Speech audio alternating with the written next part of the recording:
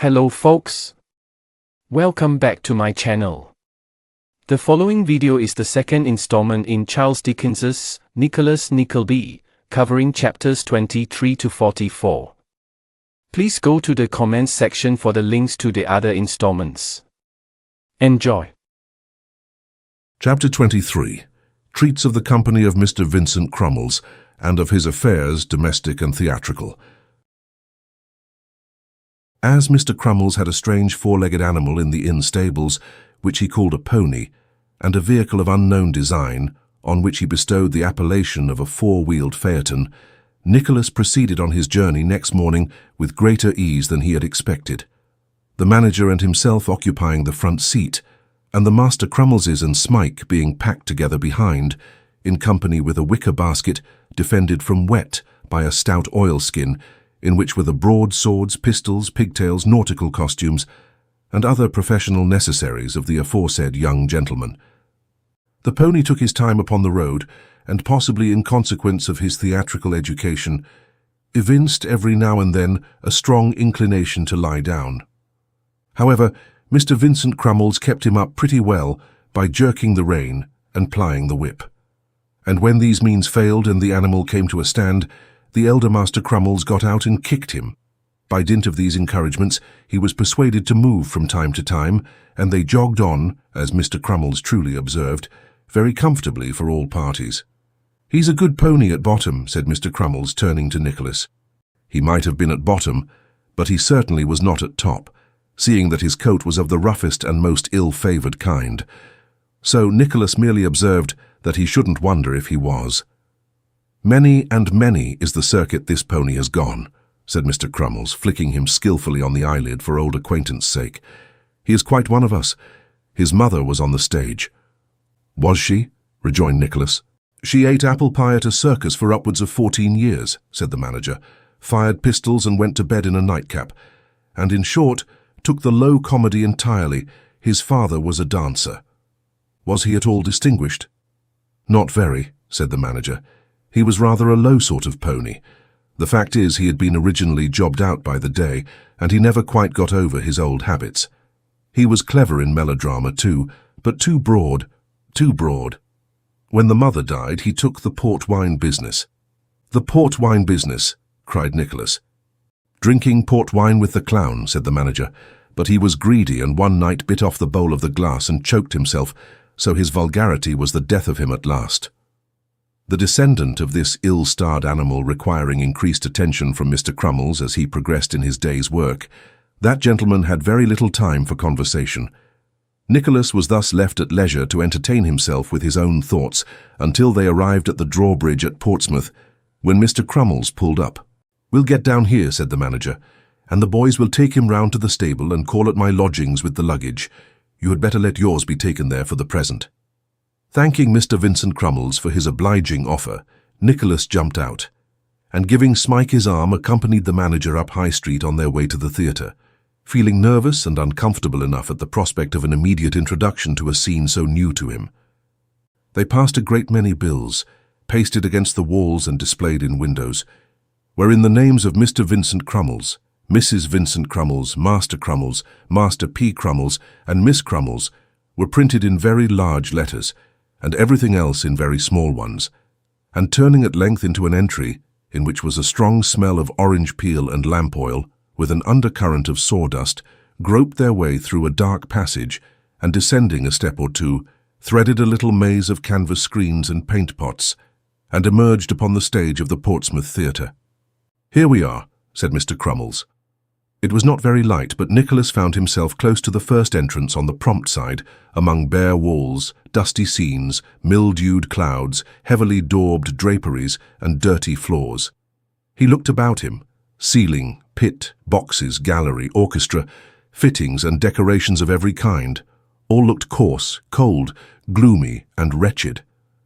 "Is this a theatre?" whispered Smike in amazement. "I thought it was a blaze of light and finery." "Why, so it is," replied Nicholas, hardly less surprised. "But not by day, Smike, not by day."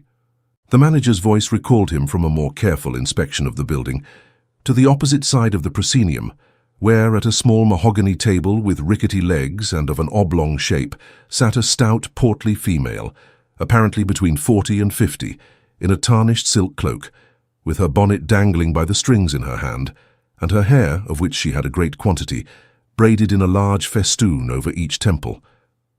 "Mr. Johnson," said the manager, for Nicholas had given the name which Newman Noggs had bestowed upon him in his conversation with Mrs. Kenwigs, "let me introduce Mrs. Vincent Crummles." "I am glad to see you, sir," said Mrs. Vincent Crummles in a sepulchral voice. "I am very glad to see you, and still more happy to hail you as a promising member of our corps." The lady shook Nicholas by the hand as she addressed him in these terms. He saw it was a large one, but had not expected quite such an iron grip as that with which she honoured him. "And this," said the lady, crossing to Smike as tragic actresses cross when they obey a stage direction, "and this is the other. You too are welcome, sir." "He'll do, I think, my dear," said the manager, taking a pinch of snuff. "He is admirable," replied the lady. "An acquisition indeed." As Mrs. Vincent Crummles recrossed back to the table, there bounded onto the stage from some mysterious inlet a little girl in a dirty white frock with tucks up to the knees, short trousers, sandaled shoes, white spencer, pink gauze bonnet, green veil and curl papers, who turned a pirouette, cut twice in the air, turned another pirouette, then, looking off at the opposite wing, shrieked, bounded forward to within 6 inches of the footlights, and fell into a beautiful attitude of terror, as a shabby gentleman in an old pair of buff slippers came in at one powerful slide, and, chattering his teeth, fiercely brandished a walking stick. "They are going through the Indian Savage and the Maiden," said Mrs. Crummles. "Oh," said the manager, "the little ballet interlude. Very good, go on. A little this way, if you please, Mr. Johnson. That'll do. Now." The manager clapped his hands as a signal to proceed, and the Savage, becoming ferocious, made a slide towards the Maiden. But the Maiden avoided him in 6 twirls, and came down, at the end of the last one, upon the very points of her toes. This seemed to make some impression upon the Savage, for after a little more ferocity and chasing of the Maiden into corners, he began to relent, and stroked his face several times with his right thumb and 4 fingers, thereby intimating that he was struck with admiration of the Maiden's beauty. Acting upon the impulse of this passion, he, the Savage, began to hit himself severe thumps in the chest, and to exhibit other indications of being desperately in love, which, being rather a prosy proceeding, was very likely the cause of the Maiden's falling asleep. Whether it was or no, asleep she did fall, sound as a church on a sloping bank, and the Savage, perceiving it, leant his left ear on his left hand, and nodded sideways, to intimate to all whom it might concern that she was asleep, and no shamming. Being left to himself, the Savage had a dance all alone. Just as he left off, the Maiden woke up, rubbed her eyes, got off the bank, and had a dance all alone too, such a dance that the Savage looked on in ecstasy all the while, and when it was done, plucked from a neighbouring tree some botanical curiosity, resembling a small pickled cabbage, and offered it to the Maiden, who at first wouldn't have it, but on the Savage shedding tears relented. Then the Savage jumped for joy, then the Maiden jumped for rapture at the sweet smell of the pickled cabbage. Then the Savage and the Maiden danced violently together, and finally the Savage dropped down on one knee, and the Maiden stood on one leg upon his other knee, thus concluding the ballet, and leaving the spectators in a state of pleasing uncertainty whether she would ultimately marry the Savage or return to her friends. "Very well indeed," said Mr. Crummles. "Bravo!" "Bravo!" cried Nicholas, resolved to make the best of everything. "Beautiful!" "This, sir," said Mr. Vincent Crummles, bringing the Maiden forward, "this is the infant phenomenon, Miss Ninetta Crummles." "Your daughter?" inquired Nicholas. My daughter," replied Mr. Vincent Crummles. "The idol of every place we go into, sir. We have had complimentary letters about this girl, sir, from the nobility and gentry of almost every town in England." "I am not surprised at that," said Nicholas. "She must be quite a natural genius." "Quite a—" Mr. Crummles stopped. Language was not powerful enough to describe the infant phenomenon. "I'll tell you what, sir," he said. "The talent of this child is not to be imagined. She must be seen, sir, seen, to be ever so faintly appreciated. There, go to your mother, my dear." "May I ask how old she is?" inquired Nicholas. "You may, sir," replied Mr. Crummles, looking steadily in his questioner's face, as some men do when they have doubts about being implicitly believed in what they are going to say. "She is 10 years of age, sir." "Not more, not a day." "Dear me," said Nicholas, "it's extraordinary." It was, for the infant phenomenon, though of short stature, had a comparatively aged countenance, and had moreover been precisely the same age, not perhaps to the full extent of the memory of the oldest inhabitant, but certainly for 5 good years. But she had been kept up late every night and put upon an unlimited allowance of gin and water from infancy to prevent her growing tall, and perhaps this system of training had produced in the infant phenomenon these additional phenomena. While this short dialogue was going on, the gentleman who had enacted the savage came up with his walking shoes on his feet and his slippers in his hand to within a few paces, as if desirous to join in the conversation. Deeming this a good opportunity, he put in his word. "Talent there, sir," said the savage, nodding towards Miss Crummles. Nicholas assented. "Ah," said the actor, setting his teeth together and drawing in his breath with a hissing sound. "She oughtn't to be in the provinces, she oughtn't." "What do you mean?" asked the manager. "I mean to say," replied the other warmly, "that she is too good for country boards, and that she ought to be in one of the large houses in London, or nowhere. And I tell you more, without mincing the matter, that if it wasn't for envy and jealousy in some quarter that you know of, she would be. Perhaps you'll introduce me here, Mr. Crummles." "Mr. Folair," said the manager, presenting him to Nicholas. "Happy to know you, sir." Mr. Folair touched the brim of his hat with his forefinger, and then shook hands. "A recruit, sir, I understand." "An unworthy one," replied Nicholas. "Did you ever see such a set-out as that?" whispered the actor, drawing him away, as Crummles left them to speak to his wife. "As what?" Mr. Folair made a funny face from his pantomime collection and pointed over his shoulder. "You don't mean the infant phenomenon?" "Infant humbug, sir," replied Mr. Folair. "There isn't a female child of common sharpness in a charity school that couldn't do better than that. She may thank her stars she was born a manager's daughter." "You seem to take it to heart," observed Nicholas with a smile. "Yes, by Jove, and well I may," said Mr. Folair, drawing his arm through his and walking him up and down the stage. "Isn't it enough to make a man crusty to see that little sprawler put up in the best business every night, and actually keeping money out of the house by being forced down the people's throats while other people are passed over? Isn't it extraordinary to see a man's confounded family conceit blinding him, even to his own interest? Why, I know of 15 and sixpence that came to Southampton one night last month to see me dance the Highland Fling. And what's the consequence? I've never been put up in it since, never once, while the infant phenomenon has been grinning through artificial flowers at 5 people and a baby in the pit and 2 boys in the gallery every night. "If I may judge from what I have seen of you," said Nicholas, "you must be a valuable member of the company." "Oh," replied Mr. Folair, beating his slippers together to knock the dust out, "I can come it pretty well, nobody better perhaps in my own line, but having such business as one gets here is like putting lead on one's feet instead of chalk, and dancing in fetters without the credit of it. Holloa, old fellow, how are you?"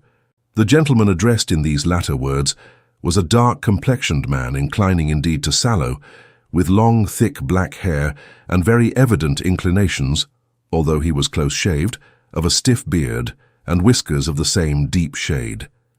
His age did not appear to exceed 30, though many at first sight would have considered him much older, as his face was long and very pale from the constant application of stage paint. He wore a checked shirt, an old green coat with new gilt buttons, a neckerchief of broad red and green stripes, and full blue trousers. He carried, too, a common ash walking stick, apparently more for show than use, as he flourished it about, with the hooked end downwards, except when he raised it for a few seconds and, throwing himself into a fencing attitude, made a pass or two at the side scenes, or at any other object, animate or inanimate, that chanced to afford him a pretty good mark at the moment. "Well, Tommy," said this gentleman, making a thrust at his friend, who parried it dexterously with his slipper, "what's the news?" "A new appearance, that's all," replied Mr. Folair, looking at Nicholas. "Do the honours, Tommy, do the honours," said the other gentleman, tapping him reproachfully on the crown of the hat with his stick. "This is Mr. Lenville, who does our first tragedy, Mr. Johnson," said the pantomimist. Except when old Bricks and Mortar takes it into his head to do it himself, you should add, Tommy, remarked Mr. Lenville. You know who Bricks and Mortar is, I suppose, sir? I do not indeed, replied Nicholas. We call Crummles that, because his style of acting is rather in the heavy and ponderous way, said Mr. Lenville. I mustn't be cracking jokes, though, for I've got a part of 12 lengths here, which I must be up in tomorrow night, and I haven't had time to look at it yet. I'm a confounded quick study, that's one comfort. Consoling himself with this reflection, Mr. Lenville drew from his coat pocket a greasy and crumpled manuscript, and having made another pass at his friend, proceeded to walk to and fro, conning it to himself, and indulging occasionally in such appropriate action as his imagination and the text suggested.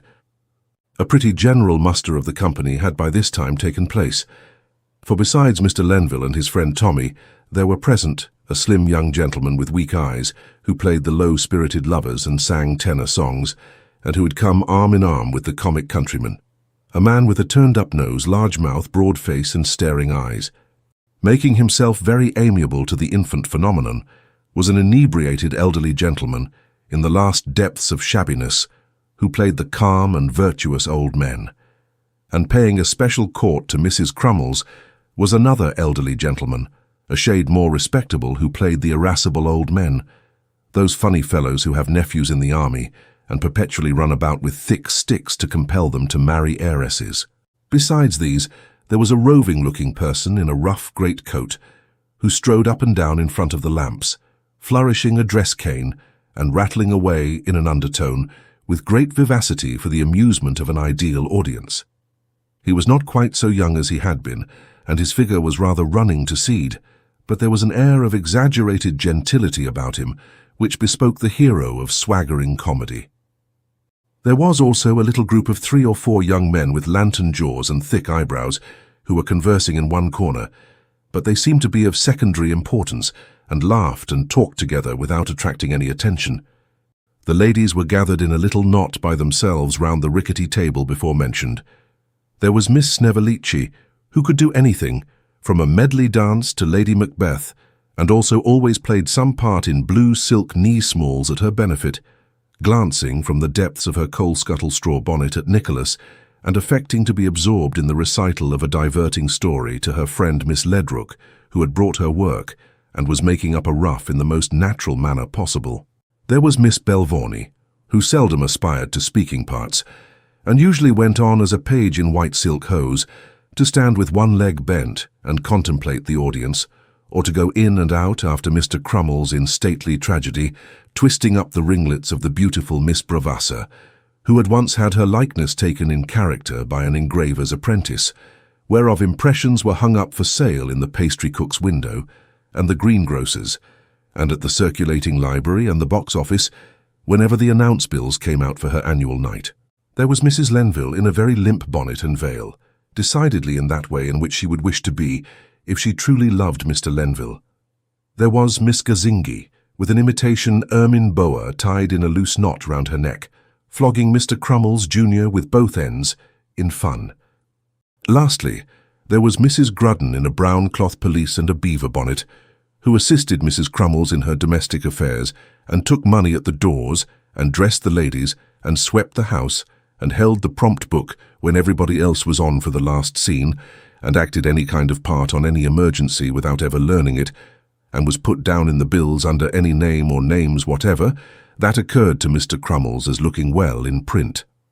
Mr. Folair, having obligingly confided these particulars to Nicholas, left him to mingle with his fellows. The work of personal introduction was completed by Mr. Vincent Crummles, who publicly heralded the new actor as a prodigy of genius and learning.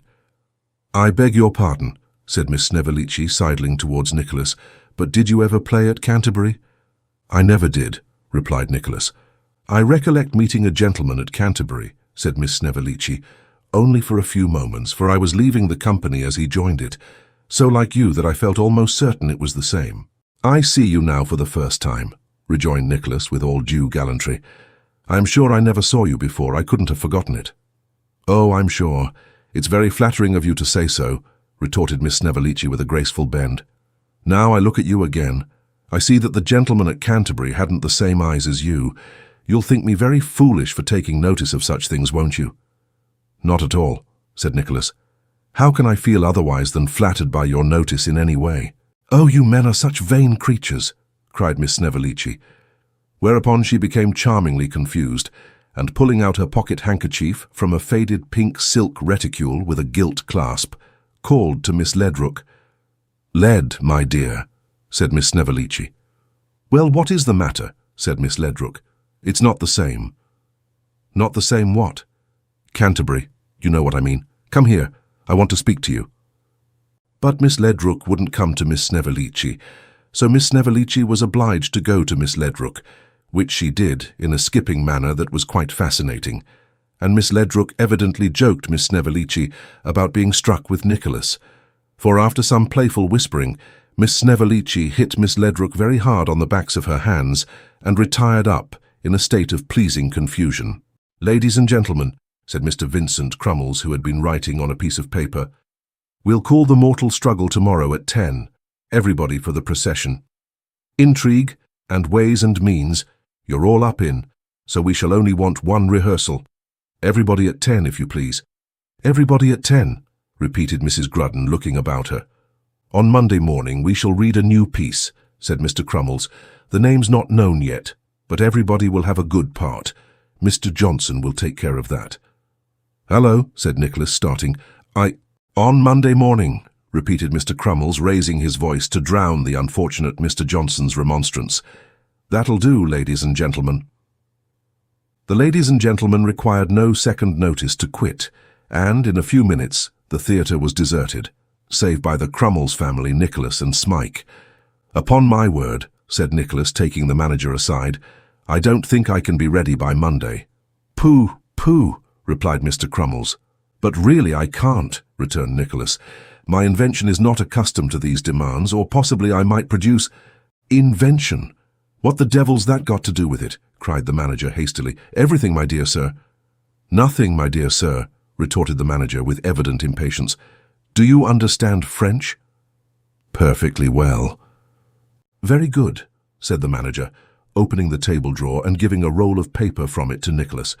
"There, just turn that into English and put your name on the title page." "Damn me," said Mr. Crummles angrily, "if I haven't often said that I wouldn't have a man or woman in my company that wasn't master of the language, so that they might learn it from the original, and play it in English, and save all this trouble and expense." Nicholas smiled and pocketed the play. "What are you going to do about your lodging?" said Mr. Crummles. Nicholas could not help thinking that for the first week it would be an uncommon convenience to have a turn-up bedstead in the pit, but he merely remarked that he had not turned his thoughts that way. "Come home with me then," said Mr. Crummles, "and my boys shall go with you after dinner and show you the most likely place." The offer was not to be refused. Nicholas and Mr. Crummles gave Mrs. Crummles an arm each, and walked up the street in stately array. Smike, the boys, and the phenomenon went home by a shorter cut, and Mrs. Grudden remained behind to take some cold Irish stew and a pint of porter in the box office. Mrs. Crummles trod the pavement as if she were going to immediate execution with an animating consciousness of innocence, and that heroic fortitude which virtue alone inspires. Mr. Crummles, on the other hand, assumed the look and gait of a hardened despot. But they both attracted some notice from many of the passers-by, and when they heard a whisper of Mr. and Mrs. Crummles, or saw a little boy run back to stare them in the face, the severe expression of their countenances relaxed, for they felt it was popularity. Mr. Crummles lived in St. Thomas's Street, at the house of one Bulph, a pilot, who sported a boat-green door with window frames of the same colour, and had the little finger of a drowned man on his parlour mantel-shelf, with other maritime and natural curiosities. He displayed also a brass knocker, a brass plate, and a brass bell handle, all very bright and shining, and had a mast with a vane on the top of it in his backyard. "You are welcome," said Mrs. Crummles, turning round to Nicholas when they reached the bow-windowed front room on the first floor. Nicholas bowed his acknowledgments, and was unfeignedly glad to see the cloth laid. "We have but a shoulder of mutton with onion sauce," said Mrs. Crummles in the same charnel house voice, "but such as our dinner is, we beg you to partake of it." "You are very good," replied Nicholas. I shall do it ample justice." "Vincent," said Mrs. Crummles, "what is the hour?" "5 minutes past dinner time," said Mr. Crummles. Mrs. Crummles rang the bell. "Let the mutton and onion sauce appear." The slave who attended upon Mr. Bulph's lodgers disappeared, and after a short interval reappeared with the festive banquet. Nicholas and the infant phenomenon opposed each other at the Pembroke table, and Smike and the Master Crummleses dined on the sofa bedstead. "Are they very theatrical people here?" asked Nicholas. "No," replied Mr. Crummles, shaking his head. "Far from it, far from it." "I pity them," observed Mrs. Crummles. "So do I," said Nicholas, "if they have no relish for theatrical entertainments properly conducted." "Then they have none, sir," rejoined Mr. Crummles. "To the infant's benefit last year, on which occasion she repeated 3 of her most popular characters, and also appeared in The Fairy Porcupine, as originally performed by her, there was a house of no more than £4.12. "Is it possible?" cried Nicholas. "And £2 of that was trust, Pa," said the phenomenon. "And £2 of that was trust," repeated Mr. Crummles. "Mrs. Crummles herself has played to mere handfuls."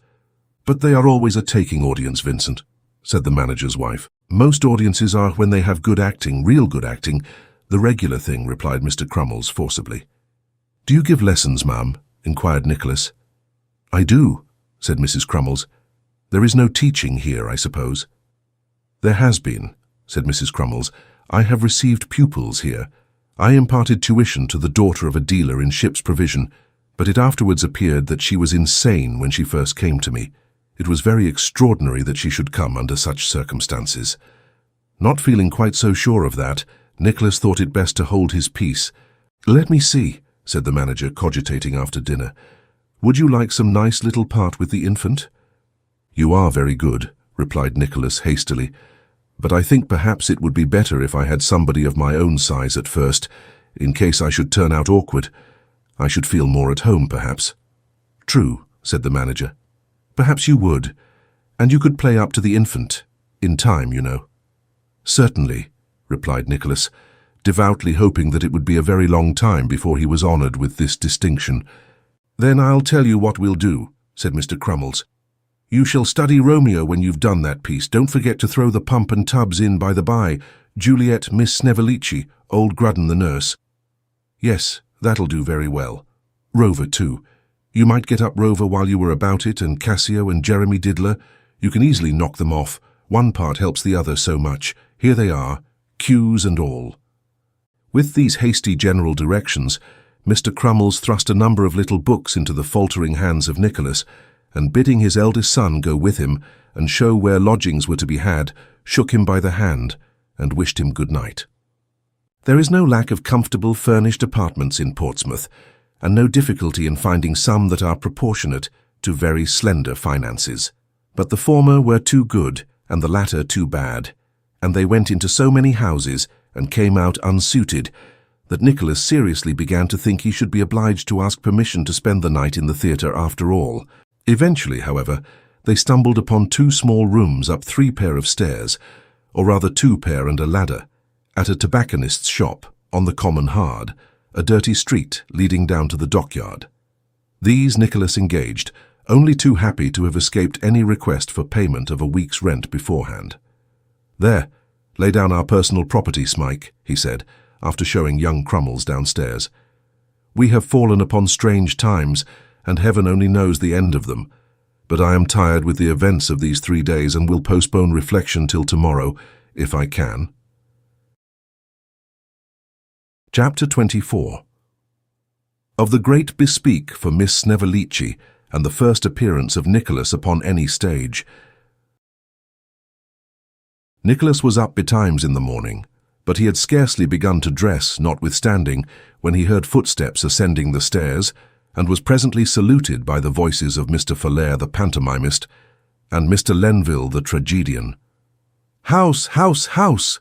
cried Mr. Folair. "What ho, within there!" said Mr. Lenville in a deep voice. "Confound these fellows!" thought Nicholas. "They have come to breakfast, I suppose. I'll open the door directly if you'll wait an instant."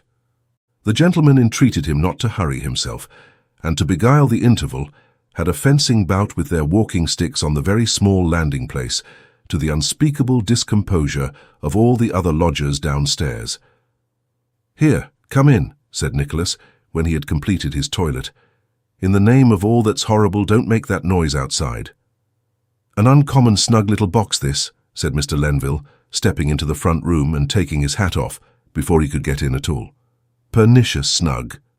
For a man at all particular in such matters, it might be a trifle too snug," said Nicholas, "for although it is undoubtedly a great convenience to be able to reach anything you want from the ceiling or the floor or either side of the room without having to move from your chair, still these advantages can only be had in an apartment of the most limited size."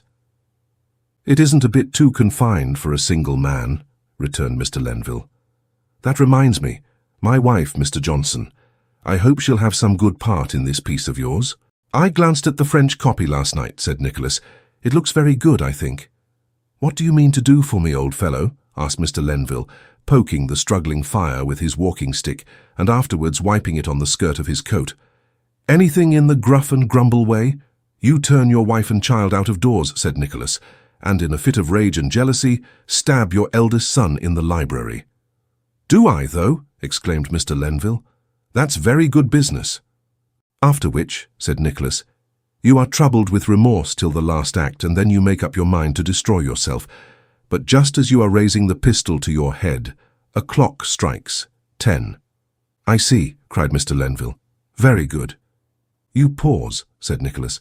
"You recollect to have heard a clock strike 10 in your infancy. The pistol falls from your hand, you are overcome, you burst into tears, and become a virtuous and exemplary character for ever afterwards." "Capital," said Mr. Lenville. "That's a sure card, a sure card. Get the curtain down with a touch of nature like that, and it'll be a triumphant success." "Is there anything good for me?" inquired Mr. Folair anxiously. "Let me see," said Nicholas. "You play the faithful and attached servant. You are turned out of doors with the wife and child." "Always coupled with that infernal phenomenon," sighed Mr. Folair. "And we go into poor lodgings, where I won't take any wages, and talk sentiment, I suppose." "Why, yes," replied Nicholas. "That is the course of the piece." "I must have a dance of some kind, you know," said Mr. Folair. "You'll have to introduce one for the phenomenon, so you'd better make a pas de deux and save time." "There's nothing easier than that," said Mr. Lenville, observing the disturbed looks of the young dramatist. "Upon my word, I don't see how it's to be done," rejoined Nicholas. "Why, isn't it obvious?" reasoned Mr. Lenville. "Gadzooks, who can help seeing the way to do it? You astonish me. You get the distressed lady, and the little child, and the attached servant into the poor lodgings, don't you? Well, look here.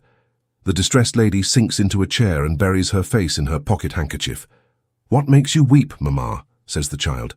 'Don't weep, mamma, or you'll make me weep too.' 'And me,' says the favourite servant, rubbing his eyes with his arm. 'What can we do to raise your spirits, dear mamma?' says the little child. 'Aye, what can we do?' says the faithful servant. 'Oh, Pierre,' says the distressed lady, 'would that I could shake off these painful thoughts.' 'Try, ma'am, try,' says the faithful servant. 'Rouse yourself, ma'am, be amused.' 'I will,' says the lady. 'I will learn to suffer with fortitude. Do you remember that dance, my honest friend, which, in happier days, you practised with this sweet angel? It never failed to calm my spirits then. Oh, let me see it once again before I die. There it is, cue for the band before I die, and off they go. That's the regular thing, isn't it, Tommy?" "That's it," replied Mr. Folair.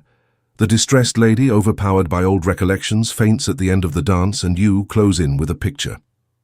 Profiting by these and other lessons, which were the result of the personal experience of the two actors, Nicholas willingly gave them the best breakfast he could, and when he at length got rid of them, applied himself to his task, by no means displeased to find that it was so much easier than he had at first supposed. He worked very hard all day, and did not leave his room until the evening, when he went down to the theatre, whither Smike had repaired before him to go on with another gentleman as a general rebellion. Here all the people were so much changed that he scarcely knew them. False hair, false colour, false calves, false muscles, they had become different beings. Mr. Lenville was a blooming warrior of most exquisite proportions. Mr. Crummles, his large face shaded by a profusion of black hair, a Highland outlaw of most majestic bearing. One of the old gentlemen a jailer, and the other a venerable patriarch. The comic countryman, a fighting man of great valour, relieved by a touch of humour. Each of the Master Crummleses a prince in his own right, and the low-spirited lover a desponding captive. There was a gorgeous banquet ready spread for the third act, consisting of 2 pasteboard vases, 1 plate of biscuits, a black bottle, and a vinegar cruet. And in short, everything was on a scale of the utmost splendour and preparation. Nicholas was standing with his back to the curtain, now contemplating the first scene, which was a Gothic archway about 2 feet shorter than Mr. Crummles, through which that gentleman was to make his first entrance, and now listening to a couple of people who were cracking nuts in the gallery, wondering whether they made the whole audience, when the manager himself walked familiarly up and accosted him. "Been in front tonight?" said Mr. Crummles. "No," replied Nicholas. "Not yet. I am going to see the play." "We've had a pretty good let," said Mr. Crummles. "4 front places in the centre and the whole of the stage box." "Oh, indeed," said Nicholas. "A family, I suppose?" "Yes," replied Mr. Crummles. "Yes, it's an affecting thing. There are 6 children, and they never come unless the phenomenon plays." It would have been difficult for any party, family or otherwise, to have visited the theatre on a night when the phenomenon did not play, inasmuch as she always sustained one, and not uncommonly 2 or 3 characters, every night.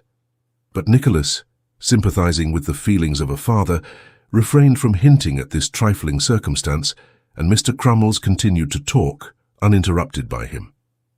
"6, said that gentleman. Pa and Ma 8, Aunt 9, governess 10, grandfather and grandmother 12. Then there's the footman who stands outside with a bag of oranges and a jug of toast and water, and sees the play for nothing through the little pane of glass in the box door. It's cheap at a guinea, they gain by taking a box." "I wonder you allow so many," observed Nicholas. "There's no help for it," replied Mr. Crummles. "It's always expected in the country. If there are 6 children, 6 people come to hold them in their laps. A family box carries double always. Ring in the orchestra, Grudden." That useful lady did as she was requested, and shortly afterwards the tuning of 3 fiddles was heard, which process having been protracted as long as it was supposed that the patience of the audience could possibly bear it, was put a stop to by another jerk of the bell, which, being the signal to begin in earnest, set the orchestra playing a variety of popular airs with involuntary variations. If Nicholas had been astonished at the alteration for the better which the gentleman displayed, the transformation of the ladies was still more extraordinary. When, from a snug corner of the manager's box, he beheld Miss Snevellicci in all the glories of white muslin with a golden hem, and Mrs. Crummles in all the dignity of the outlaw's wife, and Miss Bravassa in all the sweetness of Miss Snevellicci's confidential friend, and Miss Belvani in the white silks of a page doing duty everywhere, and swearing to live and die in the service of everybody, he could scarcely contain his admiration, which testified itself in great applause and the closest possible attention to the business of the scene. The plot was most interesting. It belonged to no particular age, people, or country, and was perhaps the more delightful on that account, as nobody's previous information could afford the remotest glimmering of what would ever come of it. An outlaw had been very successful in doing something somewhere, and came home in triumph to the sound of shouts and fiddles to greet his wife, a lady of masculine mind, who talked a good deal about her father's bones, which it seemed were unburied, though whether from a peculiar taste on the part of the old gentleman himself, or the reprehensible neglect of his relations, did not appear. This outlaw's wife was, somehow or other, mixed up with a patriarch, living in a castle a long way off, and this patriarch was the father of several of the characters, but he didn't exactly know which, and was uncertain whether he had brought up the right ones in his castle, or the wrong ones.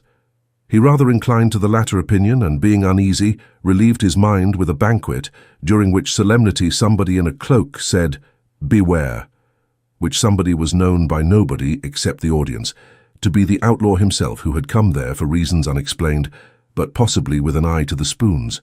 There was an agreeable little surprise in the way of certain love passages between the desponding captive and Miss Snevellicci, and the comic fighting man and Miss Bravassa. Besides which, Mr. Lenville had several very tragic scenes in the dark while on throat-cutting expeditions, which were all baffled by the skill and bravery of the comic fighting man, who overheard whatever was said all through the piece, and the intrepidity of Miss Snevellicci, who adopted tights and therein repaired to the prison of her captive lover, with a small basket of refreshments and a dark lantern. At last, it came out that the patriarch was the man who had treated the bones of the outlaw's father-in-law with so much disrespect, for which cause and reason the outlaw's wife repaired to his castle to kill him, and so got into a dark room, where, after a good deal of groping in the dark, everybody got hold of everybody else and took them for somebody besides, which occasioned a vast quantity of confusion, with some pistoling, loss of life, and torchlight. After which, the patriarch came forward and, observing with a knowing look that he knew all about his children now and would tell them when they got inside, said that there could not be a more appropriate occasion for marrying the young people than that, and therefore he joined their hands with the full consent of the indefatigable page, who, being the only other person surviving, pointed with his cap into the clouds and his right hand to the ground, thereby invoking a blessing and giving the cue for the curtain to come down, which it did amidst general applause. "What did you think of that?" asked Mr. Crummles when Nicholas went round to the stage again. Mr. Crummles was very red and hot, for your outlaws are desperate fellows to shout. "I think it was very capital indeed," replied Nicholas. "Miss Snevellicci in particular was uncommonly good." "She's a genius," said Mr. Crummles. "Quite a genius, that girl. By the by, I've been thinking of bringing out that piece of yours on her bespeak night." "When?" asked Nicholas. "The night of her bespeak, her benefit night when her friends and patrons bespeak the play," said Mr. Crummles. "Oh, I understand," replied Nicholas. "You see," said Mr. Crummles, "it's sure to go on such an occasion, and even if it should not work up quite as well as we expect, why, it will be her risk, you know, and not ours." "Yours, you mean," said Nicholas. "I said mine, didn't I?" returned Mr. Crummles. "Next Monday week. What do you say? You'll have done it, and are sure to be up in the lover's part, long before that time." "I don't know about long before," replied Nicholas, "but by that time I think I can undertake to be ready." "Very good," pursued Mr. Crummles. "Then we'll call that settled. Now I want to ask you something else. There's a little, what shall I call it? A little canvassing takes place on these occasions." "Among the patrons, I suppose," said Nicholas. "Among the patrons, and the fact is that Snevellicci has had so many bespeaks in this place that she wants an attraction. She had a bespeak when her mother-in-law died, and a bespeak when her uncle died, and Mrs. Crummles and myself have had bespeaks on the anniversary of the phenomenon's birthday and our wedding day, and occasions of that description, so that in fact there's some difficulty in getting a good one. Now, won't you help this poor girl, Mr. Johnson?" said Crummles, sitting himself down on a drum and taking a great pinch of snuff as he looked him steadily in the face. "How do you mean?" rejoined Nicholas. "Don't you think you could spare half an hour tomorrow morning to call with her at the houses of one or two of the principal people?" murmured the manager in a persuasive tone. "Oh, dear me," said Nicholas, with an air of very strong objection. "I shouldn't like to do that." "The infant will accompany her," said Mr. Crummles. "The moment it was suggested to me, I gave permission for the infant to go. There will not be the smallest impropriety. Miss Snevellicci, sir, is the very soul of honour. It would be of material service. The gentleman from London, author of the new piece, actor in the new piece, first appearance on any boards, it would lead to a great bespeak, Mr. Johnson." "I am very sorry to throw a damp upon the prospects of anybody, and more especially a lady," replied Nicholas. "But really I must decidedly object to making one of the canvassing party." "What does Mr. Johnson say, Vincent?" inquired a voice close to his ear, and looking round he found Mrs. Crummles and Miss Snevellicci herself standing behind him. "He has some objection, my dear," replied Mr. Crummles, looking at Nicholas. "Objection!" exclaimed Mrs. Crummles. "Can it be possible?" "Oh, I hope not," cried Miss Snevellicci. "You surely are not so cruel." "Oh, dear me! Well, I to think of that now, after all one's looking forward to it."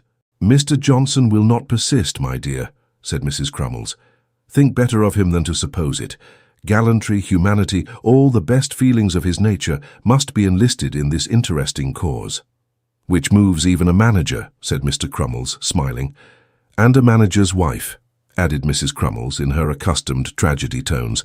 "Come, come, you will relent, I know you will." "It is not in my nature," said Nicholas, moved by these appeals, to resist any entreaty unless it is to do something positively wrong, and beyond a feeling of pride, I know nothing which should prevent my doing this. I know nobody here, and nobody knows me. So be it then. I yield." Miss Snevillici was at once overwhelmed with blushes and expressions of gratitude, of which latter commodity neither Mr. nor Mrs. Crummles was by any means sparing. It was arranged that Nicholas should call upon her at her lodgings at 11 next morning, and soon after they parted, he to return home to his authorship, Miss Snevillici to dress for the afterpiece, and the disinterested manager and his wife to discuss the probable gains of the forthcoming bespeak, of which they were to have 2/3 of the profits by solemn treaty of agreement. At the stipulated hour next morning, Nicholas repaired to the lodgings of Miss Snevillici, which were in a place called Lombard Street, at the house of a tailor. A strong smell of ironing pervaded the little passage, and the tailor's daughter, who opened the door, appeared in that flutter of spirits which is so often attendant upon the periodical getting up of a family's linen. "Miss Snevillici lives here, I believe," said Nicholas, when the door was opened. The tailor's daughter replied in the affirmative. "Will you have the goodness to let her know that Mr. Johnson is here?" said Nicholas. "Oh, if you please, you're to come upstairs," replied the tailor's daughter, with a smile. Nicholas followed the young lady and was shown into a small apartment on the first floor, communicating with a back room, in which, as he judged from a certain half-subdued clinking sound, as of cups and saucers, Miss Snevillici was then taking her breakfast in bed. "You're to wait, if you please," said the tailor's daughter after a short period of absence, during which the clinking in the back room had ceased and been succeeded by whispering, "She won't be long." As she spoke, she pulled up the window blind, and having by this means, as she thought, diverted Mr. Johnson's attention from the room to the street, caught up some articles which were airing on the fender and had very much the appearance of stockings, and darted off. As there were not many objects of interest outside the window, Nicholas looked about the room with more curiosity than he might otherwise have bestowed upon it. On the sofa lay an old guitar, several thumbed pieces of music, and a scattered litter of curl-papers, together with a confused heap of playbills, and a pair of soiled white satin shoes with large blue rosettes. Hanging over the back of a chair was a half-finished muslin apron with little pockets ornamented with red ribbons, such as waiting women wear on the stage, and by consequence are never seen with anywhere else. In one corner stood the diminutive pair of top boots in which Miss Snevillici was accustomed to enact the little jockey, and folded on a chair hard by was a small parcel which bore a very suspicious resemblance to the companion Smalls. But the most interesting object of all was perhaps the open scrapbook, displayed in the midst of some theatrical duodecimos that were strewn upon the table, and pasted into which scrapbook were various critical notices of Miss Snevillici's acting, extracted from different provincial journals together with one poetic address in her honour, commencing, "Sing, God of love, and tell me in what dearth thrice-gifted Snevillici came on earth, to thrill us with her smile, her tear, her eye. Sing, God of love, and tell me quickly why." Besides this effusion, there were innumerable complimentary allusions also extracted from newspapers, such as, "We observe from an advertisement in another part of our paper of today that the charming and highly talented Miss Snevillici takes her benefit on Wednesday, for which occasion she has put forth a bill of fare that might kindle exhilaration in the breast of a misanthrope, in the confidence that our fellow townsmen have not lost that high appreciation of public utility and private worth, for which they have long been so preeminently distinguished. We predict that this charming actress will be greeted with a bumper. To correspondents. J.S. is misinformed when he supposes that the highly gifted and beautiful Miss Snevillici, nightly captivating all hearts at our pretty and commodious little theatre, is not the same lady to whom the young gentleman of immense fortune, residing within 100 miles of the good city of York, lately made honourable proposals. We have reason to know that Miss Snevillici is the lady who was implicated in that mysterious and romantic affair, and whose conduct on that occasion did no less honour to her head and heart than do her histrionic triumphs to her brilliant genius. A copious assortment of such paragraphs as these, with long bills of benefits all ending with "come early," in large capitals, formed the principal contents of Miss Snevillice's scrapbook. Nicholas had read a great many of these scraps, and was absorbed in a circumstantial and melancholy account of the train of events which had led to Miss Snevillice's spraining her ankle by slipping on a piece of orange peel flung by a monster in human form, so the paper said, upon the stage at Winchester, when that young lady herself, attired in the coal-scuttle bonnet and walking dress complete, tripped into the room with 1,000 apologies for having detained him so long after the appointed time. "But really," said Miss Snevillice, "my darling lad, who lives with me here, was taken so very ill in the night that I thought she would have expired in my arms." "Such a fate is almost to be envied," returned Nicholas. "But I am very sorry to hear it, nevertheless. What a creature you are to flatter," said Miss Snevillice, buttoning her glove in much confusion. "If it be flattery to admire your charms and accomplishments," rejoined Nicholas, laying his hand upon the scrapbook, "you have better specimens of it here." "Oh, you cruel creature, to read such things as those! I'm almost ashamed to look you in the face afterwards, positively I am," said Miss Snevillice, seizing the book and putting it away in a closet. "How careless of Led! How could she be so naughty?" "I thought you had kindly left it here on purpose for me to read," said Nicholas, "and really it did seem possible." "I wouldn't have had you see it for the world," rejoined Miss Snevillice. "I never was so vexed, never. But she is such a careless thing, there's no trusting her."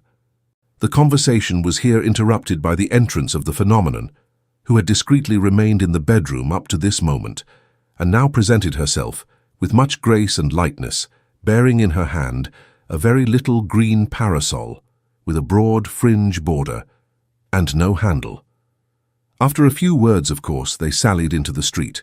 The phenomenon was rather a troublesome companion, for first the right sandal came down and then the left, and these mischances being repaired, one leg of the little white trousers was discovered to be longer than the other. Besides these accidents, the green parasol was dropped down an iron grating, and only fished up again with great difficulty and by dint of much exertion. However, it was impossible to scold her, as she was the manager's daughter, so Nicholas took it all in perfect good humour, and walked on with Miss Snevillice arm in arm on one side, and the offending infant on the other. The first house to which they bent their steps was situated in a terrace of respectable appearance. Miss Snevillice's modest double knock was answered by a footboy, who, in reply to her inquiry whether Mrs. Curdle was at home, opened his eyes very wide, grinned very much, and said he didn't know, but he'd inquire. With this he showed them into a parlour where he kept them waiting, until the 2 women servants had repaired thither under false pretences to see the play actors, and having compared notes with them in the passage and joined in a vast quantity of whispering and giggling, he at length went upstairs with Miss Snevillice's name. Now Mrs. Curdle was supposed, by those who were best informed on such points, to possess quite the London taste in matters relating to literature and the drama, and as to Mr. Curdle, he had written a pamphlet of 64 pages, post octavo, on the character of the nurse's deceased husband in Romeo and Juliet, with an inquiry whether he really had been a merry man in his lifetime, or whether it was merely his widow's affectionate partiality that induced her so to report him. He had likewise proved that by altering the received mode of punctuation, any one of Shakespeare's plays could be made quite different, and the sense completely changed. It is needless to say, therefore, that he was a great critic and a very profound and most original thinker. "Well, Miss Snevillice," said Mrs. Curdle, entering the parlour, "and how do you do?" Miss Snevillice made a graceful obeisance, and hoped Mrs. Curdle was well, as also Mr. Curdle, who at the same time appeared. Mrs. Curdle was dressed in a morning wrapper, with a little cap stuck upon the top of her head. Mr. Curdle wore a loose robe on his back, and his right forefinger on his forehead, after the portraits of Sterne, to whom somebody or other had once said he bore a striking resemblance. "I venture to call for the purpose of asking whether you would put your name to my bespeak, ma'am," said Miss Snevillice, producing documents. "Oh, I really don't know what to say," replied Mrs. Curdle. "It's not as if the theatre was in its high and palmy days. You needn't stand, Miss Snevillice. The drama is gone, perfectly gone. As an exquisite embodiment of the poet's visions and a realization of human intellectuality, gilding with refulgent light our dreamy moments, and laying open a new and magic world before the mental eye. The drama is gone, perfectly gone, said Mr. Curdle. What man is there now living who can present before us all those changing and prismatic colours with which the character of Hamlet is invested? Exclaimed Mrs. Curdle. What man indeed? Upon the stage, said Mr. Curdle, with a small reservation in favour of himself. Hamlet! Pooh, ridiculous! Hamlet is gone, perfectly gone. Quite overcome by these dismal reflections, Mr. and Mrs. Curdle sighed, and sat for some short time without speaking. At length, the lady, turning to Miss Snevellicci, inquired what play she proposed to have.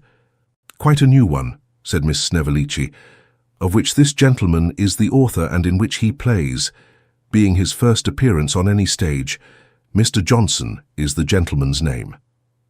I hope you have preserved the unities, sir, said Mr. Curdle. The original piece is a French one, said Nicholas. There is abundance of incident, sprightly dialogue, strongly marked characters, all unavailing without a strict observance of the unities, sir, returned Mr. Curdle. The unities of the drama before everything. Might I ask you, said Nicholas, hesitating between the respect he ought to assume and his love of the whimsical, might I ask you what the unities are? Mr. Curdle coughed and considered.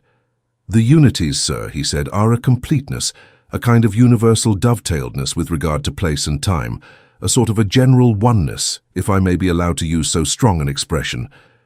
I take those to be the dramatic unities so far as I have been enabled to bestow attention upon them, and I have read much upon the subject and thought much. I find running through the performances of this child, said Mr. Curdle, turning to the phenomenon, a unity of feeling, a breadth, a light and shade, a warmth of colouring, a tone, a harmony, a glow, an artistical development of original conceptions, which I look for in vain among older performers.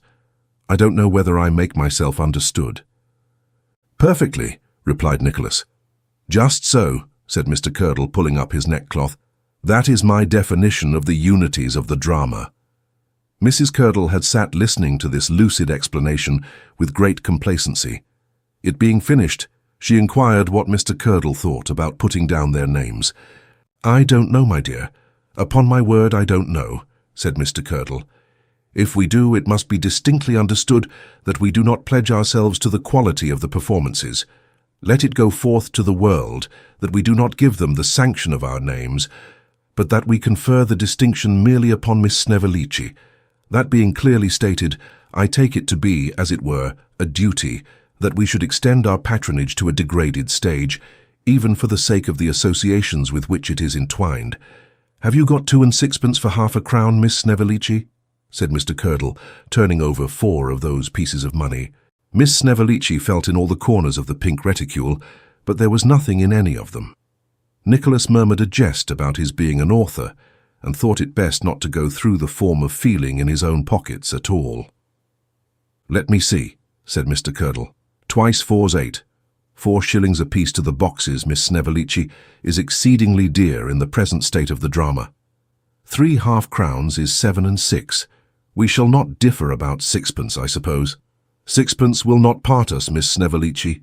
Poor Miss Snevellicci took the 3 half-crowns, with many smiles and bends, and Mrs. Curdle, adding several supplementary directions relative to keeping the places for them, and dusting the seat and sending 2 clean bills as soon as they came out, rang the bell as a signal for breaking up the conference. Odd people those, said Nicholas, when they got clear of the house.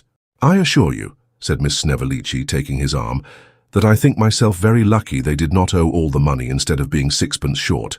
Now, if you were to succeed, they would give people to understand that they had always patronized you, and if you were to fail, they would have been quite certain of that from the very beginning. At the next house they visited, they were in great glory, for there resided the 6 children who were so enraptured with the public actions of the phenomenon, and who, being called down from the nursery to be treated with a private view of that young lady, proceeded to poke their fingers into her eyes and tread upon her toes, and show her many other little attentions peculiar to their time of life. I shall certainly persuade Mr. Boreham to take a private box, said the lady of the house after a most gracious reception. I shall only take 2 of the children, and will make up the rest of the party of gentlemen. Your admirers, Miss Snevellicci. Augustus, you naughty boy, leave the little girl alone. This was addressed to a young gentleman who was pinching the phenomenon behind, apparently with a view of ascertaining whether she was real. "I am sure you must be very tired," said the mama, turning to Miss Snevillici. "I cannot think of allowing you to go without first taking a glass of wine. Fie, Charlotte, I am ashamed of you. Miss Lane, my dear, pray see to the children."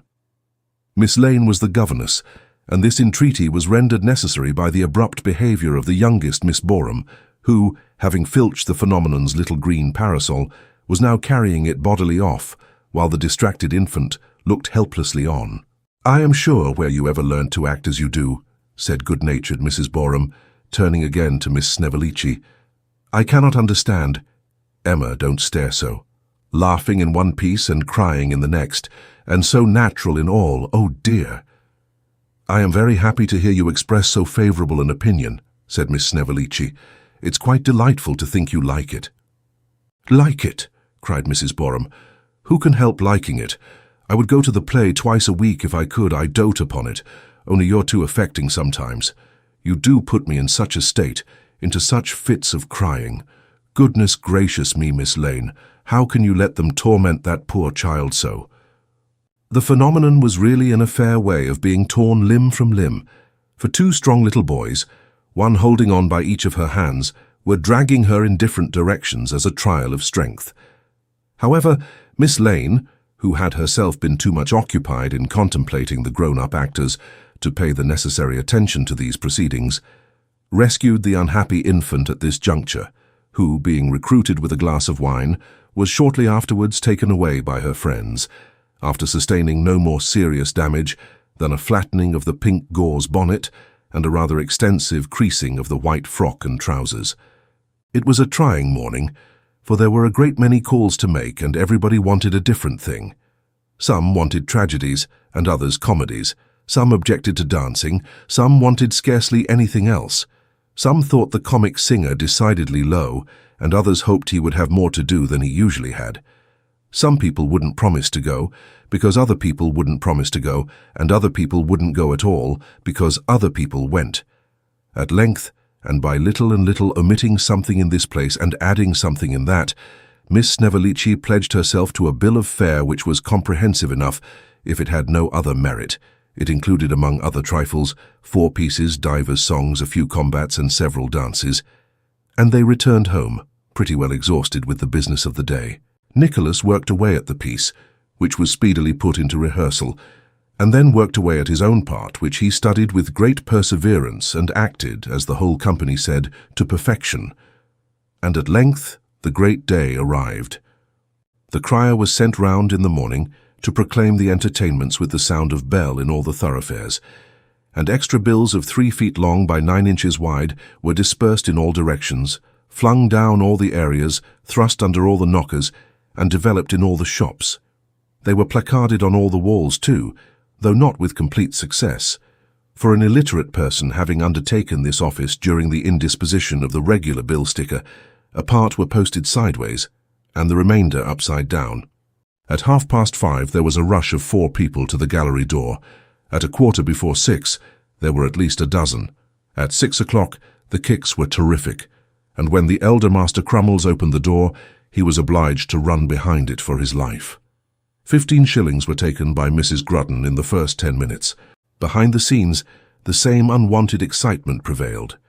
Miss Snevillici was in such a perspiration that the paint would scarcely stay on her face. Mrs. Crummles was so nervous that she could hardly remember her part. Miss Bravassa's ringlets came out of curl with the heat and anxiety. Even Mr. Crummles himself kept peeping through the hole in the curtain and running back every now and then to announce that another man had come into the pit. At last, the orchestra left off, and the curtain rose upon the new piece. The first scene, in which there was nobody particular, passed off calmly enough, but when Miss Snevillici went on in the second, accompanied by the phenomenon as child, what a roar of applause broke out. The people in the Boreham box rose as one man, waving their hats and handkerchiefs, and uttering shouts of "Bravo!" Mrs. Boreham and the governess cast wreaths upon the stage, of which some fluttered into the lamps, and one crowned the temples of a fat gentleman in the pit, who, looking eagerly towards the scene, remained unconscious of the honour. The tailor and his family kicked at the panels of the upper boxes till they threatened to come out altogether. The very ginger beer boy remained transfixed in the centre of the house. A young officer, supposed to entertain a passion for Miss Snevellicci, stuck his glass in his eye as though to hide a tear. Again and again Miss Snevellicci curtsied lower and lower, and again the applause came down, louder and louder. At length, when the phenomenon picked up one of the smoking wreaths and put it on, sideways over Miss Snevellicci's eye, it reached its climax, and the play proceeded. But when Nicholas came on for his crack scene with Mrs. Crummles, what a clapping of hands there was. When Mrs. Crummles, who was his unworthy mother, sneered and called him presumptuous boy, and he defied her, what a tumult of applause came on. When he quarrelled with the other gentleman about the young lady, and producing a case of pistols said that if he was a gentleman he would fight him in that drawing-room until the furniture was sprinkled with the blood of one, if not of two. How boxes, pit and gallery joined in one most vigorous cheer. When he called his mother names, because she wouldn't give up the young lady's property, and she, relenting, caused him to relent likewise, and fall down on one knee and ask her blessing. How the ladies in the audience sobbed. When he was hid behind the curtain in the dark, and the wicked relation poked a sharp sword in every direction, save where his legs were plainly visible, what a thrill of anxious fear ran through the house. His air, his figure, his walk, his look, everything he said or did, was the subject of commendation. There was a round of applause every time he spoke. And when, at last, in the pump and tub scene, Mrs. Grudden lighted the blue fire, and all the unemployed members of the company came in and tumbled down in various directions, not because that had anything to do with the plot, but in order to finish off with a tableau, the audience, who had by this time increased considerably, gave vent to such a shout of enthusiasm as had not been heard in those walls for many and many a day. In short, the success both of new piece and new actor was complete, and when Miss Snevellicci was called for at the end of the play, Nicholas led her on and divided the applause. Chapter 25. Concerning a young lady from London who joins the company, and an elderly admirer who follows in her train, with an affecting ceremony consequent on their arrival. The new piece, being a decided hit, was announced for every evening of performance until further notice, and the evenings when the theatre was closed were reduced from 3 in the week to 2. Nor were these the only tokens of extraordinary success, for on the succeeding Saturday Nicholas received by favour of the indefatigable Mrs. Grudden no less a sum than 30 shillings, besides which substantial reward he enjoyed considerable fame and honour, having a presentation copy of Mr. Curdle's pamphlet, forwarded to the theatre, with that gentleman's own autograph, in itself an inestimable treasure, on the fly-leaf, accompanied with a note, containing many expressions of approval, and an unsolicited assurance that Mr. Curdle would be very happy to read Shakespeare to him for 3 hours every morning before breakfast during his stay in the town. "I've got another novelty, Johnson," said Mr. Crummles one morning in great glee. "What's that?" rejoined Nicholas. "The pony." No, we never come to the pony till everything else has failed," said Mr. Crummles. "I don't think we shall come to the pony at all this season." No, not the pony." "A boy phenomenon, perhaps," suggested Nicholas. "There is only one phenomenon, sir," replied Mr. Crummles impressively, "and that's a girl." "Very true," said Nicholas. "I beg your pardon, then I don't know what it is, I am sure." "What should you say to a young lady from London?" inquired Mr. Crummles. "Miss So-and-so of the Theatre Royal, Drury Lane."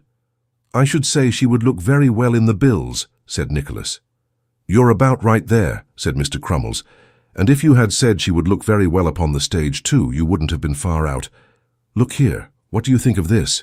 With this inquiry, Mr. Crummles unfolded a red poster, and a blue poster, and a yellow poster, at the top of each of which public notification was inscribed in enormous characters. "First appearance of the unrivalled Miss Petowker of the Theatre Royal, Drury Lane." "Dear me," said Nicholas, "I know that lady."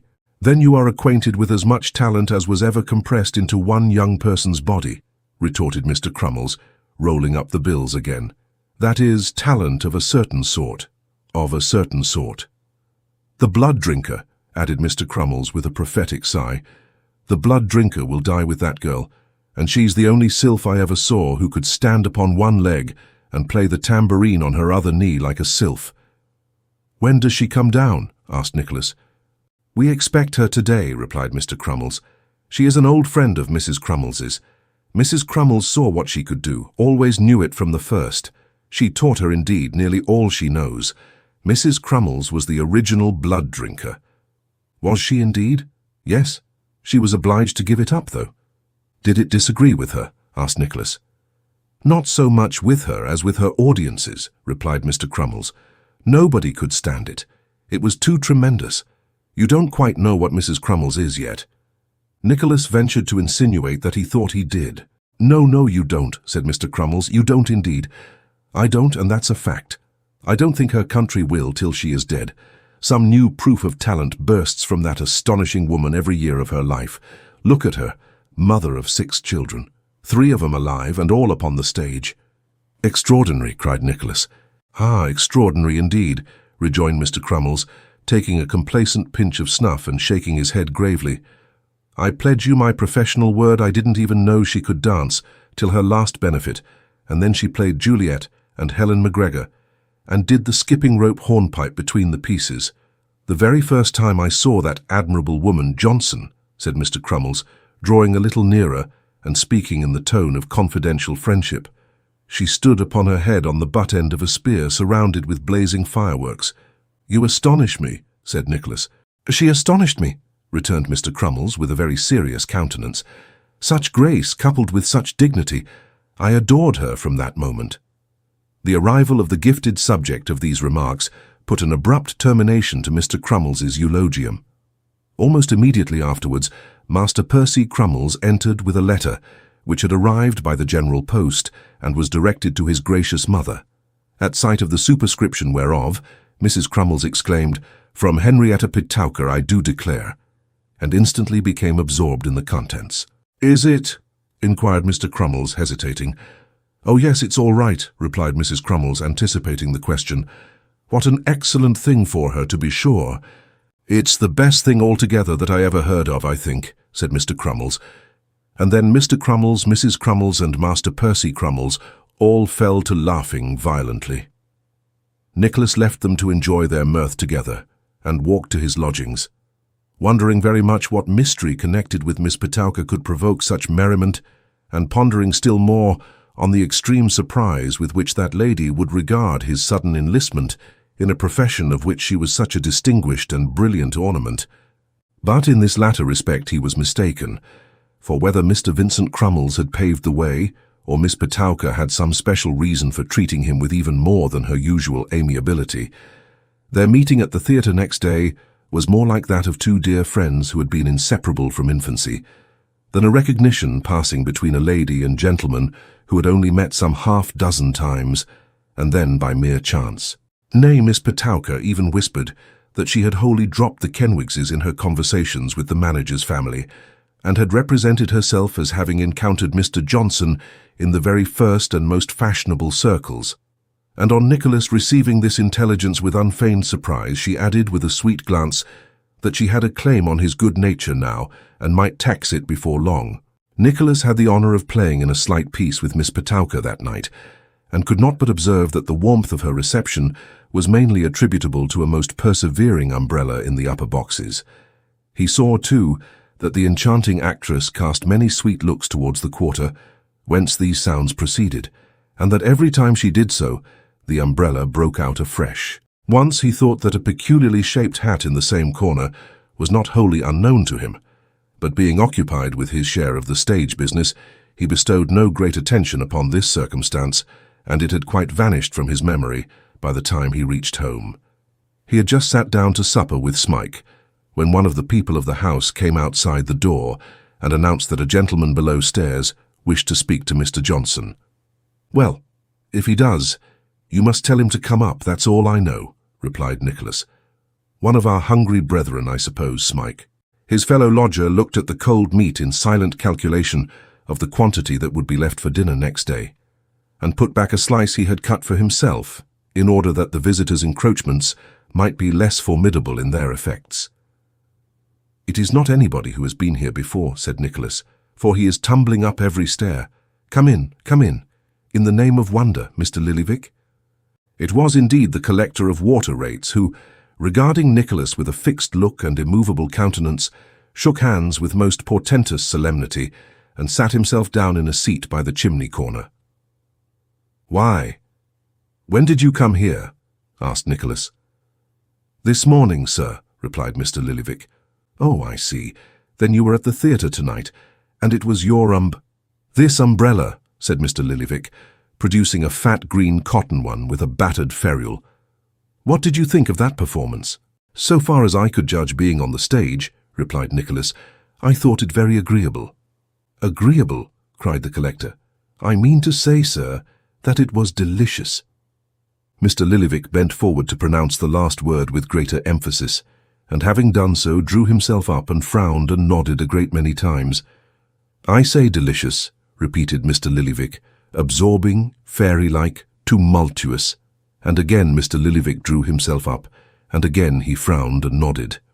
"Ah," said Nicholas, a little surprised at these symptoms of ecstatic approbation. "Yes, she is a clever girl." "She is a divinity," returned Mr. Lillyvick, giving a collector's double knock on the ground with the umbrella before mentioned. "I have known divine actresses before now, sir.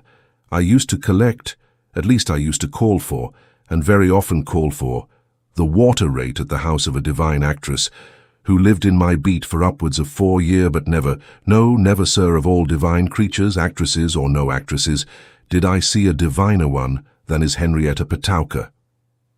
Nicholas had much ado to prevent himself from laughing. Not trusting himself to speak, he merely nodded in accordance with Mr. Lillyvick's nods, and remained silent. "Let me speak a word with you in private," said Mr. Lillyvick. Nicholas looked good-humouredly at Smike, who, taking the hint, disappeared. "A bachelor is a miserable wretch, sir," said Mr. Lillyvick. "Is he?" asked Nicholas. "He is," rejoined the collector. "I have lived in the world for nigh 60 years, and I ought to know what it is." "You ought to know, certainly," thought Nicholas, "but whether you do or not is another question." "If a bachelor happens to have saved a little matter of money," said Mr. Lillyvick, "his sisters and brothers and nephews and nieces look to that money and not to him.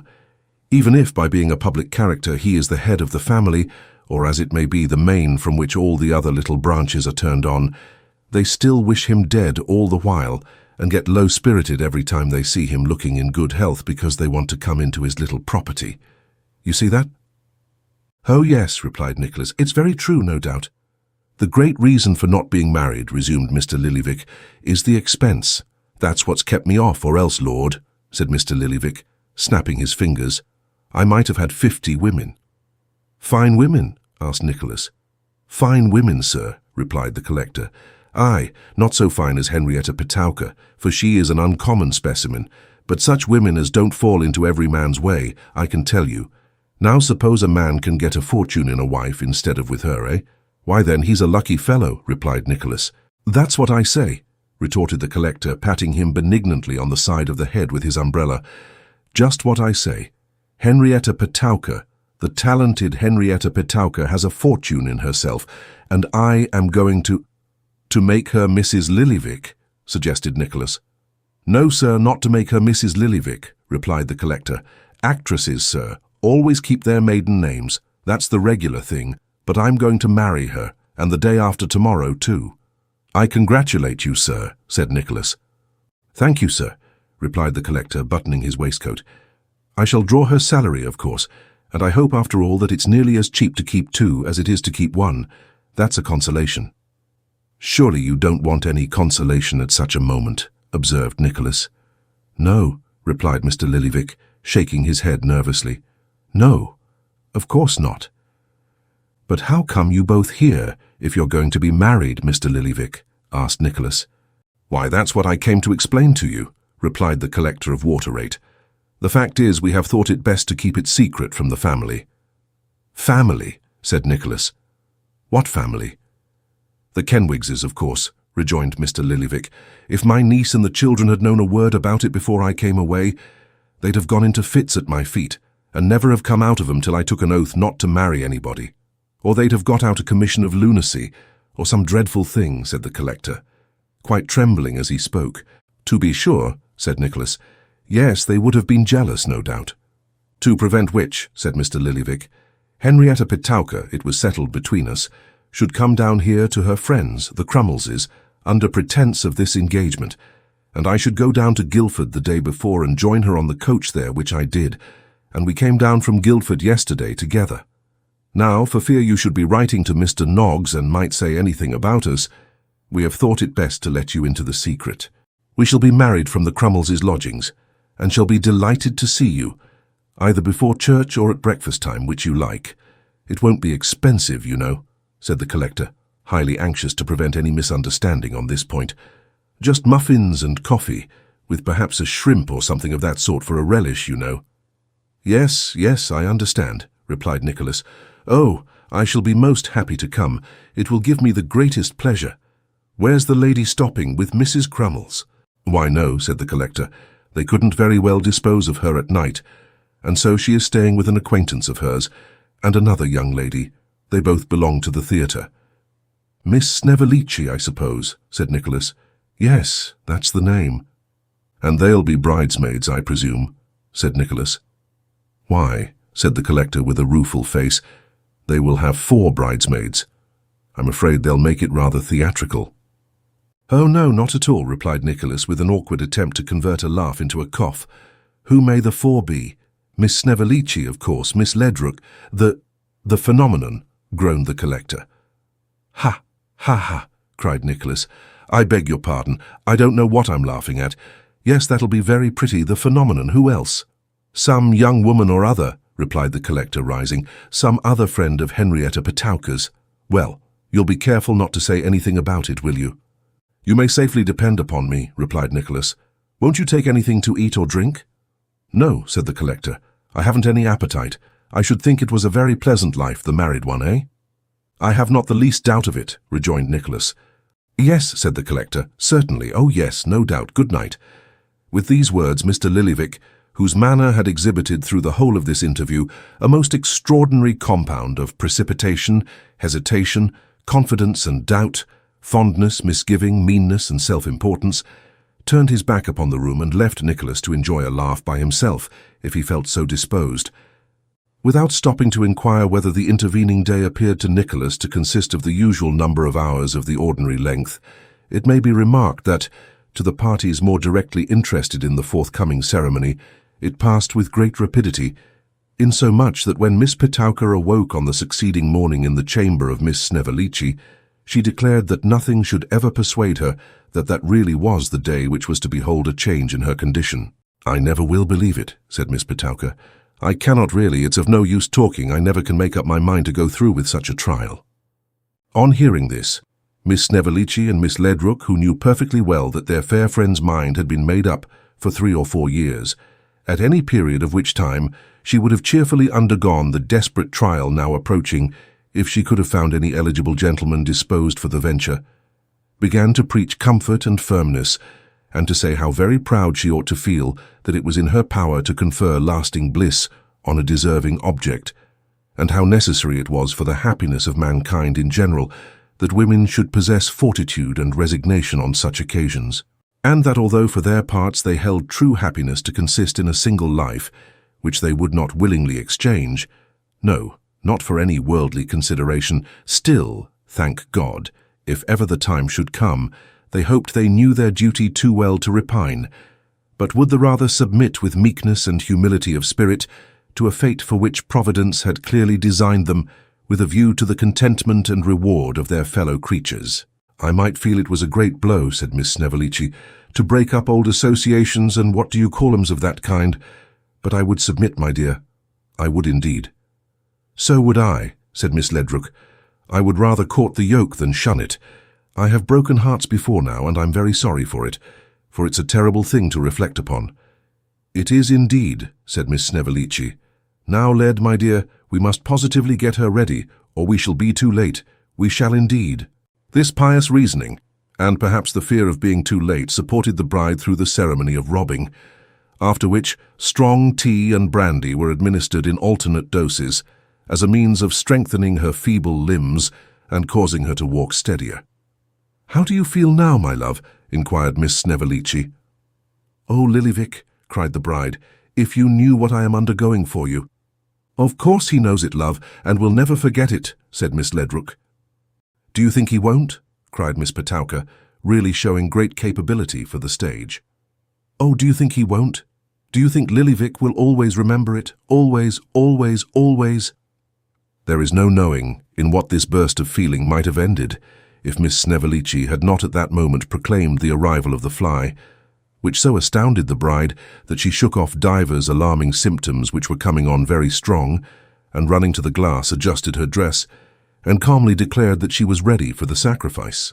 She was accordingly supported into the coach, and there kept up, as Miss Snevellicci said, with perpetual sniffs of sal volatile and sips of brandy and other gentle stimulants, until they reached the manager's door, which was already opened by the two Master Crummleses, who wore white cockades, and were decorated with the choicest and most resplendent waistcoats in the theatrical wardrobe.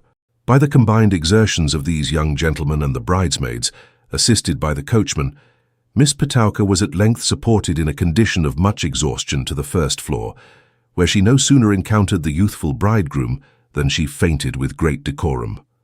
"Henrietta Petowker," said the collector, "cheer up, my lovely one." Miss Petowker grasped the collector's hand, but emotion choked her utterance. "Is the sight of me so dreadful, Henrietta Petowker?" said the collector. "Oh, no, no, no," rejoined the bride, "but all the friends, the darling friends of my youthful days, to leave them all, it is such a shock." With such expressions of sorrow, Miss Petowker went on to enumerate the dear friends of her youthful days one by one, and to call upon such of them as were present to come and embrace her. This done, she remembered that Mrs. Crummles had been more than a mother to her, and after that Mr. Crummles had been more than a father to her, and after that the Master Crummleses and Miss Ninetta Crummles had been more than brothers and sisters to her. These various remembrances being each accompanied with a series of hugs, occupied a long time, and they were obliged to drive to church very fast, for fear they should be too late. The procession consisted of two flies, in the first of which were Miss Bravassa, the fourth bridesmaid, Mrs. Crummles, the collector, and Mr. Folair, who had been chosen as his second on the occasion. In the other were the bride, Mr. Crummles, Miss Snevellicci, Miss Ledrook, and the phenomenon. The costumes were beautiful. The bridesmaids were quite covered with artificial flowers, and the phenomenon in particular was rendered almost invisible by the portable arbour in which she was enshrined. Miss Ledrook, who was of a romantic turn, wore in her breast the miniature of some field officer unknown, which she had purchased, a great bargain, not very long before. The other ladies displayed several dazzling articles of imitative jewellery, almost equal to real, and Mrs. Crummles came out in a stern and gloomy majesty which attracted the admiration of all beholders. But perhaps the appearance of Mr. Crummles was more striking and appropriate than that of any member of the party. This gentleman, who personated the bride's father, had, in pursuance of a happy and original conception, made up for the part by arraying himself in a theatrical wig, of a style and pattern commonly known as a brown George, and moreover assuming a snuff-coloured suit of the previous century, with grey silk stockings and buckles to his shoes. The better to support his assumed character, he had determined to be greatly overcome, and consequently when they entered the church, the sobs of the affectionate parent were so heart-rending that the pew-opener suggested the propriety of his retiring to the vestry and comforting himself with a glass of water before the ceremony began. The procession up the aisle was beautiful, the bride, with the four bridesmaids, forming a group previously arranged and rehearsed, the collector, followed by his second, imitating his walk and gestures to the indescribable amusement of some theatrical friends in the gallery. Mr. Crummles with an infirm and feeble gait, Mrs. Crummles advancing with that stage walk which consists of a stride and a stop alternately. It was the completest thing ever witnessed. The ceremony was very quickly disposed of, and all parties present having signed the register, for which purpose, when it came to his turn, Mr. Crummles carefully wiped and put on an immense pair of spectacles, they went back to breakfast in high spirits, and here they found Nicholas awaiting their arrival. "Now then," said Crummles, who had been assisting Mrs. Grudden in the preparations, which were on a more extensive scale than was quite agreeable to the collector. Breakfast, breakfast. No second invitation was required. The company crowded and squeezed themselves at the table as well as they could, and fell to immediately, Miss Petowker blushing very much when anybody was looking, and eating very much when anybody was not looking, and Mr. Lillyvick going to work as though with the cool resolve that since the good things must be paid for by him, he would leave as little as possible for the Crummleses to eat up afterwards. "It's very soon done, sir, isn't it?" inquired Mr. Folair of the collector, leaning over the table to address him. "What is soon done, sir?" returned Mr. Lillyvick. "The tying up, the fixing oneself with a wife," replied Mr. Folair. "It don't take long, does it?" "No, sir," replied Mr. Lillyvick, colouring. "It does not take long. And what then, sir?" "Oh, nothing," said the actor. "It don't take a man long to hang himself either, eh? Ha ha!" Mr. Lillyvick laid down his knife and fork, and looked round the table with indignant astonishment. "To hang himself," repeated Mr. Lillyvick. A profound silence came upon all, for Mr. Lillyvick was dignified beyond expression. "To hang himself," cried Mr. Lillyvick again. "Is any parallel attempted to be drawn in this company between matrimony and hanging?" "The noose, you know," said Mr. Folair, a little crestfallen. "The noose, sir," retorted Mr. Lillyvick. "Does any man dare to speak to me of a noose and Henrietta P. Lillyvick?" suggested Mr. Crummles. "And Henrietta Lillyvick in the same breath," said the collector. "In this house, in the presence of Mr. and Mrs. Crummles, who have brought up a talented and virtuous family, to be blessings and phenomenons and what not, are we to hear talk of nooses?" "Folair," said Mr. Crummles, deeming it a matter of decency to be affected by this allusion to himself and partner, "I'm astonished at you." "What are you going on in this way at me for?" urged the unfortunate actor. "What have I done?" "Done, sir?" cried Mr. Lillyvick. "Aimed a blow at the whole framework of society." "And the best and tenderest feelings," added Crummles, relapsing into the old man. "And the highest and most estimable of social ties," said the collector. "Noose as if one was caught trapped into the married state, pinned by the leg, instead of going into it of one's own accord and glorying in the act." "I didn't mean to make it out, that you were caught and trapped and pinned by the leg," replied the actor. "I'm sorry for it. I can't say any more." "So you ought to be, sir," returned Mr. Lillyvick, "and I am glad to hear that you have enough of feeling left to be so." The quarrel appearing to terminate with this reply, Mrs. Lillyvick considered that the fittest occasion, the attention of the company being no longer distracted, to burst into tears and require the assistance of all 4 bridesmaids, which was immediately rendered, though not without some confusion, for the room being small and the tablecloth long, a whole detachment of plates was swept off the board at the very first move. Regardless of this circumstance, however, Mrs. Lillyvick refused to be comforted until the belligerents had passed their words that the dispute should be carried no further, which, after a sufficient show of reluctance, they did, and from that time Mr. Folair sat in moody silence, contenting himself with pinching Nicholas's leg when anything was said, and so expressing his contempt both for the speaker and the sentiments to which he gave utterance. There were a great number of speeches made, some by Nicholas and some by Crummles and some by the collector, 2 by the master Crummleses in returning thanks for themselves, and 1 by the phenomenon on behalf of the bridesmaids, at which Mrs. Crummles shed tears. There was some singing too from Miss Ledrook and Miss Bravassa, and very likely there might have been more if the fly driver, who stopped to drive the happy pair to the spot where they proposed to take steamboat to ride, had not sent in a peremptory message intimating that if they didn't come directly, he should infallibly demand 18 pence over and above his agreement. This desperate threat effectually broke up the party. After a most pathetic leave-taking, Mr. Lillyvick and his bride departed for Ryde, where they were to spend the next 2 days in profound retirement, and whither they were accompanied by the infant, who had been appointed travelling bridesmaid on Mr. Lillyvick's express stipulation, as the steamboat people, deceived by her size, would, he had previously ascertained, transport her at half price. As there was no performance that night, Mr. Crummles declared his intention of keeping it up till everything to drink was disposed of. But Nicholas, having to play Romeo for the first time on the ensuing evening, contrived to slip away in the midst of a temporary confusion, occasioned by the unexpected development of strong symptoms of inebriety in the conduct of Mrs. Grudden. To this act of desertion he was led, not only by his own inclinations, but by his anxiety on account of Smike, who, having to sustain the character of the apothecary, had been as yet wholly unable to get any more of the part into his head than the general idea that he was very hungry, which, perhaps from old recollections, he had acquired with great aptitude. "I don't know what's to be done, Smike," said Nicholas, laying down the book. "I am afraid you can't learn it, my poor fellow." "I'm afraid not," said Smike, shaking his head. "I think if you, but that would give you so much trouble." "What?" inquired Nicholas. "Never mind me." "I think," said Smike, "if you were to keep saying it to me in little bits over and over again, I should be able to recollect it from hearing you." "Do you think so?" exclaimed Nicholas. "Well said. Let us see who tires first. Not I, Smike, trust me. Now then, who calls so loud?" "Who calls so loud?" said Smike. "Who calls so loud?" repeated Nicholas. "Who calls so loud?" cried Smike.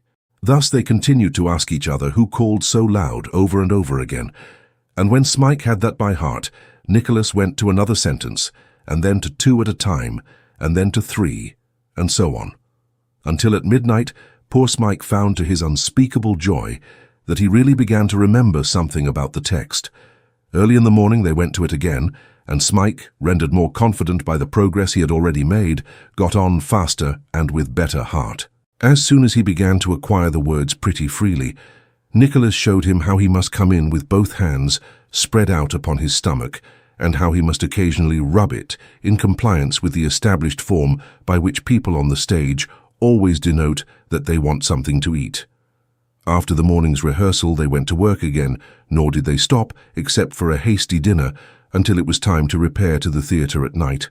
Never had master a more anxious, humble, docile pupil.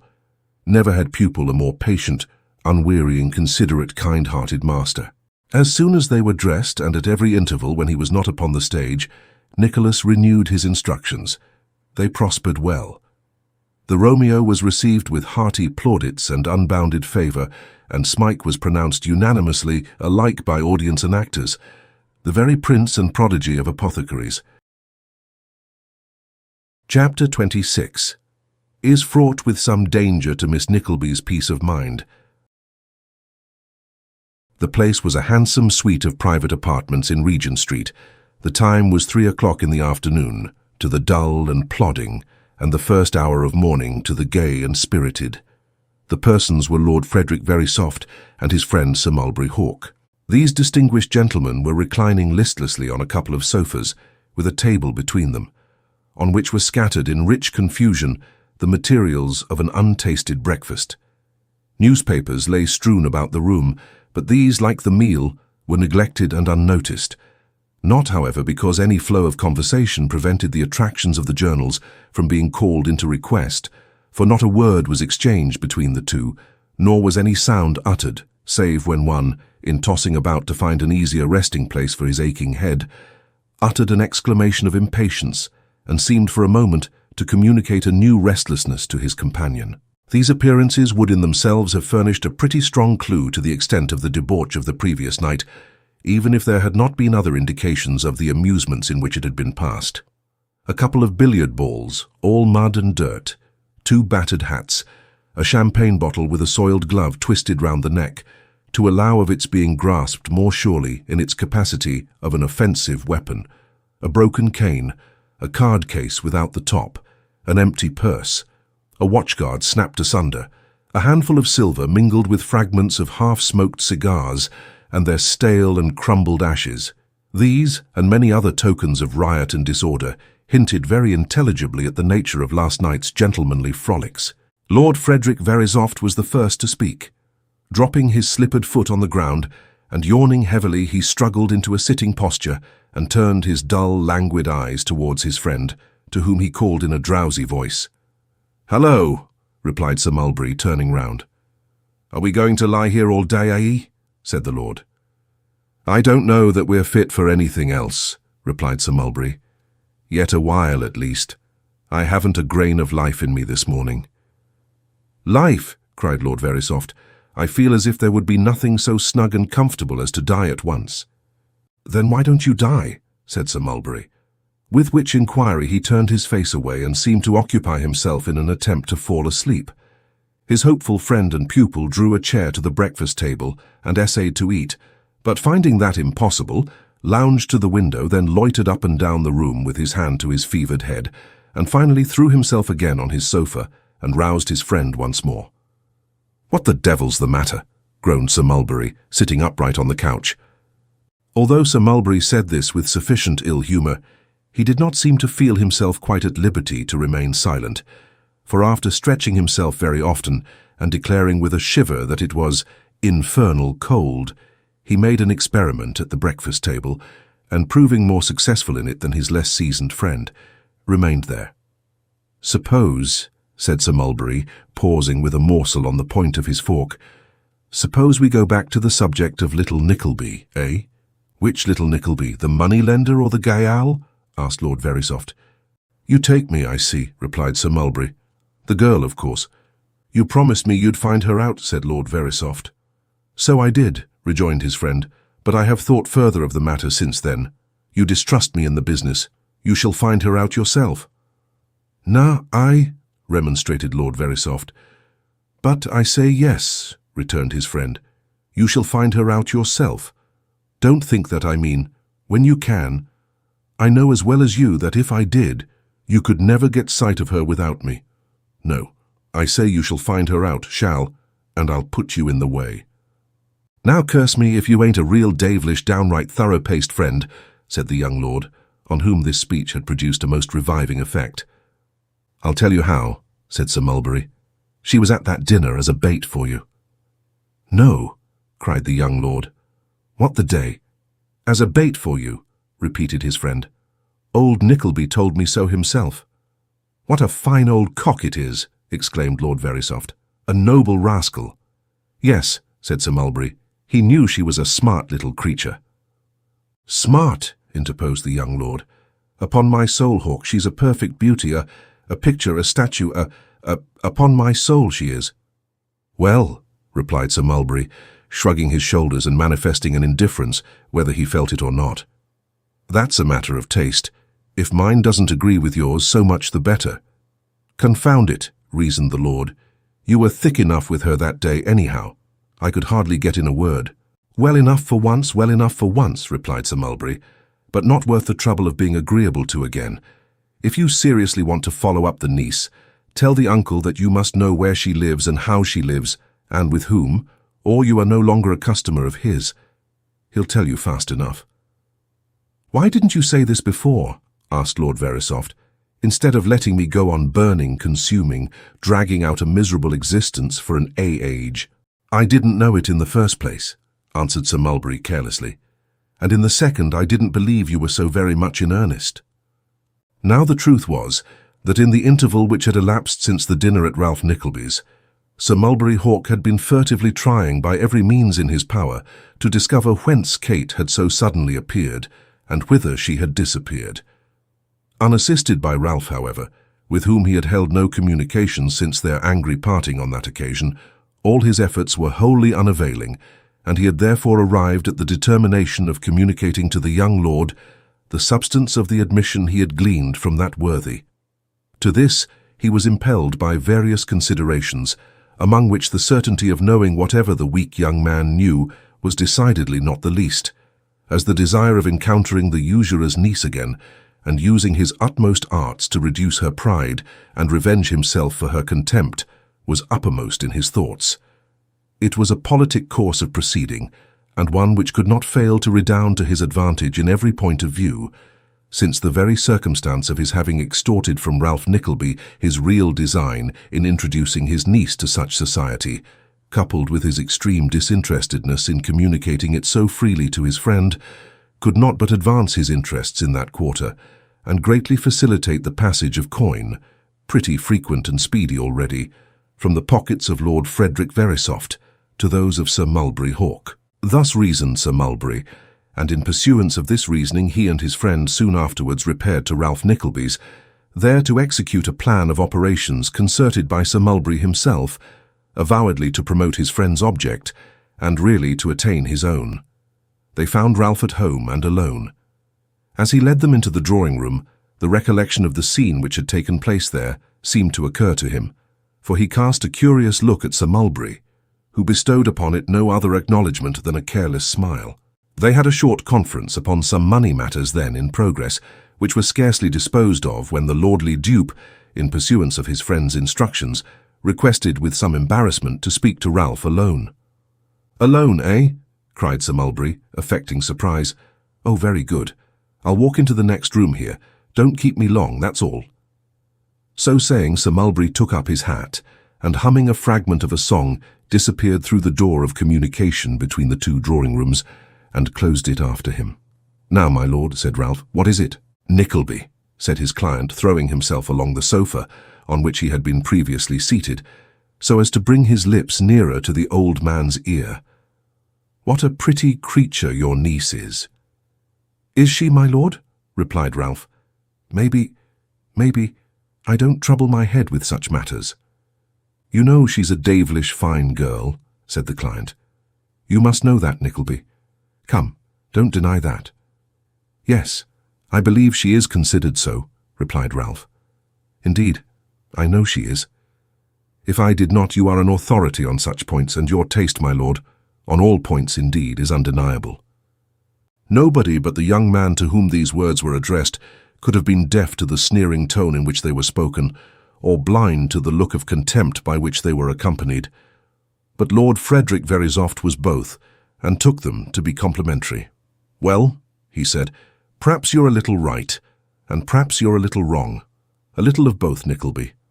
I want to know where this beauty lives, that I may have another peep at her, Nickleby." "Really," Ralph began in his usual tones.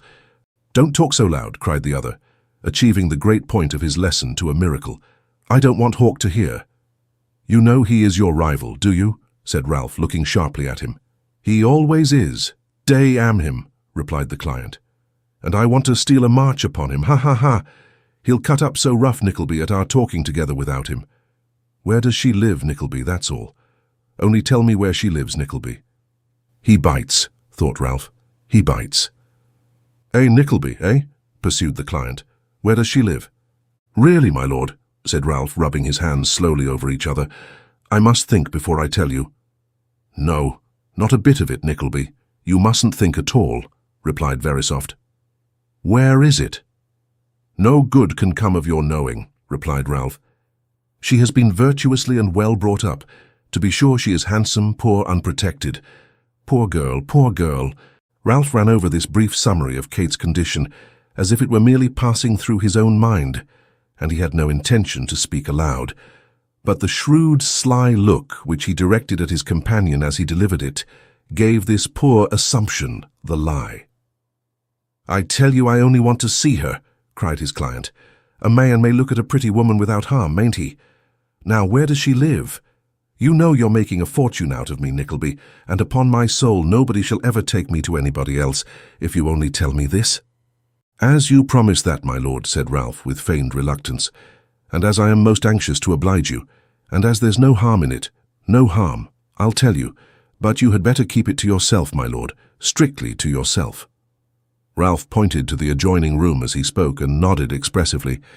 The young lord, feigning to be equally impressed with the necessity of this precaution, Ralph disclosed the present address and occupation of his niece, observing that from what he heard of the family, they appeared very ambitious to have distinguished acquaintances, and that a lord could doubtless introduce himself with great ease, if he felt disposed. "Your object being only to see her again," said Ralph, "you could effect it at any time you chose by that means." Lord Verisopht acknowledged the hint, with a great many squeezes of Ralph's hard, horny hand, and whispering that they would now do well to close the conversation, called to Sir Mulberry Hawke that he might come back. "I thought you had gone to sleep," said Sir Mulberry, reappearing with an ill-tempered air. "Sorry to detain you," replied the gull, "but Nickleby has been so amazingly funny that I couldn't tear myself away." "No, no," said Ralph, "it was all his lordship.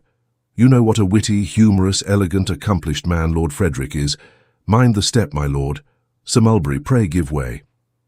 With such courtesies as these, and many low bows, and the same cold sneer upon his face all the while, Ralph busied himself in showing his visitors downstairs, and otherwise than by the slightest possible motion about the corners of his mouth, returned no show of answer to the look of admiration with which Sir Mulberry Hawk seemed to compliment him on being such an accomplished and most consummate scoundrel. There had been a ring at the bell a few minutes before, which was answered by Newman Noggs just as they reached the hall. In the ordinary course of business, Newman would have either admitted the newcomer in silence or have requested him or her to stand aside while the gentleman passed out. But he no sooner saw who it was than, as if for some private reason of his own, he boldly departed from the established custom of Ralph's mansion in business hours, and looking towards the respectable trio who were approaching, cried in a loud and sonorous voice, "Mrs. Nickleby!" "Mrs. Nickleby!" cried Sir Mulberry Hawk as his friend looked back and stared him in the face. It was indeed that well-intentioned lady who, having received an offer for the empty house in the city directed to the landlord, had brought it post-haste to Mr. Nickleby without delay. "Nobody you know," said Ralph. "Step into the office, my dear. I'll be with you directly." "Nobody I know," cried Sir Mulberry Hawk, advancing to the astonished lady. "Is this Mrs. Nickleby, the mother of Miss Nickleby, the delightful creature that I had the happiness of meeting in this house the very last time I dined here?" "But no," said Sir Mulberry, stopping short. "No, it can't be. There is the same cast of features, the same indescribable air of— But no, this lady is too young for that." "I think you can tell the gentleman, brother-in-law, if it concerns him to know," said Mrs. Nickleby, acknowledging the compliment with a graceful bend, "that Kate Nickleby is my daughter." "Her daughter, my lord," cried Sir Mulberry, turning to his friend. "This lady's daughter, my lord." "My lord," thought Mrs. Nickleby. "Well, I never did." "This, then, my lord," said Sir Mulberry, "is the lady to whose obliging marriage we owe so much happiness. This lady is the mother of sweet Miss Nickleby.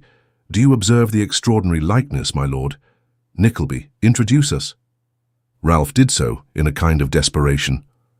"Upon my soul, it's a most delightful thing," said Lord Frederick, pressing forward. "How do do?" Mrs. Nickleby was too much flurried by these uncommonly kind salutations, and her regrets at not having on her other bonnet, to make any immediate reply, so she merely continued to bend and smile and betray great agitation. And how is Miss Nickleby?" said Lord Frederick. "Well, I hope." "She is quite well. I'm obliged to you, my lord," returned Mrs. Nickleby, recovering. "Quite well. She wasn't well for some days after that day she dined here, and I can't help thinking that she caught cold in that hackney coach coming home. Hackney coaches, my lord, are such nasty things that it's almost better to walk at any time, for although I believe a hackney coachman can be transported for life if he has a broken window, still they are so reckless that they nearly all have broken windows. I once had a swelled face for 6 weeks, my lord, from riding in a hackney coach. I think it was a hackney coach," said Mrs. Nickleby, reflecting, "though I'm not quite certain whether it wasn't a chariot. At all events, I know it was a dark green with a very long number, beginning with a 0 and ending with a 9. No, beginning with a 9 and ending with a 0, that was it. And of course the stamp office people would know at once whether it was a coach or a chariot, if any inquiries were made there. However that was, there it was, with a broken window, and there was I for 6 weeks with a swelled face. I think that was the very same hackney coach that we found out afterwards had the top open all the time, and we should never even have known it, if they hadn't charged us a shilling an hour extra for having it open, which it seems is the law, or was then, and a most shameful law it appears to be. I don't understand the subject, but I should say the Corn Laws could be nothing to that Act of Parliament." Having pretty well run herself out by this time, Mrs. Nickleby stopped as suddenly as she had started off, and repeated that Kate was quite well. "Indeed," said Mrs. Nickleby, "I don't think she ever was better, since she had the whooping cough, scarlet fever, and measles all at the same time, and that's the fact." "Is that letter for me?" growled Ralph, pointing to the little packet Mrs. Nickleby held in her hand. "For you, brother-in-law," replied Mrs. Nickleby, "and I walked all the way up here on purpose to give it you." "All the way up here?" cried Sir Mulberry, seizing upon the chance of discovering where Mrs. Nickleby had come from. "What a confounded distance! How far do you call it now?" "How far do I call it?" said Mrs. Nickleby. "Let me see. It's just a mile from our door to the Old Bailey." No, not so much as that," urged Sir Mulberry. "Oh, it is indeed," said Mrs. Nickleby. I appeal to his lordship." "I should decidedly say it was a mile," remarked Lord Frederick, with a solemn aspect. "It must be. It can't be a yard less," said Mrs. Nickleby. "All down Newgate Street, all down Cheapside, all up Lombard Street, down Gracechurch Street and along Thames Street as far as Spigwiffin's Wharf. Oh, it's a mile." "Yes, on second thoughts I should say it was," replied Sir Mulberry. "But you don't surely mean to walk all the way back?" "Oh, no," rejoined Mrs. Nickleby. "I shall go back in an omnibus. I didn't travel about in omnibuses when my poor dear Nicholas was alive, brother-in-law. But as it is, you know—" "Yes, yes," replied Ralph impatiently, "and you had better get back before dark." "Thank you, brother-in-law, so I had," returned Mrs. Nickleby. "I think I had better say good-bye, at once." "Not stop and rest?" said Ralph, who seldom offered refreshments unless something was to be got by it. "Oh, dear me, no," returned Mrs. Nickleby, glancing at the dial. "Lord Frederick," said Sir Mulberry, "we are going Mrs. Nickleby's way. We'll see her safe to the omnibus." "By all means, yes." "Oh, I really couldn't think of it," said Mrs. Nickleby. But Sir Mulberry Hawk and Lord Verisopht were peremptory in their politeness, and leaving Ralph, who seemed to think, not unwisely, that he looked less ridiculous as a mere spectator than he would have done if he had taken any part in these proceedings, they quitted the house with Mrs. Nickleby between them. That good lady in a perfect ecstasy of satisfaction, no less with the attentions shown her by two titled gentlemen, than with the conviction that Kate might now pick and choose, at least between two large fortunes and most unexceptionable husbands. As she was carried away for the moment by an irresistible train of thought, all connected with her daughter's future greatness, Sir Mulberry Hawk and his friend exchanged glances over the top of the bonnet, which the poor lady so much regretted not having left at home, and proceeded to dilate with great rapture, but much respect on the manifold perfections of Miss Nickleby. "What a delight, what a comfort, what a happiness this amiable creature must be to you," said Sir Mulberry, throwing into his voice an indication of the warmest feeling. "She is indeed, sir," replied Mrs. Nickleby. "She is the sweetest-tempered, kindest-hearted creature, and so clever." "She looks clever," said Lord Verisopht, with the air of a judge of cleverness. "I assure you she is, my lord," returned Mrs. Nickleby. "When she was at school in Devonshire, she was universally allowed to be beyond all exception the very cleverest girl there, and there were a great many very clever ones too. And that's the truth. 25 young ladies, 50 guineas a year without the et ceteras, both the Miss Dowdles the most accomplished, elegant, fascinating creatures. Oh, dear me," said Mrs. Nickleby. "I never shall forget what pleasure she used to give me and her poor dear papa when she was at that school. Never such a delightful letter every half-year, telling us that she was the first pupil in the whole establishment and had made more progress than anybody else. I can scarcely bear to think of it even now. The girls wrote all the letters themselves," added Mrs. Nickleby, "and the writing-master touched them up afterwards with a magnifying glass and a silver pen. At least I think they wrote them, though Kate was never quite certain about that because she didn't know the handwriting of hers again. But anyway, I know it was a circular which they all copied, and of course it was a very gratifying thing, very gratifying." With similar recollections, Mrs. Nickleby beguiled the tediousness of the way until they reached the omnibus, which the extreme politeness of her new friends would not allow them to leave until it actually started, when they took their hats, as Mrs. Nickleby solemnly assured her hearers on many subsequent occasions, completely off, and kissed their straw-coloured kid gloves till they were no longer visible. Mrs. Nickleby leant back in the furthest corner of the conveyance, and closing her eyes, resigned herself to a host of most pleasing meditations. Kate had never said a word about having met either of these gentlemen. That, she thought, argues that she is strongly prepossessed in favour of one of them. Then the question arose, which one could it be? The lord was the youngest, and his title was certainly the grandest. Still, Kate was not the girl to be swayed by such considerations as these. "I will never put any constraint upon her inclinations," said Mrs. Nickleby to herself, "but upon my word, I think there's no comparison between his lordship and Sir Mulberry. Sir Mulberry is such an attentive, gentlemanly creature, so much manner, such a fine man, and has so much to say for himself. I hope it's Sir Mulberry. I think it must be Sir Mulberry." And then her thoughts flew back to her old predictions, and the number of times she had said that Kate, with no fortune, would marry better than other people's daughters with thousands, and as she pictured with the brightness of a mother's fancy all the beauty and grace of the poor girl who had struggled so cheerfully with her new life of hardship and trial, her heart grew too full, and the tears trickled down her face. Meanwhile, Ralph walked to and fro in his little back office, troubled in mind by what had just occurred. To say that Ralph loved or cared for, in the most ordinary acceptation of those terms, any one of God's creatures would be the wildest fiction. Still, there had somehow stolen upon him from time to time a thought of his niece which was tinged with compassion and pity. Breaking through the dull cloud of dislike or indifference which darkened men and women in his eyes, there was in her case the faintest gleam of light, a most feeble and sickly ray at the best of times, but there it was, and it showed the poor girl in a better and purer aspect than any in which he had looked on human nature yet. I wish, thought Ralph, I had never done this, and yet it will keep this boy to me while there is money to be made. Selling a girl, throwing her in the way of temptation and insult and coarse speech. Nearly £2,000 profit from him already, though. Sure, matchmaking mothers do the same thing every day. He sat down and told the chances for and against on his fingers. If I had not put them in the right track today, thought Ralph, this foolish woman would have done so.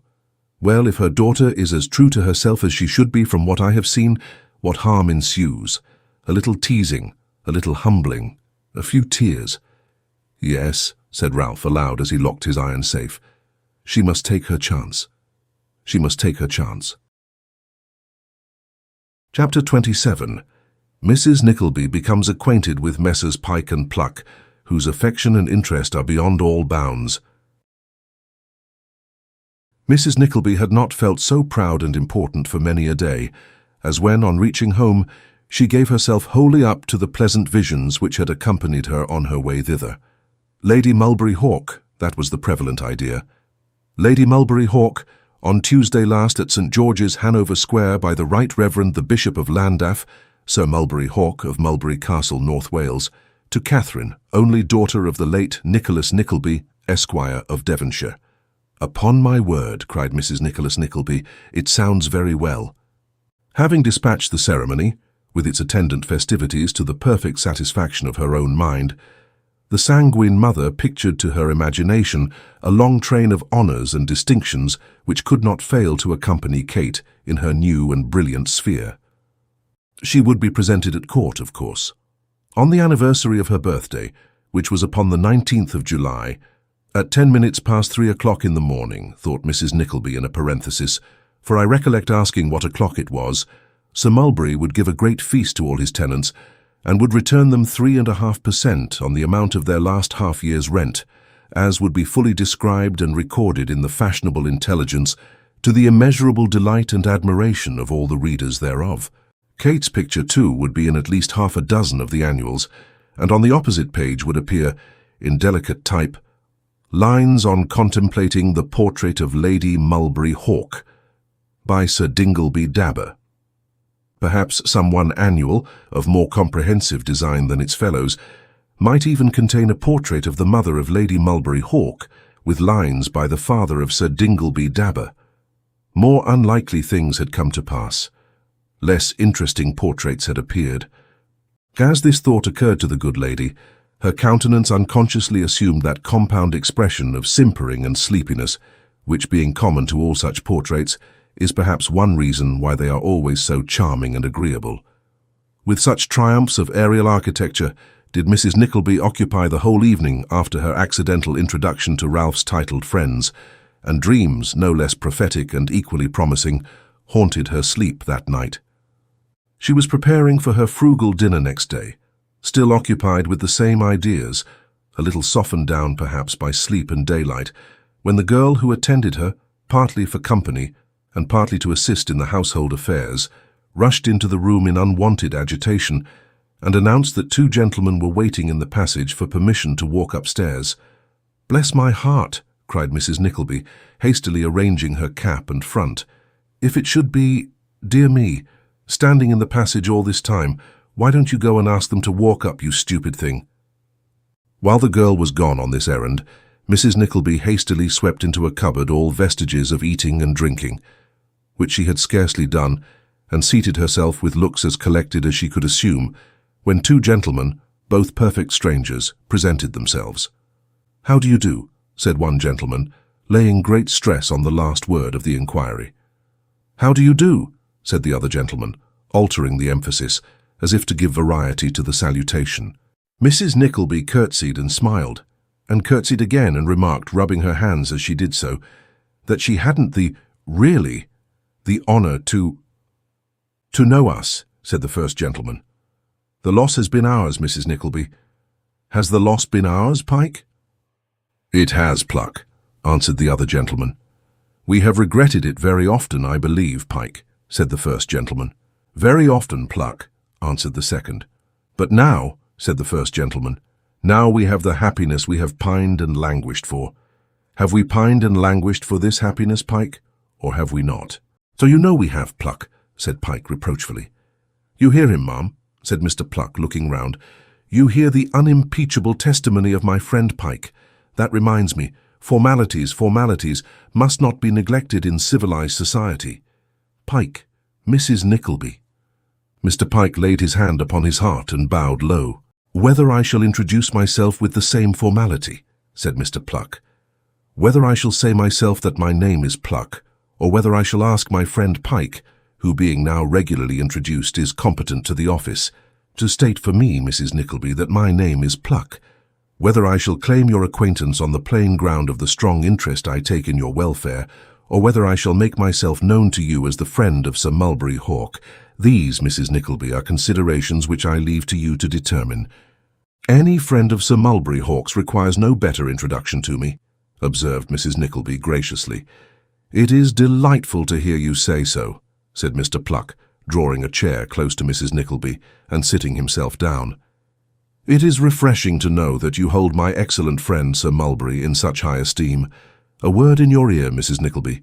When Sir Mulberry knows it, he will be a happy man. I say, Mrs. Nickleby, a happy man. Pike, be seated." "My good opinion," said Mrs. Nickleby, and the poor lady exulted in the idea that she was marvellously sly, "my good opinion can be of very little consequence to a gentleman like Sir Mulberry." "Of little consequence," exclaimed Mr. Pluck. "Pike, of what consequence to our friend Sir Mulberry is the good opinion of Mrs. Nickleby?" "Of what consequence?" echoed Pike. "Aye," repeated Pluck. "Is it of the greatest consequence?" "Of the very greatest consequence," replied Pike. "Mrs. Nickleby cannot be ignorant," said Mr. Pluck, "of the immense impression which that sweet girl has—" "Pluck," said his friend, "beware." "Pike is right," muttered Mr. Pluck after a short pause. "I was not to mention it. Pike is very right. Thank you, Pike." "Well now, really," thought Mrs. Nickleby within herself, "such delicacy as that I never saw." Mr. Pluck, after feigning to be in a condition of great embarrassment for some minutes, resumed the conversation by entreating Mrs. Nickleby to take no heed of what he had inadvertently said, to consider him imprudent, rash, injudicious. The only stipulation he would make in his own favour was that she should give him credit for the best intentions. "But when," said Mr. Pluck, "when I see so much sweetness and beauty on the one hand, and so much ardour and devotion on the other, pardon me, Pike, I didn't intend to resume that theme. Change the subject, Pike." "We promised Sir Mulberry and Lord Frederick," said Pike, "that we'd call this morning and inquire whether you took any cold last night." "Not the least in the world last night, sir," replied Mrs. Nickleby, "with many thanks to his lordship and Sir Mulberry for doing me the honour to inquire. Not the least, which is the more singular, as I really am very subject to colds indeed, very subject." "I had a cold once," said Mrs. Nickleby. "I think it was in the year 1817. Let me see, 4 and 5 are 9, and, yes, 1817, that I thought I never should get rid of. Actually and seriously, that I thought I never should get rid of. I was only cured at last by a remedy that I don't know whether you ever happened to hear of, Mr. Pluck. You have a gallon of water as hot as you can possibly bear it, with a pound of salt, and 6 of the finest bran, and sit with your head in it for 20 minutes every night, just before going to bed. At least, I don't mean your head, your feet. It's a most extraordinary cure, a most extraordinary cure. I used it for the first time, I recollect, the day after Christmas Day, and by the middle of April following the cold was gone. It seems quite a miracle when you come to think of it, for I had it ever since the beginning of September. What an afflicting calamity, said Mr. Pike. Perfectly horrid, exclaimed Mr. Pluck. But it's worth the pain of hearing only to know that Mrs. Nickleby recovered it, isn't it, Pluck? Cried Mr. Pike. That is the circumstance which gives it such a thrilling interest, replied Mr. Pluck. But come, said Pike, as if suddenly recollecting himself, we must not forget our mission in the pleasure of this interview. We come on a mission, Mrs. Nickleby. On a mission, exclaimed that good lady, to whose mind a definite proposal of marriage for Kate at once presented itself in lively colours. From Sir Mulberry, replied Pike. You must be very dull here. Rather dull, I confess, said Mrs. Nickleby. We bring the compliments of Sir Mulberry Hawk and 1,000 entreaties that you'll take a seat in a private box at the play tonight, said Mr. Pluck. Oh dear, said Mrs. Nickleby. I never go out at all, never. And that is the very reason, my dear Mrs. Nickleby, why you should go out tonight, retorted Mr. Pluck. Pike, entreat Mrs. Nickleby. Oh, pray do, said Pike. You positively must, urged Pluck. You are very kind, said Mrs. Nickleby, hesitating, but there's not a but in the case, my dear Mrs. Nickleby, remonstrated Mr. Pluck. Not such a word in the vocabulary. Your brother-in-law joins us, Lord Frederick joins us, Sir Mulberry joins us, Pike joins us. A refusal is out of the question. Sir Mulberry sends a carriage for you, 20 minutes before 7 to the moment. You'll not be so cruel as to disappoint the whole party, Mrs. Nickleby. You are so very pressing that I scarcely know what to say, replied the worthy lady. Say nothing. Not a word, my dearest madam, urged Mr. Pluck. Mrs. Nickleby, said that excellent gentleman, lowering his voice, there is the most trifling, the most excusable breach of confidence in what I am about to say, and yet, if my friend Pike there overheard it, such is that man's delicate sense of honour, Mrs. Nickleby, he'd have me out before dinner-time. Mrs. Nickleby cast an apprehensive glance at the warlike Pike, who had walked to the window, and Mr. Pluck, squeezing her hand, went on, Your daughter has made a conquest on which I may congratulate you. Sir Mulberry, my dear ma'am, Sir Mulberry is her devoted slave. Hem. Ha! Cried Mr. Pike at this juncture, snatching something from the chimney-piece with a theatrical air. What is this? What do I behold? What do you behold, my dear fellow? Asked Mr. Pluck. It is the face, the countenance, the expression, cried Mr. Pike, falling into his chair with a miniature in his hand. Feebly portrayed, imperfectly caught, but still the face, the countenance, the expression. I recognize it at this distance, exclaimed Mr. Pluck in a fit of enthusiasm. Is it not, my dear madam, the faint similitude of— It is my daughter's portrait, said Mrs. Nickleby with great pride. And so it was. And little Miss Nickleby had brought it home for inspection only 2 nights before. Mr. Pike no sooner ascertained that he was quite right in his conjecture than he launched into the most extravagant encomiums of the divine original, and in the warmth of his enthusiasm kissed the picture 1,000 times, while Mr. Pluck pressed Mrs. Nickleby's hand to his heart, and congratulated her on the possession of such a daughter with so much earnestness and affection that the tears stood or seemed to stand in his eyes. Poor Mrs. Nickleby, who had listened in a state of enviable complacency at first, became at length quite overpowered by these tokens of regard for and attachment to the family, and even the servant girl who had peeped in at the door remained rooted to the spot in astonishment at the ecstasies of the 2 friendly visitors.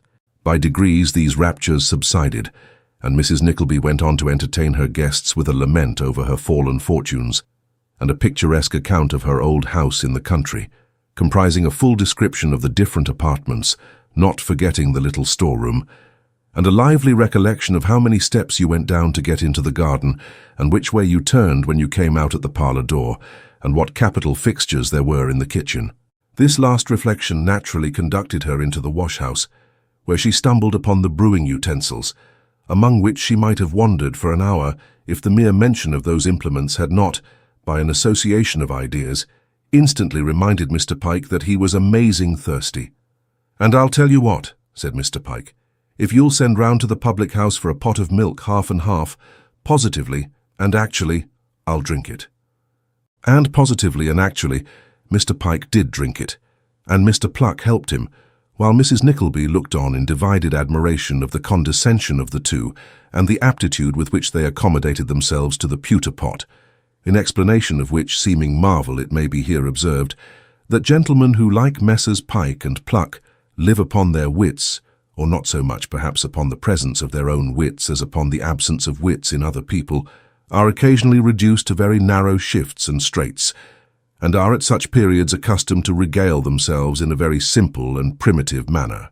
"At 20 minutes before 7, then," said Mr. Pike, rising. "The coach will be here. One more look, one little look, at that sweet face. Ah, here it is, unmoved, unchanged." This, by the way, was a very remarkable circumstance, miniatures being liable to so many changes of expression. "Oh, Pluck, Pluck!" Mr. Pluck made no other reply than kissing Mrs. Nickleby's hand with a great show of feeling and attachment. Mr. Pike, having done the same, both gentlemen hastily withdrew. Mrs. Nickleby was commonly in the habit of giving herself credit for a pretty tolerable share of penetration and acuteness, but she had never felt so satisfied with her own sharp-sightedness as she did that day. She had found it all out the night before. She had never seen Sir Mulberry and Kate together, never even heard Sir Mulberry's name, and yet hadn't she said to herself from the very first that she saw how the case stood, and what a triumph it was, for there was now no doubt about it. If these flattering attentions to herself were not sufficient proofs, Sir Mulberry's confidential friend had suffered the secret to escape him in so many words. "I am quite in love with that dear Mr. Pluck, I declare I am," said Mrs. Nickleby. There was one great source of uneasiness in the midst of this good fortune, and that was the having nobody by to whom she could confide it. Once or twice she almost resolved to walk straight to Miss La Creevy's and tell it all to her. "But I don't know," thought Mrs. Nickleby. "She is a very worthy person, but I am afraid too much beneath Sir Mulberry's station for us to make a companion of. Poor thing."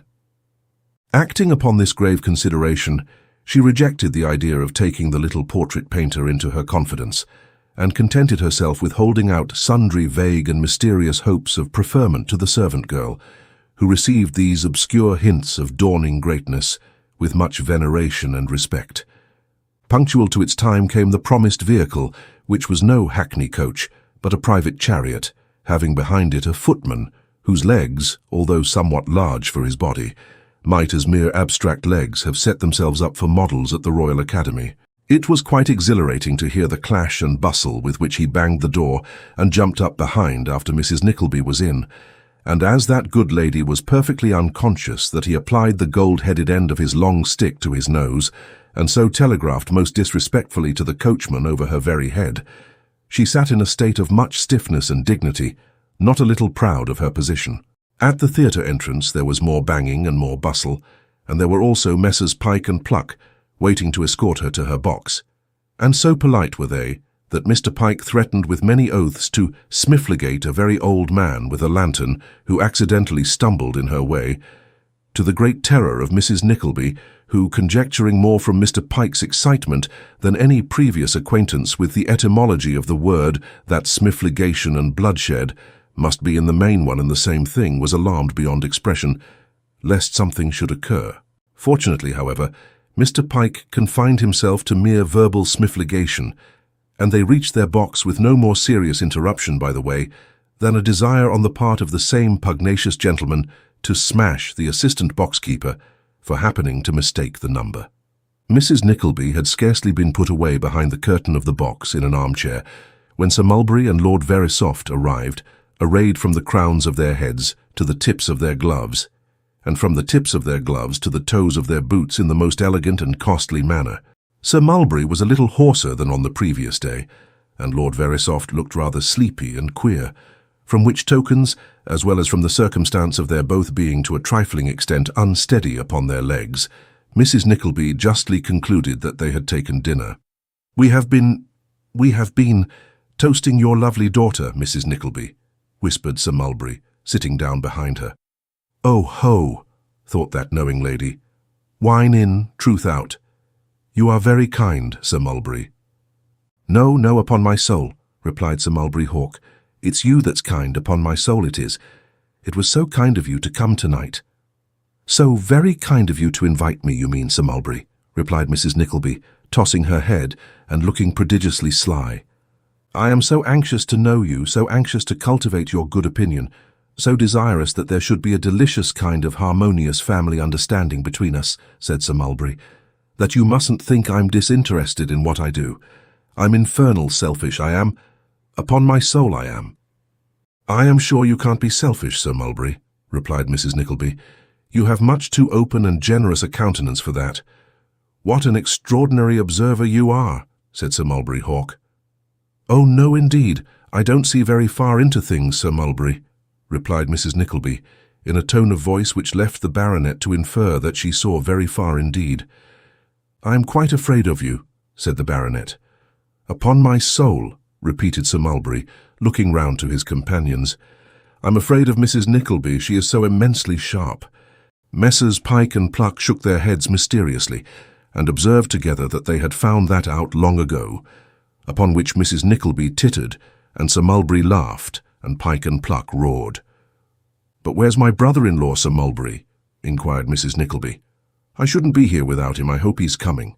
"Pike," said Sir Mulberry, taking out his toothpick and lolling back in his chair, as if he were too lazy to invent a reply to this question. "Where's Ralph Nickleby?" "Pluck," said Pike, imitating the baronet's action, and turning the lie over to his friend. "Where's Ralph Nickleby?"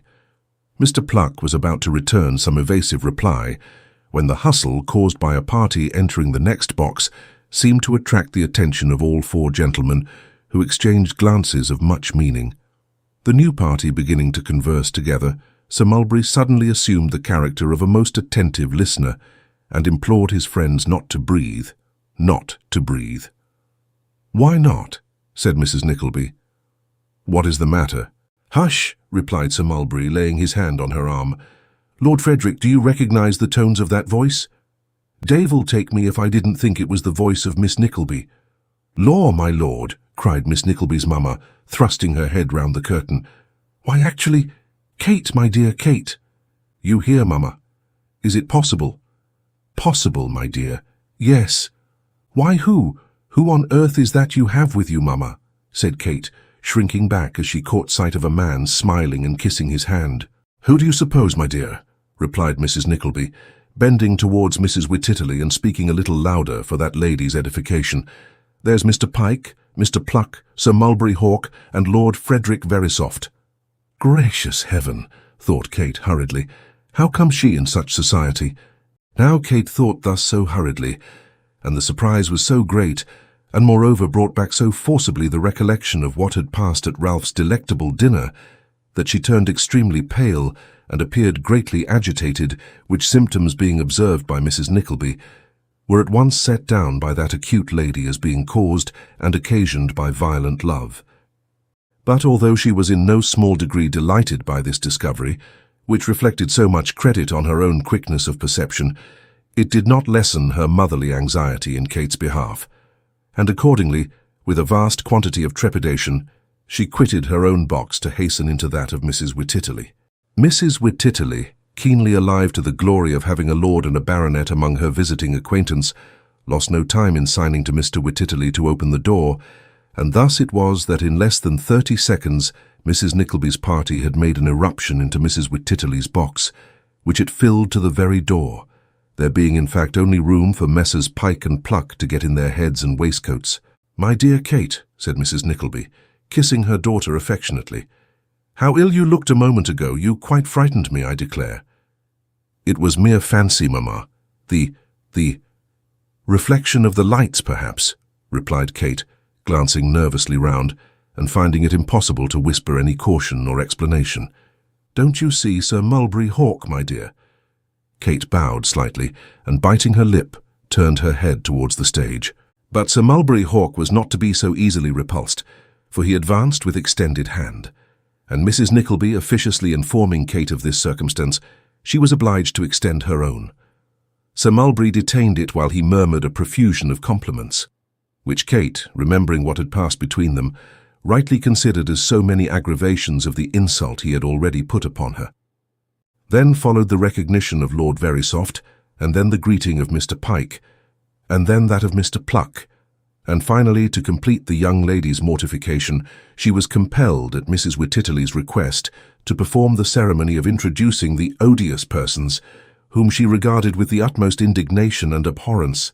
"Mrs. Wititterly is delighted," said Mr. Wititterly, rubbing his hands. "Delighted, my lord, I am sure, with this opportunity of contracting an acquaintance, which I trust, my lord, we shall improve. Julia, my dear, you must not allow yourself to be too much excited, you must not. Indeed, you must not. Mrs. Wititterly is of a most excitable nature, Sir Mulberry. The snuff of a candle, the wick of a lamp, the bloom on a peach, the down on a butterfly. You might blow her away, my lord, you might blow her away." Sir Mulberry seemed to think that it would be a great convenience if the lady could be blown away. He said, however, that the delight was mutual, and Lord Verisopht added that it was mutual, whereupon Messrs. Pike and Pluck were heard to murmur from the distance that it was very mutual indeed.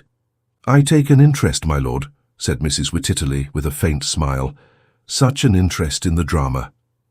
"Yes, it's very interesting," replied Lord Verisopht. "I'm always ill after Shakespeare," said Mrs. Wititterly. "I scarcely exist the next day. I find the reaction so very great after a tragedy, my lord, and Shakespeare is such a delicious creature." "Yes," replied Lord Verisopht. "He was a clever man."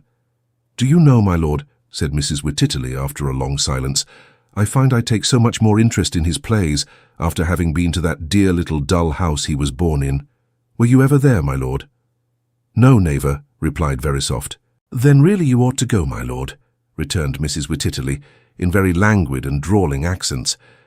"I don't know how it is, but after you've seen the place and written your name in the little book, somehow or other you seem to be inspired.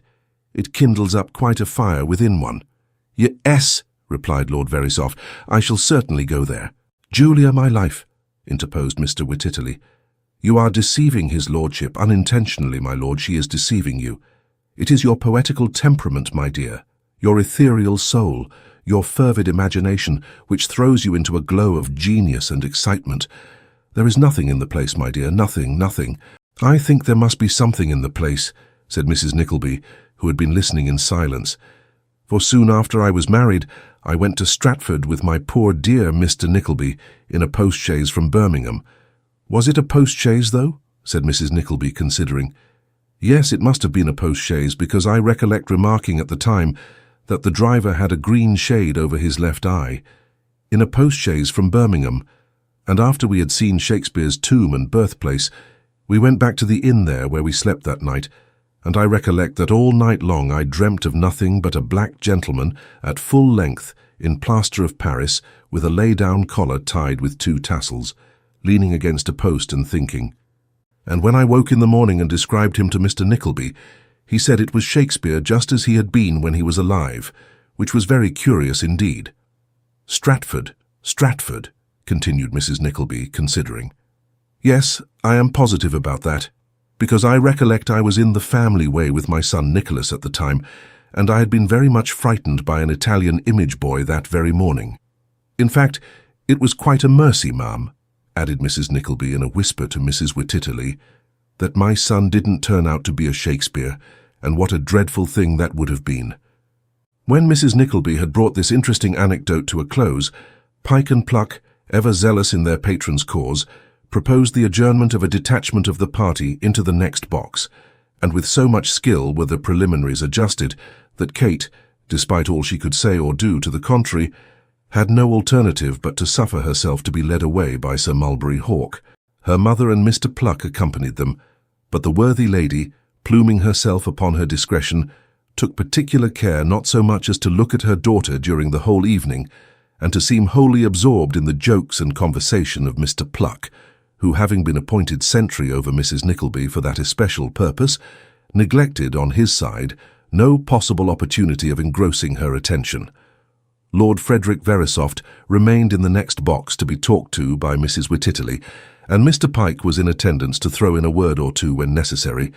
As to Mr. Whititterly, he was sufficiently busy in the body of the house, informing such of his friends and acquaintance as happened to be there, that those two gentlemen upstairs, whom they had seen in conversation with Mrs. W., were the distinguished Lord Frederick Verisopht, and his most intimate friend, the gay Sir Mulberry Hawk, a communication which inflamed several respectable housekeepers with the utmost jealousy and rage, and reduced 16 unmarried daughters to the very brink of despair. The evening came to an end at last, but Kate had yet to be handed downstairs by the detested Sir Mulberry, and so skilfully were the manoeuvres of Messrs. Pike and Pluck conducted that she and the baronet were the last of the party, and were even, without an appearance of effort or design, left at some little distance behind. Don't hurry," said Sir Mulberry, as Kate hastened on and attempted to release her arm. She made no reply, but still pressed forward. "Nay, then," coolly observed Sir Mulberry, stopping her outright. "Oh, you had best not seek to detain me, sir," said Kate angrily. "And why not?" retorted Sir Mulberry. "My dear creature, now why do you keep up this show of displeasure?" "Show!" repeated Kate indignantly. "How dare you presume to speak to me, sir, to address me, to come into my presence?" "You look prettier in a passion, Miss Nickleby," said Sir Mulberry Hawk, stooping down, the better to see her face. "I hold you in the bitterest detestation and contempt, sir," said Kate. "If you find any attraction in looks of disgust and aversion, let me rejoin my friends, sir, instantly. Whatever considerations may have withheld me thus far, I will disregard them all and take a course that even you might feel, if you do not immediately suffer me to proceed." Sir Mulberry smiled, and still looking in her face and retaining her arm, walked towards the door. "If no regard for my sex or helpless situation will induce you to desist from this coarse and unmanly persecution," said Kate, scarcely knowing in the tumult of her passions what she said, "I have a brother who will resent it dearly one day." "Upon my soul!" exclaimed Sir Mulberry, as though quietly communing with himself, passing his arm round her waist as he spoke. "She looks more beautiful, and I like her better in this mood than when her eyes are cast down and she is in perfect repose." How Kate reached the lobby where her friends were waiting she never knew, but she hurried across it, without at all regarding them, and disengaged herself suddenly from her companion, sprang into the coach, and throwing herself into its darkest corner, burst into tears.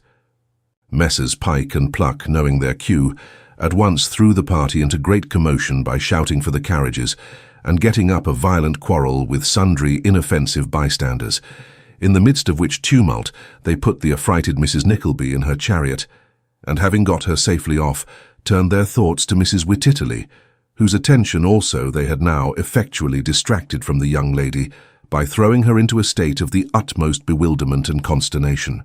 At length, the conveyance in which she had come rolled off too with its load, and the four worthies, being left alone under the portico, enjoyed a hearty laugh together. "There," said Sir Mulberry, turning to his noble friend.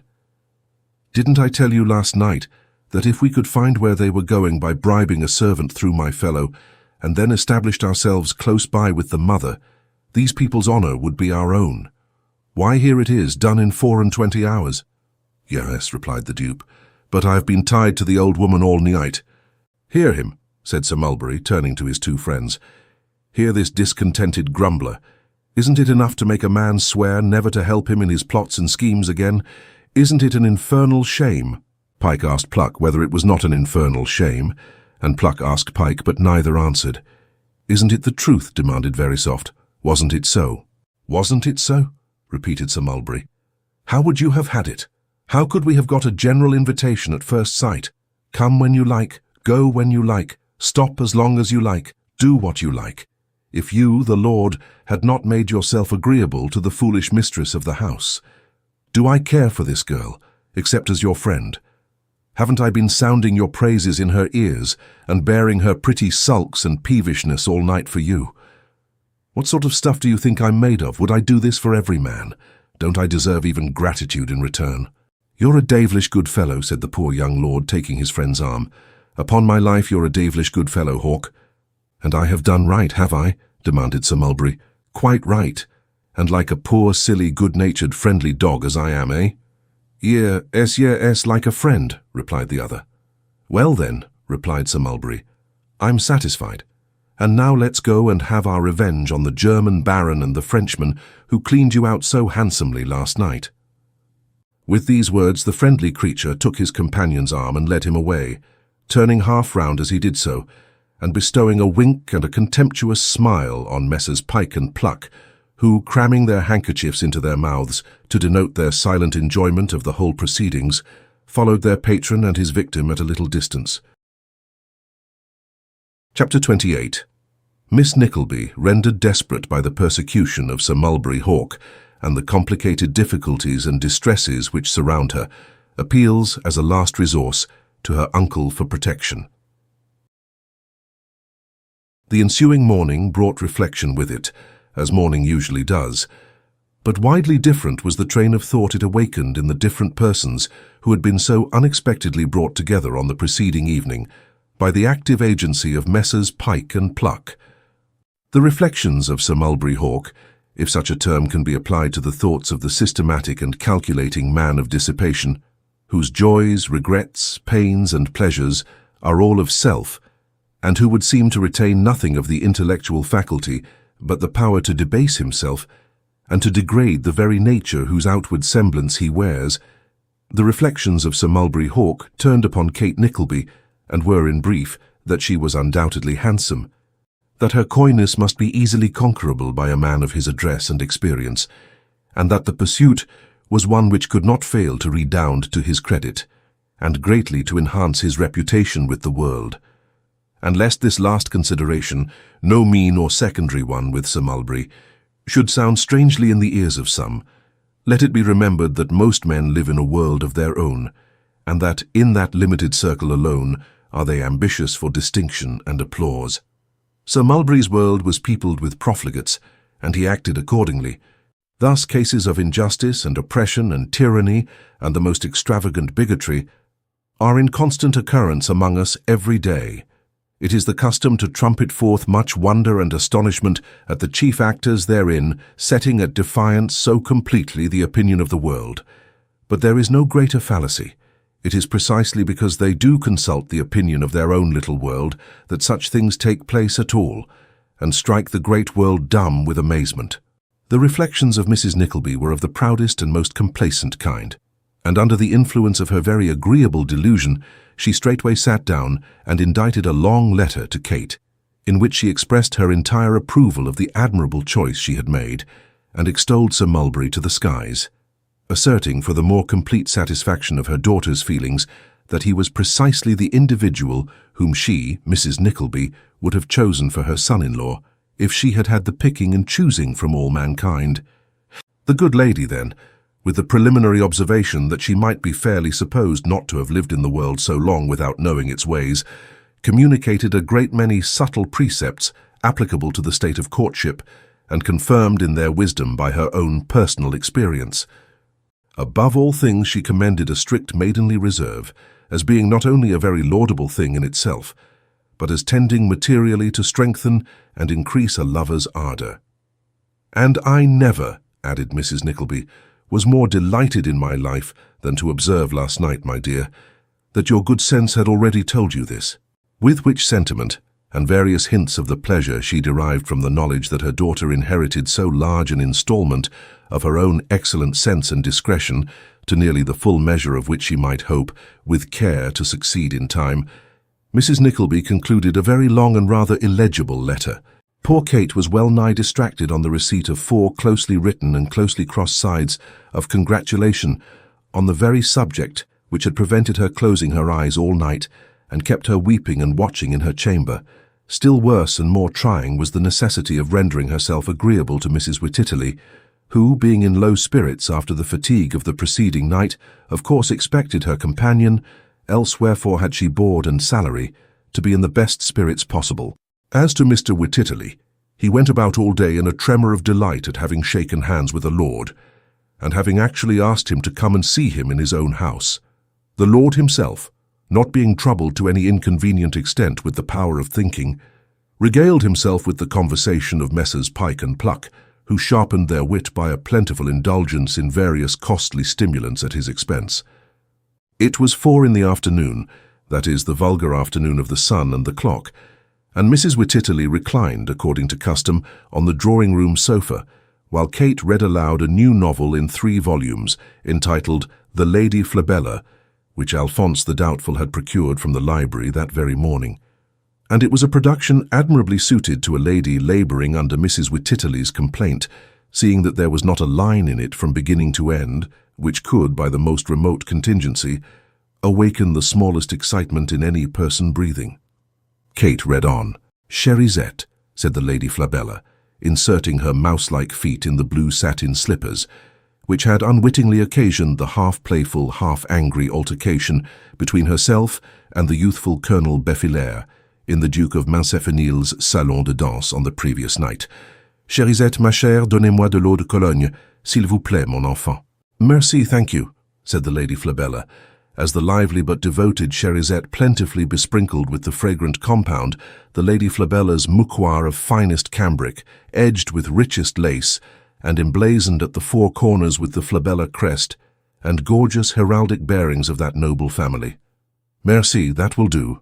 At this instant, while the Lady Flabella yet inhaled that delicious fragrance by holding the mouchoir to her exquisite but thoughtfully chiselled nose, the door of the boudoir, artfully concealed by rich hangings of silken damask, the hue of Italy's firmament, was thrown open, and with noiseless tread 2 valets de chambre, clad in sumptuous liveries of peach blossom and gold, advanced into the room, followed by a page in bas de soie, silk stockings, who, while they remained at some distance making the most graceful obeisances, advanced to the feet of his lovely mistress, and dropping on one knee presented, on a golden salver gorgeously chased, a scented billet. The Lady Flabella, with an agitation she could not repress, hastily tore off the envelope and broke the scented seal. It was from Beffilaire, the young, the slim, the low-voiced, her own Beffilaire. "Oh, charming," interrupted Kate's patroness, who was sometimes taken literary. "Poetic, really. Read that description again, Miss Nickleby." Kate complied. "Sweet indeed," said Mrs. Wittitterly with a sigh. "So voluptuous, is it not? So soft." "Yes, I think it is," replied Kate gently. "Very soft." "Close the book, Miss Nickleby," said Mrs. Wittitterly. "I can hear nothing more today. I should be sorry to disturb the impression of that sweet description." "Close the book." Kate complied, not unwillingly, and as she did so, Mrs. Wittitterly, raising her glass with a languid hand, remarked that she looked pale. "It was the fright of that noise and confusion last night," said Kate. "How very odd," exclaimed Mrs. Wittitterly with a look of surprise. "And certainly, when one comes to think of it, it was very odd that anything should have disturbed a companion. A steam engine or other ingenious piece of mechanism out of order would have been nothing to it." "How did you come to know Lord Frederick and those other delightful creatures, child?" asked Mrs. Wittitterly, still eyeing Kate through her glass. "I met them at my uncle's," said Kate, vexed to feel that she was colouring deeply, but unable to keep down the blood which rushed to her face whenever she thought of that man. "Have you known them long?" "No," rejoined Kate, "not long." "I was very glad of the opportunity which that respectable person, your mother, gave us of being known to them," said Mrs. Wittitterly, in a lofty manner. "Some friends of ours were on the very point of introducing us, which makes it quite remarkable."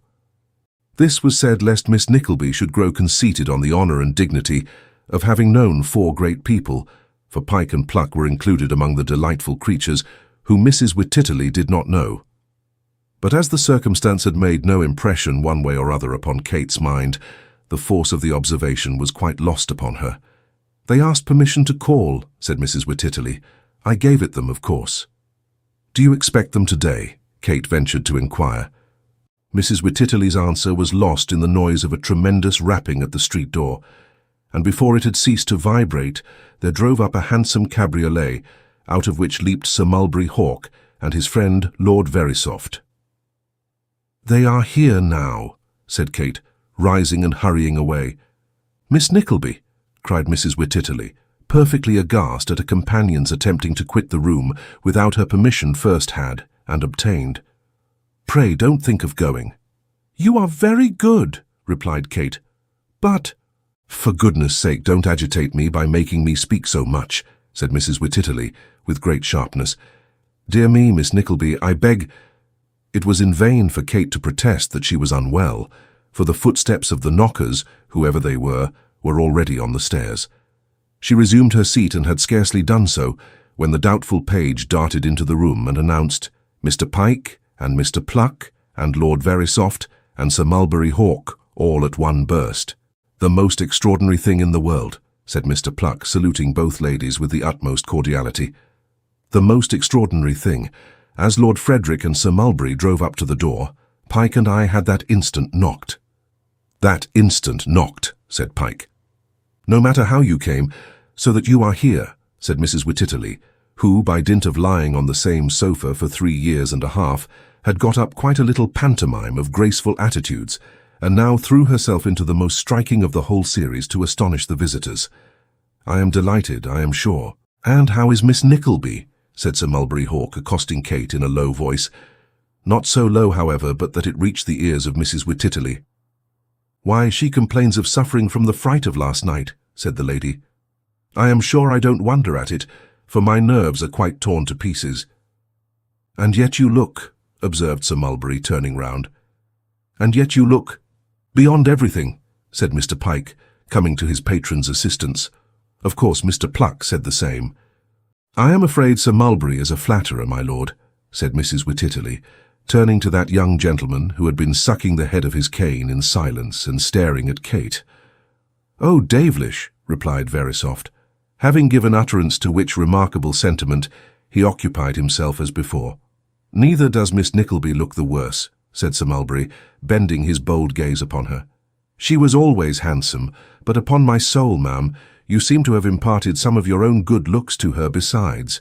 To judge from the glow which suffused the poor girl's countenance after this speech, Mrs. Wititterly might, with some show of reason, have been supposed to have imparted to it some of that artificial bloom which decorated her own." Mrs. Wititterly admitted, though not with the best grace in the world, that Kate did look pretty. She began to think, too, that Sir Mulberry was not quite so agreeable a creature as she had at first supposed him. For, although a skilful flatterer is a most delightful companion, if you can keep him all to yourself, his taste becomes very doubtful when he takes to complimenting other people. "Pike," said the watchful Mr. Pluck, observing the effect which the praise of Miss Nickleby had produced. "Well, Pluck," said Pike. "Is there anybody," demanded Mr. Pluck mysteriously, "anybody you know that Mrs. Wititterly's profile reminds you of?" "Reminds me of?" answered Pike. "Of course there is." "Who do you mean?" said Pluck in the same mysterious manner. "The D of B." "The C of B," replied Pike, with the faintest trace of a grin lingering in his countenance. "The beautiful sister is the Countess, not the Duchess." "True," said Pluck. "The C of B, the resemblance is wonderful." "Perfectly startling," said Mr. Pike. Here was a state of things. Mrs. Wititterly was declared, upon the testimony of 2 veracious and competent witnesses, to be the very picture of a countess. This was one of the consequences of getting into good society. Why, she might have moved among grovelling people for 20 years and never heard of it. How could she indeed? What did they know about countesses?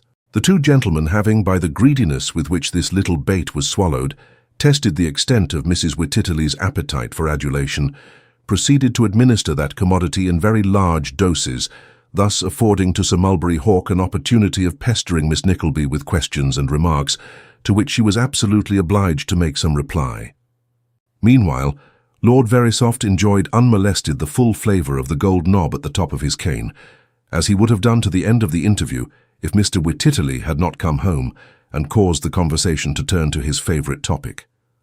"My lord," said Mr. Wititterly, "I am delighted, honoured, proud." "Be seated again, my lord, pray. I am proud, indeed, most proud." It was to the secret annoyance of his wife that Mr. Wititterly said all this, for, although she was bursting with pride and arrogance, she would have had the illustrious guests believe that their visit was quite a common occurrence, and that they had lords and baronets to see them every day in the week. But Mr. Wititterly's feelings were beyond the power of suppression. "It is an honour indeed," said Mr. Whititterly. "Julia, my soul, you will suffer for this tomorrow." "Suffer!" cried Lord Verisopht. "The reaction, my lord, the reaction," said Mr. Whititterly. "This violent strain upon the nervous system over, my lord, what ensues? A sinking, a depression, a lowness, a lassitude, a debility. My lord, if Sir Tumley Snuffim was to see that delicate creature at this moment, he would not give a this for her life." In illustration of which remark, Mr. Whititterly took a pinch of snuff from his box and jerked it lightly into the air as an emblem of instability.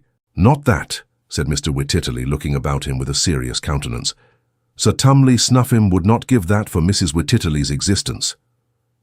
Mr. Whititterly told this with a kind of sober exultation, as if it were no trifling distinction for a man to have a wife in such a desperate state, and Mrs. Whititterly sighed and looked on, as if she felt the honour, but had determined to bear it as meekly as might be. "Mrs. Whititterly," said her husband, "is Sir Tumley Snuffim's favourite patient. I believe I may venture to say that Mrs. Whititterly is the first person who took the new medicine which is supposed to have destroyed a family at Kensington Gravel Pits. I believe she was.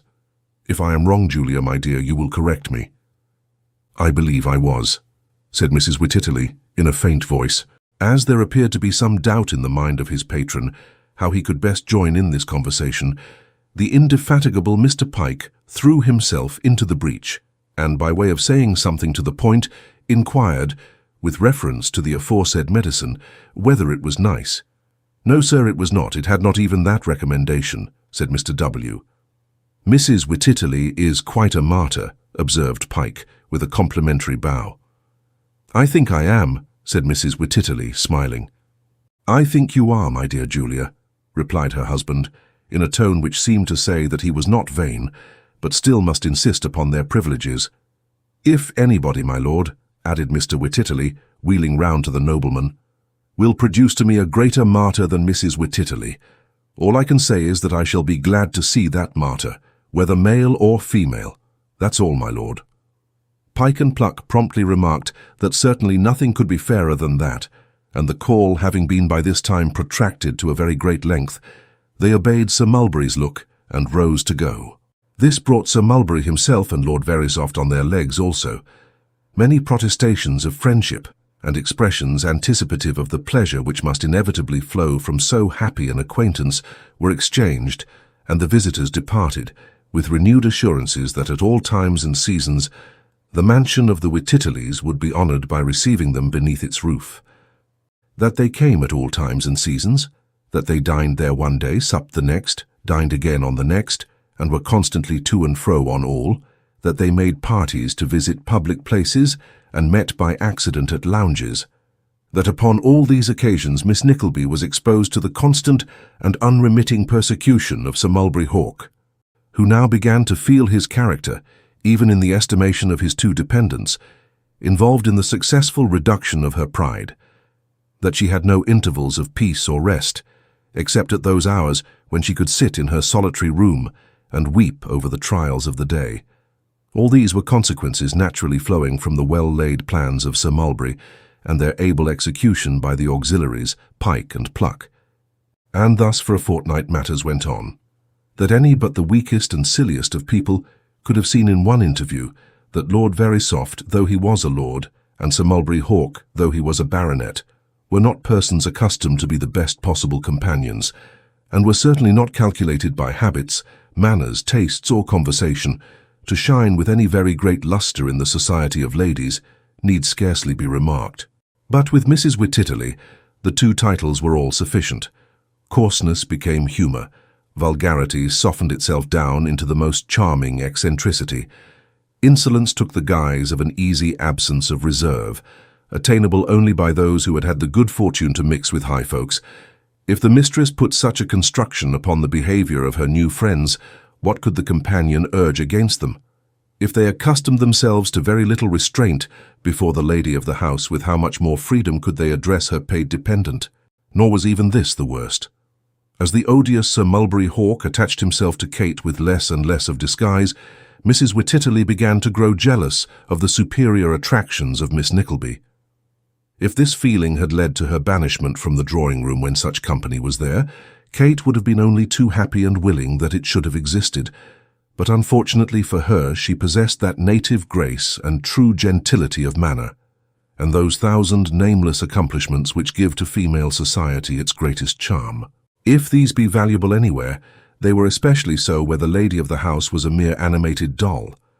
The consequence was that Kate had the double mortification of being an indispensable part of the circle when Sir Mulberry and his friends were there, and of being exposed on that very account to all Mrs. Wititterly's ill humours and caprices when they were gone.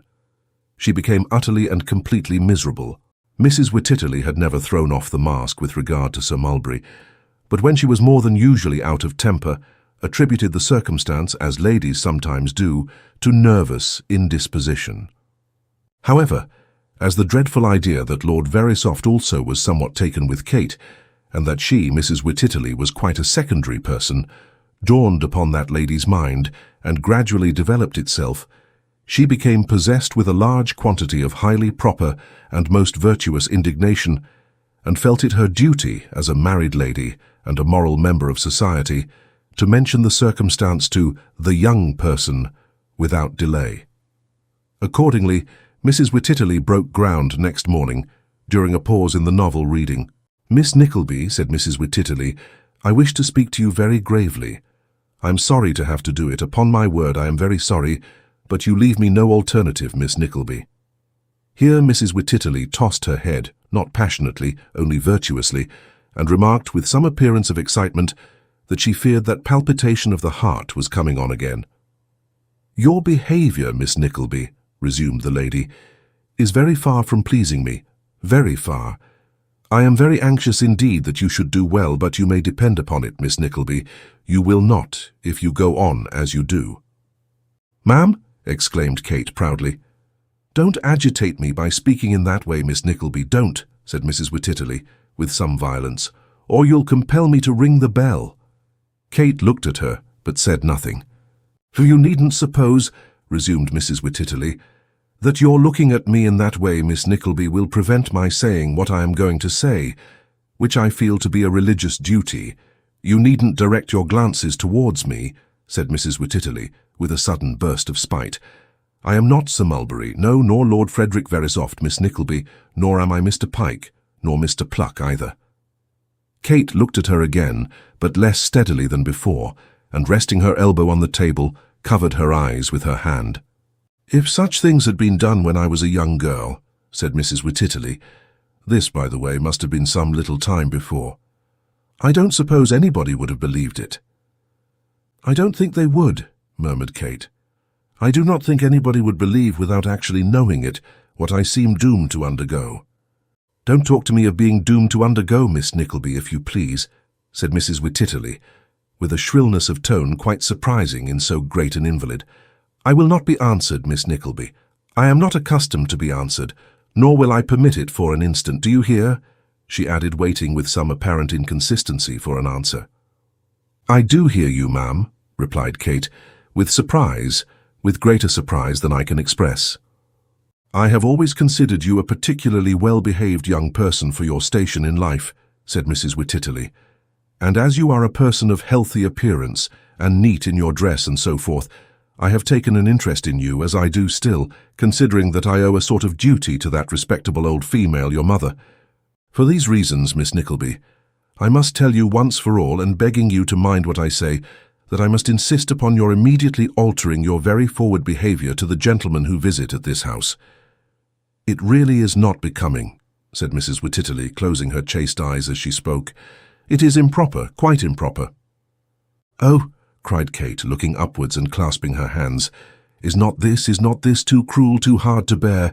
Is it not enough that I should have suffered as I have night and day, that I should almost have sunk in my own estimation from very shame of having been brought into contact with such people? But must I also be exposed to this unjust and most unfounded charge?"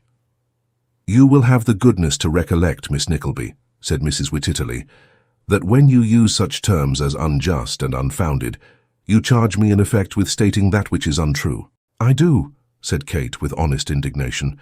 "Whether you make this accusation of yourself or at the prompting of others is alike to me, I say it is vilely, grossly, wilfully untrue." "Is it possible," cried Kate, "that anyone of my own sex can have sat by and not have seen the misery these men have caused me? Is it possible that you, ma'am, can have been present and failed to mark the insulting freedom that their every look bespoke? Is it possible that you can have avoided seeing that these libertines, in their utter disrespect for you, and utter disregard of all gentlemanly behaviour, and almost of decency, have had but one object in introducing themselves here, and that the furtherance of their designs upon a friendless, helpless girl who, without this humiliating confession, might have hoped to receive from one so much her senior something like womanly aid and sympathy? I cannot believe it." Chapter 29. Of the proceedings of Nicholas and certain internal divisions in the company of Mr. Vincent Crummles. The unexpected success and favour with which his experiment at Portsmouth had been received induced Mr. Crummles to prolong his stay in that town for a fortnight beyond the period he had originally assigned for the duration of his visit, during which time Nicholas personated a vast variety of characters with undiminished success, and attracted so many people to the theatre who had never been seen there before, that a benefit was considered by the manager a very promising speculation. Nicholas assenting to the terms proposed, the benefit was had, and by it he realized no less a sum than £20. Possessed of this unexpected wealth, his first act was to enclose to honest John Browdie the amount of his friendly loan, which he accompanied with many expressions of gratitude and esteem, and many cordial wishes for his matrimonial happiness. To Newman Noggs he forwarded one half of the sum he had realized, entreating him to take an opportunity of handing it to Kate in secret, and conveying to her the warmest assurances of his love and affection. He made no mention of the way in which he had employed himself, merely informing Newman that a letter addressed to him under his assumed name at the post office, Portsmouth, would readily find him, and entreating that worthy friend to write full particulars of the situation of his mother and sister, and an account of all the grand things that Ralph Nickleby had done for them since his departure from London. "You are out of spirits," said Smike on the night after the letter had been dispatched. "Not I," rejoined Nicholas with assumed gaiety, for the confession would have made the boy miserable all night. "I was thinking about my sister, Smike." "Sister? Aye. Is she like you?" inquired Smike. "Why, so they say," replied Nicholas, laughing, "only a great deal handsomer." "She must be very beautiful," said Smike, after thinking a little while with his hands folded together and his eyes bent upon his friend. "Anybody who didn't know you as well as I do, my dear fellow, would say you were an accomplished courtier," said Nicholas. "I don't even know what that is," replied Smike, shaking his head. "Shall I ever see your sister?" "To be sure," cried Nicholas. "We shall all be together one of these days, when we are rich, Smike." "How is it that you, who are so kind and good to me, have nobody to be kind to you?" asked Smike. "I cannot make that out." "Why, it is a long story," replied Nicholas, "and one you would have some difficulty in comprehending, I fear. I have an enemy. You understand what that is?" "Oh, yes, I understand that," said Smike. "Well, it is owing to him," returned Nicholas. "He is rich and not so easily punished as your old enemy, Mr. Squeers. He is my uncle, but he is a villain, and has done me wrong." "Has he, though?" asked Smike, bending eagerly forward. "What is his name? Tell me his name." Ralph Nickleby." "Ralph Nickleby," repeated Smike. "Ralph. I'll get that name by heart." He had muttered it over to himself some 20 times, when a loud knock at the door disturbed him from his occupation. Before he could open it, Mr. Folair, the pantomimist, thrust in his head. Mr. Folair's head was usually decorated with a very round hat, unusually high in the crown, and curled up quite tight in the brims. On the present occasion he wore it very much on one side, with the back part forward, in consequence of its being the least rusty.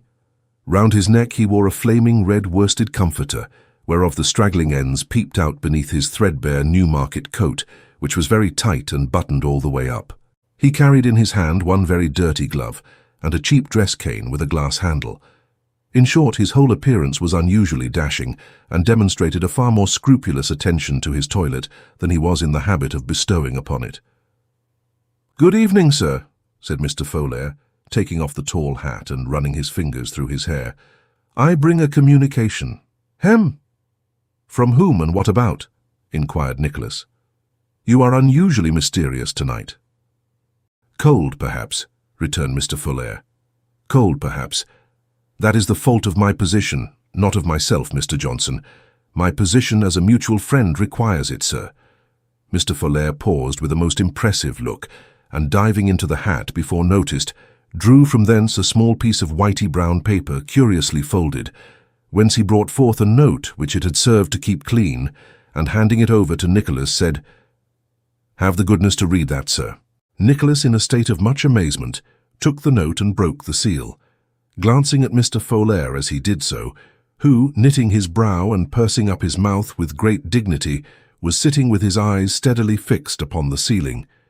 It was directed to blank Johnson Eskenter, by favour of Augustus Folair Esk, and the astonishment of Nicholas was in no degree lessened when he found it to be couched in the following laconic terms. "Mr. Lenville presents his kind regards to Mr. Johnson, and will feel obliged if he will inform him at what hour tomorrow morning it will be most convenient to him to meet Mr. L. at the theatre, for the purpose of having his nose pulled in the presence of the company. Mr. Lenville requests Mr. Johnson not to neglect making an appointment, as he has invited 2 or 3 professional friends to witness the ceremony, and cannot disappoint them upon any account whatever. Portsmouth, Tuesday night." Indignant as he was at this impertinence, there was something so exquisitely absurd in such a cartel of defiance that Nicholas was obliged to bite his lip and read the note over 2 or 3 times before he could muster sufficient gravity and sternness to address the hostile messenger, who had not taken his eyes from the ceiling, nor altered the expression of his face in the slightest degree. "Do you know the contents of this note, sir?" he asked at length. "Yes," rejoined Mr. Folair, looking round for an instant, and immediately carrying his eyes back again to the ceiling. "And how dare you bring it here, sir?" asked Nicholas, tearing it into very little pieces and jerking it in a shower towards the messenger. "Had you no fear of being kicked downstairs, sir?" Mr. Folair turned his head, now ornamented with several fragments of the note, towards Nicholas, and with the same imperturbable dignity briefly replied, "No." "Then," said Nicholas, taking up the tall hat and tossing it towards the door, "you had better follow that article of your dress, sir, or you may find yourself very disagreeably deceived, and that within a dozen seconds." "I say, Johnson," remonstrated Mr. Folair, suddenly losing all his dignity, "none of that, you know, no tricks with a gentleman's wardrobe." "Leave the room," returned Nicholas. "How could you presume to come here on such an errand, you scoundrel?" "Pooh, pooh," said Mr. Folair, unwinding his comforter and gradually getting himself out of it. "There, that's enough." "Enough!" cried Nicholas, advancing towards him. "Take yourself off, sir." "Pooh, pooh, I tell you," returned Mr. Folair, waving his hand in deprecation of any further wrath. "I wasn't in earnest. I only brought it in joke." "You had better be careful how you indulge in such jokes again," said Nicholas, "or you may find an allusion to pulling noses rather a dangerous reminder for the subject of your facetiousness. Was it written in joke too, pray?" "No, no, that's the best of it," returned the actor. "Right down earnest, honour bright." Nicholas could not repress a smile at the odd figure before him, which at all times more calculated to provoke mirth than anger, was especially so at that moment, when with one knee upon the ground, Mr. Folair twirled his old hat round upon his hand, and affected the extremest agony lest any of the nap should have been knocked off, an ornament which it is almost superfluous to say it had not boasted for many months. "Come, sir," said Nicholas, laughing in spite of himself, "have the goodness to explain." "Why, I'll tell you how it is," said Mr. Folair, sitting himself down in a chair with great coolness. "Since you came here, Lenville has done nothing but second business, and instead of having a reception every night, as he used to have, they have let him come on as if he was nobody." "What do you mean by a reception?" asked Nicholas. "Jupiter!" exclaimed Mr. Folair. "What an unsophisticated shepherd you are, Johnson. Why, applause from the house when you first come on. So he has gone on night after night, never getting a hand, and you getting a couple of rounds at least, and sometimes 3, till at length he got quite desperate, and had half a mind last night to play Tybalt with a real sword, and pink you, not dangerously, but just enough to lay you up for a month or 2. "Very considerate," remarked Nicholas, So yes, I think it was under the circumstances, his professional reputation being at stake, said Mr. Folair quite seriously. But his heart failed him, and he cast about for some other way of annoying you and making himself popular at the same time. For that's the point. Notoriety is the thing. Bless you if he had pinked you, said Mr. Folair, stopping to make a calculation in his mind. It would have been worth 8 or 10 shillings a week to him. All the town would have come to see the actor who nearly killed a man by mistake. I shouldn't wonder if it had got him an engagement in London. However, he was obliged to try some other mode of getting popular, and this one occurred to him. It's a clever idea, really.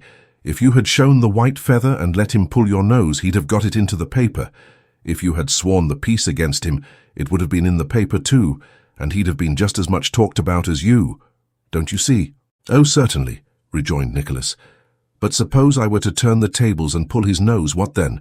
Would that make his fortune? Why, I don't think it would, replied Mr. Folair, scratching his head, because there wouldn't be any romance about it, and he wouldn't be favourably known. To tell you the truth, though, he didn't calculate much upon that, for you're always so mild-spoken and are so popular among the women that we didn't suspect you of showing fight. If you did, however, he has a way of getting out of it easily, depend upon that. Has he? Rejoined Nicholas. We will try tomorrow morning. In the meantime, you can give whatever account of our interview you like best. Good night. As Mr. Folair was pretty well known among his fellow actors for a man who delighted in mischief and was by no means scrupulous, Nicholas had not much doubt but that he had secretly prompted the tragedian in the course he had taken, and moreover, that he would have carried his mission with a very high hand if he had not been disconcerted by the very unexpected demonstrations with which it had been received. It was not worth his while to be serious with him, however, so he dismissed the pantomimist with a gentle hint that if he offended again, it would be under the penalty of a broken head, and Mr. Folair, taking the caution in exceedingly good part, walked away to confer with his principal, and give such an account of his proceedings as he might think best calculated to carry on the joke. He had no doubt reported that Nicholas was in a state of extreme bodily fear, for when that young gentleman walked with much deliberation down to the theatre next morning at the usual hour, he found all the company assembled in evident expectation, and Mr. Lenville, with his severest stage face, sitting majestically on a table whistling defiance. Now the ladies were on the side of Nicholas, and the gentlemen, being jealous, were on the side of the disappointed tragedian, so that the latter formed a little group about the redoubtable Mr. Lenville, and the former looked on at a little distance in some trepidation and anxiety. On Nicholas stopping to salute them, Mr. Lenville laughed a scornful laugh and made some general remark touching the natural history of puppies. "Oh," said Nicholas, looking quietly round. "Are you there?" "Slave," returned Mr. Lenville, flourishing his right arm and approaching Nicholas with a theatrical stride. But somehow he appeared just at that moment a little startled, as if Nicholas did not look quite so frightened as he had expected, and came all at once to an awkward halt, at which the assembled ladies burst into a shrill laugh. "Object of my scorn and hatred," said Mr. Lenville, "I hold ye in contempt." Nicholas laughed in very unexpected enjoyment of this performance, and the ladies, by way of encouragement, laughed louder than before, whereat Mr. Lenville assumed his bitterest smile and expressed his opinion that they were minions. "But they shall not protect ye," said the tragedian, taking an upward look at Nicholas, beginning at his boots and ending at the crown of his head, and then a downward one, beginning at the crown of his head and ending at his boots, which two looks, as everybody knows, express defiance on the stage. "They shall not protect ye, boy." Thus speaking, Mr. Lenville folded his arms, and treated Nicholas to that expression of face with which, in melodramatic performances, he was in the habit of regarding the tyrannical kings when they said, "Away with him to the deepest dungeon beneath the castle moat," and which, accompanied with a little jingling of fetters, had been known to produce great effects in its time. Whether it was the absence of the fetters or not, it made no very deep impression on Mr. Lenville's adversary, however, but rather seemed to increase the good humour expressed in his countenance. In which stage of the contest, one or two gentlemen, who had come out expressly to witness the pulling of Nicholas's nose, grew impatient, murmuring that if it were to be done at all, it had better be done at once, and that if Mr. Lenville didn't mean to do it, he had better say so, and not keep them waiting there. Thus urged, the tragedian adjusted the cuff of his right coat sleeve for the performance of the operation, and walked in a very stately manner up to Nicholas, who suffered him to approach to within the requisite distance, and then, without the smallest discomposure, knocked him down. Before the discomfited tragedian could raise his head from the boards, Mrs. Lenville, who, as has been before hinted, was in an interesting state, rushed from the rear rank of ladies, and uttering a piercing scream threw herself upon the body. "Do you see this, monster? Do you see this?" cried Mr. Lenville, sitting up and pointing to his prostrate lady, who was holding him very tight round the waist. "Come," said Nicholas, nodding his head. "Apologize for the insolent note you wrote to me last night and waste no more time in talking." "Never," cried Mr. Lenville. "Yes, yes, yes," screamed his wife. "For my sake, for mine, Lenville, forgo all idle forms, unless you would see me a blighted corse at your feet." "This is affecting," said Mr. Lenville, looking round him and drawing the back of his hand across his eyes. "The ties of nature are strong. The weak husband and the father that is yet to be, relents. I apologize." "Humbly and submissively," said Nicholas. "Humbly and submissively," returned the tragedian, scowling upwards, "but only to save her, for a time will come." "Very good," said Nicholas.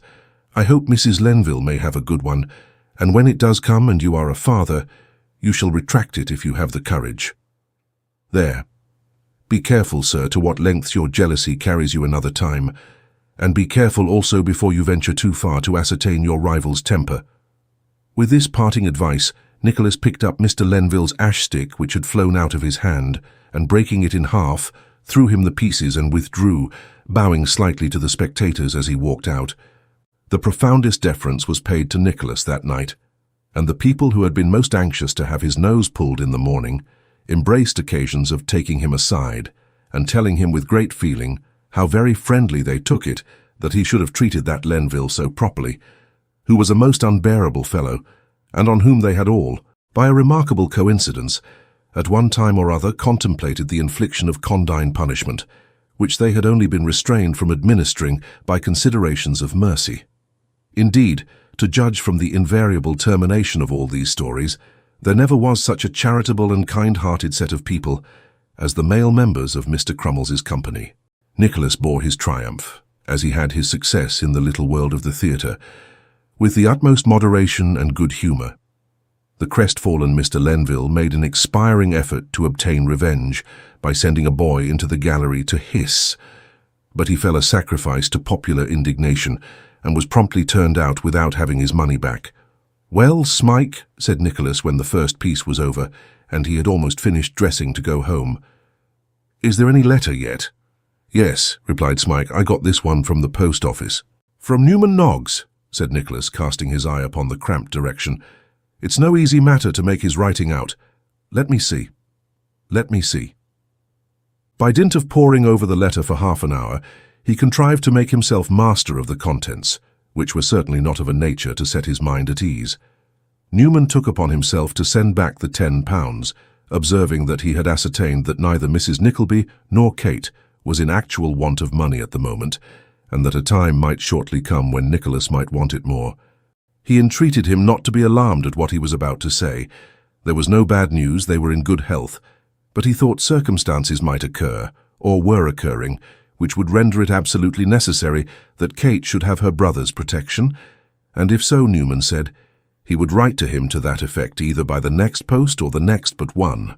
Nicholas read this passage very often, and the more he thought of it, the more he began to fear some treachery upon the part of Ralph.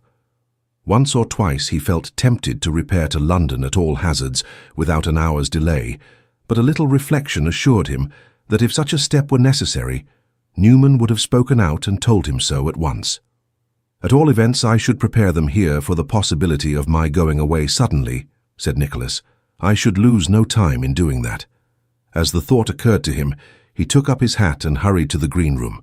"Well, Mr. Johnson," said Mrs. Crummles, who was seated there in full regal costume, with the phenomenon as the maiden in her maternal arms, "next week for Ryde, then for Winchester, then for—" "I have some reason to fear," interrupted Nicholas, that before you leave here my career with you will have closed." "Closed!" cried Mrs. Crummles, raising her hands in astonishment. "Closed!" cried Miss Snevellicci, trembling so much in her tights that she actually laid her hand upon the shoulder of the manageress for support. "Why, you don't mean to say he's going?" exclaimed Mrs. Grudden, making her way towards Mrs. Crummles. "Hoity-toity, nonsense." The phenomenon, being of an affectionate nature and moreover excitable, raised a loud cry, and Miss Belvorney and Miss Bravassa actually shed tears. Even the male performers stopped in their conversation and echoed the word "going," although some among them, and they had been the loudest in their congratulations that day, winked at each other as though they would not be sorry to lose such a favoured rival. An opinion, indeed, which the honest Mr. Folair, who was ready dressed for the savage, openly stated in so many words to a demon with whom he was sharing a pot of porter. Nicholas briefly said that he feared it would be so, although he could not yet speak with any degree of certainty, and getting away as soon as he could, went home to con Newman's letter once more and speculate upon it afresh. How trifling all that had been occupying his time and thoughts for many weeks seemed to him during that sleepless night, and how constantly and incessantly present to his imagination was the one idea that Kate, in the midst of some great trouble and distress, might even then be looking, and vainly too, for him. Chapter 30. Festivities are held in honour of Nicholas, who suddenly withdraws himself from the society of Mr. Vincent Crummles and his theatrical companions.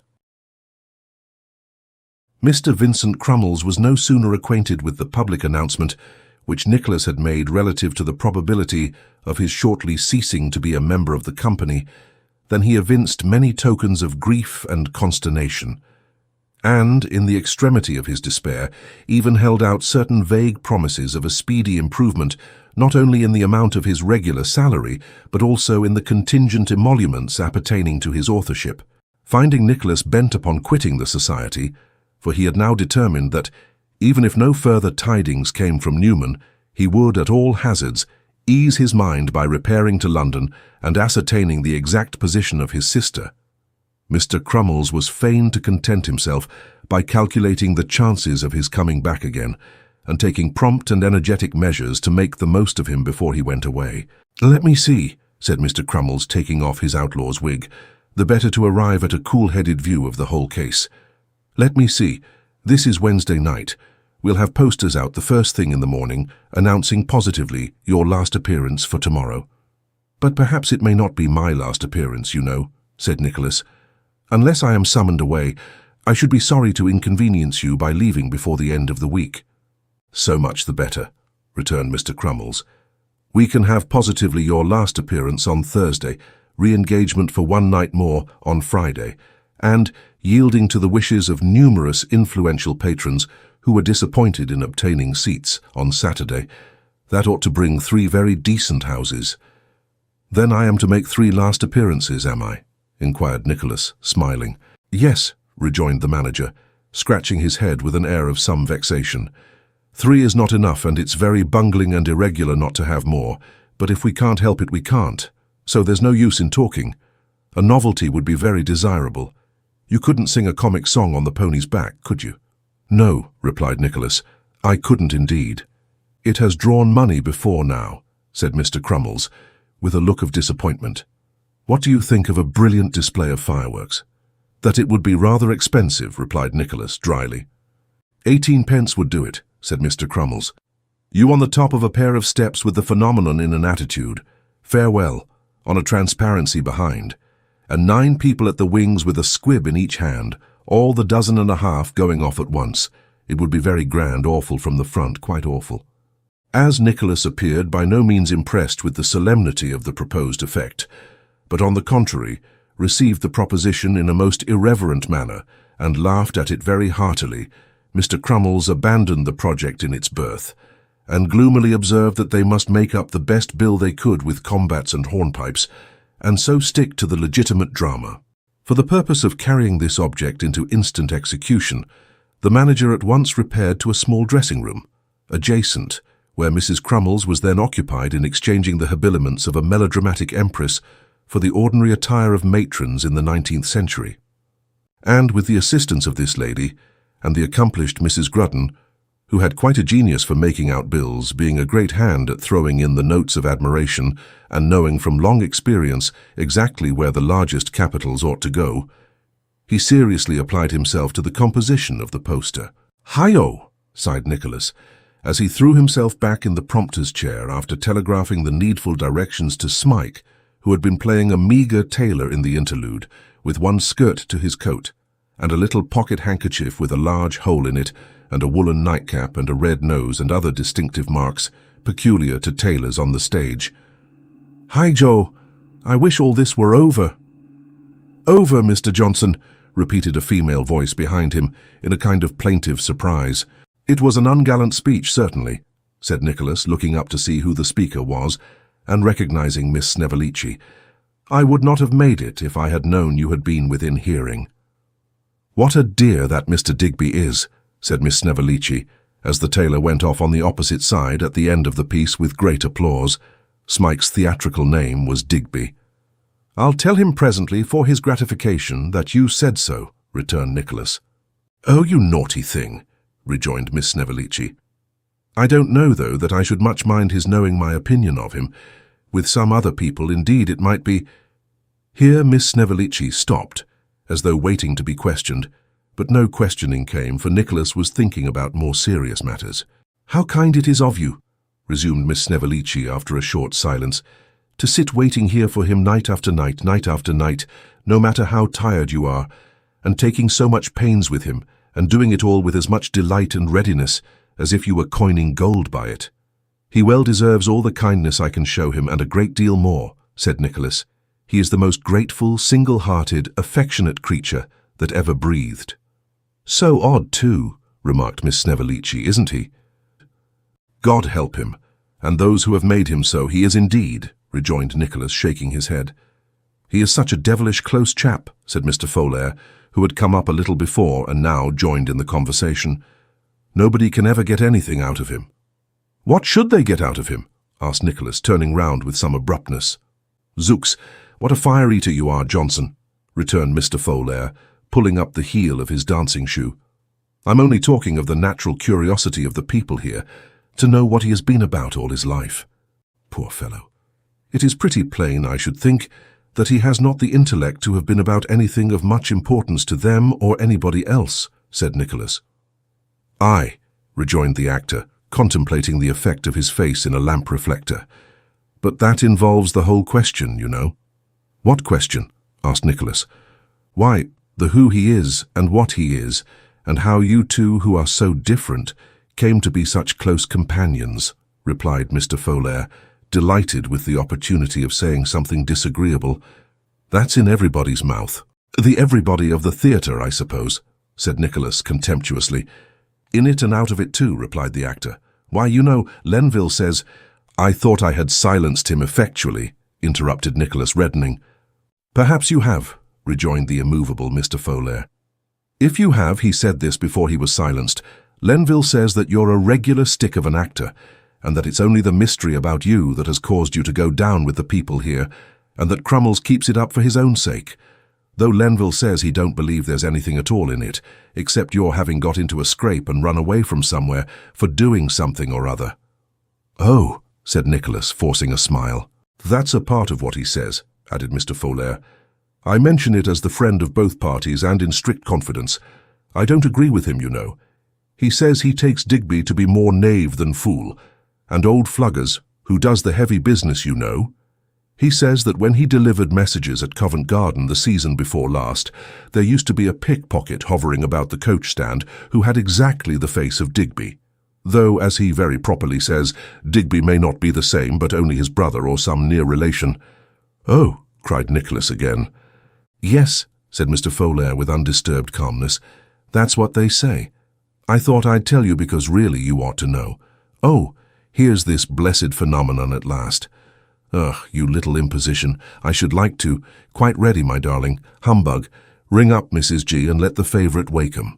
Uttering in a loud voice such of the latter allusions as were complimentary to the unconscious phenomenon, and giving the rest in a confidential aside to Nicholas, Mr. Folair followed the ascent of the curtain with his eyes, regarded with a sneer the reception of Miss Crummles as the maiden, and falling back a step or two to advance with the better effect, uttered a preliminary howl, and went on, chattering his teeth and brandishing his tin tomahawk as the Indian savage.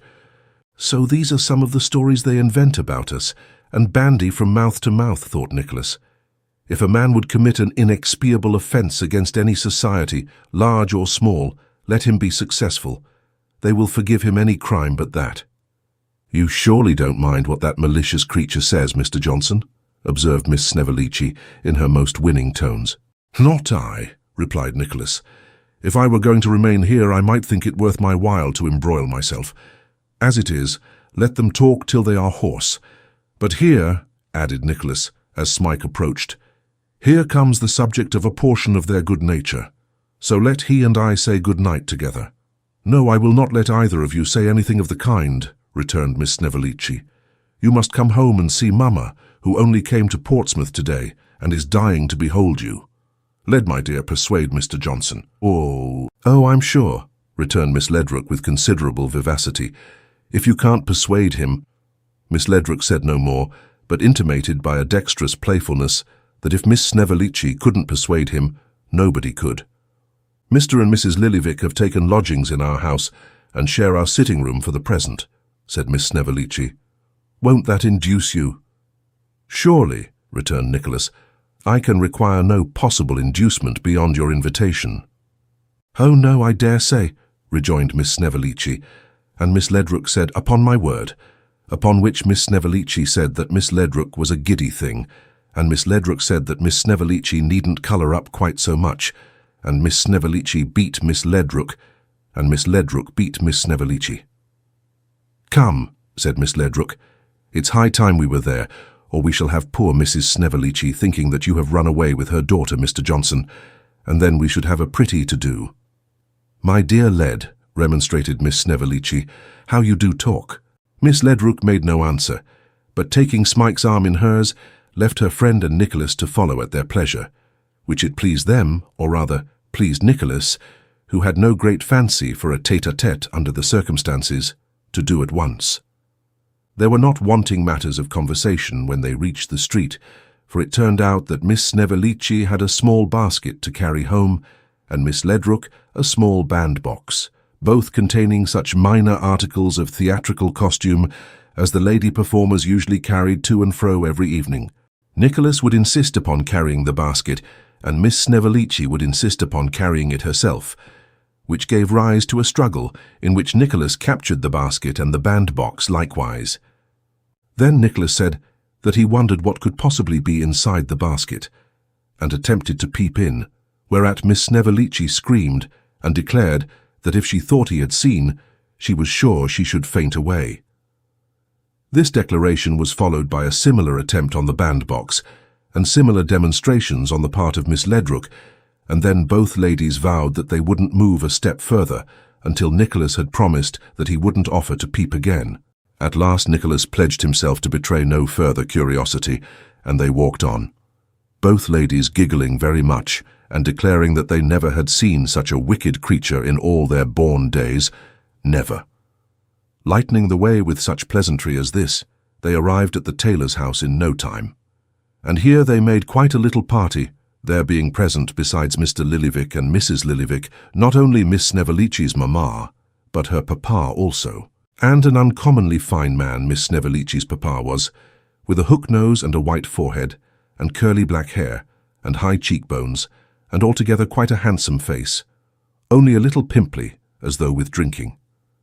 He had a very broad chest, had Miss Snevellicci's papa, and he wore a threadbare blue dress coat, buttoned with gilt buttons tight across it, and he no sooner saw Nicholas come into the room than he whipped the two forefingers of his right hand in between the two centre buttons, and sticking his other arm gracefully akimbo, seemed to say, "Now here I am, my buck, and what have you got to say to me?" Such was, and in such an attitude, sat Miss Snevellicci's papa, who had been in the profession ever since he had first played the 10-year-old imps in the Christmas pantomimes, who could sing a little, dance a little, fence a little, act a little, and do everything a little, but not much, who had been sometimes in the ballet and sometimes in the chorus at every theatre in London, who was always selected in virtue of his figure to play the military visitors and the speechless nobleman, who always wore a smart dress and came on arm in arm with a smart lady in short petticoats, and always did it too with such an air that people in the pit had been several times known to cry out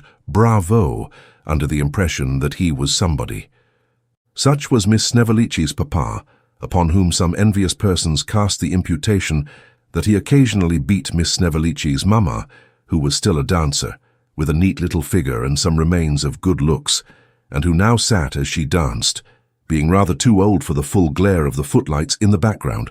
To these good people, Nicholas was presented with much formality. The introduction being completed, Miss Snevellicci's papa, who was scented with rum and water, said that he was delighted to make the acquaintance of a gentleman so highly talented, and furthermore remarked that there hadn't been such a hit made, no, not since the first appearance of his friend Mr. Glavormelli at the Coburg. "You have seen him, sir?" said Miss Snevellicci's papa. "No, really, I never did," replied Nicholas. "So you never saw my friend Glavormelli, sir?" said Miss Snevellicci's papa. "Then you have never seen acting yet. If he had lived—" "Oh, he is dead, is he?" interrupted Nicholas. "He is," said Mr. Snevellicci, "but he isn't in Westminster Abbey, more's the shame. He was well, no matter. He is gone to that bourne from whence no traveller returns. I hope he is appreciated there." So saying, Miss Snevellicci's papa rubbed the tip of his nose with a very yellow silk handkerchief, and gave the company to understand that these recollections overcame him. "Well, Mr. Lillyvick," said Nicholas, "and how are you?" "Quite well, sir," replied the collector. "There is nothing like the married state, sir, depend upon it." "Indeed," said Nicholas, laughing. "Ah, nothing like it, sir," replied Mr. Lillyvick solemnly. "How do you think?" whispered the collector, drawing him aside. "How do you think she looks tonight?" "As handsome as ever," replied Nicholas, glancing at the late Miss Pitauker. "Why, there's air about her, sir," whispered the collector, "that I never saw in anybody. Look at her now, she moves to put the kettle on. There, isn't it fascination, sir?" "You're a lucky man," said Nicholas. "Ha ha ha," rejoined the collector. "No. Do you think I am, though, eh? Perhaps I may be, perhaps I may be. I say, I couldn't have done much better if I had been a young man, could I? You couldn't have done much better yourself, could you? Could you?" With such inquiries, and many more such, Mr. Lillyvick jerked his elbow into Nicholas's side and chuckled till his face became quite purple in the attempt to keep down his satisfaction. By this time, the cloth had been laid under the joint superintendence of all the ladies, upon 2 tables put together, one being high and narrow, and the other low and broad. There were oysters at the top, sausages at the bottom, a pair of snuffers in the centre, and baked potatoes wherever it was most convenient to put them. 2 additional chairs were brought in from the bedroom. Miss Snevellicci sat at the head of the table, and Mr. Lillyvick at the foot, and Nicholas had not only the honour of sitting next Miss Snevellicci, but of having Miss Snevellicci's mamma on his right hand, and Miss Snevellicci's papa over the way. In short, he was the hero of the feast, and when the table was cleared and something warm introduced, Miss Snevellicci's papa got up and proposed his health in a speech containing such affecting allusions to his coming departure, that Miss Snevellicci wept and was compelled to retire into the bedroom. "Hush, don't take any notice of it," said Miss Ledrook, peeping in from the bedroom. "Say, when she comes back, that she exerts herself too much."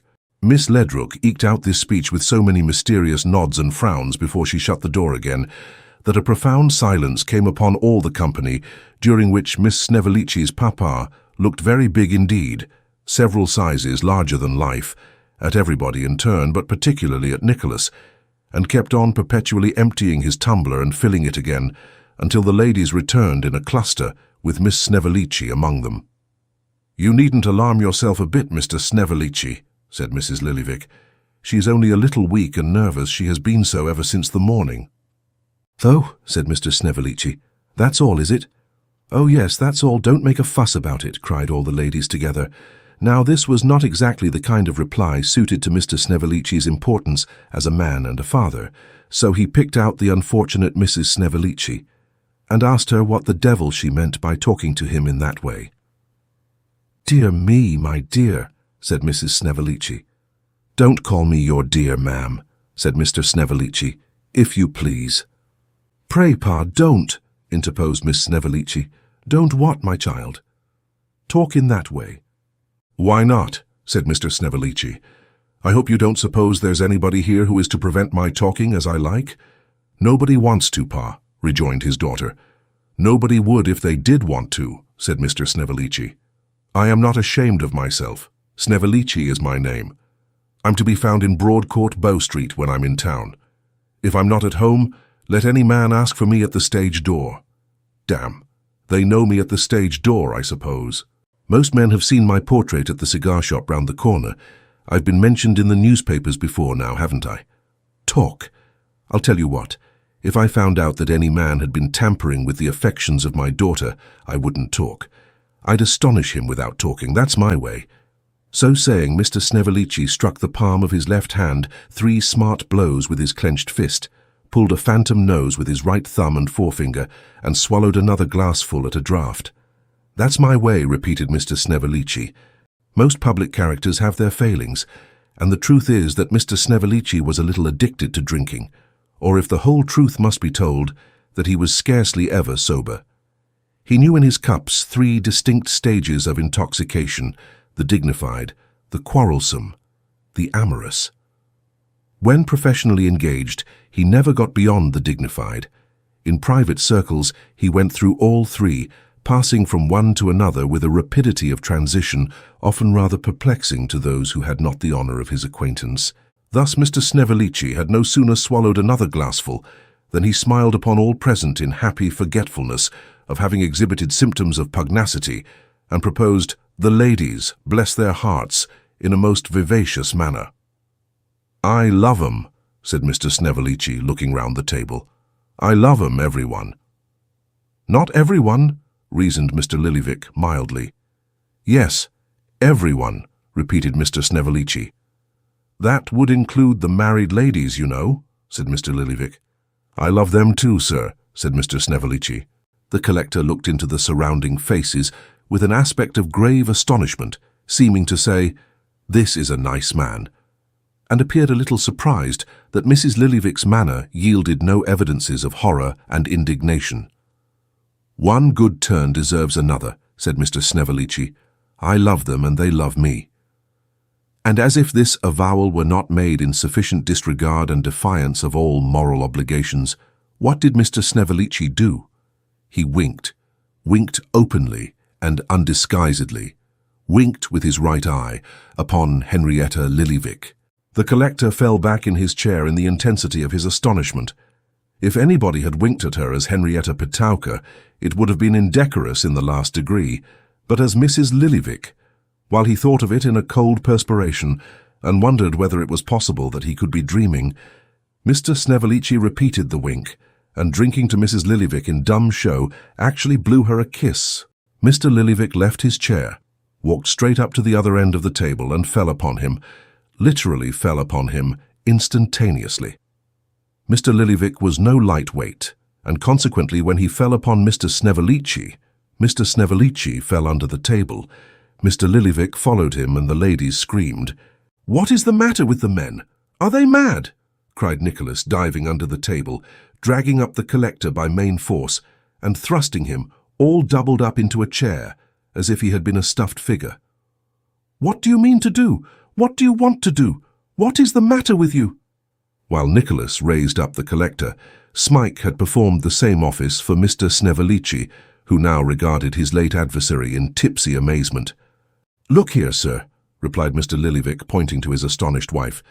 "Here is purity and elegance combined, whose feelings have been outraged, violated, sir."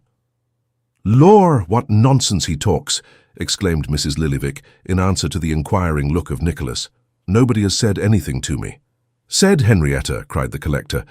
"Didn't I see him—" Mr. Lillyvick couldn't bring himself to utter the word, but he counterfeited the motion of the eye. "Well," cried Mrs. Lillyvick, "do you suppose nobody is ever to look at me? A pretty thing to be married indeed, if that was law." "You didn't mind it?" cried the collector. "Mind it," repeated Mrs. Lillyvick contemptuously. "You ought to go down on your knees and beg everybody's pardon, that you ought." "Pardon, my dear?" said the dismayed collector. "Yes, and mine first," replied Mrs. Lillyvick. Do you suppose I ain't the best judge of what's proper and what's improper?" "To be sure," cried all the ladies. "Do you suppose we shouldn't be the first to speak if there was anything that ought to be taken notice of?" "Do you suppose they don't know, sir?" said Miss Snevellicci's papa, pulling up his collar and muttering something about a punching of heads, and being only withheld by considerations of age, with which Miss Snevellicci's papa looked steadily and sternly at Mr. Lillyvick for some seconds, and then, rising deliberately from his chair, kissed the ladies all round, beginning with Mrs. Lillyvick. The unhappy collector looked piteously at his wife, as if to see whether there was any one trait of Miss Petowker left in Mrs. Lillyvick, and finding too surely that there was not, begged pardon of all the company with great humility, and sat down such a crestfallen, dispirited, disenchanted man, that despite all his selfishness and dotage, he was quite an object of compassion. Miss Snevellicci's papa, being greatly exalted by this triumph, and incontestable proof of his popularity with the fair sex, quickly grew convivial, not to say uproarious, volunteering more than one song of no inconsiderable length, and regaling the social circle between whiles with recollections of divers splendid women who had been supposed to entertain a passion for himself, several of whom he toasted by name, taking occasion to remark at the same time that if he had been a little more alive to his own interest, he might have been rolling at that moment in his chariot and four. These reminiscences appeared to awaken no very torturing pangs in the breast of Mrs. Snevellicci, who was sufficiently occupied in descanting to Nicholas upon the manifold accomplishments and merits of her daughter. Nor was the young lady herself at all behindhand in displaying her choicest allurements, but these, heightened as they were by the artifices of Miss Ledrook, had no effect whatever in increasing the attentions of Nicholas, who, with the precedent of Miss Squeers still fresh in his memory, steadily resisted every fascination, and placed so strict a guard upon his behaviour that when he had taken his leave, the ladies were unanimous in pronouncing him quite a monster of insensibility. Next day the posters appeared in due course, and the public were informed in all the colours of the rainbow, and in letters afflicted with every possible variation of spinal deformity, how that Mr. Johnson would have the honour of making his last appearance that evening, and how that an early application for places was requested in consequence of the extraordinary overflow attendant on his performances, it being a remarkable fact in theatrical history, but one long since established beyond dispute, that it is a hopeless endeavour to attract people to a theatre unless they can be first brought to believe that they will never get into it. Nicholas was somewhat at a loss on entering the theatre at night to account for the unusual perturbation and excitement visible in the countenances of all the company, but he was not long in doubt as to the cause, for before he could make any inquiry respecting it, Mr. Crummles approached, and in an agitated tone of voice informed him that there was a London manager in the boxes. "It's the phenomenon, depend upon it, sir," said Crummles, dragging Nicholas to the little hole in the curtain that he might look through at the London manager. "I have not the smallest doubt it's the fame of the phenomenon. That's the man. Him in the great coat and no shirt-collar. She shall have £10 a week, Johnson. She shall not appear on the London boards for a farthing less. They shan't engage her either, unless they engage Mrs. Crummles too, £20 a week for the pair. Or I'll tell you what, I'll throw in myself and the two boys, and they shall have the family for 30. I can't say fairer than that. They must take us all, if none of us will go without the others. That's the way some of the London people do, and it always answers. £30 a week. It's too cheap, Johnson. It's dirt cheap." Nicholas replied that it certainly was, and Mr. Vincent Crummles, taking several huge pinches of snuff to compose his feelings, hurried away to tell Mrs. Crummles that he had quite settled the only terms that could be accepted, and had resolved not to abate one single farthing. When everybody was dressed and the curtain went up, the excitement occasioned by the presence of the London manager increased 1,000-fold. Everybody happened to know that the London manager had come down specially to witness his or her own performance, and all were in a flutter of anxiety and expectation. Some of those who were not on in the first scene hurried to the wings and there stretched their necks to have a peep at him. Others stole up into the two little private boxes over the stage doors, and from that position reconnoitred the London manager. Once the London manager was seen to smile, he smiled at the comic countryman's pretending to catch a blue bottle while Mrs. Crummles was making her greatest effect. "Very good, my fine fellow," said Mr. Crummles, shaking his fist at the comic countryman when he came off. "You leave this company next Saturday night." In the same way, everybody who was on the stage beheld no audience but one individual. Everybody played to the London manager. When Mr. Lenville, in a sudden burst of passion, called the Emperor a miscreant, and then biting his glove, said, "But I must dissemble," instead of looking gloomily at the boards and so waiting for his cue, as is proper in such cases, he kept his eye fixed upon the London manager. When Miss Bravassa sang her song at her lover, who, according to custom, stood ready to shake hands with her between the verses, they looked not at each other, but at the London manager. Mr. Crummles died point blank at him, and when the two guards came in to take the body off after a very hard death, it was seen to open its eyes and glance at the London manager. At length, the London manager was discovered to be asleep, and shortly after that, he woke up and went away, whereupon all the company fell foul of the unhappy comic countryman, declaring that his buffoonery was the sole cause, and Mr. Crummles said that he had put up with it a long time, but that he really couldn't stand it any longer, and therefore would feel obliged by his looking out for another engagement. All this was the occasion of much amusement to Nicholas, whose only feeling upon the subject was one of sincere satisfaction that the great man went away before he appeared. He went through his part in the two last pieces as briskly as he could, and having been received with unbounded favour and unprecedented applause, so said the bills for next day, which had been printed an hour or two before, he took Smike's arm and walked home to bed. With the post next morning came a letter from Newman Noggs, very inky, very short, very dirty, very small, and very mysterious, urging Nicholas to return to London instantly, not to lose an instant, to be there that night if possible. "I will," said Nicholas. "Heaven knows I have remained here for the best and sorely against my own will, but even now I may have dallied too long. What can have happened? Smike, my good fellow, here, take my purse, put our things together, and pay what little debts we owe, quick, and we shall be in time for the morning coach. I will only tell them that we are going, and will return to you immediately." So saying, he took his hat, and hurrying away to the lodgings of Mr. Crummles, applied his hand to the knocker with such hearty goodwill that he awakened that gentleman, who was still in bed, and caused Mr. Bulph the pilot to take his morning's pipe very nearly out of his mouth, in the extremity of his surprise. The door being opened, Nicholas ran upstairs without any ceremony, and bursting into the darkened sitting-room on the one-pair front, found that the two Master Crummleses had sprung out of the sofa bedstead and were putting on their clothes with great rapidity, under the impression that it was the middle of the night, and the next house was on fire. Before he could undeceive them, Mr. Crummles came down in a flannel gown and nightcap, and to him Nicholas briefly explained that circumstances had occurred which rendered it necessary for him to repair to London immediately. "So goodbye," said Nicholas. "Goodbye, goodbye." He was halfway downstairs before Mr. Crummles had sufficiently recovered his surprise to gasp out something about the posters. "I can't help it," replied Nicholas. "Set whatever I may have earned this week against them, or if that will not repay you, say at once what will. Quick, quick." "We'll cry quits about that," returned Crummles. "But can't we have one last night more?" "Not an hour, not a minute," replied Nicholas impatiently. "Won't you stop to say something to Mrs. Crummles?" asked the manager, following him down to the door. "I couldn't stop if it were to prolong my life a score of years," rejoined Nicholas. "Here, take my hand, and with it my hearty thanks. Oh, that I should have been fooling here." Accompanying these words with an impatient stamp upon the ground, he tore himself from the manager's detaining grasp, and darting rapidly down the street was out of sight in an instant. Dear me," said Mr. Crummles, looking wistfully towards the point at which he had just disappeared. "If he only acted like that, what a deal of money he'd draw. He should have kept upon this circuit. He'd have been very useful to me. But he don't know what's good for him.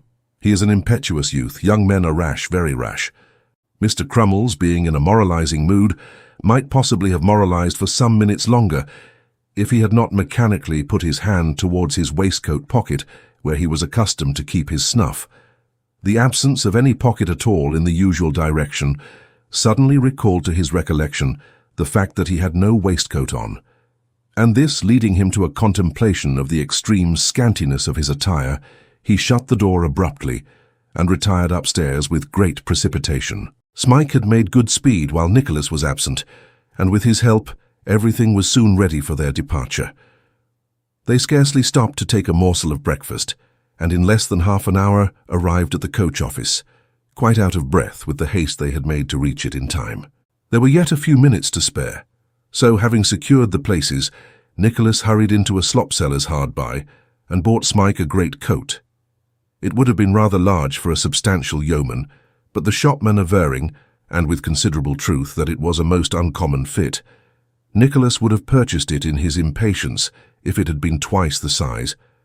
As they hurried up to the coach, which was now in the open street and all ready for starting, Nicholas was not a little astonished to find himself suddenly clutched in a close and violent embrace, which nearly took him off his legs. Nor was his amazement at all lessened by hearing the voice of Mr. Crummles exclaim, "It is he, my friend, my friend!" "Bless my heart!" cried Nicholas, struggling in the manager's arms. "What are you about?" The manager made no reply, but strained him to his breast again, exclaiming as he did so, "Farewell, my noble, my lion-hearted boy." In fact, Mr. Crummles, who could never lose any opportunity for professional display, had turned out for the express purpose of taking a public farewell of Nicholas, and to render it the more imposing, he was now, to that young gentleman's most profound annoyance, inflicting upon him a rapid succession of stage embraces, which, as everybody knows, are performed by the embracer's laying his or her chin on the shoulder of the object of affection and looking over it. This Mr. Crummles did in the highest style of melodrama, pouring forth at the same time all the most dismal forms of farewell he could think of, out of the stock pieces. Nor was this all, for the elder Master Crummles was going through a similar ceremony with Smike, while Master Percy Crummles, with a very little second-hand camlet cloak, worn theatrically over his left shoulder, stood by in the attitude of an attendant officer, waiting to convey the two victims to the scaffold. The lookers-on laughed very heartily, and as it was as well to put a good face upon the matter, Nicholas laughed too when he had succeeded in disengaging himself, and rescuing the astonished Smike, climbed up to the coach roof after him and kissed his hand in honour of the absent Mrs. Crummles as they rolled away. Chapter 31. Of Ralph Nickleby and Newman Noggs, and some wise precautions, the success or failure of which will appear in the sequel. In blissful unconsciousness that his nephew was hastening at the utmost speed of 4 good horses towards his sphere of action, and that every passing minute diminished the distance between them, Ralph Nickleby sat that morning occupied in his customary avocations, and yet unable to prevent his thoughts wandering from time to time back to the interview which had taken place between himself and his niece on the previous day. At such intervals, after a few moments of abstraction, Ralph would mutter some peevish interjection, and apply himself with renewed steadiness of purpose to the ledger before him. But again and again the same train of thought came back, despite all his efforts to prevent it, confusing him in his calculations, and utterly distracting his attention from the figures over which he bent. At length Ralph laid down his pen, and threw himself back in his chair as though he had made up his mind to allow the obtrusive current of reflection to take its own course, and, by giving it full scope, to rid himself of it effectually. "I am not a man to be moved by a pretty face," muttered Ralph sternly. "There is a grinning skull beneath it, and men like me who look and work below the surface see that, and not its delicate covering. And yet I almost like the girl, or should if she had been less proudly and squeamishly brought up. If the boy were drowned or hanged and the mother dead, this house should be her home. I wish they were, with all my soul." Notwithstanding the deadly hatred which Ralph felt towards Nicholas, and the bitter contempt with which he sneered at poor Mrs. Nickleby, notwithstanding the baseness with which he had behaved, and was then behaving, and would behave again if his interest prompted him, towards Kate herself, still there was, strange though it may seem, something humanizing and even gentle in his thoughts at that moment. He thought of what his home might be if Kate were there. He placed her in the empty chair, looked upon her, heard her speak. He felt again upon his arm the gentle pressure of the trembling hand. He strewed his costly rooms with the 100 silent tokens of feminine presence and occupation. He came back again to the cold fireside and the silent, dreary splendor, and in that one glimpse of a better nature, born as it was in selfish thoughts, the rich man felt himself friendless, childless, and alone. Gold for the instant lost its luster in his eyes, for there were countless treasures of the heart which it could never purchase. A very slight circumstance was sufficient to banish such reflections from the mind of such a man. As Ralph looked vacantly out across the yard towards the window of the other office, he became suddenly aware of the earnest observation of Newman Noggs, who, with his red nose almost touching the glass, feigned to be mending a pen with a rusty fragment of a knife, but was in reality staring at his employer with a countenance of the closest and most eager scrutiny. Ralph exchanged his dreamy posture for his accustomed business attitude. The face of Newman disappeared, and the train of thought took to flight, all simultaneously, and in an instant. After a few minutes, Ralph rang his bell. Newman answered the summons, and Ralph raised his eyes stealthily to his face, as if he almost feared to read there a knowledge of his recent thoughts. There was not the smallest speculation, however, in the countenance of Newman Noggs. If it be possible to imagine a man with two eyes in his head, and both wide open, looking in no direction whatever, and seeing nothing, Newman appeared to be that man, while Ralph Nickleby regarded him. "How now?" growled Ralph. "Oh," said Newman, throwing some intelligence into his eyes all at once, and dropping them on his master, "I thought you rang." With which laconic remark Newman turned round and hobbled away. "Stop," said Ralph. Newman stopped, not at all disconcerted. "I did ring. I knew you did." "Then why do you offer to go if you know that?" "I thought you rang to say you didn't ring," replied Newman. "You often do." "How dare you pry and peer and stare at me, sirrah?" demanded Ralph. "Stare!" cried Newman. "At you! Ha ha ha ha!" which was all the explanation Newman deigned to offer. "Be careful, sir," said Ralph, looking steadily at him. "Let me have no drunken fooling here. Do you see this parcel?" "It's big enough," rejoined Newman. "Carry it into the city, to Cross in Broad Street, and leave it there. Quick, do you hear?"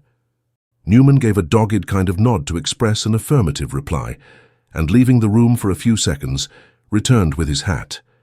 Having made various ineffective attempts to fit the parcel, which was some 2 feet square, into the crown thereof, Newman took it under his arm, and after putting on his fingerless gloves with great precision and nicety, keeping his eyes fixed upon Mr. Ralph Nickleby all the time, he adjusted his hat upon his head with as much care, real or pretended, as if it were a brand new one of the most expensive quality, and at last departed on his errand. He executed his commission with great promptitude and dispatch, only calling at one public house for half a minute, and even that might be said to be in his way, for he went in at one door and came out at the other. But as he returned, and had got so far homewards as the Strand, Newman began to loiter with the uncertain air of a man who has not quite made up his mind whether to halt or go straight forwards. After a very short consideration, the former inclination prevailed, and making towards the point he had had in his mind, Newman knocked a modest double knock, or rather a nervous single one, at Miss La Creevy's door. It was opened by a strange servant, on whom the odd figure of the visitor did not appear to make the most favourable impression possible, inasmuch as she no sooner saw him than she very nearly closed it, and placing herself in the narrow gap, inquired what he wanted. But Newman, merely uttering the monosyllable "Noggs," as if it were some cabalistic word, at sound of which bolts would fly back and doors open, pushed briskly past, and gained the door of Miss La Creevy's sitting-room, before the astonished servant could offer any opposition. "Walk in, if you please," said Miss La Creevy in reply to the sound of Newman's knuckles, and in he walked accordingly. "Bless us!" cried Miss La Creevy, starting as Newman bolted in. "What did you want, sir?" "You have forgotten me," said Newman with an inclination of the head. "I wonder at that. That nobody should remember me who knew me in other days is natural enough, but there are few people who, seeing me once, forget me now." He glanced, as he spoke, at his shabby clothes and paralytic limb, and slightly shook his head. "I did forget you, I declare," said Miss La Creevy, rising to receive Newman, who met her halfway, "and I am ashamed of myself for doing so, for you are a kind, good creature, Mr. Noggs. Sit down and tell me all about Miss Nickleby. Poor dear thing, I haven't seen her for this many a week." "How's that?" asked Newman. "Why, the truth is, Mr. Noggs," said Miss La Creevy, "that I have been out on a visit, the first visit I have made for 15 years. "That is a long time," said Newman sadly. "So it is a very long time to look back upon in years, though, somehow or other, thank heaven. "The solitary days roll away peacefully and happily enough," replied the miniature painter. "I have a brother, Mr. Noggs, the only relation I have, and all that time I never saw him once. Not that we ever quarrelled, but he was apprenticed down in the country, and he got married there, and new ties and affections springing up about him, he forgot a poor little woman like me, as it was very reasonable he should, you know. Don't suppose that I complain about that, because I always said to myself, it is very natural poor dear John is making his way in the world, and has a wife to tell his cares and troubles to, and children now to play about him, so God bless him and them, and send we may all meet together one day where we shall part no more." "But what do you think, Mr. Noggs," said the miniature painter, brightening up and clapping her hands, "of that very same brother coming up to London at last, and never resting till he found me out? What do you think of his coming here, and sitting down in that very chair, and crying like a child because he was so glad to see me? What do you think of his insisting on taking me down all the way into the country to his own house? Quite a sumptuous place, Mr. Noggs, with a large garden and I don't know how many fields, and a man in livery waiting at table, and cows and horses and pigs, and I don't know what besides, and making me stay a whole month, and pressing me to stop there all my life. Yes, all my life, and so did his wife, and so did the children, and there were 4 of them, and one, the eldest girl of all, they had named her after me 8 good years before. They had indeed. I never was so happy, in all my life I never was." The worthy soul hid her face in her handkerchief, and sobbed aloud, for it was the first opportunity she had had of unburdening her heart, and it would have its way. "But bless my life," said Miss La Creevy, wiping her eyes after a short pause, and cramming her handkerchief into her pocket with great bustle and dispatch. "What a foolish creature I must seem to you, Mr. Noggs. I shouldn't have said anything about it, only I wanted to explain to you how it was I hadn't seen Miss Nickleby." "Have you seen the old lady?" asked Newman. "So you mean Mrs. Nickleby," said Miss La Creevy. "Then I tell you what, Mr. Noggs, if you want to keep in the good books in that quarter, you had better not call her the old lady any more, for I suspect she wouldn't be best pleased to hear you. Yes, I went there the night before last, but she was quite on the high ropes about something, and was so grand and mysterious that I couldn't make anything of her. So, to tell you the truth, I took it into my head to be grand too, and came away in state. I thought she would have come round again before this, but she hasn't been here."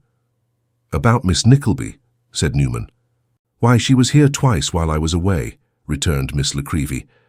"I was afraid she mightn't like to have me calling on her among those great folks in what's-its-name place, so I thought I'd wait a day or two, and if I didn't see her, write." "Ah!" exclaimed Newman, cracking his fingers. "However, I want to hear all the news about them from you," said Miss La Creevy. "How is the old rough-and-tough monster of Golden Square?" "Well, of course, such people always are. I don't mean, how is he in health, but how is he going on? How is he behaving himself?" "Damn him!" cried Newman, dashing his cherished hat on the floor, "like a false hound." "Gracious, Mr. Noggs, you quite terrify me," exclaimed Miss La Creevy, turning pale. "I should have spoilt his features yesterday afternoon if I could have afforded it," said Newman, moving restlessly about and shaking his fist at a portrait of Mr. Canning over the mantelpiece. "I was very near it. I was obliged to put my hands in my pockets and keep 'em there very tight. I shall do it some day in that little back parlour. I know I shall. I should have done it before now, if I hadn't been afraid of making bad worse. I shall double-lock myself in with him and have it out before I die, I'm quite certain of it." "I shall scream if you don't compose yourself, Mr. Noggs," said Miss La Creevy. "I'm sure I shan't be able to help it." "Never mind," rejoined Newman, darting violently to and fro. "He's coming up tonight, I wrote to tell him. He little thinks I know, he little thinks I care. Cunning scoundrel, he don't think that. Not he, not he. Never mind, I'll thwart him. I, Newman Noggs. Ho, ho, the rascal!" Lashing himself up to an extravagant pitch of fury, Newman Noggs jerked himself about the room, with the most eccentric motion ever beheld in a human being, now sparring at the little miniatures on the wall, and now giving himself violent thumps on the head, as if to heighten the delusion, until he sank down in his former seat quite breathless and exhausted. "There," said Newman, picking up his hat. "That's done me good. Now I'm better, and I'll tell you all about it." It took some little time to reassure Miss La Creevy. who had been almost frightened out of her senses by this remarkable demonstration. But that done, Newman faithfully related all that had passed in the interview between Kate and her uncle, prefacing his narrative with a statement of his previous suspicions on the subject, and his reasons for forming them, and concluding with a communication of the step he had taken in secretly writing to Nicholas. Though little Miss Nickleby's indignation was not so singularly displayed as Newman's, it was scarcely inferior in violence and intensity. Indeed, if Ralph Nickleby had happened to make his appearance in the room at that moment, there is some doubt whether he would not have found Miss Nickleby a more dangerous opponent than even Newman Noggs himself. "God forgive me for saying so," said Miss Nickleby as a wind-up to all her expressions of anger, "but I really feel as if I could stick this into him with pleasure." It was not a very awful weapon that Miss Nickleby held, it being in fact nothing more nor less than a black lead pencil, but discovering her mistake, the little portrait painter exchanged it for a mother-of-pearl fruit knife, wherewith, in proof of her desperate thoughts, she made a lunge as she spoke, which would have scarcely disturbed the crumb of a half-quartern loaf. "She won't stop where she is after tonight," said Newman. "That's a comfort." "Stop!" cried Miss Nickleby. "She should have left there weeks ago." "If we had known of this," rejoined Newman. "But we didn't. Nobody could properly interfere but her mother or brother. The mother's weak, poor thing, weak. The dear young man will be here tonight." "Heart alive!" cried Miss Nickleby. "He will do something desperate, Mr. Noggs, if you tell him all at once." Newman left off rubbing his hands and assumed a thoughtful look. "Depend upon it," said Miss Nickleby earnestly, "if you are not very careful in breaking out the truth to him, he will do some violence upon his uncle or one of these men that will bring some terrible calamity upon his own head and grief and sorrow to us all." "I never thought of that," rejoined Newman, his countenance falling more and more. "I came to ask you to receive his sister, in case he brought her here, but—" "But this is a matter of much greater importance," interrupted Miss Nickleby, "that you might have been sure of before you came, but the end of this nobody can foresee, unless you are very guarded and careful." "What can I do?" cried Newman, scratching his head with an air of great vexation and perplexity. "If he was to talk of pistoling 'em all, I should be obliged to say, certainly, serve 'em right." Miss Nickleby could not suppress a small shriek on hearing this, and instantly set about extorting a solemn pledge from Newman that he would use his utmost endeavours to pacify the wrath of Nicholas, which, after some demur, was conceded. They then consulted together on the safest and surest mode of communicating to him the circumstances which had rendered his presence necessary. "He must have time to cool before he can possibly do anything," said Miss Nickleby. "That is of the greatest consequence. He must not be told until late at night." "But he'll be in town between 6 and 7 this evening," replied Newman. "I can't keep it from him when he asks me." "Then you must go out, Mr. Noggs," said Miss Nickleby. "You can easily have been kept away by business, and must not return till nearly midnight." "Then he will come straight here," retorted Newman. "So I suppose," observed Miss Nickleby. "But he won't find me at home, for I'll go straight to the city the instant you leave me, make up matters with Mrs. Nickleby, and take her away to the theatre, so that he may not even know where his sister lives." Upon further discussion, this appeared the safest and most feasible mode of proceeding that could possibly be adopted. Therefore it was finally determined that matters should be so arranged, and Newman, after listening to many supplementary cautions and entreaties, took his leave of Miss Nickleby and trudged back to Golden Square, ruminating as he went upon a vast number of possibilities and impossibilities which crowded upon his brain and arose out of the conversation that had just terminated. Chapter 32, relating chiefly to some remarkable conversation and some remarkable proceedings to which it gives rise. "London at last!" cried Nicholas, throwing back his greatcoat and rousing Smike from a long nap. "It seemed to me as though we should never reach it." "And yet you came along at a tidy pace too," observed the coachman, looking over his shoulder at Nicholas with no very pleasant expression of countenance. "Aye, I know that," was the reply, "but I have been very anxious to be at my journey's end, and that makes the way seem long." "Well," remarked the coachman, "if the way seemed long with such cattle as you've sat behind, you must have been most uncommon anxious." And so saying, He let out his whiplash and touched up a little boy on the calves of his legs by way of emphasis. They rattled on through the noisy, bustling, crowded street of London, now displaying long double rows of brightly burning lamps, dotted here and there with the chemist's glaring lights, and illuminated besides with the brilliant flood that streamed from the windows of the shops, where sparkling jewellery, silks and velvets of the richest colours, the most inviting delicacies and most sumptuous articles of luxurious ornament, succeeded each other in rich and glittering profusion. Streams of people apparently without end poured on, jostling each other in the crowd and hurrying forward, scarcely seeming to notice the riches that surrounded them on every side, while vehicles of all shapes and makes, mingled up together in one moving mass like running water, lent their ceaseless roar to swell the noise and tumult. As they dashed by the quickly changing and ever-varying objects, it was curious to observe in what a strange procession they passed before the eye.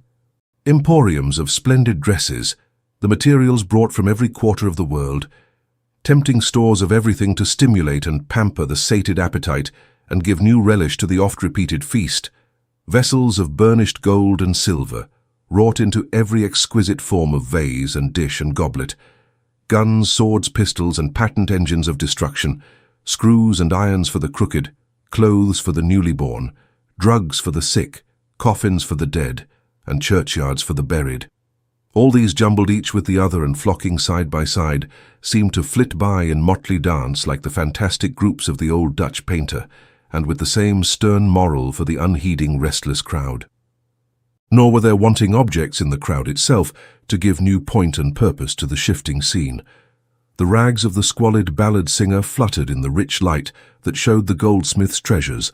Pale and pinched-up faces hovered about the windows, where was tempting food. Hungry eyes wandered over the profusion guarded by one thin sheet of brittle glass, an iron wall to them. Half-naked shivering figures stopped to gaze at Chinese shawls and golden stuffs of India. There was a christening party at the largest coffin-makers, and a funeral hatchment had stopped some great improvements in the bravest mansion. Life and death went hand in hand. Wealth and poverty stood side by side. Repletion and starvation laid them down together. But it was London, and the old country lady inside, who had put her head out of the coach window a mile or two this side Kingston, and cried out to the driver that she was sure he must have passed it and forgotten to set her down, was satisfied at last. Nicholas engaged beds for himself and Smike at the inn where the coach stopped, and repaired without the delay of another moment to the lodgings of Newman Noggs, for his anxiety and impatience had increased with every succeeding minute, and were almost beyond control. There was a fire in Newman's garret, and a candle had been left burning. The floor was cleanly swept. The room was as comfortably arranged as such a room could be, and meat and drink were placed in order upon the table. Everything bespoke the affectionate care and attention of Newman Noggs, but Newman himself was not there. "Do you know what time he will be home?" inquired Nicholas, tapping at the door of Newman's front neighbour. "Ah, Mr. Johnson," said Crowle, presenting himself. "Welcome, sir. How well you're looking. I never could have believed—" "Pardon me," interposed Nicholas. "My question I'm extremely anxious to know." "Why, he has a troublesome affair of business," replied Crowle, "and will not be home before 12 o'clock. He was very unwilling to go, I can tell you, but there was no help for it. However, he left word that you were to make yourself comfortable till he came back, and that I was to entertain you, which I shall be very glad to do." In proof of his extreme readiness to exert himself for the general entertainment, Mr. Crowle drew a chair to the table as he spoke, and helping himself plentifully to the cold meat, invited Nicholas and Smike to follow his example.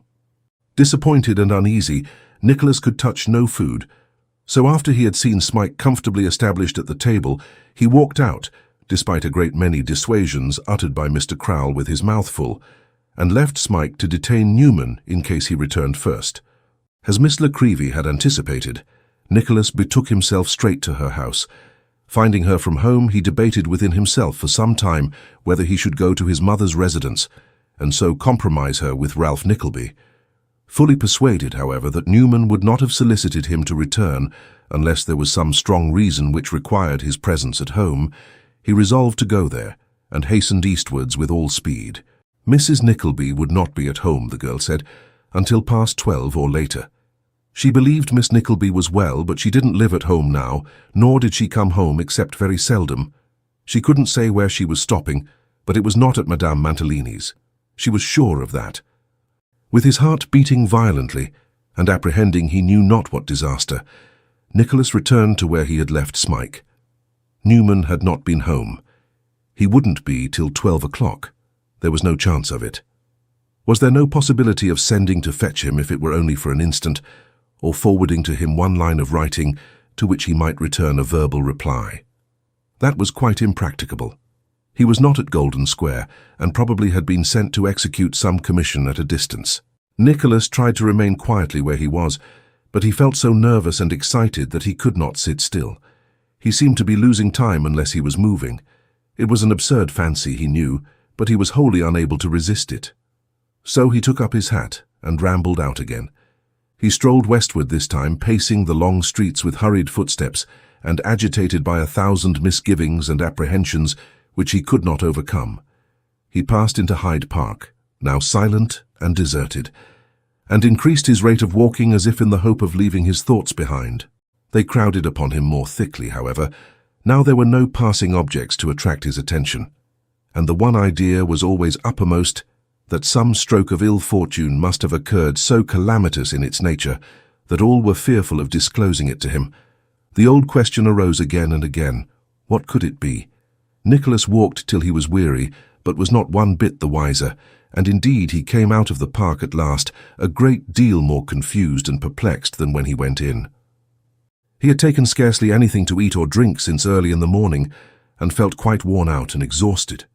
As he returned languidly towards the point from which he had started, along one of the thoroughfares which lie between Park Lane and Bond Street, he passed a handsome hotel, before which he stopped mechanically. An expensive place, I dare say, thought Nicholas, but a pint of wine and a biscuit are no great debauch wherever they are had. And yet, I don't know. He walked on a few steps, but looking wistfully down the long vista of gas lamps before him, and thinking how long it would take to reach the end of it, and being besides in that kind of mood in which a man is most disposed to yield to his first impulse, and being besides strongly attracted to the hotel in part by curiosity, and in part by some odd mixture of feelings which he would have been troubled to define, Nicholas turned back again and walked into the coffee-room. It was very handsomely furnished. The walls were ornamented with the choicest specimens of French paper, enriched with a gilded cornice of elegant design. The floor was covered with a rich carpet, and 2 superb mirrors, one above the chimney-piece and one at the opposite end of the room reaching from floor to ceiling, multiplied the other beauties and added new ones of their own to enhance the general effect. There was a rather noisy party of 4 gentlemen in a box by the fireplace, and only 2 other persons present, both elderly gentlemen and both alone. Observing all this in the first comprehensive glance with which a stranger surveys a place that is new to him, Nicholas sat himself down in the box next to the noisy party, with his back towards them, and postponing his order for a pint of claret until such time as the waiter and one of the elderly gentlemen should have settled a disputed question relative to the price of an item in the bill of fare, took up a newspaper and began to read. He had not read 20 lines, and was in truth himself dozing when he was startled by the mention of his sister's name. "Little Kate Nickleby," were the words that caught his ear. He raised his head in amazement, and as he did so saw by the reflection in the opposite glass that 2 of the party behind him had risen and were standing before the fire. It must have come from one of them, thought Nicholas. He waited to hear more with a countenance of some indignation, for the tone of speech had been anything but respectful, and the appearance of the individual whom he presumed to have been the speaker was coarse and swaggering. This person, so Nicholas observed in the same glance at the mirror which had enabled him to see his face, was standing with his back to the fire conversing with a younger man who stood with his back to the company, wore his hat, and was adjusting his shirt collar by the aid of the glass. They spoke in whispers, now and then bursting into a loud laugh, but Nicholas could catch no repetition of the words, nor anything sounding at all like the words, which had attracted his attention. At length the 2 resumed their seats, and more wine being ordered, the party grew louder in their mirth. Still there was no reference made to anybody with whom he was acquainted, and Nicholas became persuaded that his excited fancy had either imagined the sounds altogether, or converted some other words into the name which had been so much in his thoughts. It is remarkable too, thought Nicholas. If it had been Kate or Kate Nickleby, I should not have been so much surprised, but little Kate Nickleby. The wine coming at the moment prevented his finishing the sentence. He swallowed a glassful and took up the paper again. At that instant, "Little Kate Nickleby," cried the voice behind him. "I was right," muttered Nicholas as the paper fell from his hand. "And it was the man, I supposed."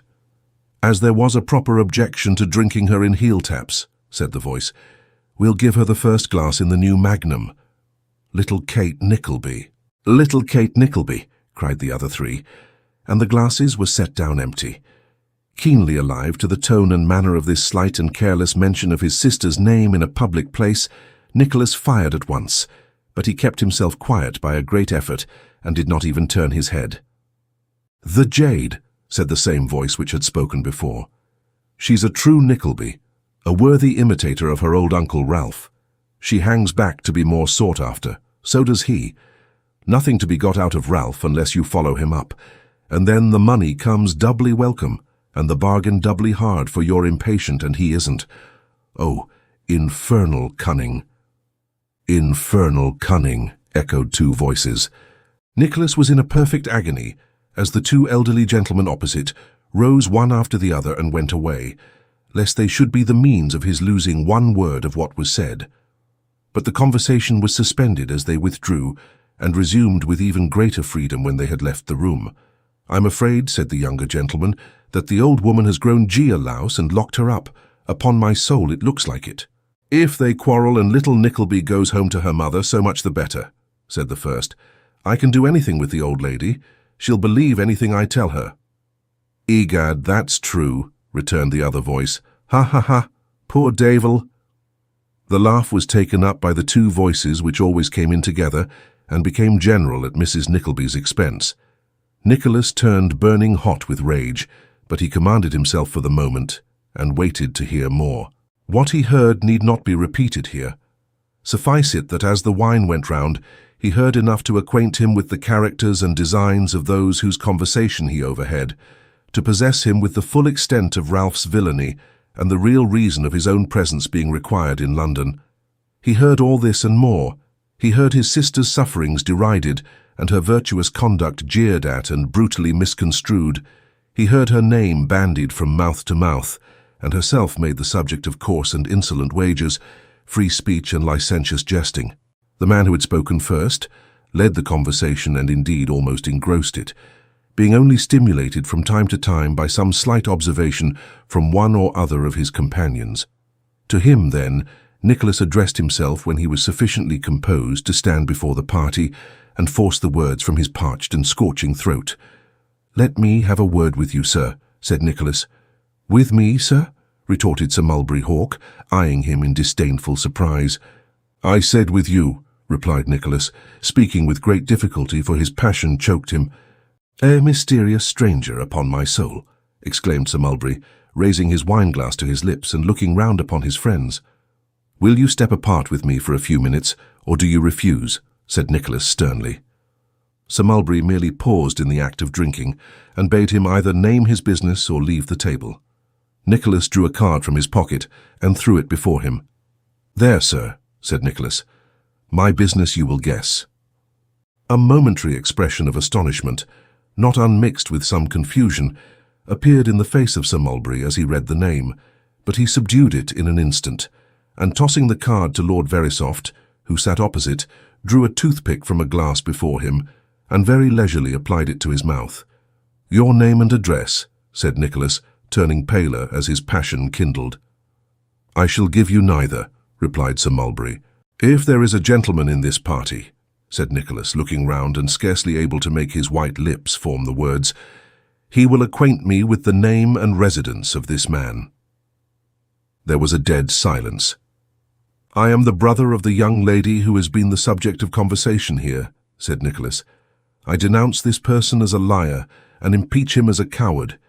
If he has a friend here, he will save him the disgrace of the paltry attempt to conceal his name, and utterly useless one, for I will find it out, nor leave him until I have." Sir Mulberry looked at him contemptuously, and addressing his companions said, "Let the fellow talk. I have nothing serious to say to boys of his station, and his pretty sister shall save him a broken head if he talks till midnight." "You are a base and spiritless scoundrel," said Nicholas, "and shall be proclaimed so to the world. I will know you. I will follow you home if you walk the streets till morning." Sir Mulberry's hand involuntarily closed upon the decanter, and he seemed for an instant about to launch it at the head of his challenger. But he only filled his glass and laughed in derision. Nicholas sat himself down, directly opposite to the party, and summoning the waiter, paid his bill. "Do you know that person's name?" he inquired of the man in an audible voice, pointing out Sir Mulberry as he put the question. Sir Mulberry laughed again, and the two voices which had always spoken together echoed the laugh, but rather feebly. "That gentleman, sir?" replied the waiter, who no doubt knew his cue and answered with just as little respect and just as much impertinence as he could safely show. "No, sir, I do not, sir." "Hear you, sir," cried Sir Mulberry as the man was retiring. "Do you know that person's name?" "Name, sir? No, sir." "Then you'll find it there," said Sir Mulberry, throwing Nicholas's card towards him. "And when you have made yourself master of it, put that piece of pasteboard in the fire. Do you hear me?" The man grinned, and looking doubtfully at Nicholas, compromised the matter by sticking the card in the chimney glass. Having done this, he retired.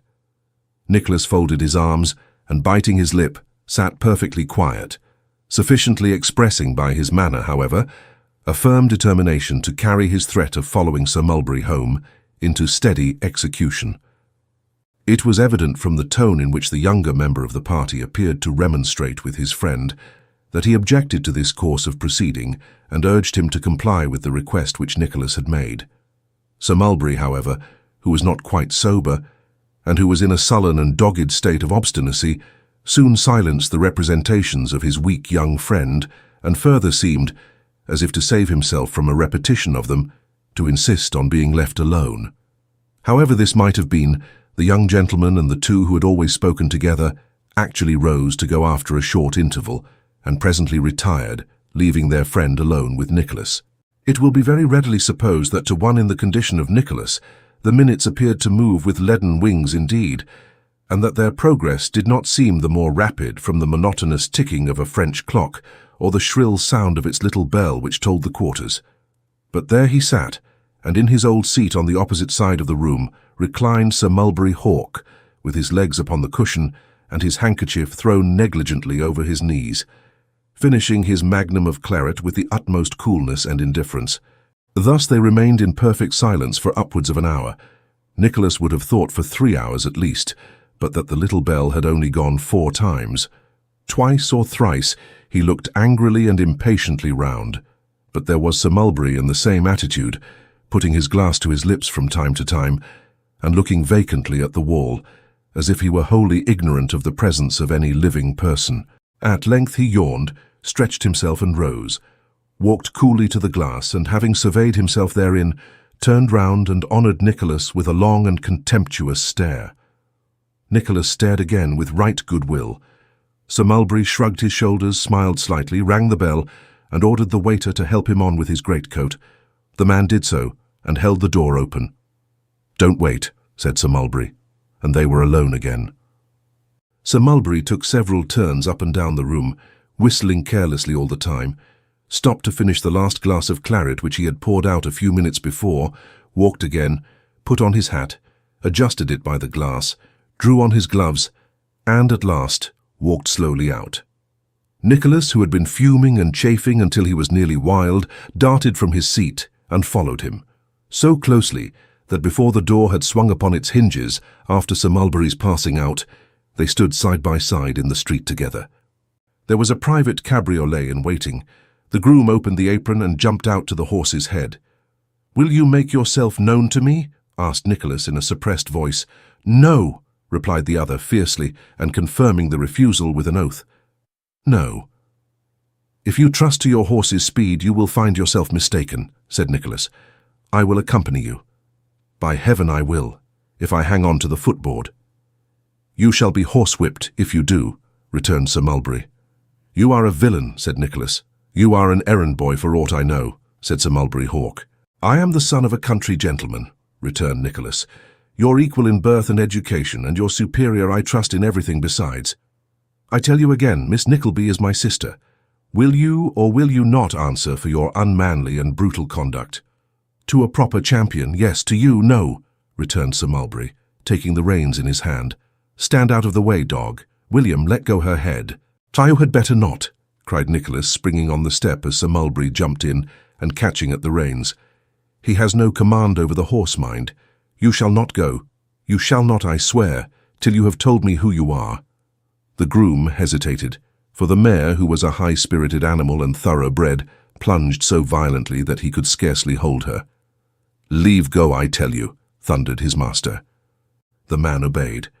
The animal reared and plunged as though it would dash the carriage into 1,000 pieces, but Nicholas, blind to all sense of danger and conscious of nothing but his fury, still maintained his place and his hold upon the reins. "Will you unclasp your hand? Will you tell me who you are?" "No. No." In less time than the quickest tongue could tell it, these words were exchanged, and Sir Mulberry, shortening his whip, applied it furiously to the head and shoulders of Nicholas. It was broken in the struggle. Nicholas gained the heavy handle, and with it laid open one side of his antagonist's face from the eye to the lip. He saw the gash, knew that the mare had darted off at a wild, mad gallop. 100 lights danced in his eyes, and he felt himself flung violently upon the ground. He was giddy and sick, but staggered to his feet directly, roused by the loud shouts of the men who were tearing up the street and screaming to those ahead to clear the way. He was conscious of a torrent of people rushing quickly by. Looking up, could discern the cabriolet whirled along the foot pavement with frightful rapidity, then heard a loud cry, the smashing of some heavy body and the breaking of glass, and then the crowd closed in the distance, and he could see or hear no more. The general attention had been entirely directed from himself to the person in the carriage, and he was quite alone. Rightly judging that under such circumstances it would be madness to follow, he turned down a by-street in search of the nearest coach stand, finding after a minute or two that he was reeling like a drunken man and aware for the first time of a stream of blood that was trickling down his face and breast. Chapter 33, in which Mr. Ralph Nickleby is relieved by a very expeditious process from all commerce with his relations. Smike and Newman Noggs, who in his impatience had returned home long before the time agreed upon, sat before the fire, listening anxiously to every footstep on the stairs, and the slightest sound that stirred within the house, for the approach of Nicholas. Time had worn on, and it was growing late.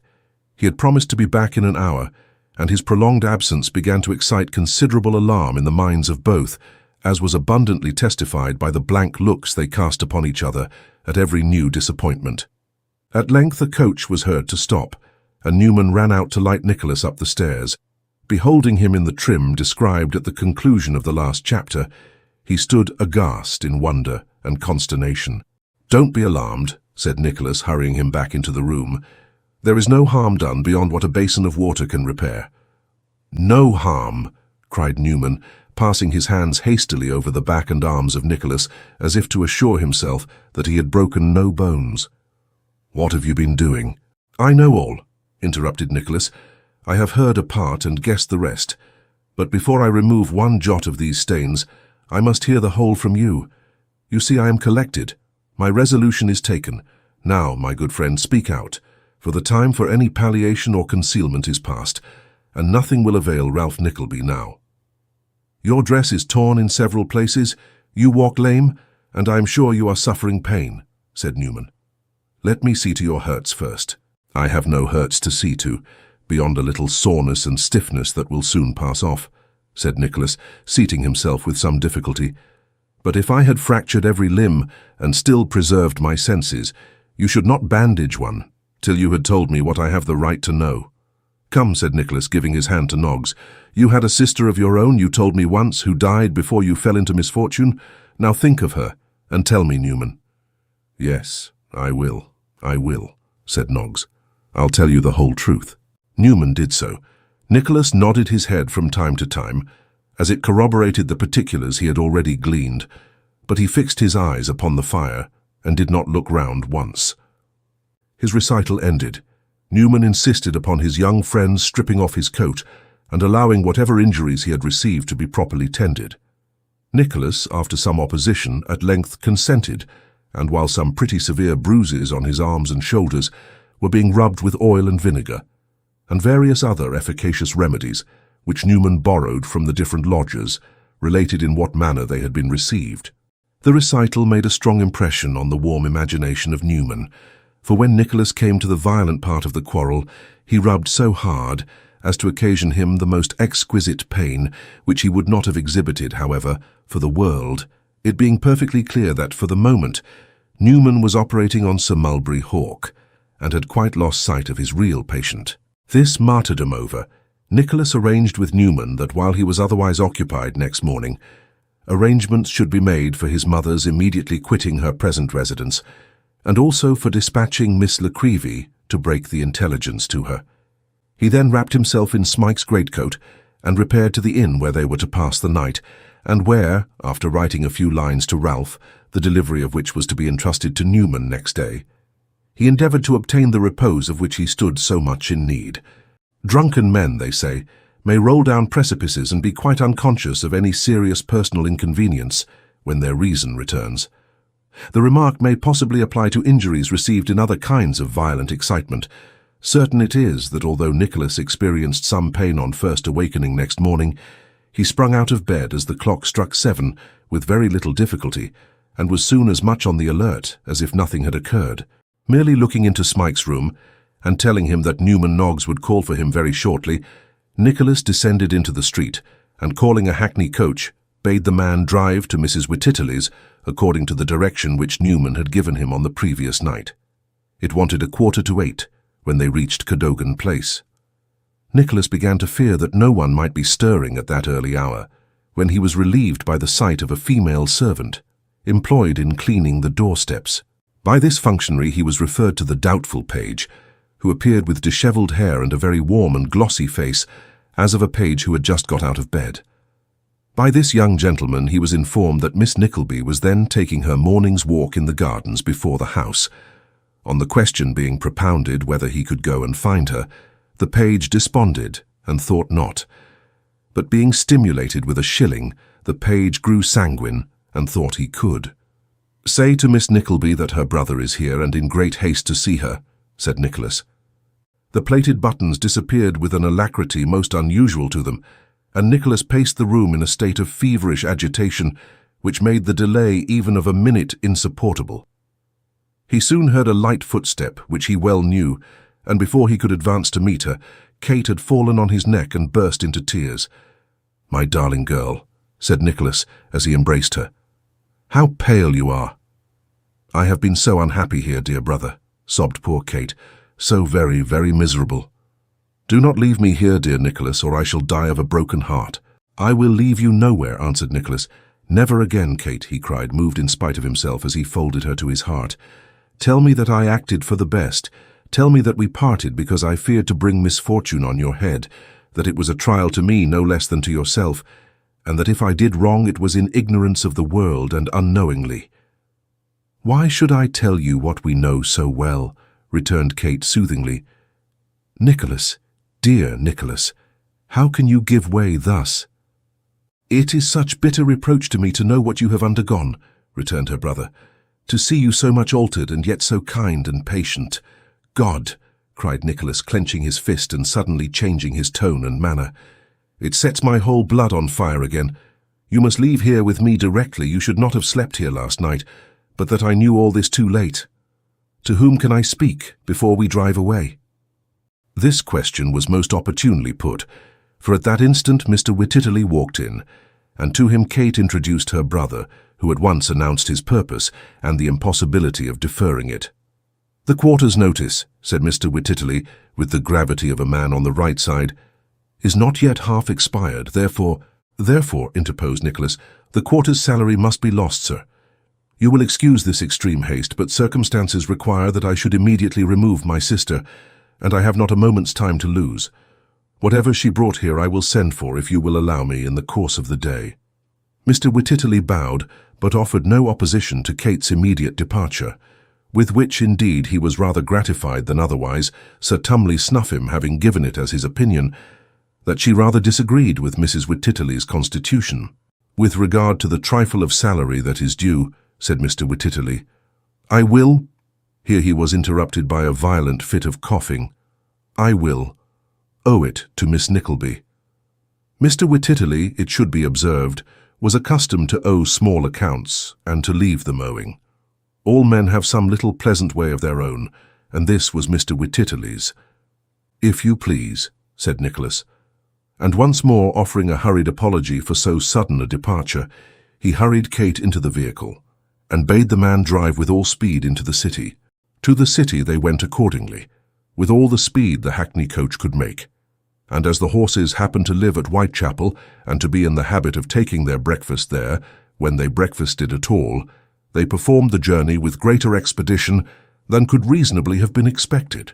Nicholas sent Kate upstairs a few minutes before him, that his unlooked-for appearance might not alarm his mother, and when the way had been paved, presented himself with much duty and affection. Newman had not been idle, for there was a little cart at the door, and the effects were hurrying out already. Now Mrs. Nickleby was not the sort of person to be told anything in a hurry, or rather, to comprehend anything of peculiar delicacy or importance on a short notice, wherefore, although the good lady had been subjected to a full hour's preparation by little Miss Nickleby, and was now addressed in most lucid terms both by Nicholas and his sister, she was in a state of singular bewilderment and confusion, and could by no means be made to comprehend the necessity of such hurried proceedings. "Why don't you ask your uncle, my dear Nicholas, what he can possibly mean by it?" said Mrs. Nickleby. "My dear mother," returned Nicholas, "the time for talking has gone by. There is but one step to take, and that is to cast him off with the scorn and indignation he deserves. Your own honour and good name demand that, after the discovery of his vile proceedings, you should not be beholden to him 1 hour, even for the shelter of these bare walls." "To be sure," said Mrs. Nickleby, crying bitterly. "He is a brute, a monster, and the walls are very bare and want painting too, and I have had this ceiling whitewashed at the expense of 18 pence, which is a very distressing thing, considering that it is so much gone into your uncle's pocket. I never could have believed it. Never." "Nor I nor anybody else," said Nicholas. "Lord bless my life," exclaimed Mrs. Nickleby. "To think that that Sir Mulberry Hawk should be such an abandoned wretch as Miss Nickleby says he is, Nicholas, my dear, when I was congratulating myself every day on his being an admirer of our dear Kate's, and thinking what a thing it would be for the family if he was to become connected with us, and use his interest to get you some profitable government place. There are very good places to be got about the court, I know, for a friend of ours, Miss Cropley at Exeter, my dear Kate, you recollect. He had one, and I know that it was the chief part of his duty to wear silk stockings and a bag wig like a black watch-pocket, and to think that it should come to this after all, oh dear, dear, it's enough to kill one, that it is." With which expressions of sorrow, Mrs. Nickleby gave fresh vent to her grief, and wept piteously. As Nicholas and his sister were by this time compelled to superintend the removal of the few articles of furniture, Miss Nickleby devoted herself to the consolation of the matron, and observed with great kindness of manner that she must really make an effort and cheer up. "Oh, I dare say, Miss Nickleby," returned Mrs. Nickleby, with a petulance not unnatural in her unhappy circumstances.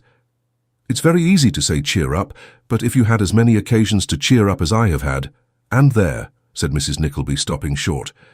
"Think of Mr. Pike and Mr. Pluck, two of the most perfect gentlemen that ever lived. What am I to say to them?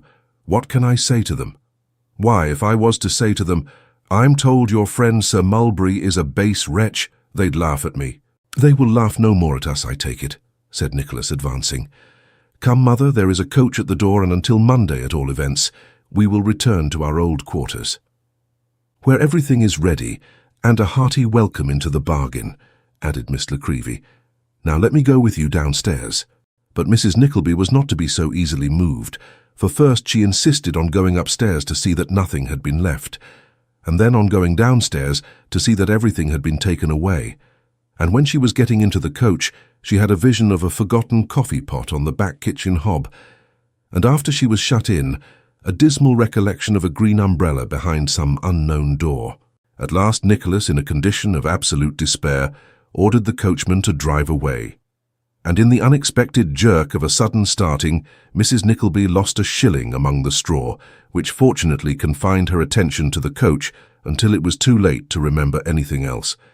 Having seen everything safely out, discharged the servant and locked the door, Nicholas jumped into a cabriolet and drove to a by-place near Golden Square, where he had appointed to meet Noggs.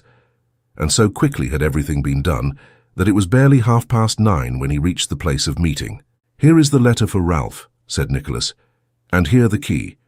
When you come to me this evening, not a word of last night. Ill news travels fast, and they will know it soon enough. Have you heard if he was much hurt?" Newman shook his head.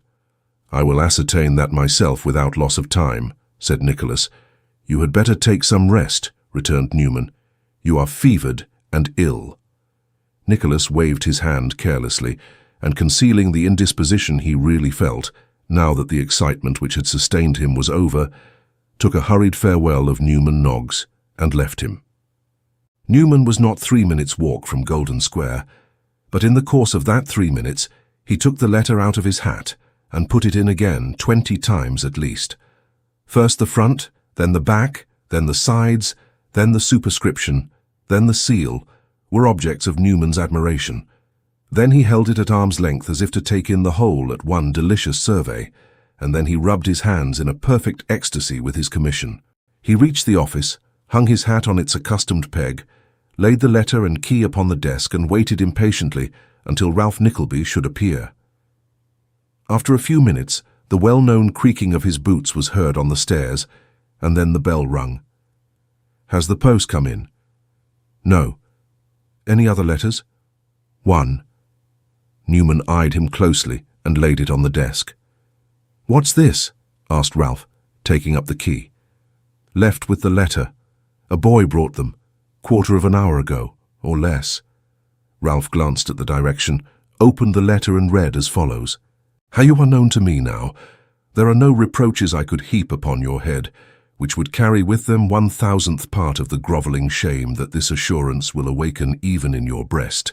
Your brother's widow and her orphan child spurn the shelter of your roof, and shun you with disgust and loathing. Your kindred renounce you, for they know no shame but the ties of blood which bind them in name with you. You are an old man, and I leave you to the grave. May every recollection of your life cling to your false heart, and cast their darkness on your deathbed." Ralph Nickleby read this letter twice, and frowning heavily, fell into a fit of musing. The paper fluttered from his hand and dropped upon the floor, but he clasped his fingers as if he held it still. Suddenly, he started from his seat, and thrusting it all crumpled into his pocket, turned furiously to Newman Noggs as though to ask him why he lingered. But Newman stood unmoved, with his back towards him, following up, with the worn and blackened stump of an old pen, some figures in an interest table which was pasted against the wall, and apparently quite abstracted from every other object. Chapter 34, wherein Mr. Ralph Nickleby is visited by persons with whom the reader has been already made acquainted. "What a demnition long time you have kept me ringing at this confounded old cracked tea-kettle of a bell, every tinkle of which is enough to throw a strong man into blue convulsions. Upon my life and soul, oh damn it," said Mr. Mantalini to Newman Noggs, scraping his boots as he spoke on Ralph Nickleby's scraper. "I didn't hear the bell more than once," replied Newman. "Then you are most immensely and outrageously deaf," said Mr. Mantalini, "as deaf as a demnition post." Mr. Mantalini had got by this time into the passage, and was making his way to the door of Ralph's office with very little ceremony, when Newman interposed his body, and hinting that Mr. Nickleby was unwilling to be disturbed, inquired whether the client's business was of a pressing nature. "It is most demnably particular," said Mr. Mantalini. "It is to melt some scraps of dirty paper into bright, shining, chinking, tinkling, demmed mint sauce." Newman uttered a significant grunt, and taking Mr. Mantalini's proffered card, limped with it into his master's office. As he thrust his head in at the door, he saw that Ralph had resumed the thoughtful posture into which he had fallen after perusing his nephew's letter, and that he seemed to have been reading it again as he once more held it open in his hand. The glance was but momentary, for Ralph, being disturbed, turned to demand the cause of the interruption, As Newman stated it, the cause himself swaggered into the room and, grasping Ralph's horny hand with uncommon affection, vowed that he had never seen him looking so well in all his life. "There is quite a bloom upon your demmed countenance," said Mr. Mantalini, seating himself unbidden and arranging his hair and whiskers. "You look quite juvenile and jolly, demmit." "We are alone," returned Ralph tartly. "What do you want with me?" "Good," cried Mr. Mantalini, displaying his teeth. "What did I want? Yes, ha-ha, very good. What did I want? Ha-ha, oh, dem." "What do you want, man?" demanded Ralph sternly. "Demnition discount," returned Mr. Mantalini with a grin, and shaking his head waggishly. "Money is scarce," said Ralph. "Demmed scarce, or I shouldn't want it," interrupted Mr. Mantalini. "The times are bad, and one scarcely knows whom to trust," continued Ralph. "I don't want to do business just now. In fact, I would rather not. But as you are a friend, how many bills have you there?" "2," returned Mr. Mantalini. "What is the gross amount?" "Demmed trifling, 5 and 70. "And the dates?" 2 months and 4. "I'll do them for you, mind for you, I wouldn't for many people, for 5 and 20 pounds, said Ralph deliberately. "Oh, damn it!" cried Mr. Mantalini, whose face lengthened considerably at this handsome proposal. "Why, that leaves you 50, retorted Ralph. "What would you have? Let me see the names." "You are so damned hard, Nickleby," remonstrated Mr. Mantalini. "Let me see the names," replied Ralph, impatiently extending his hand for the bills. "Well, they are not sure, but they are safe enough. Do you consent to the terms, and will you take the money? I don't want you to do so. I would rather you didn't." "Damn it, Nickleby, can't you—" began Mr. Mantalini. "No," replied Ralph, interrupting him. "I can't. Will you take the money? Down, mind. No delay, no going into the city and pretending to negotiate with some other party who has no existence and never had. Is it a bargain or is it not?" Ralph pushed some papers from him as he spoke and carelessly rattled his cash box as though by mere accident. The sound was too much for Mr. Mantalini. He closed the bargain directly it reached his ears, and Ralph told the money out upon the table. He had scarcely done so, and Mr. Mantalini had not yet gathered it all up, when a ring was heard at the bell, and immediately afterwards Newman ushered in no less a person than Madame Mantalini, at sight of whom Mr. Mantalini evinced considerable discomposure, and swept the cash into his pocket with remarkable alacrity. "Oh, you are here," said Madame Mantalini, tossing her head. "Yes, my life and soul I am," replied her husband, dropping on his knees and pouncing with kitten-like playfulness upon a stray sovereign. "I am here, my soul's delight, upon Tom Tiddler's ground, picking up the demnition, gold and silver." "I am ashamed of you," said Madame Mantalini with much indignation. "Ashamed of me, my joy. It knows it is talking demmed charming sweetness, but naughty fibs," returned Mr. Mantalini. "It knows it is not ashamed of its own popolorum tibi." Whatever were the circumstances which had led to such a result, it certainly appeared as though the popolorum tibi had rather miscalculated, for the nonce, the extent of his lady's affection. Madame Mantalini only looked scornful in reply, and, turning to Ralph, begged him to excuse her intrusion. "Which is entirely attributable," said Madame, "to the gross misconduct and most improper behaviour of Mr. Mantalini." "Of me, my essential juice of pineapple." "Of you," returned his wife, "but I will not allow it. I will not submit to be ruined by the extravagance and profligacy of any man. I call Mr. Nickleby to witness the course I intend to pursue with you." "Pray don't call me to witness anything, ma'am," said Ralph. "Settle it between yourselves, settle it between yourselves." "No, but I must beg you as a favour," said Madame Mantalini, "to hear me give him notice of what it is my fixed intention to do." "My fixed intention, sir," repeated Madame Mantalini, darting an angry look at her husband. "Will she call me sir?" cried Mantalini. "Me who dote upon her with the demdest ardour. She who coils her fascinations round me like a pure angelic rattlesnake. It will be all up with my feelings. She will throw me into a demmed state." "Don't talk of feelings, sir," rejoined Madame Mantalini, seating herself and turning her back upon him. "You don't consider mine." "I do not consider yours, my soul," exclaimed Mr. Mantalini. "No," replied his wife, and notwithstanding various blandishments on the part of Mr. Mantalini, Madame Mantalini still said no, and said it too with such determined and resolute ill temper that Mr. Mantalini was clearly taken aback. "His extravagance, Mr. Nickleby," said Madame Mantalini, addressing herself to Ralph, who leant against his easy-chair with his hands behind him, and regarded the amiable couple with a smile of the supremest and most unmitigated contempt. "His extravagance is beyond all bounds." "I should scarcely have supposed it," answered Ralph sarcastically. "I assure you, Mr. Nickleby, however, that it is," returned Madame Mantalini. "It makes me miserable. I am under constant apprehensions and in constant difficulty." "And even this," said Madame Mantalini, wiping her eyes, "is not the worst. He took some papers of value out of my desk this morning without asking my permission." Mr. Mantalini groaned slightly and buttoned his trousers pocket.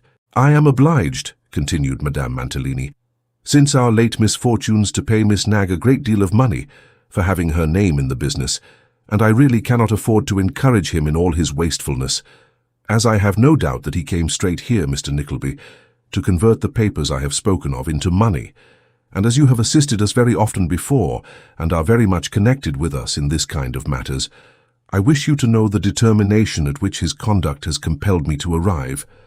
Mr. Mantalini groaned once more from behind his wife's bonnet, and fitting a sovereign into one of his eyes, winked with the other at Ralph. Having achieved this performance with great dexterity, he whipped the coin into his pocket and groaned again with increased penitence. "I have made up my mind," said Madame Mantalini, as tokens of impatience manifested themselves in Ralph's countenance, "to allowance him." "To do that, my joy?" inquired Mr. Mantalini, who did not seem to have caught the words.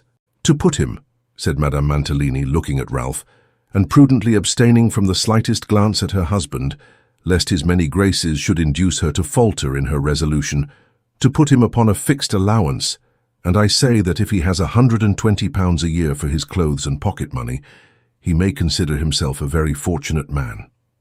Mr. Mantalini waited, with much decorum, to hear the amount of the proposed stipend, but when it reached his ears, he cast his hat and cane upon the floor, and drawing out his pocket-handkerchief, gave vent to his feelings in a dismal moan. "Demnition!" cried Mr. Mantalini, suddenly skipping out of his chair, and as suddenly skipping into it again, to the great discomposure of his lady's nerves. "But no, it is a demmed, horrid dream. It is not reality. No." Comforting himself with this assurance, Mr. Mantalini closed his eyes and waited patiently till such time as he should wake up. "A very judicious arrangement," observed Ralph with a sneer, "if your husband will keep within it, ma'am, as no doubt he will." "Damn it!" exclaimed Mr. Mantalini, opening his eyes at the sound of Ralph's voice. "It is a horrid reality. She is sitting there before me. There is the graceful outline of her form. It cannot be mistaken. There is nothing like it. The two countesses had no outlines at all, and the dowager's was a demmed outline. Why is she so excruciatingly beautiful that I cannot be angry with her even now?" "You have brought it upon yourself, Alfred," returned Madame Mantalini, still reproachfully but in a softened tone. "I am a demmed villain," cried Mr. Mantalini, smiting himself on the head. "I will fill my pockets with change for a sovereign in halfpence, and drown myself in the Thames. But I will not be angry with her even then, for I will put a note in the twopenny post as I go along, to tell her where the body is. She will be a lovely widow. I shall be a body. Some handsome women will cry, she will laugh damnably." "Alfred, you cruel, cruel creature," said Madame Mantalini, sobbing at the dreadful picture. "She calls me cruel, me, who for her sake will become a demmed, damp, moist, unpleasant body," exclaimed Mr. Mantalini. "You know it almost breaks my heart, even to hear you talk of such a thing," replied Madame Mantalini. "Can I live to be mistrusted?" cried her husband. "Have I cut my heart into a demmed extraordinary number of little pieces, and given them all away, one after another, to the same little engrossing demnition captivator? And can I live to be suspected by her? Damn it, no, I can't." "Ask Mr. Nickleby whether the sum I have mentioned is not a proper one," reasoned Madame Mantalini. "I don't want any sum," replied her disconsolate husband. "I shall require no demmed allowance. I will be a body." On this repetition of Mr. Mantalini's fatal threat, Madame Mantalini wrung her hands and implored the interference of Ralph Nickleby, and after a great quantity of tears and talking, and several attempts on the part of Mr. Mantalini to reach the door, preparatory to straightway committing violence upon himself, that gentleman was prevailed upon with difficulty to promise that he wouldn't be a body.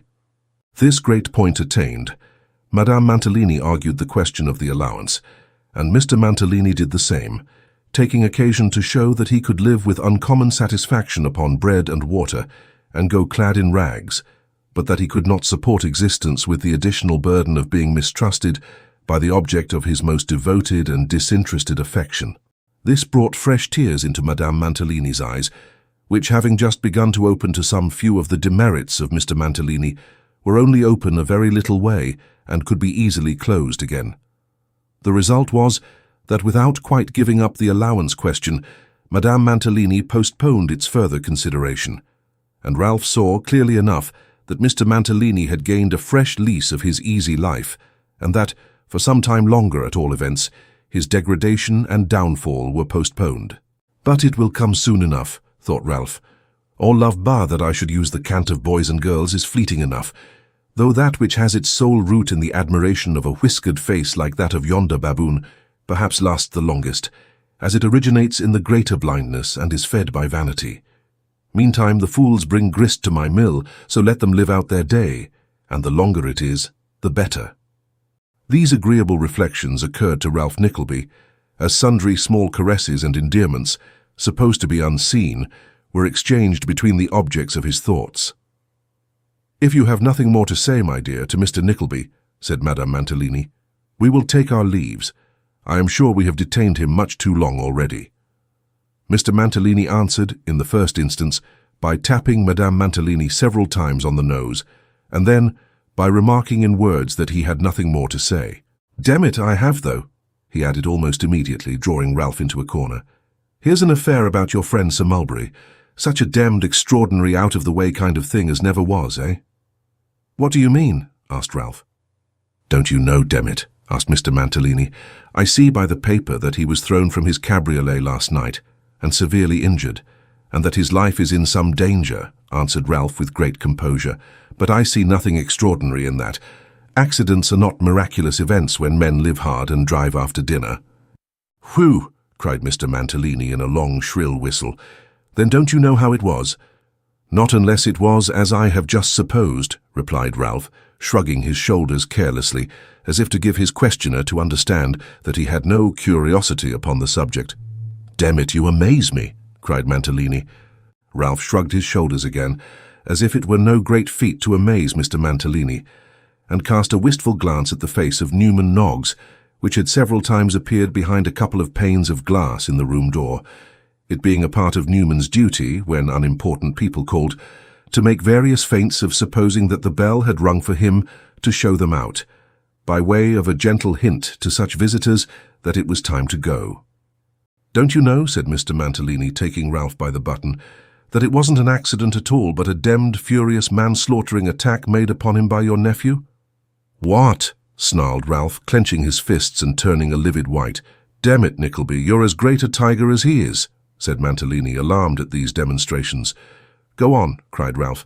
"Tell me what you mean. What is this story? Who told you? Speak," growled Ralph. "Do you hear me?" "Hagad, Nickleby," said Mr. Mantalini, retreating towards his wife. "What a damnable, fierce old evil genius you are. You're enough to frighten the life and soul out of her little delicious wits, flying all at once into such a blazing, ravaging, raging passion as never was, damn it." "Pshaw," rejoined Ralph, forcing a smile. "It is but manner." "It is a demmed, uncomfortable, private madhouse sort of a manner," said Mr. Mantalini, picking up his cane. Ralph affected to smile, and once more inquired from whom Mr. Mantalini had derived his information. "From Pike, and a damned fine, pleasant, gentlemanly dog it is," replied Mantalini. "Damnation pleasant, and a tip-top sawyer." "And what said he?" asked Ralph, knitting his brows. "That it happened this way, that your nephew met him at a coffee-house, fell upon him with the most damnable ferocity, followed him to his cab, swore he would ride home with him if he rode upon the horse's back or hooked himself onto the horse's tail, smashed his countenance, which is a damned fine countenance in its natural state, frightened the horse, pitched out Sir Mulberry and himself, and was killed. interposed Ralph with gleaming eyes. Was he? Is he dead? Mantalini shook his head. Ugh, said Ralph, turning away. Then he has done nothing. Stay, he added, looking round again. He broke a leg or an arm, or put his shoulder out, or fractured his collarbone, or ground a rib or two. His neck was saved for the halter, but he got some painful and slow-healing injury for his trouble. Did he? You must have heard that at least. No, rejoined Mantalini, shaking his head again. Unless he was dashed into such little pieces that they blew away, he wasn't hurt, for he went off as quiet and comfortable as demnition, said Mr. Mantalini, rather at a loss for a simile. And what, said Ralph, hesitating a little, what was the cause of quarrel? You are the demdest, knowing hand, replied Mr. Mantalini, in an admiring tone, the cunningest, rummest, superlativest old fox, oh dem, to pretend now not to know that it was the little bright-eyed niece, the softest, sweetest, prettiest. Alfred, interposed Madame Mantalini. She is always right, rejoined Mr. Mantalini soothingly, and when she says it is time to go, it is time, and go she shall. And when she walks along the streets with her own tulip, the women shall say with envy, she has got a demmed fine husband. And the men shall say with rapture, he has got a demmed fine wife. And they shall both be right, and neither wrong, upon my life and soul. Oh, damn it. With which remarks, and many more no less intellectual and to the purpose, Mr. Mantalini kissed the fingers of his gloves to Ralph Nickleby, and drawing his lady's arm through his, led her mincingly away. So, muttered Ralph, dropping into his chair. This devil is loose again and thwarting me as he was born to do at every turn. He told me once there should be a day of reckoning between us sooner or later. I'll make him a true prophet, for it shall surely come. Are you at home? Asked Newman, suddenly popping in his head. No, replied Ralph with equal abruptness. Newman withdrew his head but thrust it in again. You're quite sure you're not at home, are you? Said Newman. What does the idiot mean? Cried Ralph testily. He has been waiting nearly ever since they first came in, and may have heard your voice. That's all, said Newman, rubbing his hands. Who has? Demanded Ralph, wrought by the intelligence he had just heard, and his clerk's provoking coolness, to an intense pitch of irritation.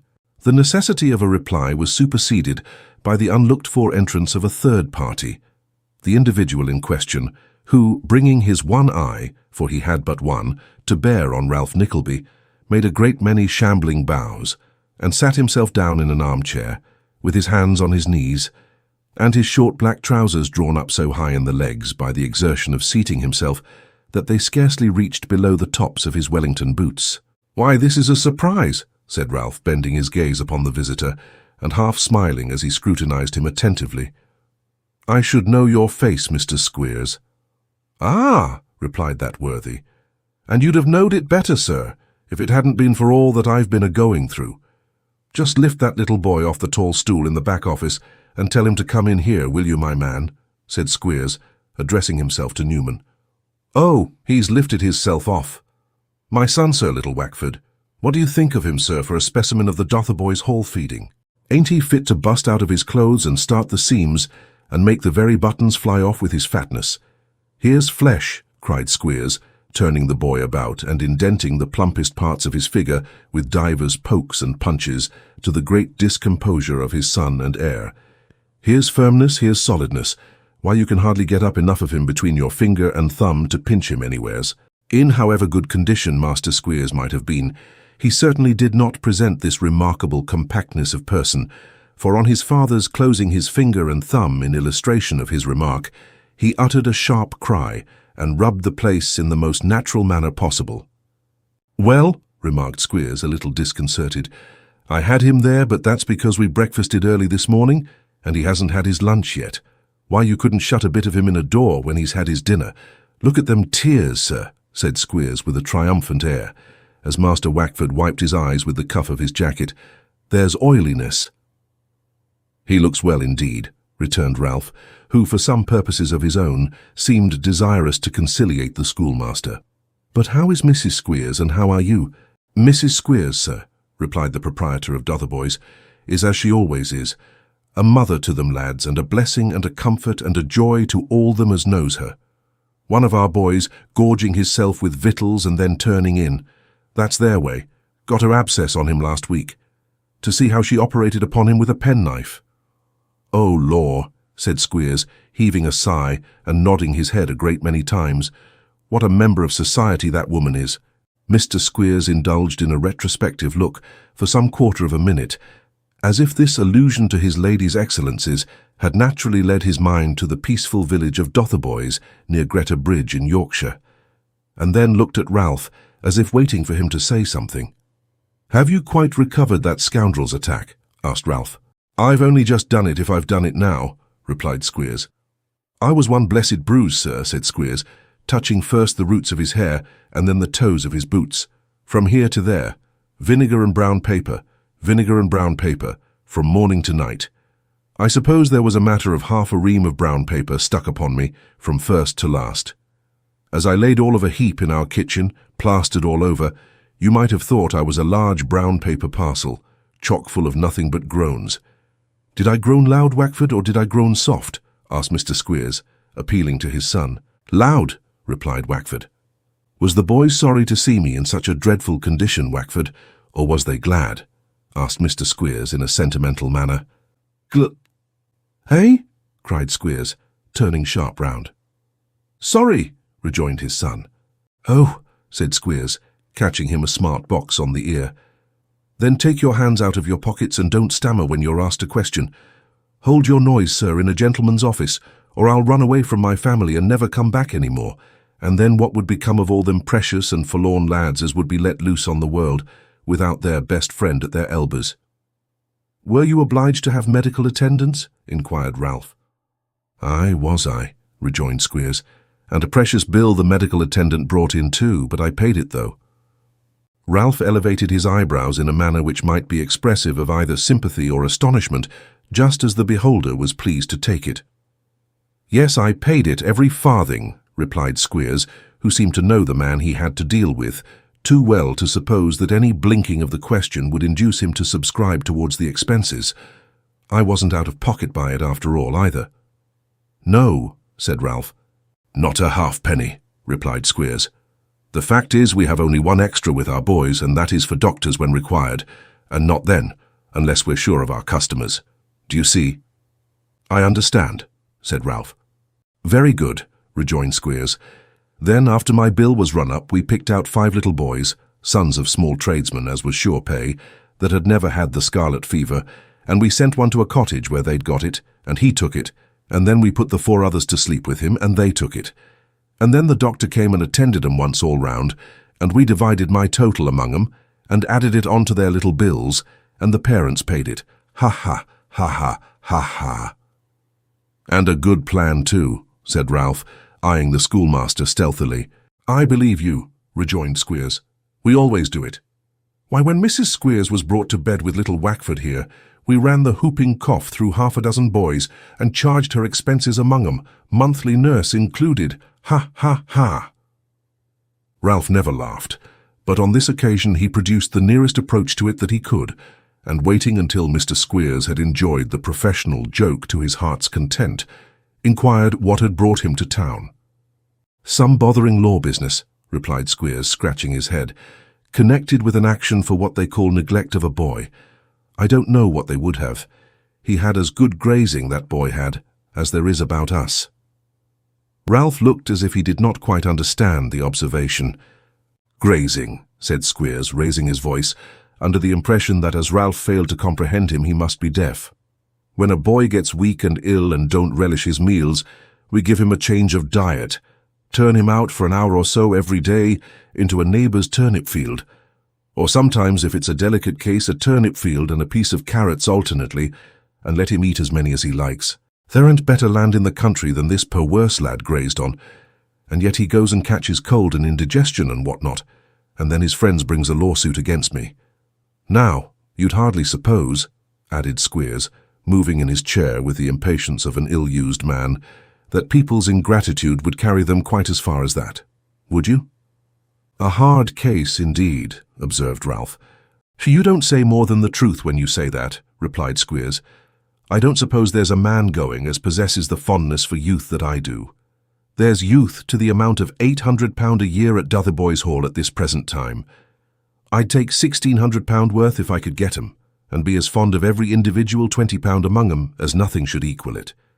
Are you stopping at your old quarters? Asked Ralph. Yes, we are at the Saracen, replied Squeers, and as it don't want very long to the end of the half-year, we shall continue to stop there till I've collected the money, and some new boys too, I hope.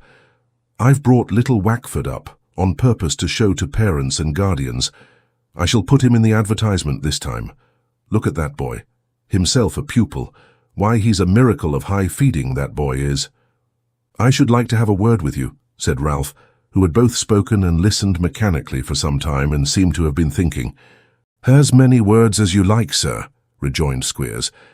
Wackford, you go and play in the back office and don't move about too much or you'll get thin, and that won't do.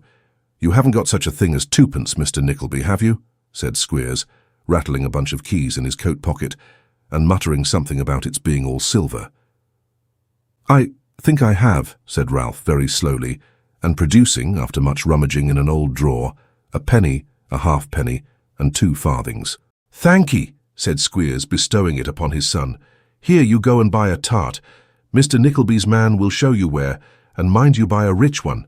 Pastry, added Squeers, closing the door on Master Wackford, makes his flesh shine a good deal, and parents thinks that a healthy sign. With this explanation and a peculiarly knowing look to eke it out, Mr. Squeers moved his chair so as to bring himself opposite to Ralph Nickleby at no great distance off, and having planted it to his entire satisfaction, sat down. Attend to me, said Ralph, bending forward a little. Squeers nodded. I am not to suppose, said Ralph, that you are dolt enough to forgive or forget very readily the violence that was committed upon you, or the exposure which accompanied it. Devil a bit, replied Squeers tartly. Or to lose an opportunity of repaying it with interest if you could get one, said Ralph. Show me one and try, rejoined Squeers. Some such object it was that induced you to call on me, said Ralph, raising his eyes to the schoolmaster's face. No, I don't know that, replied Squeers. I thought that if it was in your power to make me, besides the trifle of money you sent, any compensation— Ah, cried Ralph, interrupting him. You needn't go on. After a long pause, during which Ralph appeared absorbed in contemplation, he again broke silence by asking, Who is this boy that he took with him? Squeers stated his name. Was he young or old, healthy or sickly, tractable or rebellious? Speak out, man, retorted Ralph. Why, he wasn't young, answered Squeers. That is not young for a boy, you know. That is, he was not a boy at all, I suppose, interrupted Ralph. Well, returned Squeers briskly, as if he felt relieved by the suggestion, he might have been nigh 20. He wouldn't seem so old, though, to them as didn't know him, for he was a little wanting here, touching his forehead. Nobody at home, you know, if you knocked ever so often. And you did knock pretty often, I dare say, muttered Ralph. Pretty well, returned Squeers with a grin. When you wrote to acknowledge the receipt of this trifle of money, as you call it, said Ralph, you told me his friends had deserted him long ago, and that you had not the faintest clue or trace to tell you who he was. Is that the truth? It is, worse luck, replied Squeers, becoming more and more easy and familiar in his manner, as Ralph pursued his inquiries with the less reserve. It's 14 years ago by the entry in my book, since a strange man brought him to my place one autumn night, and left him there, paying £5.5 for his first quarter in advance. He might have been 5 or 6-year-old at that time, not more. What more do you know about him? Demanded Ralph. Devilish little, I'm sorry to say, replied Squeers. The money was paid for some 6 or 8 years, and then it stopped. He had given an address in London, had this chap, but when it came to the point, of course nobody knowed anything about him, so I kept the lad out of— Charity? Suggested Ralph dryly. Charity, to be sure, returned Squeers, rubbing his knees, and when he begins to be useful in a certain sort of way, this young scoundrel of a Nickleby comes and carries him off. But the most vexatious and aggravating part of the whole affair is, said Squeers, dropping his voice and drawing his chair still closer to Ralph, that some questions have been asked about him at last. Not of me, but, in a roundabout kind of way, of people in our village, so that just when I might have had all arrears paid up, perhaps, and perhaps, who knows, such things have happened in our business before, a present, besides, for putting him out to a farmer or sending him to sea, so that he might never turn up to disgrace his parents, supposing him to be a natural boy as many of our boys are. Damn if that villain of a Nickleby don't collar him in open day and commit as good as highway robbery upon my pocket. We will both cry quits with him before long, said Ralph, laying his hand on the arm of the Yorkshire schoolmaster. Quits, echoed Squeers. Ah, and I should like to leave a small balance in his favour to be settled when he can. I only wish Mrs. Squeers could catch hold of him. Bless her heart. She'd murder him, Mr. Nickleby. She would as soon as eat her dinner. We will talk of this again, said Ralph. I must have time to think of it, to wound him through his own affections and fancies. If I could strike him through this boy— Strike him how you like, sir, interrupted Squeers. Only hit him hard enough, that's all, and with that I'll say good morning. Here, just chuck that little boy's hat off that corner peg and lift him off the stool, will you? Bawling these requests to Newman Noggs, Mr. Squeers betook himself to the little back office and fitted on his child's hat with parental anxiety, while Newman, with his pen behind his ear, sat, stiff and immovable, on his stool, regarding the father and son by turns with a broad stare. "He's a fine boy, auntie," said Squeers, throwing his head a little on one side and falling back to the desk, the better to estimate the proportions of little Wackford. "Very," said Newman. "Pretty well swelled out, auntie," pursued Squeers. "He has the fatness of 20 boys, he has." "Ah," replied Newman, suddenly thrusting his face into that of Squeers, "he has. The fatness of 20. More. He's got it all. God help that others. Ha, ha. Oh, Lord." Having uttered these fragmentary observations, Newman dropped upon his desk and began to write with most marvellous rapidity. "Why, what does the man mean?" cried Squeers, colouring. "Is he drunk?" Newman made no reply. "Is he mad?" said Squeers. But still Newman betrayed no consciousness of any presence save his own, so Mr. Squeers comforted himself by saying that he was both drunk and mad, and with this parting observation he led his hopeful son away. In exact proportion as Ralph Nickleby became conscious of a struggling and lingering regard for Kate, had his detestation of Nicholas augmented. It might be that to atone for the weakness of inclining to any one person, he held it necessary to hate some other more intensely than before, but such had been the course of his feelings. And now to be defied and spurned, to be held up to her in the worst and most repulsive colours, to know that she was taught to hate and despise him, to feel that there was infection in his touch and taint in his companionship, to know all this, and to know that the mover of it all was that same boyish poor relation who had twitted him in their very first interview, and openly bearded and braved him since, wrought his quiet and stealthy malignity to such a pitch that there was scarcely anything he would not have hazarded to gratify it, if he could have seen his way to some immediate retaliation. But fortunately for Nicholas, Ralph Nickleby did not, and although he cast about all that day and kept a corner of his brain working on the one anxious subject through all the round of schemes and business that came with it, night found him at last, still harping on the same theme, and still pursuing the same unprofitable reflections. "When my brother was such as he," said Ralph, "the first comparisons were drawn between us, always in my disfavour. He was open, liberal, gallant, gay. I a crafty hunks of cold and stagnant blood, with no passion but love of saving, and no spirit beyond a thirst for gain. I recollected it well when I first saw this whipster, but I remember it better now." He had been occupied in tearing Nicholas's letter into atoms, and as he spoke, he scattered it in a tiny shower about him. "Recollections like these," pursued Ralph with a bitter smile, "flock upon me, when I resign myself to them in crowds and from countless quarters. As a portion of the world affect to despise the power of money, I must try and show them what it is." And being by this time in a pleasant frame of mind for slumber, Ralph Nickleby went to bed. Chapter 35. Smike becomes known to Mrs. Nickleby and Kate. Nicholas also meets with new acquaintances. Brighter days seem to dawn upon the family, having established his mother and sister in the apartments of the kind-hearted miniature painter, and ascertained that Sir Mulberry Hawk was in no danger of losing his life.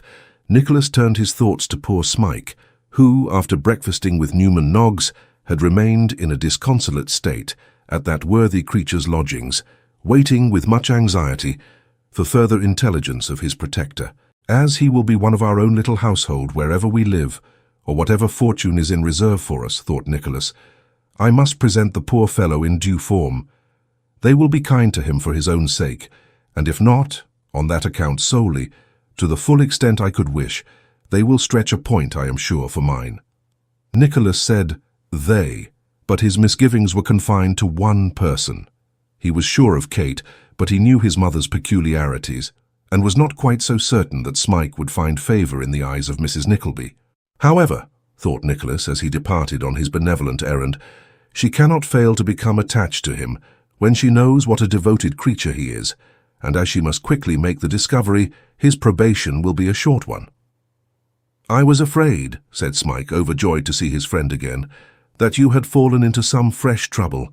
The time seemed so long at last that I almost feared you were lost. Lost, replied Nicholas gaily. You will not be rid of me so easily, I promise you. I shall rise to the surface many thousand times yet, and the harder the thrust that pushes me down, the more quickly I shall rebound, Smike. But come, my errand here is to take you home. Home, faltered Smike, drawing timidly back. Aye, rejoined Nicholas, taking his arm. Why not? I had such hopes once, said Smike. Day and night, for many years. I longed for home till I was weary, and pined away with grief, but now— And what now? Asked Nicholas, looking kindly in his face. What now, old friend? I could not part from you to go to any home on earth, replied Smike, pressing his hand. Except one. I shall never be an old man, and if your hand placed me in the grave, and I could think before I died, that you would come and look upon it sometimes with one of your kind smiles, and in the summer weather, when everything was alive, not dead like me, I could go to that home almost without a tear. Why do you talk thus, poor boy, if your life is a happy one with me? Said Nicholas. Because I should change, not those about me. And if they forgot me, I should never know it, replied Smike. In the churchyard we are all alike, but here there are none like me. I'm a poor creature, but I know that. You are a foolish, silly creature, said Nicholas cheerfully. If that is what you mean, I grant you that. Why, here's a dismal face for ladies' company. My pretty sister, too, whom you have so often asked me about. Is this your Yorkshire gallantry? For shame, for shame. Smike brightened up and smiled. And when I talk of home, pursued Nicholas, I talk of mine, which is yours, of course. If it were defined by any particular four walls and a roof, God knows I should be sufficiently puzzled to say whereabouts it lay, but that is not what I mean. When I speak of home, I speak of the place where, in default of a better, those I love are gathered together. And if that place were a gypsy's tent or a barn, I should call it by the same good name notwithstanding. And now for what is my present home, which, however alarming your expectations may be, will neither terrify you by its extent nor its magnificence. So saying, Nicholas took his companion by the arm, and saying a great deal more to the same purpose, and pointing out various things to amuse and interest him as they went along, led the way to Miss Nickleby's house.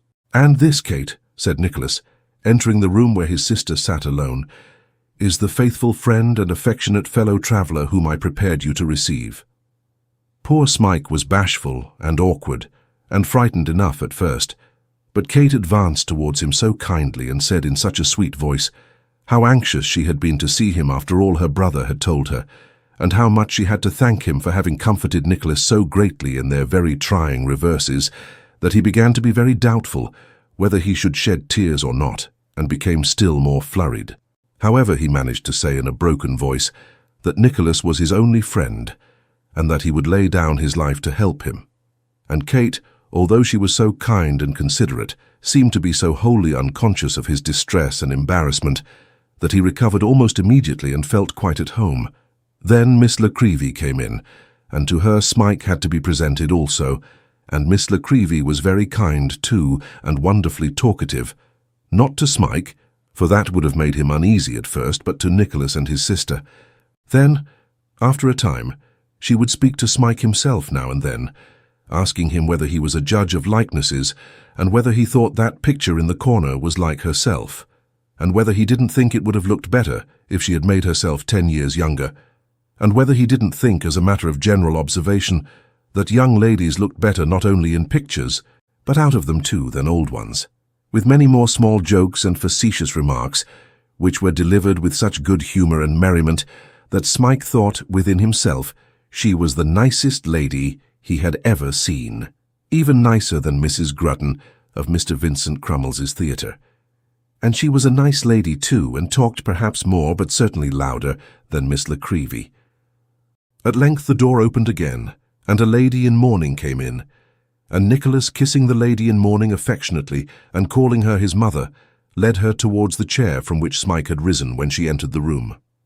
"You are always kind-hearted and anxious to help the oppressed, my dear mother," said Nicholas, "so you will be favourably disposed towards him, I know." "I am sure, my dear Nicholas," replied Mrs. Nickleby, looking very hard at her new friend and bending to him with something more of majesty than the occasion seemed to require. "I am sure any friend of yours has, as indeed he naturally ought to have, and must have, of course, you know, a great claim upon me, and of course it is a very great pleasure to me to be introduced to anybody you take an interest in." "There can be no doubt about that, none at all, not the least in the world," said Mrs. Nickleby. "At the same time, I must say, Nicholas, my dear, as I used to say to your poor dear papa, when he would bring gentlemen home to dinner, and there was nothing in the house, that if he had come the day before yesterday— no, I don't mean the day before yesterday now, I should have said perhaps the year before last— we should have been better able to entertain him." With which remarks, Mrs. Nickleby turned to her daughter and inquired in an audible whisper whether the gentleman was going to stop all night. "Because if he is, Kate, my dear," said Mrs. Nickleby, "I don't see that it's possible for him to sleep anywhere, and that's the truth." Kate stepped gracefully forward, and without any show of annoyance or irritation, breathed a few words into her mother's ear.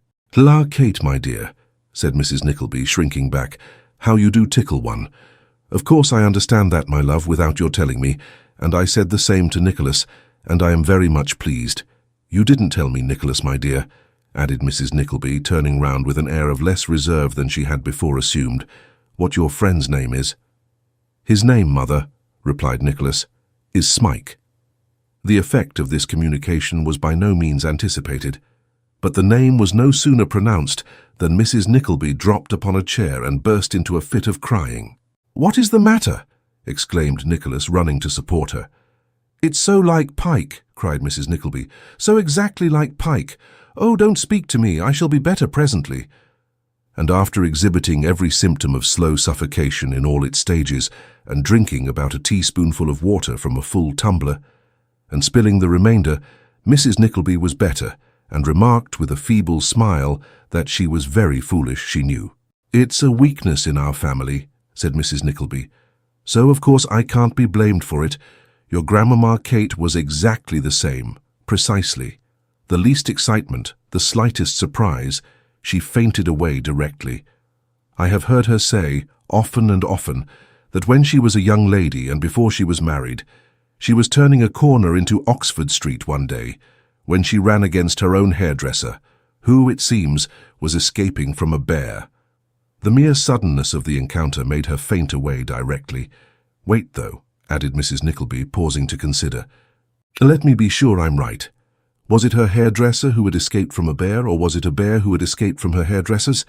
I declare I can't remember just now, but the hairdresser was a very handsome man, I know, and quite a gentleman in his manners, so that it has nothing to do with the point of the story."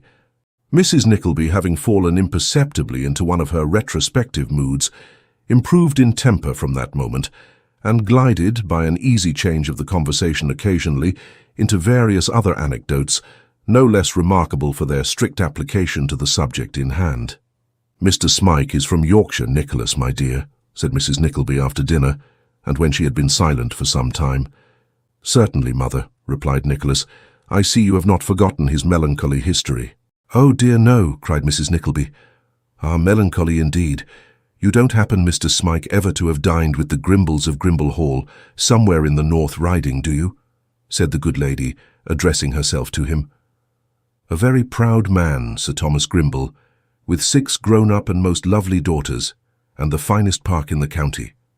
"My dear mother," reasoned Nicholas, "do you suppose that the unfortunate outcast of a Yorkshire school was likely to receive many cards of invitation from the nobility and gentry in the neighbourhood? Really, my dear, I don't know why it should be so very extraordinary," said Mrs. Nickleby. I know that when I was at school, I always went at least twice every half-year to the Hawkinses at Taunton Vale, and they are much richer than the Grimbles, and connected with them in marriage. So you see it's not so very unlikely after all." Having put down Nicholas in this triumphant manner, Mrs. Nickleby was suddenly seized with a forgetfulness of Smike's real name, and an irresistible tendency to call him Mr. Slammons, which circumstance she attributed to the remarkable similarity of the two names in point of sound, both beginning with an S, and moreover being spelt with an M. But whatever doubt there might be on this point, there was none as to his being a most excellent listener, which circumstance had considerable influence in placing them on the very best terms, and inducing Mrs. Nickleby to express the highest opinion of his general deportment and disposition. Thus the little circle remained on the most amicable and agreeable footing until the Monday morning, when Nicholas withdrew himself from it for a short time, seriously to reflect upon the state of his affairs, and to determine, if he could, upon some course of life, which would enable him to support those who were so entirely dependent upon his exertions. Mr. Crummles occurred to him more than once, but although Kate was acquainted with the whole history of his connection with that gentleman, his mother was not, and he foresaw 1,000 fretful objections, on her part, to his seeking a livelihood upon the stage. There were graver reasons, too, against his returning to that mode of life. Independently of those arising out of its spare and precarious earnings, and his own internal conviction that he could never hope to aspire to any great distinction, even as a provincial actor, how could he carry his sister from town to town and place to place and debar her from any other associates than those with whom he would be compelled, almost without distinction, to mingle? "It won't do," said Nicholas, shaking his head. "I must try something else." It was much easier to make this resolution than to carry it into effect. With no greater experience of the world than he had acquired for himself in his short trials, with a sufficient share of headlong rashness and precipitation, qualities not altogether unnatural at his time of life, with a very slender stock of money and a still more scanty stock of friends, what could he do? "Egad," said Nicholas, "I'll try that register office again." He smiled at himself as he walked away with a quick step. For an instant before, he had been internally blaming his own precipitation. He did not laugh himself out of the intention, however, for on he went, picturing to himself as he approached the place all kinds of splendid possibilities and impossibilities too, for that matter, and thinking himself, perhaps with good reason, very fortunate to be endowed with so buoyant and sanguine a temperament. The office looked just the same as when he had left it last, and indeed, with one or two exceptions, there seemed to be the very same placards in the window that he had seen before.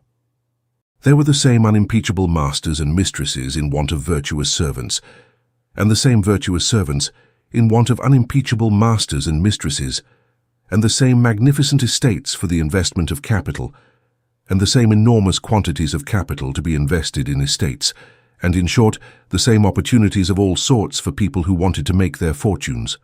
And a most extraordinary proof it was of the national prosperity that people had not been found to avail themselves of such advantages long ago. As Nicholas stopped to look in at the window, an old gentleman happened to stop too, and Nicholas, carrying his eye along the window panes from left to right in search of some capital text placard which should be applicable to his own case, caught sight of this old gentleman's figure, and instinctively withdrew his eyes from the window to observe the same more closely.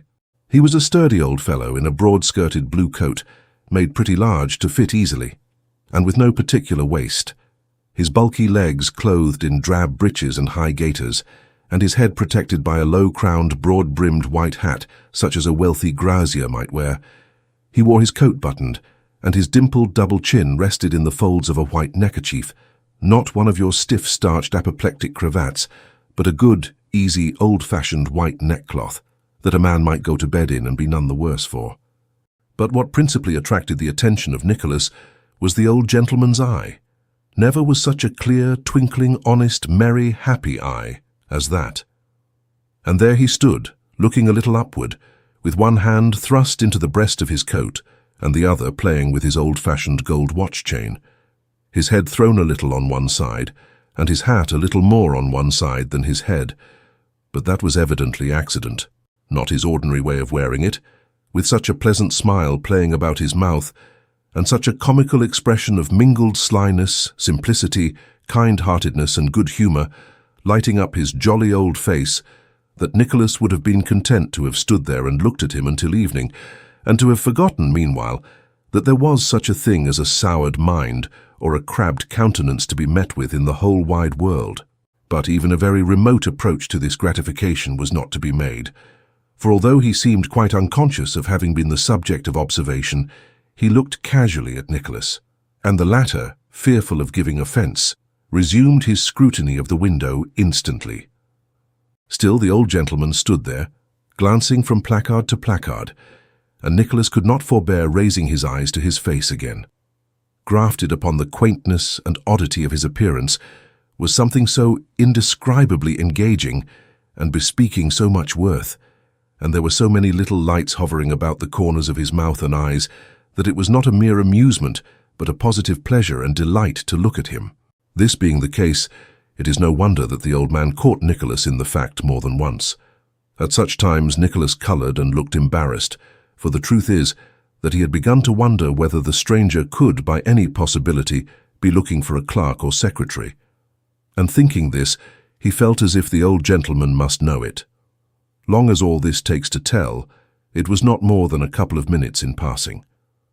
As the stranger was moving away, Nicholas caught his eye again and, in the awkwardness of the moment, stammered out an apology.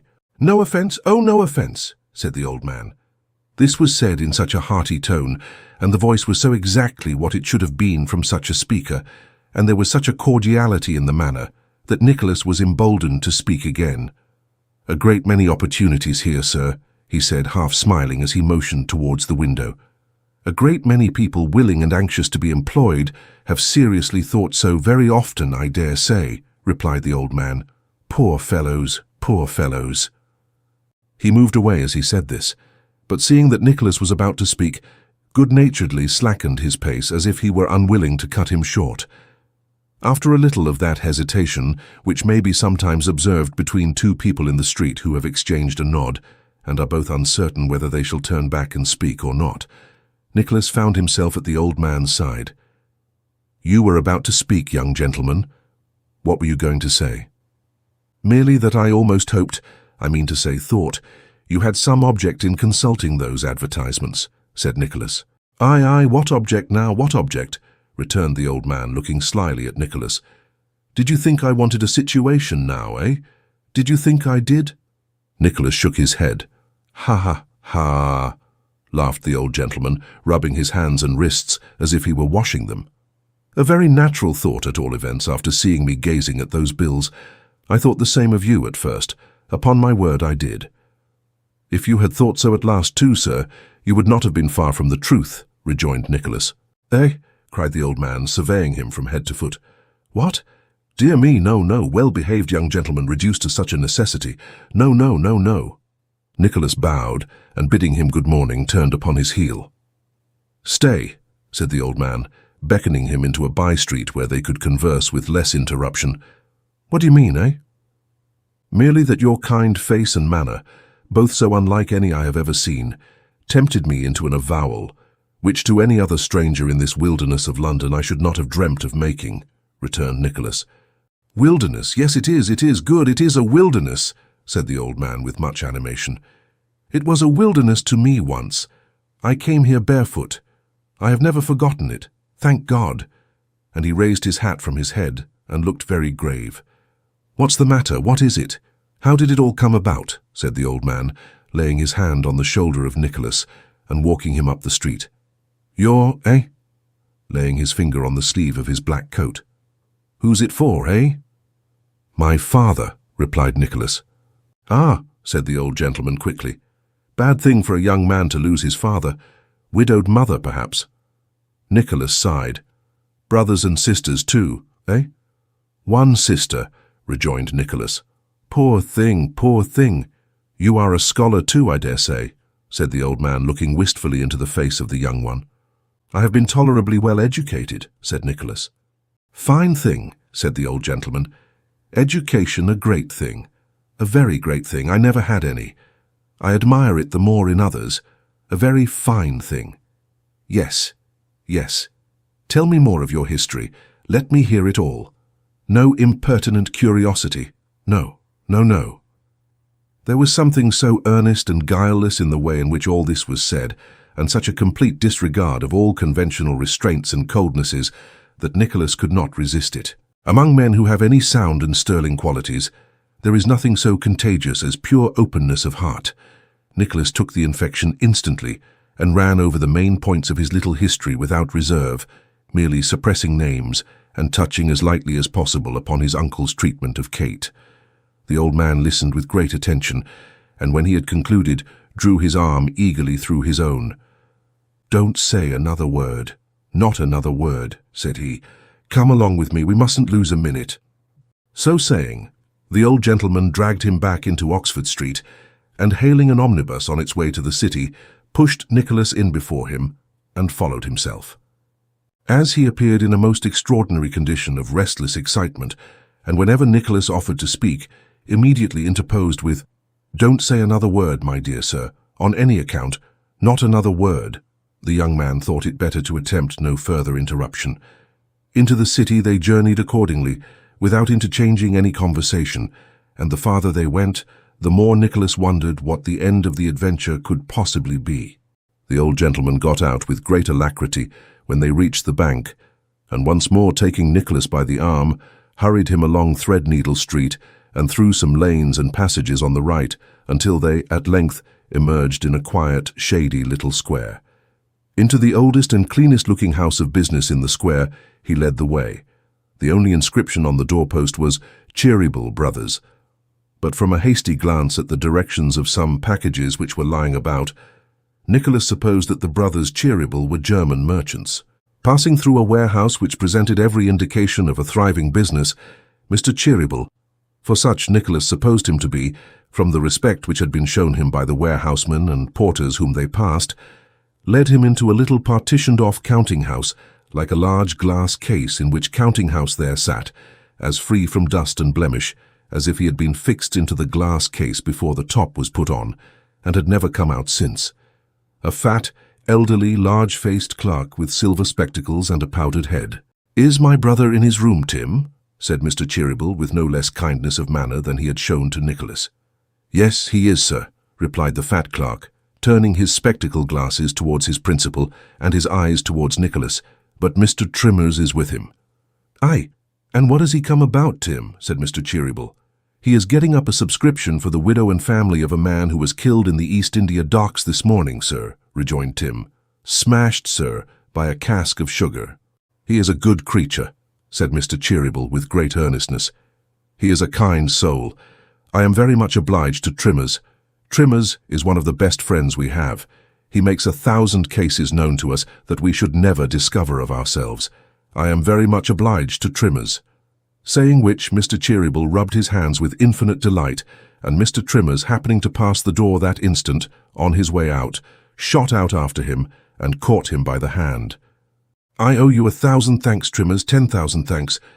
I take it very friendly of you, very friendly indeed," said Mr. Cheeryble, dragging him into a corner to get out of hearing. "How many children are there, and what has my brother Ned given Trimmers?"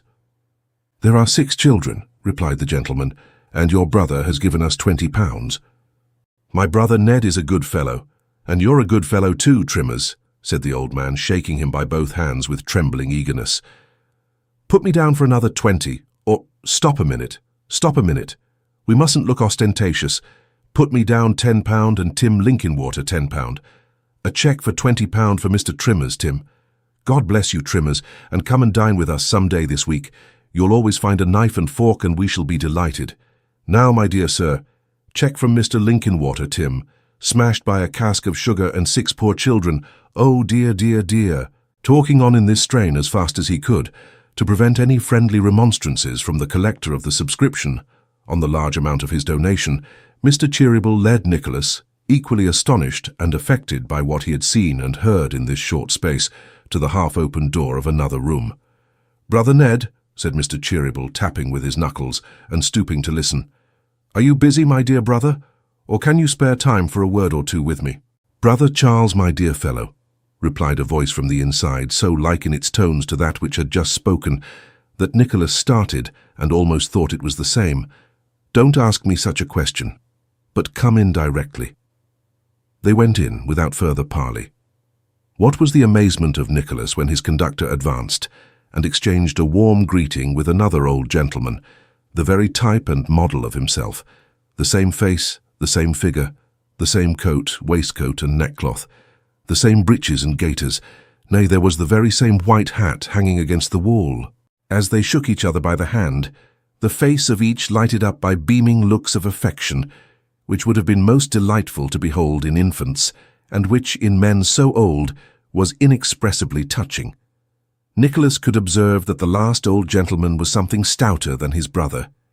This, and a slight additional shade of clumsiness in his gait and stature, formed the only perceptible difference between them. Nobody could have doubted their being twin brothers. "Brother Ned," said Nicholas's friend, closing the room door, "here is a young friend of mine whom we must assist. We must make proper inquiries into his statements, in justice to him as well as to ourselves, and if they are confirmed, as I feel assured they will be, we must assist him, brother Ned." "It is enough, my dear brother, that you say we should," returned the other. "When you say that, no further inquiries are needed. He shall be assisted. What are his necessities, and what does he require? Where is Tim Linkinwater? Let us have him here." Both the brothers, it may be here remarked, had a very emphatic and earnest delivery. Both had lost nearly the same teeth, which imparted the same peculiarity to their speech, and both spoke as if, besides possessing the utmost serenity of mind that the kindliest and most unsuspecting nature could bestow, they had, in collecting the plums from Fortune's choicest pudding, retained a few for present use, and kept them in their mouths. "Where is Tim Linkinwater?" said brother Ned. "Stop, stop, stop," said brother Charles, taking the other aside. "I've a plan, my dear brother, I've a plan. Tim is getting old, and Tim has been a faithful servant, brother Ned, and I don't think pensioning Tim's mother and sister, and buying a little tomb for the family when his poor brother died, was a sufficient recompense for his faithful services." "No, no, no," replied the other. "Certainly not. Not half enough, not half." "If we could lighten Tim's duties," said the old gentleman, "and prevail upon him to go into the country now and then and sleep in the fresh air, besides, 2 or 3 times a week, which he could if he began business an hour later in the morning, old Tim Linkinwater would grow young again in time, and he's 3 good years our senior now. Old Tim Linkinwater young again, brother Ned, eh? Why, I recollect old Tim Linkinwater quite a little boy, don't you?" "Ha, ha, ha, poor Tim, poor Tim." And the fine old fellows laughed pleasantly together, each with a tear of regard for old Tim Linkinwater standing in his eye. "But hear this first, brother Ned," said the old man hastily, placing 2 chairs, one on each side of Nicholas. "I'll tell it you myself, brother Ned, because the young gentleman is modest and is a scholar, Ned, and I shouldn't feel it right that he should tell us his story over and over again as if he was a beggar, or as if we doubted him. No, no, no." "No, no, no," returned the other, nodding his head gravely. "Very right, my dear brother, very right." "He will tell me I'm wrong if I make a mistake," said Nicholas's friend. "But whether I do or not, you'll be very much affected, brother Ned, remembering the time when we were 2 friendless lads, and earned our first shilling in this great city." The twins pressed each other's hands in silence, and in his own homely manner, brother Charles related the particulars he had heard from Nicholas. The conversation which ensued was a long one, and when it was over, a secret conference of almost equal duration took place between brother Ned and Tim Linkinwater in another room. It is no disparagement to Nicholas to say that before he had been closeted with the 2 brothers 10 minutes, he could only wave his hand at every fresh expression of kindness and sympathy, and sob like a little child.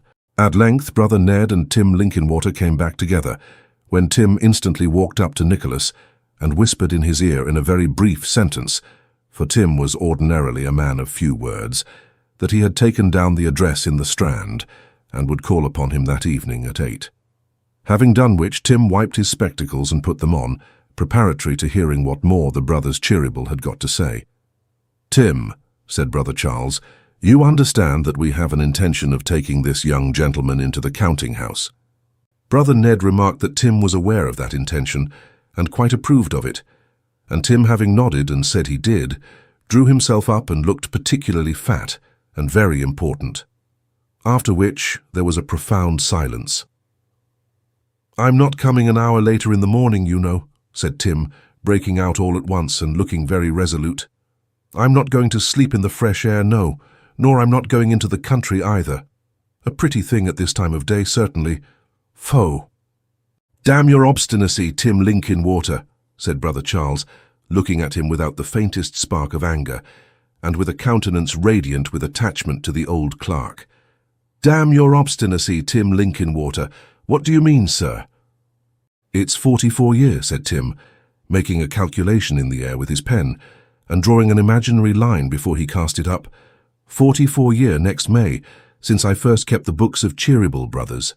I've opened the safe every morning all that time, Sundays excepted, as the clock struck 9, and gone over the house every night at 10:30, except on foreign post nights, and then 20 minutes before 12, to see the doors fastened and the fires out.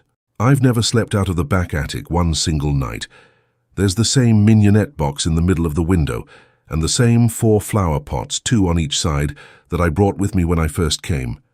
There ain't, I've said it again and again, and I'll maintain it, there ain't such a square as this in the world, I know there ain't," said Tim with sudden energy, and looking sternly about him. "Not one. For business or pleasure, in summertime or winter, I don't care which, there's nothing like it. There's not such a spring in England as the pump under the archway. There's not such a view in England as the view out of my window. I've seen it every morning before I shaved, and I ought to know something about it. I have slept in that room," added Tim, sinking his voice a little, "for 44 year, and if it wasn't inconvenient and didn't interfere with business, I should request leave to die there." "Damn you, Tim Linkinwater, how dare you talk about dying?" roared the twins by one impulse, and blowing their old noses violently. "That's what I've got to say, Mr. Edwin and Mr. Charles," said Tim, squaring his shoulders again. "This isn't the first time you've talked about superannuating me, but if you please, we'll make it the last, and drop the subject for evermore." With these words, Tim Linkinwater stalked out and shut himself up in his glass case, with the air of a man who had had his say and was thoroughly resolved not to be put down. The brothers interchanged looks and coughed some half-dozen times without speaking. "He must be done something with, Brother Ned," said the other warmly. "We must disregard his old scruples. They can't be tolerated or borne. He must be made a partner, Brother Ned, and if he won't submit to it peaceably, we must have recourse to violence." "Quite right," replied Brother Ned, nodding his head as a man thoroughly determined. "Quite right, my dear brother. If he won't listen to reason, we must do it against his will, and show him that we are determined to exert our authority. We must quarrel with him, Brother Charles. We must. We certainly must have a quarrel with Tim Linkinwater," said the other. "But in the meantime, my dear brother, we are keeping our young friend, and the poor lady and her daughter will be anxious for his return. So let us say goodbye for the present, and there, take care of that box, my dear sir. And no, not a word now, but be careful of the crossings and with any disjointed and unconnected words which would prevent Nicholas from pouring forth his thanks, the brothers hurried him out, shaking hands with him all the way, and affecting very unsuccessfully, they were poor hands at deception, to be wholly unconscious of the feelings that completely mastered him. Nicholas's heart was too full to allow of his turning into the street until he had recovered some composure. When he at last glided out of the dark doorway corner in which he had been compelled to halt, he caught a glimpse of the twins stealthily peeping in at one corner of the glass case, evidently undecided whether they should follow up their late attack without delay, or for the present postpone laying further siege to the inflexible Tim Linkinwater. To recount all the delight and wonder which the circumstances just detailed awakened at Miss Nickleby's, and all the things that were done, said, thought, expected, hoped, and prophesied in consequence, is beside the present course and purpose of these adventures.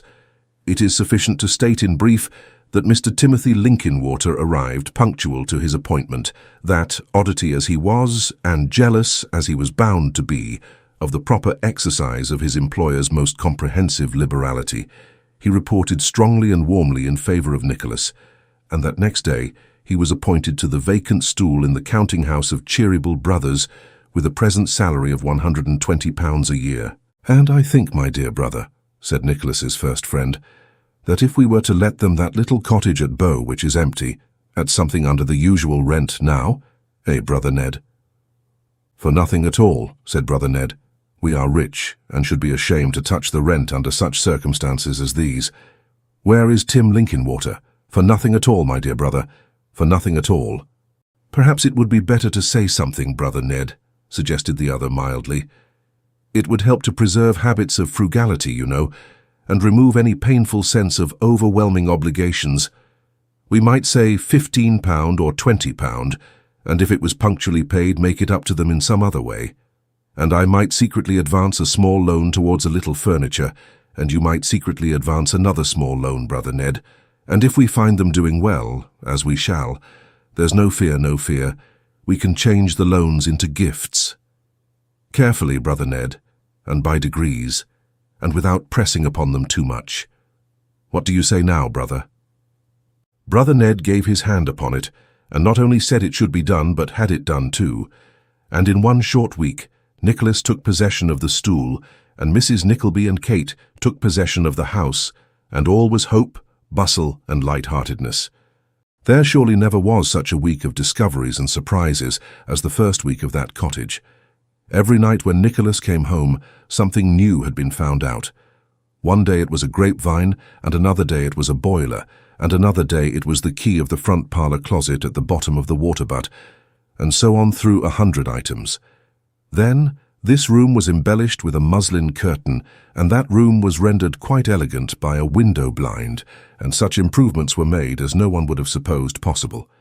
Then there was Miss Nickleby, who had come out in the omnibus to stop a day or two and help, and who was perpetually losing a very small brown paper parcel of tin tacks and a very large hammer, and running about with her sleeves tucked up at the wrists, and falling off pairs of steps and hurting herself very much, and Mrs. Nickleby, who talked incessantly and did something now and then, but not often, and Kate, who busied herself noiselessly everywhere and was pleased with everything, and Smike, who made the garden a perfect wonder to look upon, and Nicholas, who helped and encouraged them every one, all the peace and cheerfulness of home restored, with such new zest imparted to every frugal pleasure, and such delight to every hour of meeting, as misfortune and separation alone could give.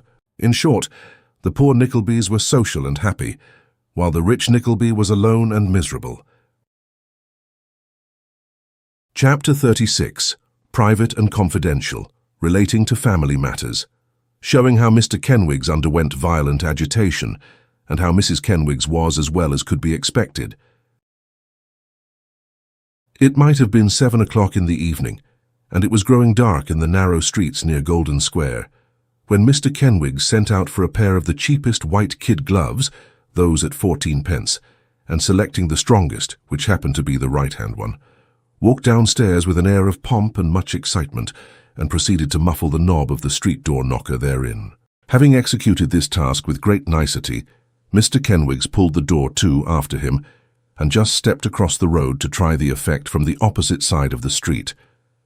Satisfied that nothing could possibly look better in its way, Mr. Kenwigs then stepped back again, and calling through the keyhole to Morlena to open the door, vanished into the house, and was seen no longer.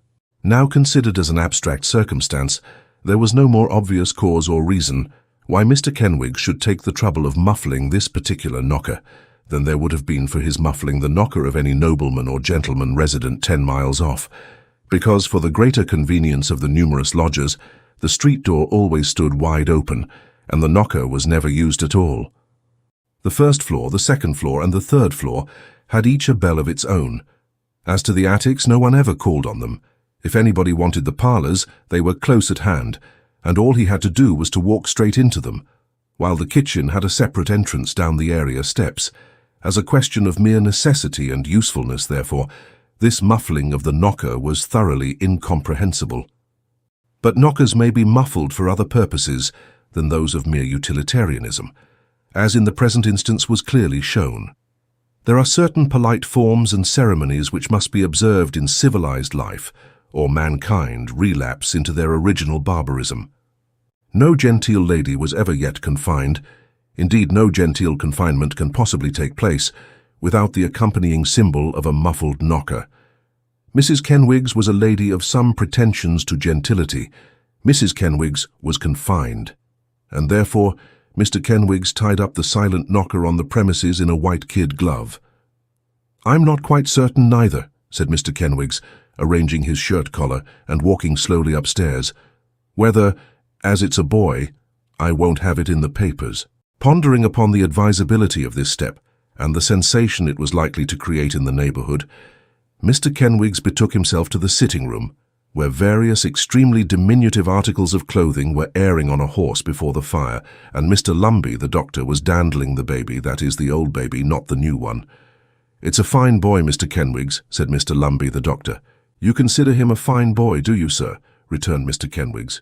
"It's the finest boy I ever saw in all my life," said the doctor. "I never saw such a baby." It is a pleasant thing to reflect upon, and furnishes a complete answer to those who contend for the gradual degeneration of the human species, that every baby born into the world is a finer one than the last. "I never saw such a baby," said Mr. Lumby, the doctor. "Morlina was a fine baby," remarked Mr. Kenwigs, as if this were rather an attack, by implication, upon the family. "They were all fine babies," said Mr. Lumby, and Mr. Lumby went on nursing the baby with a thoughtful look. Whether he was considering under what head he could best charge the nursing in the bill was best known to himself. During this short conversation, Miss Morlina, as the eldest of the family, and natural representative of her mother during her indisposition, had been hustling and slapping the three younger Miss Kenwigses without intermission, which considerate and affectionate conduct brought tears into the eyes of Mr. Kenwigs, and caused him to declare that, in understanding and behaviour, that child was a woman. "She will be a treasure to the man she marries, sir," said Mr. Kenwigs half aside. "I think she'll marry above her station, Mr. Lumby." "I shouldn't wonder at all," replied the doctor. "You never see her dance, sir, did you?" asked Mr. Kenwigs. The doctor shook his head. "Aye," said Mr. Kenwigs, as though he pitied him from his heart. "Then you don't know what she's capable of." All this time there had been a great whisking in and out of the other room. The door had been opened and shut very softly about 20 times a minute, for it was necessary to keep Mrs. Kenwigs quiet, and the baby had been exhibited to a score or two of deputations from a select body of female friends, who had assembled in the passage and about the street door to discuss the event in all its bearings. Indeed, the excitement extended itself over the whole street, and groups of ladies might be seen standing at the doors, some in the interesting condition in which Mrs. Kenwigs had last appeared in public, relating their experiences of similar occurrences. Some few acquired great credit from having prophesied, the day before yesterday, exactly when it would come to pass. Others, again, related how that they guessed what it was, directly they saw Mr. Kenwigs turn pale and run up the street as hard as ever he could go. Some said one thing and some another, but all talked together and all agreed upon 2 points. First, that it was very meritorious and highly praiseworthy in Mrs. Kenwigs to do as she had done, and secondly, that there never was such a skilful and scientific doctor as that Dr. Lumby. In the midst of this general hubbub, Dr. Lumby sat in the first-floor front, as before related, nursing the deposed baby and talking to Mr. Kenwigs. He was a stout, bluff-looking gentleman, with no shirt-collar to speak of, and a beard that had been growing since yesterday morning. For Dr. Lumby was popular, and the neighbourhood was prolific, and there had been no less than 3 other knockers muffled, one after the other, within the last 48 hours. "Well, Mr. Kenwigs," said Dr. Lumby, "this makes 6. You'll have a fine family in time, sir." "I think 6 is almost enough, sir," returned Mr. Kenwigs. "Pooh, pooh," said the doctor. "Nonsense, not half enough." With this, the doctor laughed, but he didn't laugh half as much as a married friend of Mrs. Kenwigs's, who had just come in from the sick chamber to report progress and take a small sip of brandy and water, and who seemed to consider it one of the best jokes ever launched upon society. "They're not altogether dependent upon good fortune, neither," said Mr. Kenwigs, taking his second daughter on his knee. "They have expectations." "Oh, indeed," said Mr. Lumby, the doctor. "And very good ones too, I believe, haven't they?" asked the married lady. "Why, ma'am," said Mr. Kenwigs, "it's not exactly for me to say what they may be or what they may not be. It's not for me to boast of any family with which I have the honour to be connected. At the same time, Mrs. Kenwigs's is—" "I should say," said Mr. Kenwigs abruptly, and raising his voice as he spoke, "that my children might come into a matter of £100 apiece, perhaps. Perhaps more, but certainly that." "And a very pretty little fortune," said the married lady. "There are some relations of Mrs. Kenwigs's," said Mr. Kenwigs, taking a pinch of snuff from the doctor's box, and then sneezing very hard, for he wasn't used to it. "That might leave their £100 apiece to 10 people, and yet not go begging when they had done it." "Ah, I know who you mean," observed the married lady, nodding her head. "I made mention of no names, and I wish to make mention of no names," said Mr. Kenwigs, with a portentous look. "Many of my friends have met a relation of Mrs. Kenwigs's in this very room, as would do honour to any company, that's all." "I've met him," said the married lady, with a glance towards Dr. Lumby. "It's naturally very gratifying to my feelings as a father to see such a man as that. A kissing and taking notice of my children," pursued Mr. Kenwigs. "It's naturally very gratifying to my feelings as a man to know that man. It will be naturally very gratifying to my feelings as a husband to make that man acquainted with this Uwent." Having delivered his sentiments in this form of words, Mr. Kenwigs arranged his second daughter's flaxen tail and bade her be a good girl and mind what her sister Morlena said. "That girl grows more like her mother every day," said Mr. Lumby, suddenly stricken with an enthusiastic admiration of Morlena. "There," rejoined the married lady. "What I always say, what I always did say, she's the very picture of her." Having thus directed the general attention to the young lady in question, the married lady embraced the opportunity of taking another sip of the brandy and water, and a pretty long sip too. "Yes, there is a likeness," said Mr. Kenwigs, after some reflection. "But such a woman as Mrs. Kenwigs was afore she was married. Good gracious, such a woman." Mr. Lumby shook his head with great solemnity, as though to imply that he supposed she must have been rather a dazzler. "Talk of fairies," cried Mr. Kenwigs. "I never see anybody so light to be alive, never. Such manners too, so playful, and yet so sewerely proper. As for her figure, it isn't generally known," said Mr. Kenwigs, dropping his voice, "but her figure was such at that time that the sign of the Britannia over in the Holloway Road was painted from it." "But only see what it is now," urged the married lady. "Does she look like the mother of 6? "Quite ridiculous," cried the doctor. "She looks a deal more like her own daughter," said the married lady. "So she does," assented Mr. Lumby. "A great deal more." Mr. Kenwigs was about to make some further observations, most probably in confirmation of this opinion, when another married lady, who had looked in to keep up Mrs. Kenwigs's spirits and help to clear off anything in the eating and drinking way that might be going about, put in her head to announce that she had just been down to answer the bell, and that there was a gentleman at the door who wanted to see Mr. Kenwigs most particular. Shadowy visions of his distinguished relation flitted through the brain of Mr. Kenwigs as this message was delivered, and under their influence he dispatched Morlena to show the gentleman up straightway. "Why, I do declare," said Mr. Kenwigs, standing opposite the door so as to get the earliest glimpse of the visitor as he came upstairs. "It's Mr. Johnson. How do you find yourself, sir?" Nicholas shook hands, kissed his old pupils all round, entrusted a large parcel of toys to the guardianship of Morlena, bowed to the doctor and the married ladies, and inquired after Mrs. Kenwigs in a tone of interest, which went to the very heart and soul of the nurse, who had come in to warm some mysterious compound in a little saucepan over the fire. "I ought to make 100 apologies to you for calling at such a season," said Nicholas, "but I was not aware of it until I had rung the bell, and my time is so fully occupied now that I feared it might be some days before I could possibly come again." "No time like the present, sir," said Mr. Kenwigs. "The situation of Mrs. Kenwigs, sir, is no obstacle to a little conversation between you and me, I hope." "You are very good," said Nicholas. At this juncture proclamation was made by another married lady that the baby had begun to eat like anything, whereupon the two married ladies already mentioned rushed tumultuously into the bedroom to behold him in the act. "The fact is," resumed Nicholas, "that before I left the country, where I have been for some time past, I undertook to deliver a message to you." "Aye," said Mr. Kenwigs. "And I have been," added Nicholas, already in town for some days, without having had an opportunity of doing so. "It's no matter, sir," said Mr. Kenwigs. "I dare say it's none the worse for keeping cold. Message from the country," said Mr. Kenwigs, ruminating. "That's curious. I don't know anybody in the country." "Miss Petowker," suggested Nicholas.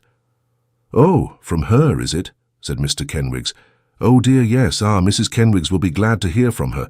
Henrietta Petowker, eh? How odd things come about now, that you should have met her in the country. Well." Hearing this mention of their old friend's name, the four Miss Kenwigses gathered round Nicholas, open-eyed and mouthed to hear more. Mr. Kenwigs looked a little curious too, but quite comfortable and unsuspecting. "The message relates to family matters," said Nicholas, hesitating. "Oh, never mind," said Kenwigs, glancing at Mr. Lumby, who, having rashly taken charge of little Lillyvick, found nobody disposed to relieve him of his precious burden. "All friends here." Nicholas hemmed once or twice and seemed to have some difficulty in proceeding. "At Portsmouth, Henrietta Petowker is," observed Mr. Kenwigs. "Yes," said Nicholas, "Mr. Lillyvick is there." Mr. Kenwigs turned pale, but he recovered and said that was an odd coincidence also. "The message is from him," said Nicholas. Mr. Kenwigs appeared to revive. He knew that his niece was in a delicate state and had no doubt sent word that they were to forward full particulars. Yes, that was very kind of him, so like him too. "He desired me to give his kindest love," said Nicholas. "Very much obliged to him, I'm sure. Your great-uncle Lillyvick, my dears," interposed Mr. Kenwigs, condescendingly explaining it to the children. "His kindest love," resumed Nicholas, "and to say that he had no time to write, but that he was married to Miss Petowker." Mr. Kenwigs started from his seat with a petrified stare, caught his second daughter by her flaxen tail, and covered his face with his pocket-handkerchief. Morlena fell, all stiff and rigid, into the baby's chair, as she had seen her mother fall when she fainted away, and the two remaining little Kenwigses shrieked in affright. "My children, my defrauded, swindled infants," cried Mr. Kenwigs, pulling so hard in his vehemence at the flaxen tail of his second daughter that he lifted her up on tiptoe and kept her for some seconds in that attitude. "Villain-ass traitor! Drat the man!" cried the nurse, looking angrily around. "What does he mean by making that noise here?" "Silence, woman!" said Mr. Kenwigs fiercely. "I won't be silent," returned the nurse. "Be silent yourself, you wretch! Have you no regard for your baby?" "No," returned Mr. Kenwigs. "More shame for you," retorted the nurse. "Ugh, you unnatural monster!" "Let him die!" cried Mr. Kenwigs in the torrent of his wrath. "Let him die! He has no expectations, no property to come into." "We want no babies here," said Mr. Kenwigs recklessly. Take him away to the fondling." With these awful remarks, Mr. Kenwigs sat himself down in a chair and defied the nurse, who made the best of her way into the adjoining room, and returned with a stream of matrons, declaring that Mr. Kenwigs had spoken blasphemy against his family and must be raving mad. Appearances were certainly not in Mr. Kenwigs's favour, for the exertion of speaking with so much vehemence, and yet in such a tone as should prevent his lamentations reaching the ears of Mrs. Kenwigs, had made him very black in the face.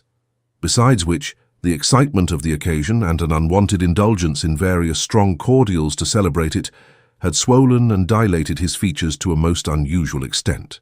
But Nicholas and the doctor, who had been passive at first, doubting very much whether Mr. Kenwigs could be in earnest, interfering to explain the immediate cause of his condition, the indignation of the matrons was changed to pity, and they implored him with much feeling to go quietly to bed. "The attention," said Mr. Kenwigs, looking around with a plaintive air, "the attention that I've shown to that man, the hissiters he has eat, and the pints of ale he has drank, in this house." "It's very trying and very hard to bear, we know," said one of the married ladies, "but think of your dear darling wife." "Oh, yes, and what she's been undergoing of, only this day," cried a great many voices. "There's a good man do." "The presents that have been made to him," said Mr. Kenwigs, reverting to his calamity. "The pipes, the snuff-boxes, a pair of india-rubber galoshes that cost 6 and 6. "Ah, it won't bear thinking of indeed," cried the matrons generally. "But it'll all come home to him, never fear."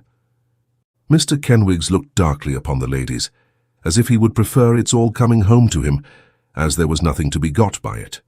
But he said nothing, and resting his head upon his hand, subsided into a kind of doze.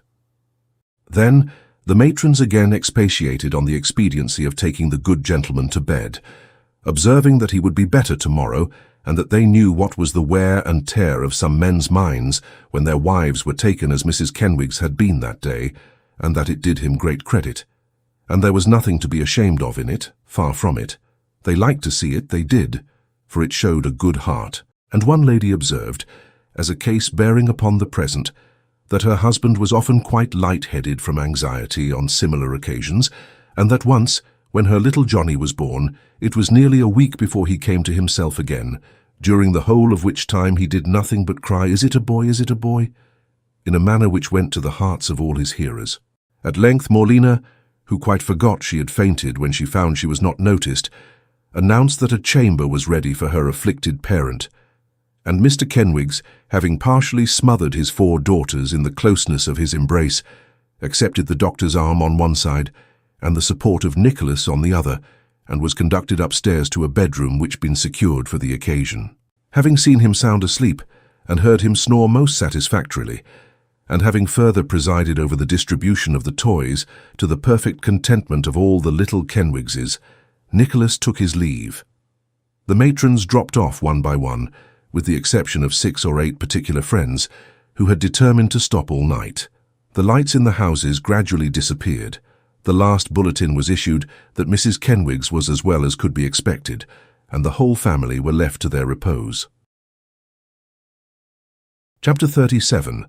Nicholas finds further favour in the eyes of the brothers Cheeryble and Mr. Timothy Linkinwater. The brothers give a banquet on a great annual occasion. Nicholas, on returning home from it, receives a mysterious and important disclosure from the lips of Mrs. Nickleby. The square in which the counting-house of the brothers Cheeryble was situated, although it might not wholly realize the very sanguine expectations which a stranger would be disposed to form on hearing the fervent encomiums bestowed upon it by Tim Linkinwater, was nevertheless a sufficiently desirable nook in the heart of a busy town like London, and one which occupied a high place in the affectionate remembrances of several grave persons domiciled in the neighbourhood, whose recollections, however, dated from a much more recent period, and whose attachment to the spot was far less absorbing than were the recollections and attachment of the enthusiastic Tim. And let not those whose eyes have been accustomed to the aristocratic gravity of Grosvenor Square and Hanover Square, the dowager barrenness and frigidity of Fitzroy Square, or the gravel walks and garden seats of the squares of Russell and Euston, suppose that the affections of Tim Linkinwater, or the inferior lovers of this particular locality, had been awakened and kept alive by any refreshing associations with leaves, however dingy, or grass, however bare and thin. The city square has no enclosure, save the lamp-post in the middle, and no grass but the weeds which spring up round its base. It is a quiet, little frequented, retired spot, favourable to melancholy and contemplation, and appointments of long waiting, and up and down its every side the appointed saunters idly by the hour together, wakening the echoes with the monotonous sound of his footsteps on the smooth, worn stones, and counting, first the windows, and then the very bricks of the tall silent houses that hem him round about. In winter-time the snow will linger there, long after it has melted from the busy streets and highways. The summer's sun holds it in some respect, and while he darts his cheerful rays sparingly into the square, keeps his fiery heat and glare for noisier and less imposing precincts. It is so quiet that you can almost hear the ticking of your own watch when you stop to cool in its refreshing atmosphere. There is a distant hum of coaches, not of insects, but no other sound disturbs the stillness of the square. The ticket porter leans idly against the post at the corner, comfortably warm but not hot, although the day is broiling. His white apron flaps languidly in the air, his head gradually droops upon his breast, he takes very long winks with both eyes at once. Even he is unable to withstand the soporific influence of the place, and is gradually falling asleep. But now he starts into full wakefulness, recoils a step or two and gazes out before him with eager wildness in his eye. Is it a job or a boy at marbles? Does he see a ghost or hear an organ? No, Sight more unwanted still, there is a butterfly in the square. A real live butterfly astray from flowers and sweets and fluttering among the iron heads of the dusty area railings.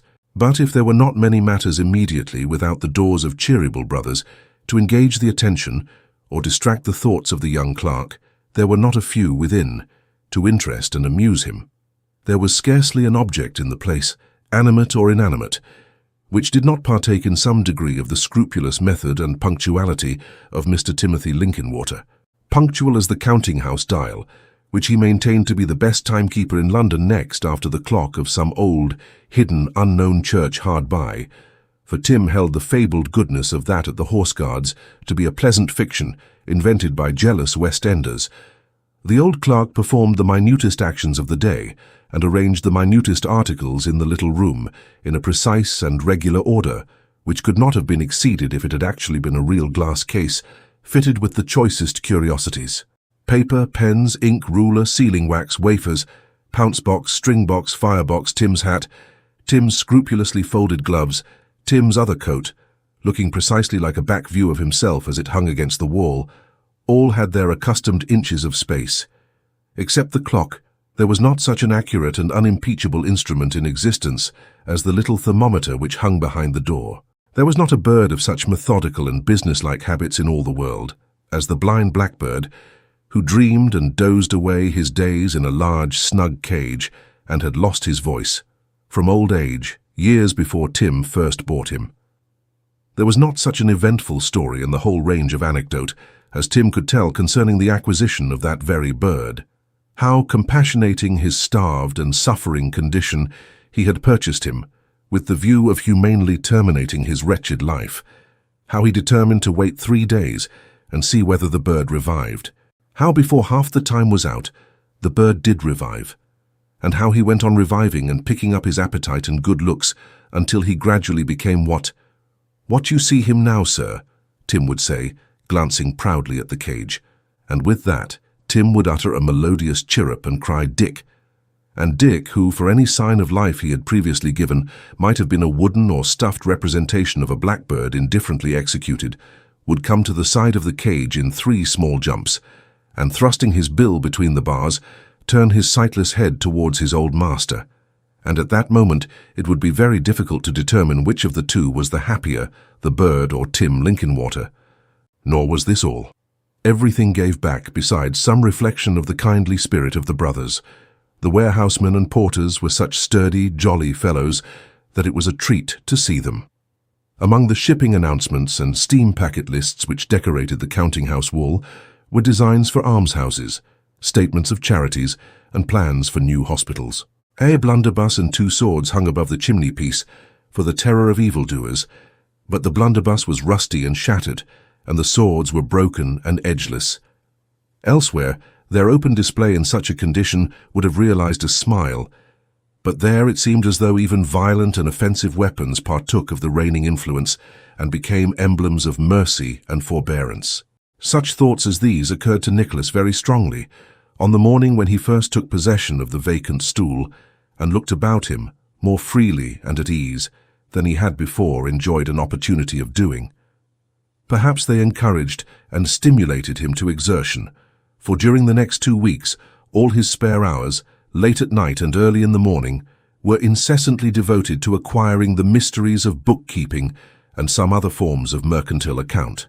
To these he applied himself with such steadiness and perseverance that, although he brought no greater amount of previous knowledge to the subject than certain dim recollections of 2 or 3 very long sums entered into a ciphering book at school, and relieved for parental inspection by the effigy of a fat swan tastefully flourished by the writing-master's own hand, he found himself, at the end of a fortnight, in a condition to report his proficiency to Mr. Linkinwater, and to claim his promise that he, Nicholas Nickleby, should now be allowed to assist him in his graver labours.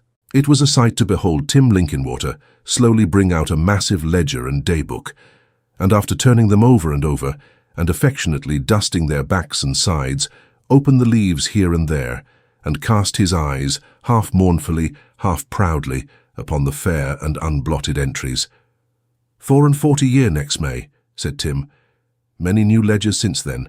44 year. Tim closed the book again. "Come, come," said Nicholas. "I am all impatience to begin." Tim Linkinwater shook his head with an air of mild reproof. Mr. Nickleby was not sufficiently impressed with the deep and awful nature of his undertaking. Suppose there should be any mistake, any scratching out. Young men are adventurous. It is extraordinary what they will rush upon sometimes, without even taking the precaution of sitting himself down upon his stool, but standing leisurely at the desk and with a smile upon his face.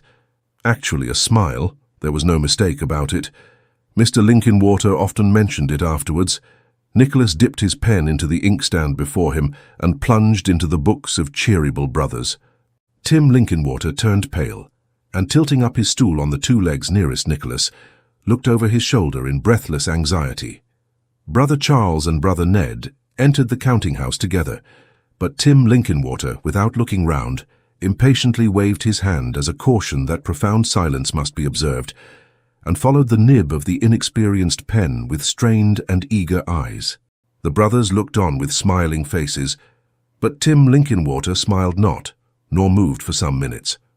At length he drew a long, slow breath, and still maintaining his position on the tilted stool, glanced at Brother Charles, secretly pointed with the feather of his pen towards Nicholas, and nodded his head in a grave and resolute manner, plainly signifying, "He'll do." Brother Charles nodded again, and exchanged a laughing look with Brother Ned, but just then Nicholas stopped to refer to some other page, and Tim Linkinwater, unable to contain his satisfaction any longer, descended from his stool and caught him rapturously by the hand. "He has done it," said Tim, looking round at his employers and shaking his head triumphantly. "His capital B's and D's are exactly like mine. He dots all his small e's and crosses every t as he writes it. There ain't such a young man as this in all London," said Tim, clapping Nicholas on the back. "Not one, don't tell me. The city can't produce his equal. I challenge the city to do it." With this casting down of his gauntlet, Tim Linkinwater struck the desk such a blow with his clenched fist that the old blackbird tumbled off his perch with the start it gave him, and actually uttered a feeble croak in the extremity of his astonishment. Well said, Tim Linkinwater," cried Brother Charles, scarcely less pleased than Tim himself, and clapping his hands gently as he spoke. "I knew our young friend would take great pains, and I was quite certain he would succeed in no time. Didn't I say so, Brother Ned?" "Ah, you did, my dear brother. Certainly, my dear brother, you said so, and you were quite right," replied Ned. "Quite right. Tim Linkinwater is excited, but he is justly excited, properly excited. Tim is a fine fellow. Tim Linkinwater, sir, you're a fine fellow." "Here's a pleasant thing to think of," said Tim, wholly regardless of this address to himself, and raising his spectacles from the ledger to the brothers. "Here's a pleasant thing. Do you suppose I haven't often thought of what would become of these books when I was gone? Do you suppose I haven't often thought that things might go on irregular and untidy here after I was taken away? But now," said Tim, extending his forefinger towards Nicholas, "now, when I've shown him a little more, I'm satisfied. The business will go on when I'm dead as well as it did when I was alive, just the same, and I shall have the satisfaction of knowing that there never were such books, never were such books. No, nor never will be such books as the books of Cheeryble Brothers." Having thus expressed his sentiments, Mr. Linkinwater gave vent to a short laugh, indicative of defiance to the cities of London and Westminster, and, turning again to his desk, quietly carried 76 from the last column he had added up, and went on with his work. "Tim Linkinwater, sir," said Brother Charles, "give me your hand, sir. This is your birthday. How dare you talk about anything else till you have been wished many happy returns of the day, Tim Linkinwater. God bless you, Tim. God bless you."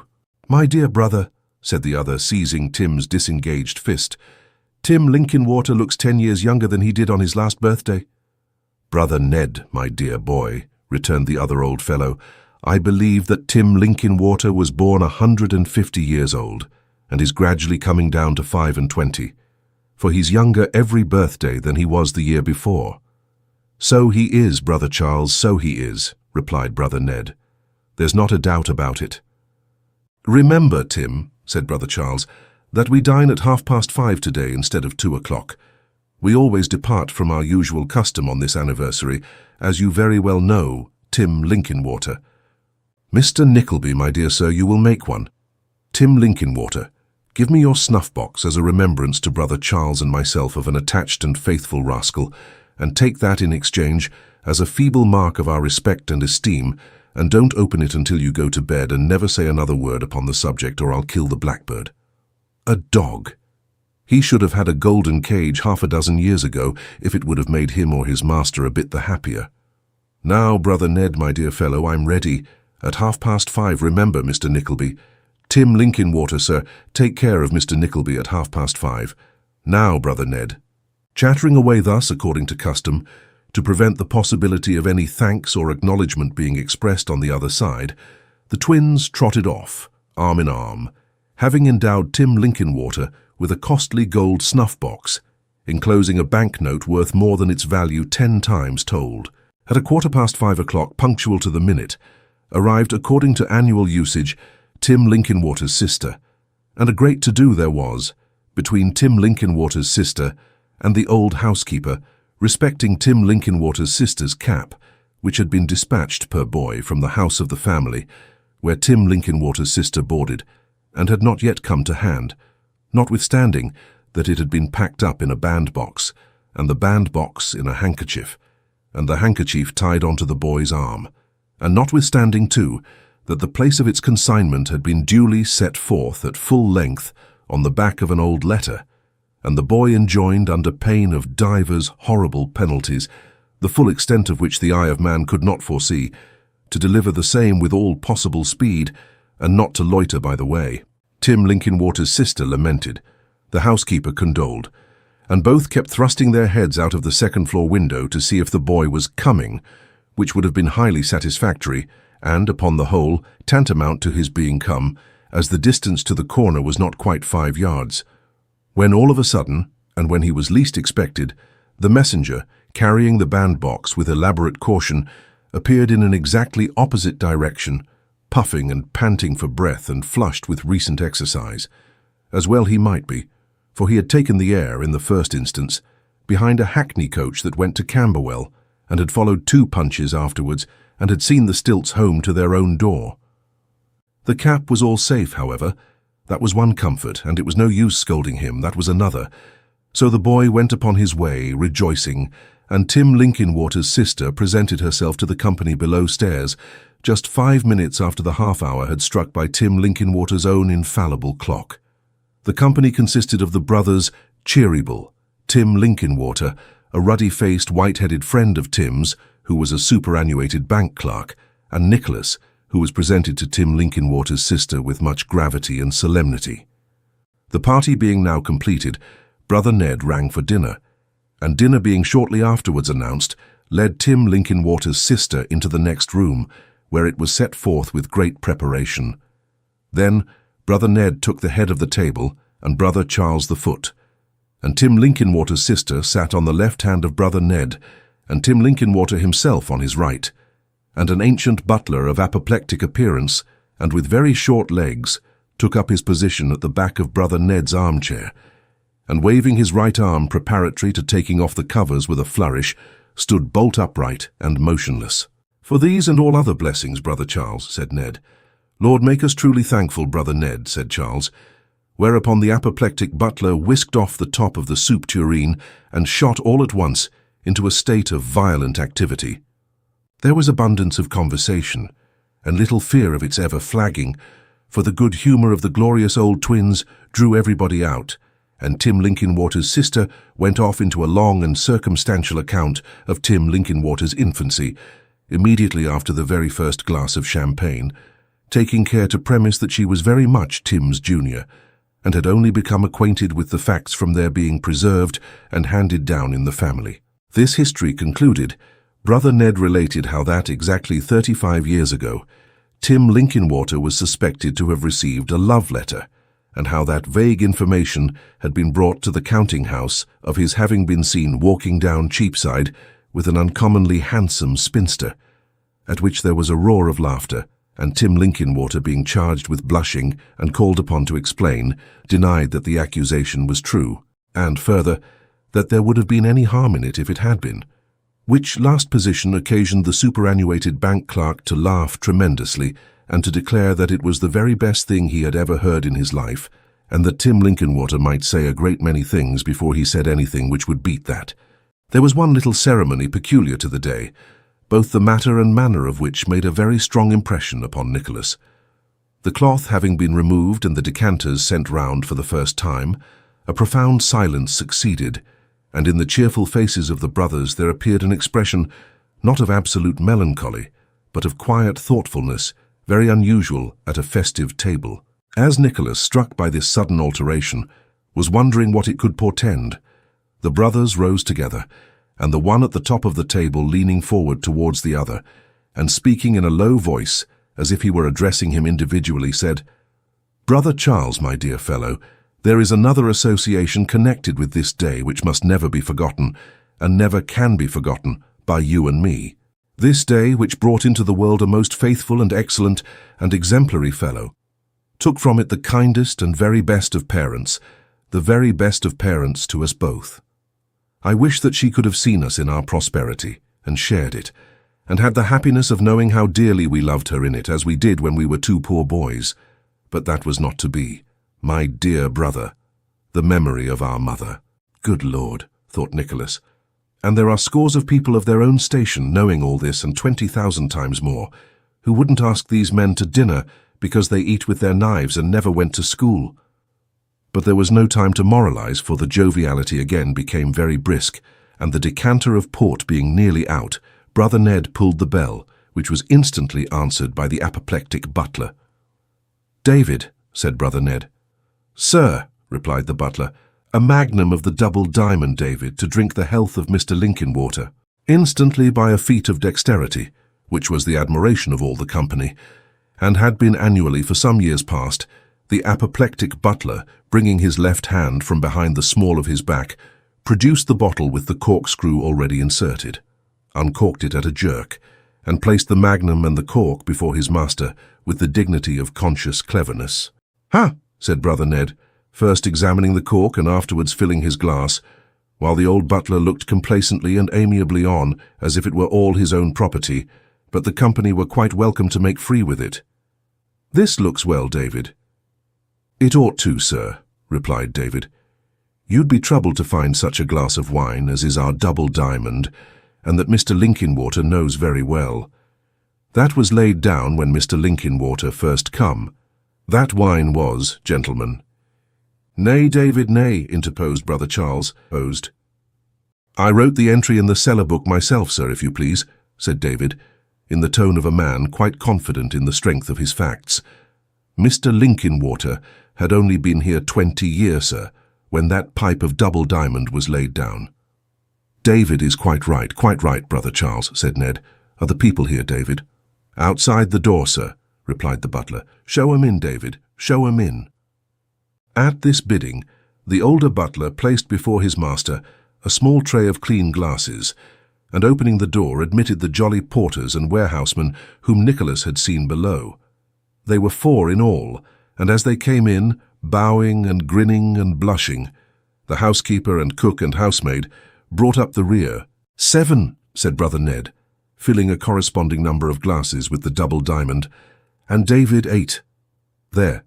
Now, you're all of you to drink the health of your best friend Mr. Timothy Linkinwater, and wish him health and long life and many happy returns of this day, both for his own sake and that of your old masters, who consider him an inestimable treasure. Tim Linkinwater, sir, your health. Devil take you, Tim Linkinwater, sir, God bless you." With this singular contradiction of terms, Brother Ned gave Tim Linkinwater a slap on the back, which made him look, for the moment, almost as apoplectic as the butler, and tossed off the contents of his glass in a twinkling. The toast was scarcely drunk with all honour to Tim Linkinwater, when the sturdiest and jolliest subordinate elbowed himself a little in advance of his fellows, and exhibiting a very hot and flushed countenance, pulled a single lock of grey hair in the middle of his forehead as a respectful salute to the company, and delivered himself as follows, rubbing the palms of his hands very hard on a blue cotton handkerchief as he did so. "We're allowed to take a liberty once a year, gentlemen, and if you please we'll take it now, there being no time like the present, and no 2 birds in the hand worth 1 in the bush, as is well known, leastways in a contrary sense, which the meaning is the same. A pause, the butler unconvinced. What we mean to say is that there never was, looking at the butler, such, looking at the cook, noble, excellent, looking everywhere and seeing nobody, free, generous-spirited masters as them, as has treated us so handsome this day. And here's thanking of 'em for all their goodness, as is so constancy, a diffusing of itself over everywhere, and wishing they may live long and die happy. When the foregoing speech was over, and it might have been much more elegant and much less to the purpose, the whole body of subordinates under command of the apoplectic butler gave 3 soft cheers, which, to that gentleman's great indignation, were not very regular, inasmuch as the women persisted in giving an immense number of little shrill hurrahs among themselves in utter disregard of the time. This done, they withdrew. Shortly afterwards, Tim Linkinwater's sister withdrew. In reasonable time after that, the sitting was broken up for tea and coffee and a round game of cards. At 10:30, late hours for the square, there appeared a little tray of sandwiches and a bowl of Bishop, which Bishop, coming on the top of the double diamond, and other excitements, had such an effect upon Tim Linkinwater that he drew Nicholas aside, and gave him to understand confidentially that it was quite true about the uncommonly handsome spinster, and that she was to the full as good-looking as she had been described, more so, indeed, but that she was in too much of a hurry to change her condition, and consequently, while Tim was courting her and thinking of changing his, got married to somebody else. "After all, I dare say it was my fault," said Tim. "I'll show you a print I've got upstairs one of these days. It cost me 25 shillings. I bought it soon after we were cool to each other. Don't mention it, but it's the most extraordinary accidental likeness you ever saw. Her very portrait, sir." By this time it was past 11 o'clock, and Tim Linkinwater's sister declaring that she ought to have been at home a full hour ago, a coach was procured, into which she was handed with great ceremony by brother Ned, while brother Charles imparted the fullest directions to the coachman, and besides paying the man a shilling over and above his fare, in order that he might take the utmost care of the lady, all but choked him with a glass of spirits of uncommon strength, and then nearly knocked all the breath out of his body in his energetic endeavours to knock it in again. At length the coach rumbled off, and Tim Linkinwater's sister being now fairly on her way home, Nicholas and Tim Linkinwater's friend took their leaves together, and left old Tim and the worthy brothers to their repose. As Nicholas had some distance to walk, it was considerably past midnight by the time he reached home, where he found his mother and Smike sitting up to receive him. It was long after their usual hour of retiring, and they had expected him, at the very latest, 2 hours ago. But the time had not hung heavily on their hands, for Mrs. Nickleby had entertained Smike with a genealogical account of her family by the mother's side, comprising biographical sketches of the principal members, and Smike had sat wondering what it was all about, and whether it was learnt from a book or said out of Mrs. Nickleby's own head, so that they got on together very pleasantly. Nicholas could not go to bed without expatiating on the excellencies and munificence of the brothers Cheeryble, and relating the great success which had attended his efforts that day. But before he had said a dozen words, Mrs. Nickleby, with many sly winks and nods, observed that she was sure Mr. Smike must be quite tired out, and that she positively must insist on his not sitting up a minute longer. "How most biddable creature he is, to be sure," said Mrs. Nickleby, when Smike had wished them good night and left the room. "I know you'll excuse me, Nicholas, my dear, but I don't like to do this before a third person. Indeed, before a young man it would not be quite proper, though really, after all, I don't know what harm there is in it, except that to be sure it's not a very becoming thing, though some people say it is very much so, and really I don't know why it should not be if it's well got up, and the borders are small-plaited. Of course, a good deal depends upon that." With which preface Mrs. Nickleby took her nightcap from between the leaves of a very large prayer book, where it had been folded up small, and proceeded to tie it on, talking away in her usual discursive manner all the time. "People may say what they like," observed Mrs. Nickleby, "but there's a great deal of comfort in a nightcap, as I'm sure you would confess, Nicholas, my dear, if you would only have strings to yours and wear it like a Christian, instead of sticking it upon the very top of your head like a blue coat boy. You needn't think it an unmanly or quizzical thing to be particular about your nightcap, for I have often heard your poor dear papa, and the Reverend Mr. What's-his-name, who used to read prayers in that old church, with the curious little steeple that the weathercock was blown off the night week before you were born. I have often heard them say that the young men at college are uncommonly particular about their nightcaps, and that the Oxford nightcaps are quite celebrated for their strength and goodness. So much so, indeed, that the young men never dream of going to bed without 'em, and I believe it's admitted on all hands that they know what's good, and don't coddle themselves." Nicholas laughed, and entering no further into the subject of this lengthened harangue, reverted to the pleasant tone of the little birthday party. And as Mrs. Nickleby instantly became very curious respecting it, and made a great number of inquiries touching what they had had for dinner, and how it was put on table, and whether it was overdone or underdone, and who was there, and what the Mr. Cherybles said, and what Nicholas said, and what the Mr. Cherybles said when he said that, Nicholas described the festivities at full length, and also the occurrences of the morning. "Late as it is," said Nicholas, "I'm almost selfish enough to wish that Kate had been up to hear all this. I was all impatience as I came along to tell her." "Why, Kate," said Mrs. Nickleby, putting her feet upon the fender and drawing her chair close to it, as if settling herself for a long talk. "Kate has been in bed, a couple of hours, and I'm very glad, Nicholas, my dear, that I prevailed upon her not to sit up, for I wished very much to have an opportunity of saying a few words to you. I am naturally anxious about it, and of course it's a very delightful and consoling thing to have a grown-up son that one can put confidence in and advise with. Indeed, I don't know any use there would be in having sons at all, unless people could put confidence in them." Nicholas stopped in the middle of a sleepy yawn as his mother began to speak, and looked at her with fixed attention. "There was a lady in our neighbourhood," said Mrs. Nickleby. "Speaking of sons puts me in mind of it. A lady in our neighbourhood when we lived near Dawlish. I think her name was Rogers. Indeed, I am sure it was if it wasn't Murphy, which is the only doubt I have." "Is it about her, mother, that you wished to speak to me?" said Nicholas quietly. "About her!" cried Mrs. Nickleby. "Good gracious, Nicholas, my dear, how can you be so ridiculous? But that was always the way with your poor dear papa, just his way, always wandering, never able to fix his thoughts on any one subject for 2 minutes together. I think I see him now," said Mrs. Nickleby, wiping her eyes, "looking at me while I was talking to him about his affairs, just as if his ideas were in a state of perfect conglomeration. Anybody who had come in upon us suddenly would have supposed I was confusing and distracting him instead of making things plainer. Upon my word, they would. I am very sorry, mother, that I should inherit this unfortunate slowness of apprehension," said Nicholas kindly, "but I'll do my best to understand you if you'll only go straight on. Indeed I will." "Your poor pa," said Mrs. Nickleby, pondering, "he never knew till it was too late what I would have had him do."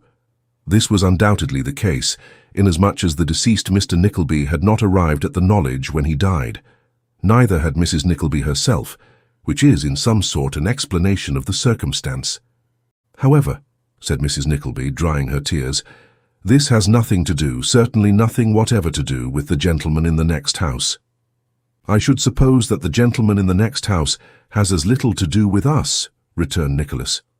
"There can be no doubt," said Mrs. Nickleby, "that he is a gentleman and has the manners of a gentleman and the appearance of a gentleman, although he does wear smalls and grey worsted stockings. That may be eccentricity, or he may be proud of his legs. I don't see why he shouldn't be. The Prince Regent was proud of his legs, and so was Daniel Lambert, who was also a fat man. He was proud of his legs. So was Miss Biffin. She was— No," added Mrs. Nickleby, correcting herself. "I think she had only toes, but the principle is the same." Nicholas looked on, quite amazed at the introduction of this new theme, which seemed just what Mrs. Nickleby had expected him to be. "You may well be surprised, Nicholas, my dear," she said. "I'm sure I was. It came upon me like a flash of fire, and almost froze my blood. The bottom of his garden joins the bottom of ours, and of course I had several times seen him sitting among the scarlet beans in his little arbour, or working at his little hotbeds. I used to think he stared rather, but I didn't take any particular notice of that, as we were newcomers, and he might be curious to see what we were like. But when he began to throw his cucumbers over our wall— "To throw his cucumbers over our wall," repeated Nicholas in great astonishment. "Yes, Nicholas, my dear," replied Mrs. Nickleby in a very serious tone. "His cucumbers over our wall, and vegetable marrows likewise." "Confound his impudence," said Nicholas, firing immediately. "What does he mean by that?" "I don't think he means it impertinently at all," replied Mrs. Nickleby. "What?" said Nicholas. "Cucumbers and vegetable marrows flying at the heads of the family as they walk in their own garden and not meant impertinently. Why, mother—" Nicholas stopped short, for there was an indescribable expression of placid triumph, mingled with a modest confusion, lingering between the borders of Mrs. Nickleby's nightcap, which arrested his attention suddenly. "He must be a very weak and foolish and inconsiderate man," said Mrs. Nickleby. "Blamable indeed. At least I suppose other people would consider him so. Of course I can't be expected to express any opinion on that point, especially after always defending your poor dear papa, when other people blamed him for making proposals to me. And to be sure there can be no doubt that he has taken a very singular way of showing it. Still at the same time his attentions are, that is, as far as it goes, and to a certain extent of course, a flattering sort of thing. And although I should never dream of marrying again with a dear girl like Kate, still unsettled in life—" "Surely, mother, such an idea never entered your brain for an instant," said Nicholas. "Bless my heart, Nicholas, my dear," returned his mother in a peevish tone. "Isn't that precisely what I am saying, if you would only let me speak? Of course I never gave it a second thought, and I am surprised and astonished that you should suppose me capable of such a thing. All I say is, what step is the best to take, so as to reject these advances civilly and delicately, and without hurting his feelings too much, and driving him to despair, or anything of that kind?" "My goodness me!" exclaimed Mrs. Nickleby with a half-simper. "Suppose he was to go doing anything rash to himself, could I ever be happy again, Nicholas?" Despite his vexation and concern, Nicholas could scarcely help smiling as he rejoined, "Now do you think, mother, that such a result would be likely to ensue from the most cruel repulse?" "Upon my word, my dear, I don't know," returned Mrs. Nickleby. "Really, I don't know. I am sure there was a case in the day before yesterday's paper, extracted from one of the French newspapers, about a journeyman shoemaker who was jealous of a young girl in an adjoining village because she wouldn't shut herself up in an airtight 3 pair of stairs, and charcoal herself to death with him, and who went and hid himself in a wood with a sharp-pointed knife, and rushed out as she was passing by with a few friends, and killed himself first, and then all the friends, and then her, no, killed all the friends first, and then herself, and then himself, which it is quite frightful to think of. Somehow or other," added Mrs. Nickleby, after a momentary pause, "they always are journeyman shoemakers who do these things in France, according to the papers. I don't know how it is, something in the leather, I suppose." "But this man who is not a shoemaker, what has he done, mother? What has he said?" inquired Nicholas, fretted almost beyond endurance, but looking nearly as resigned and patient as Mrs. Nickleby herself. "You know, there is no language of vegetables which converts a cucumber into a formal declaration of attachment." "My dear," replied Mrs. Nickleby, tossing her head and looking at the ashes in the grate, "he has done and said all sorts of things." "Is there no mistake on your part?" asked Nicholas. "Mistake?" cried Mrs. Nickleby. "Lord Nicholas, my dear, do you suppose I don't know when a man's in earnest?" "Well, well," muttered Nicholas. "Every time I go to the window," said Mrs. Nickleby, "he kisses one hand and lays the other upon his heart. Of course it's very foolish of him to do so, and I dare say you'll say it's very wrong, but he does it very respectfully indeed, and very tenderly, extremely tenderly. So far he deserves the greatest credit, there can be no doubt about that.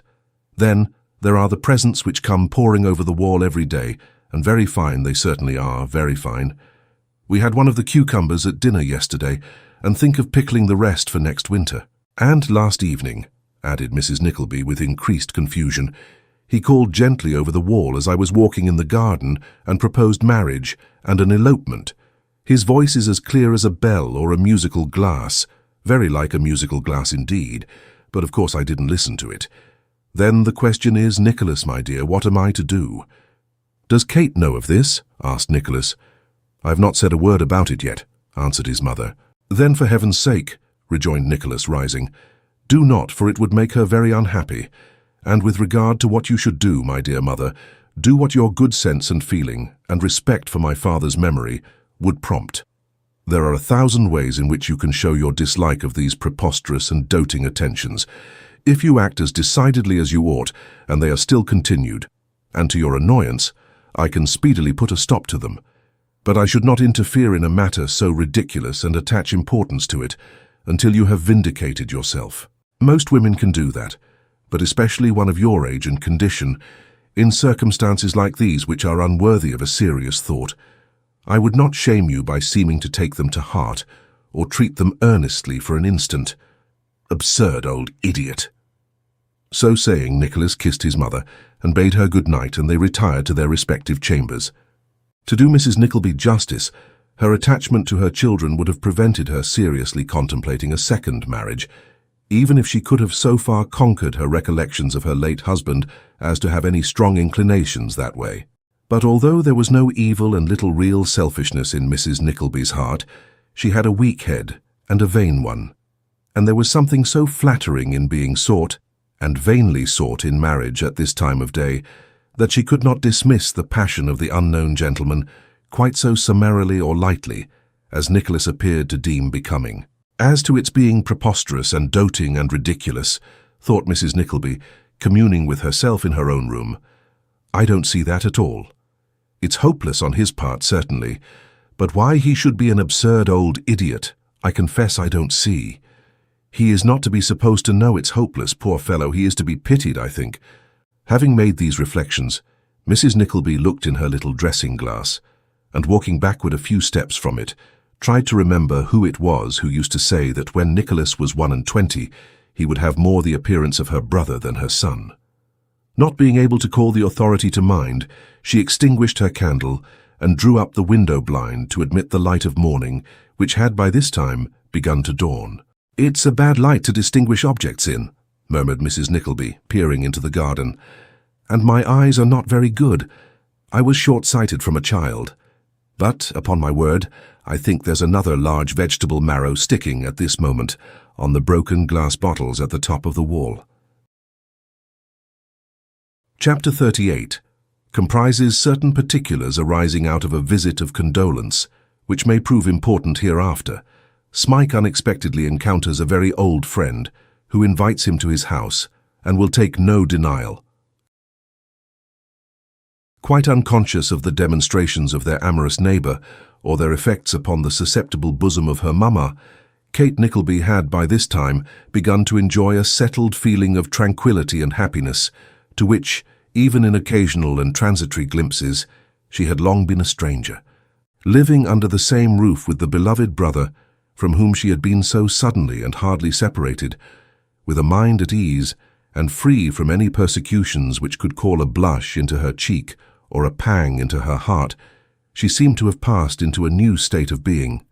Her former cheerfulness was restored, her step regained its elasticity and lightness, the colour which had forsaken her cheek visited it once again, and Kate Nickleby looked more beautiful than ever. Such was the result to which Miss La Creevy's ruminations and observations led her, when the cottage had been, as she emphatically said, thoroughly got to rights, from the chimney-pots to the street-door scraper, and the busy little woman had at length a moment's time to think about its inmates. "Which I declare I haven't had since I first came down here," said Miss La Creevy, "for I have thought of nothing but hammers, nails, screwdrivers and gimlets, morning, noon and night." "You never bestowed one thought upon yourself, I believe," returned Kate, smiling. "Upon my word, my dear, when there are so many pleasanter things to think of, I should be a goose if I did," said Miss La Creevy. "By the by, I have thought of somebody too. Do you know that I observe a great change in one of this family, a very extraordinary change?" "In whom?" asked Kate anxiously. Not in your brother, my dear," returned Miss La Creevy, anticipating the close of the sentence, "for he is always the same affectionate, good-natured, clever creature, with a spice of the, I won't say who in him when there's any occasion, that he was when I first knew you. No, Smike, as he will be called, poor fellow, for he won't hear of a mister before his name is greatly altered even in this short time." "How?" asked Kate. "Not in health?" "No, perhaps not in health exactly," said Miss La Creevy, pausing to consider, "although he is a worn and feeble creature, and has that in his face which it would wring my heart to see in yours. No, not in health. How then? I scarcely know, said the miniature painter, but I have watched him, and he has brought the tears into my eyes many times. It is not a very difficult matter to do that, certainly, for I am easily melted. Still, I think these came with good cause and reason. I am sure that since he has been here he has grown from some strong cause, more conscious of his weak intellect. He feels it more. It gives him greater pain to know that he wanders sometimes, and cannot understand very simple things. I have watched him when you have not been by, my dear, sit brooding by himself, with such a look of pain as I could scarcely bear to see, and then get up and leave the room, so sorrowfully and in such dejection that I cannot tell you how it has hurt me. Not 3 weeks ago he was a light-hearted, busy creature, overjoyed to be in a bustle, and as happy as the day was long. Now he is another being, the same willing, harmless, faithful, loving creature, but the same in nothing else. "Surely this will all pass off," said Kate. "Poor fellow." "I hope," returned her little friend with a gravity very unusual in her. "It may. I hope for the sake of that poor lad, it may." "However," said Miss La Creevy, relapsing into the cheerful, chattering tone which was habitual to her, "I have said my say, and a very long say it is, and a very wrong say too. I shouldn't wonder at all. I shall cheer him up tonight at all events, for if he is to be my squire all the way to the Strand, I shall talk on and on and on, and never leave off, till I have roused him into a laugh at something. So the sooner he goes, the better for him, and the sooner I go, the better for me, I am sure. Or else I shall have my maid gallivanting with somebody who may rob the house, though what there is to take away, besides tables and chairs, I don't know except the miniatures, and he is a clever thief who can dispose of them to any great advantage. For I can't, I know, and that's the honest truth." So saying, little Miss La Creevy hid her face in a very flat bonnet, and herself in a very big shawl, and fixing herself tightly into the latter by means of a large pin, declared that the omnibus might come as soon as it pleased, for she was quite ready. But there was still Mrs. Nickleby to take leave of, and long before that good lady had concluded some reminiscences bearing upon and appropriate to the occasion, the omnibus arrived. This put Miss La Creevy in a great bustle, in consequence whereof, as she secretly rewarded the servant girl with 18 pence behind the street door, she pulled out of her reticule 10 pennyworth of halfpence, which rolled into all possible corners of the passage, and occupied some considerable time in the picking up. This ceremony had, of course, to be succeeded by a second kissing of Kate and Mrs. Nickleby, and a gathering together of the little basket and the brown paper parcel, during which proceedings the omnibus, as Miss La Creevy protested, swore so dreadfully that it was quite awful to hear it. At length and at last, it made a feint of going away, and then Miss La Creevy darted out and darted in, apologizing with great volubility to all the passengers, and declaring that she wouldn't purposely have kept them waiting on any account whatever. While she was looking about for a convenient seat, the conductor pushed Smike in and cried that it was all right, though it wasn't, and away went the huge vehicle, with the noise of half a dozen brewers' drays at least. Leaving it to pursue its journey at the pleasure of the conductor aforementioned, who lounged gracefully on his little shelf behind, smoking an odoriferous cigar, and leaving it to stop, or go on, or gallop, or crawl, as that gentleman deemed expedient and advisable. This narrative may embrace the opportunity of ascertaining the condition of Sir Mulberry Hawk, and to what extent he had, by this time, recovered from the injuries consequent on being flung violently from his cabriolet under the circumstances already detailed. With a shattered limb, a body severely bruised, a face disfigured by half-healed scars, and pallid from the exhaustion of recent pain and fever, Sir Mulberry Hawk lay stretched upon his back, on the couch to which he was doomed to be a prisoner for some weeks yet to come. Mr. Pike and Mr. Pluck sat drinking hard in the next room, now and then varying the monotonous murmurs of their conversation with a half-smothered laugh, while the young lord, the only member of the party who was not thoroughly irredeemable, and who really had a kind heart, sat beside his mentor with a cigar in his mouth and read to him by the light of a lamp such scraps of intelligence from a paper of the day as were most likely to yield him interest or amusement. "Curse those hounds," said the invalid, turning his head impatiently towards the adjoining room. "Will nothing stop their infernal throats?" Messrs. Pike and Pluck heard the exclamation and stopped immediately, winking to each other as they did so, and filling their glasses to the brim as some recompense for the deprivation of speech. "Damn!" muttered the sick man between his teeth, and writhing impatiently in his bed. "Isn't this mattress hard enough, and the room dull enough, and pain bad enough, but they must torture me? What's the time?" "8:30, replied his friend. "Here, draw the table nearer, and let us have the cards again," said Sir Mulberry. "More piquet, come."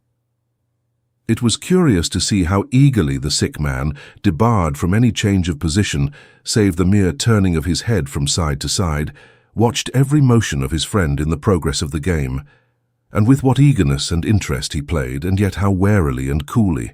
His address and skill were more than 20 times a match for his adversary, who could make little head against them, even when fortune favoured him with good cards, which was not often the case. Sir Mulberry won every game, and when his companion threw down the cards and refused to play any longer, thrust forth his wasted arm and caught up the stakes with a boastful oath and the same hoarse laugh, though considerably lowered in tone, that had resounded in Ralph Nickleby's dining-room months before. While he was thus occupied, his man appeared to announce that Mr. Ralph Nickleby was below, and wished to know how he was tonight. "Better," said Sir Mulberry impatiently. "Mr. Nickleby wishes to know, sir." "I tell you better," replied Sir Mulberry, striking his hand upon the table. The man hesitated for a moment or two, and then said that Mr. Nickleby had requested permission to see Sir Mulberry Hawk, if it was not inconvenient. "It is inconvenient. I can't see him. I can't see anybody," said his master, more violently than before. "You know that, you blockhead." "I'm very sorry, sir," returned the man. "But Mr. Nickleby pressed so much, sir."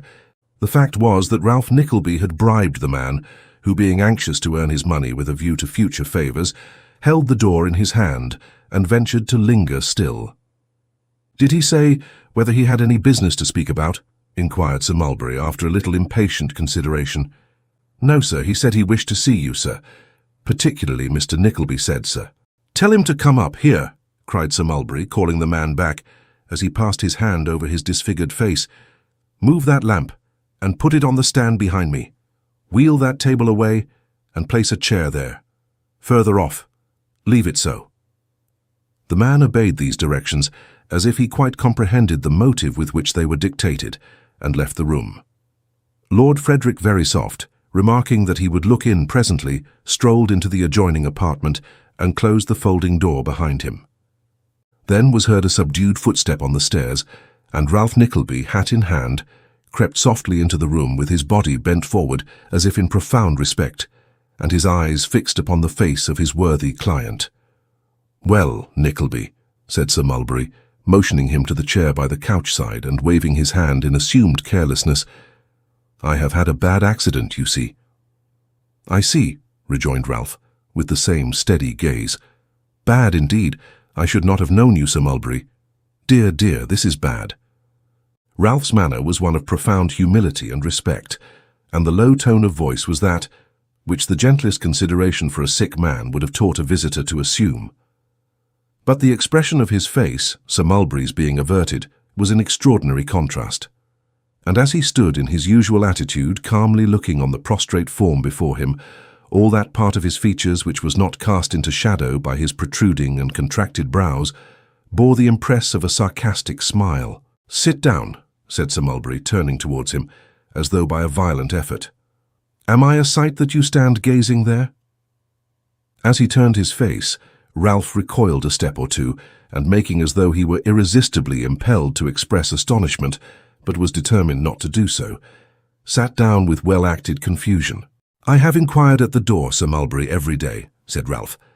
"Twice a day indeed at first, and tonight, presuming upon old acquaintance and past transactions by which we have mutually benefited in some degree, I could not resist soliciting admission to your chamber. Have you suffered much?" said Ralph, bending forward, and allowing the same harsh smile to gather upon his face, as the other closed his eyes. "More than enough to please me, and less than enough to please some broken-down hacks that you and I know of, and who lay their ruin between us, I dare say," returned Sir Mulberry, tossing his arm restlessly upon the coverlet. Ralph shrugged his shoulders in deprecation of the intense irritation with which this had been said, for there was an aggravating, cold distinctness in his speech and manner which so grated on the sick man that he could scarcely endure it. "And what is it in these past transactions that brought you here tonight?" asked Sir Mulberry. "Nothing," replied Ralph. "There are some bills of my lord's which need renewal, but let them be till you are well."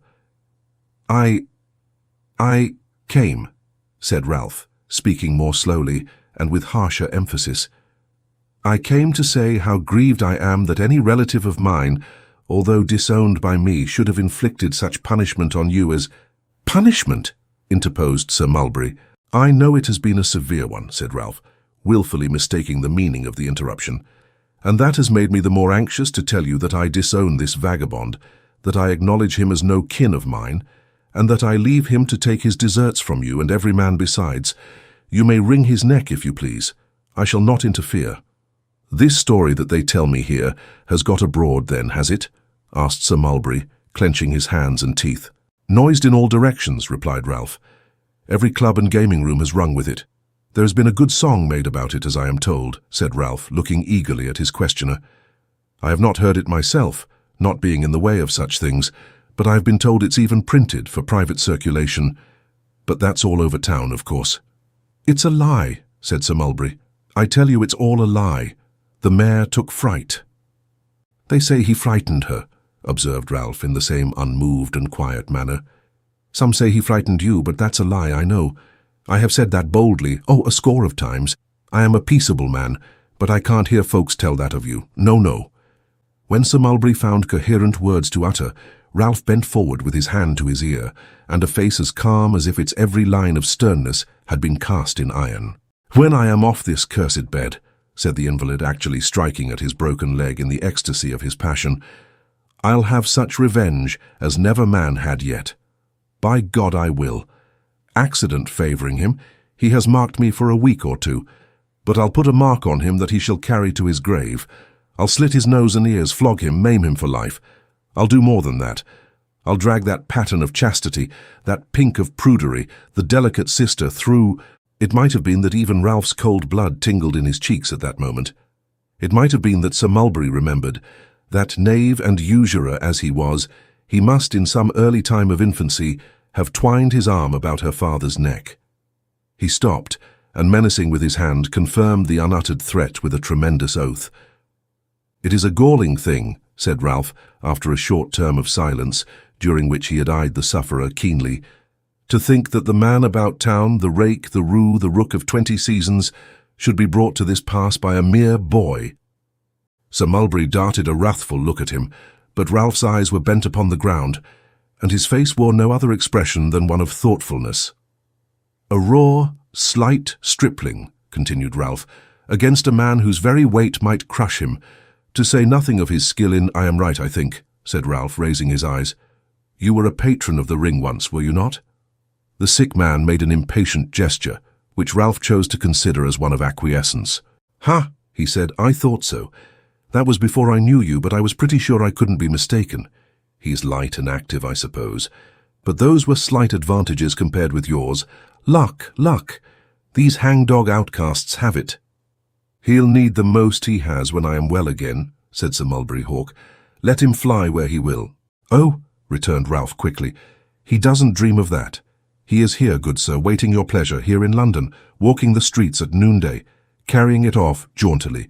Looking for you, I swear," said Ralph, his face darkening, and his own hatred getting the upper hand of him for the first time as this gay picture of Nicholas presented itself.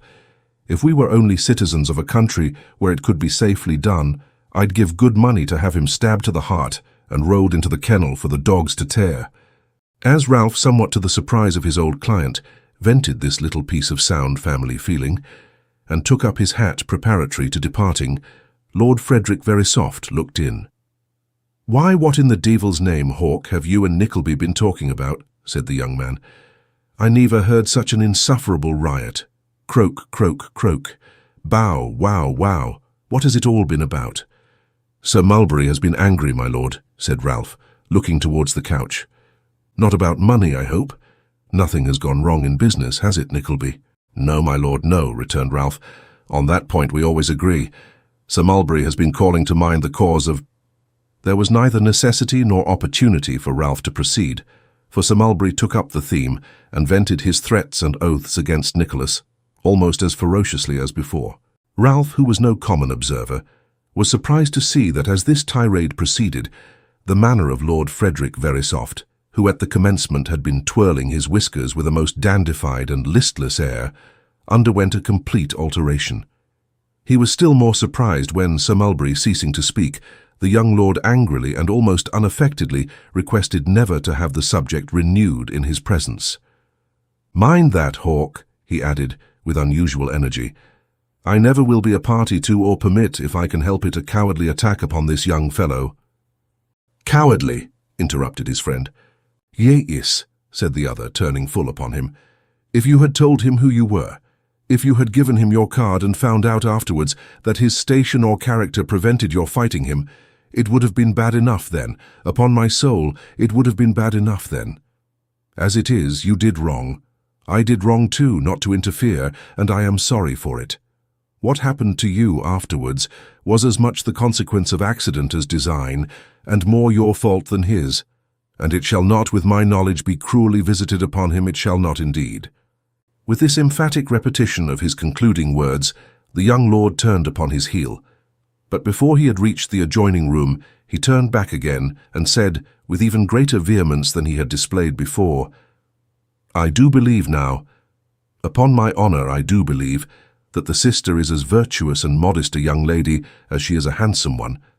And of the brother I say this, that he acted as her brother should, and in a manly and spirited manner. And I only wish, with all my heart and soul, that any one of us came out of this matter half as well as he does." So saying, Lord Frederick Verisopht walked out of the room, leaving Ralph Nickleby and Sir Mulberry in most unpleasant astonishment. "Is this your pupil?" asked Ralph softly, "or has he come fresh from some country parson?" "Green fools take these fits sometimes," replied Sir Mulberry Hawk, biting his lip and pointing to the door.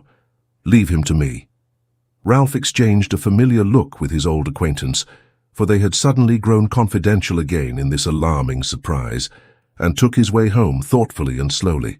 While these things were being said and done, and long before they were concluded, the omnibus had disgorged Miss Nickleby and her escort, and they had arrived at her own door.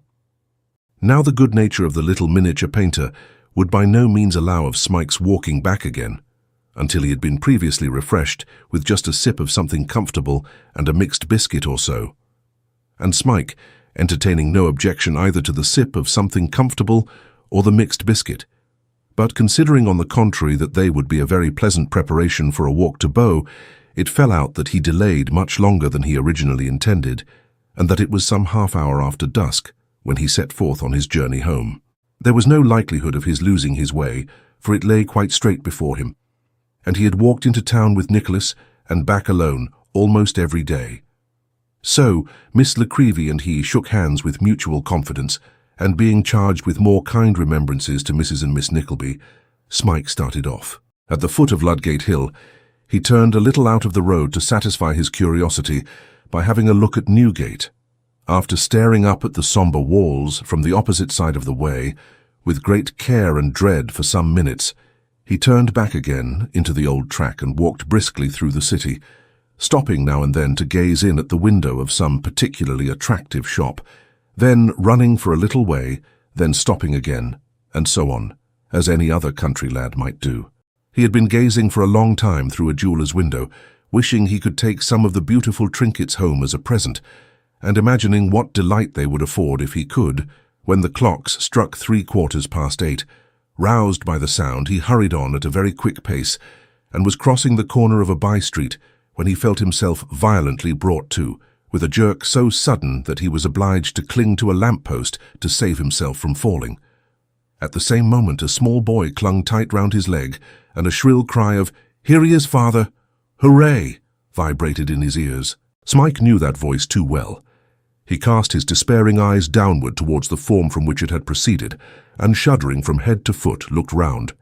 Mr. Squeers had hooked him in the coat-collar with the handle of his umbrella, and was hanging on at the other end with all his might and main.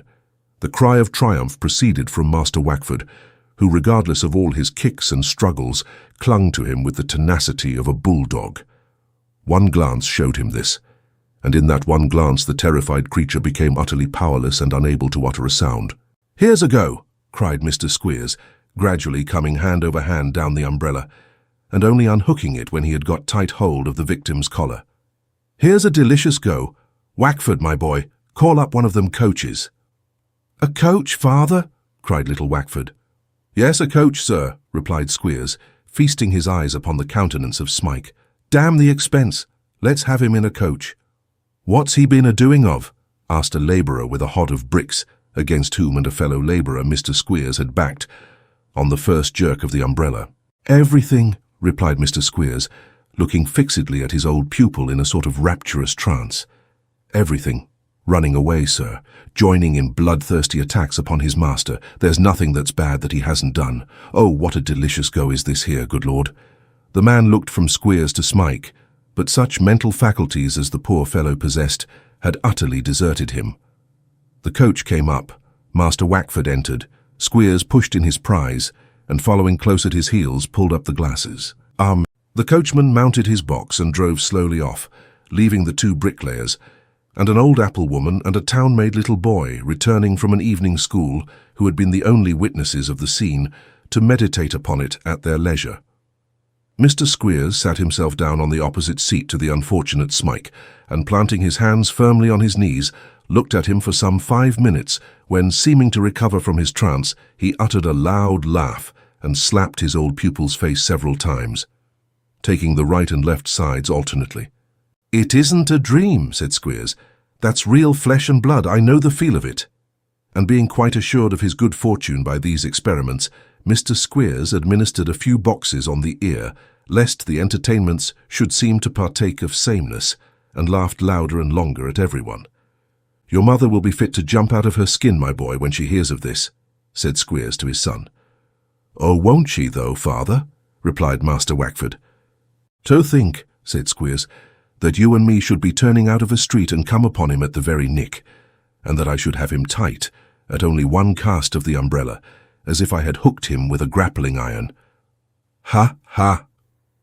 "Didn't I catch hold of his leg neither, father?" said little Wackford. "You did, like a good un, my boy," said Mr. Squeers, patting his son's head. "And you shall have the best button-over jacket and waistcoat that the next new boy brings down as a reward of merit. Mind that. You always keep on in the same path, and do them things that you see your father do, and when you die you'll go right slap to heaven and no questions asked." Improving the occasion in these words, Mr. Squeers patted his son's head again, and then patted Smike's, but harder, and inquired in a bantering tone how he found himself by this time. "I must go home," replied Smike, looking wildly round. "To be sure you must. You're about right there," replied Mr. Squeers. "You'll go home very soon, you will. You'll find yourself at the peaceful village of Dotheboys in Yorkshire, in something under a week's time, my young friend. And the next time you get away from there I give you leave to keep away. Where's the clothes you run off in, you ungrateful robber?" said Mr. Squeers in a severe voice. Smike glanced at the neat attire which the care of Nicholas had provided for him, and wrung his hands. "Do you know that I could hang you up outside of the Old Bailey for making away with them articles of property?" said Squeers. "Do you know that it's a hanging matter, and I aren't quite certain whether it ain't an anatomy one besides, to walk off with upwards of the value of £5 from a dwelling-house, eh? Do you know that? What do you suppose was the worth of them clothes you had? Do you know that that Wellington boot you wore cost 28 shillings when it was a pair, and the shoe 7 and 6? But you came to the right shop for mercy when you came to me, and thank your stars that it is me as has got to serve you with the article." Anybody not in Mr. Squeers's confidence would have supposed that he was quite out of the article in question, instead of having a large stock on hand ready for all comers, nor would the opinion of sceptical persons have undergone much alteration when he followed up the remark by poking Smike in the chest with the ferrule of his umbrella, and dealing a smart shower of blows with the ribs of the same instrument upon his head and shoulders. "I never threshed a boy in a hackney coach before," said Mr. Squeers when he stopped to rest. "There's inconveniency in it, but the novelty gives it a sort of relish too." Poor Smike. He warded off the blows as well as he could, and now shrunk into a corner of the coach with his head resting on his hands and his elbows on his knees. He was stunned and stupefied, and had no more idea that any act of his would enable him to escape from the all-powerful Squeers, now that he had no friend to speak to or to advise with, than he had had in all the weary years of his Yorkshire life which preceded the arrival of Nicholas. The journey seemed endless. Street after street was entered and left behind, and still they went jolting on. At last Mr. Squeers began to thrust his head out of the window every half-minute, and to bawl a variety of directions to the coachman, and after passing, with some difficulty, through several mean streets which the appearance of the houses and the bad state of the road denoted to have been recently built, Mr. Squeers suddenly tugged at the check-string with all his might and cried, "Stop! What are you pulling a man's arm off for?" said the coachman, looking angrily down. "That's the house," replied Squeers. "The second of them 4 little houses, 1 story high with the green shutters. There's brass plate on the door with the name of Snorley." "Couldn't you say that without wrenching a man's limbs off his body?" inquired the coachman. "No," bawled Mr. Squeers. "Say another word and I'll summons you for having a broken window. Stop!" So, obedient to this direction, the coach stopped at Mr. Snorley's door. Mr. Snorley may be remembered as the sleek and sanctified gentleman who confided 2 sons, in-law, to the parental care of Mr. Squeers, as narrated in the 4th chapter of this history.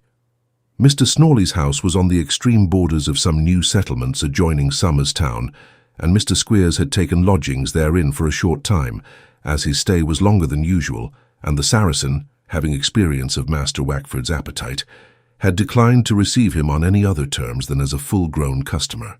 "Here we are," said Squeers, hurrying Smike into the little parlour, where Mr. Snorley and his wife were taking a lobster supper. "Here's the vagrant, the felon, the rebel, the monster of unthankfulness." "What? The boy that run away?" cried Snorley, resting his knife and fork upright on the table and opening his eyes to their full width. "The very boy," said Squeers, putting his fist close to Smike's nose and drawing it away again, and repeating the process several times with a vicious aspect. "If there wasn't a lady present, I'd fetch him such a— Never mind, I'll owe it him." And here Mr. Squeers related how and in what manner and when and where he had picked up the runaway. "It's clear that there has been a providence in it, sir," said Mr. Snorley, casting down his eyes with an air of humility and elevating his fork, with a bit of lobster on the top of it, towards the ceiling. "Providence is against him, no doubt," replied Mr. Squeers, scratching his nose. "Of course, that was to be expected. Anybody might have known that." "Hard-heartedness and evil-doing will never prosper, sir," said Mr. Snorley. "Never was such a thing known," rejoined Squeers, taking a little roll of notes from his pocket-book to see that they were all safe. "I have been, Mr. Snorley," said Mr. Squeers, when he had satisfied himself upon this point. "I have been that chap's benefactor, feeder, teacher, and clother. I have been that chap's classical, commercial, mathematical, philosophical, and trigonomical friend. My son, my only son, Wackford, has been his brother.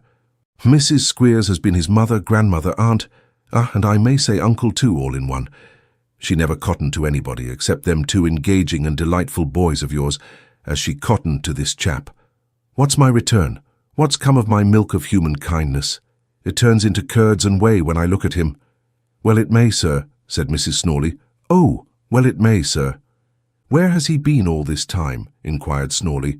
"Has he been living with—" "Ah, sir," interposed Squeers, confronting him again, "have you been a-living with that there devilish Nickleby, sir?"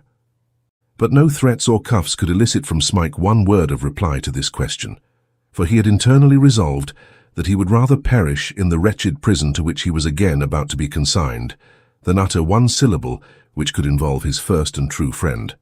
He had already called to mind the strict injunctions of secrecy as to his past life, which Nicholas had laid upon him when they travelled from Yorkshire, and a confused and perplexed idea that his benefactor might have committed some terrible crime in bringing him away, which would render him liable to heavy punishment if detected, had contributed, in some degree, to reduce him to his present state of apathy and terror.